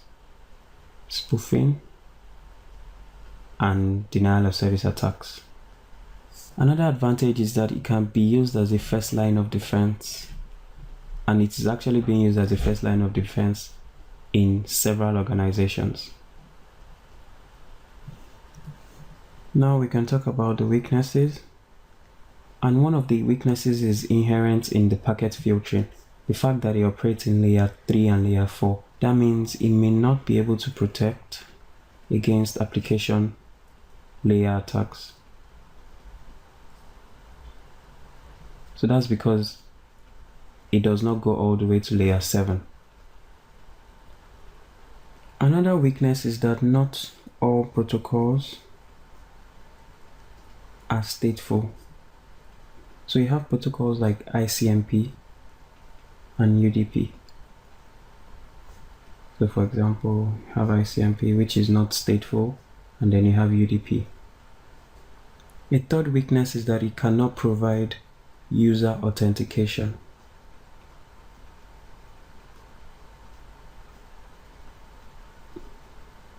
But like I said before, the stateful packet filtering is one of the most used firewall technologies.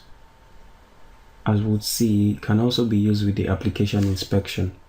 The final firewall technology that we're going to talk about is the application inspection. Stateful packet filtering firewalls can implement application inspections so as to see into the application layer information. Now these are similar to proxy servers because they operate at layer 7, thus they can see into layer 7, but unlike the proxy servers, they do not initiate and terminate connections for users. Application layer inspection is also called deep packet inspection. So when you hear deep packet inspection on the ASA or something, just know it's also referring to application inspection. That's DPI. One of the weaknesses of the application inspection is that it requires greater processing power.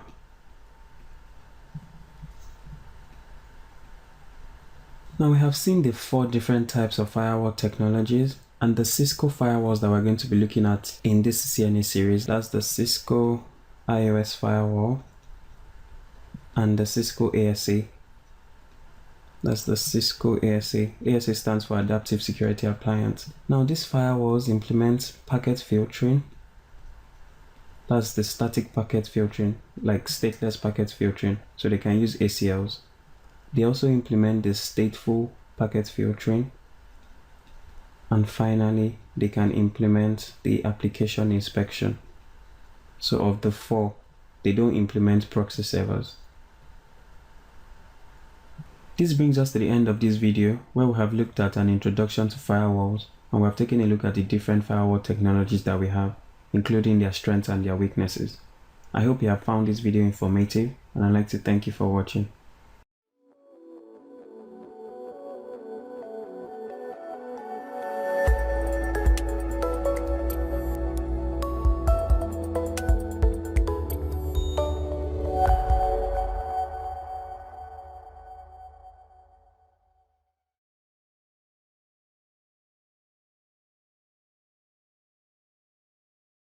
In this video, we'll cover the basics of 802.1x, including device roles and the authentication process.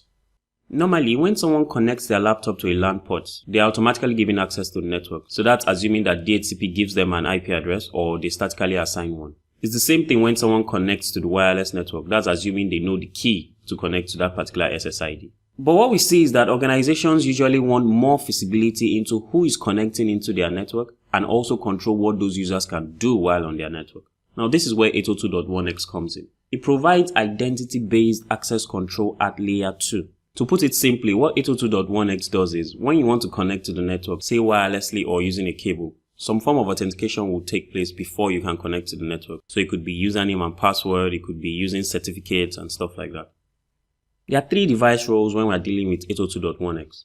The first one is the client device requesting access to the network. That is known as a supplicant.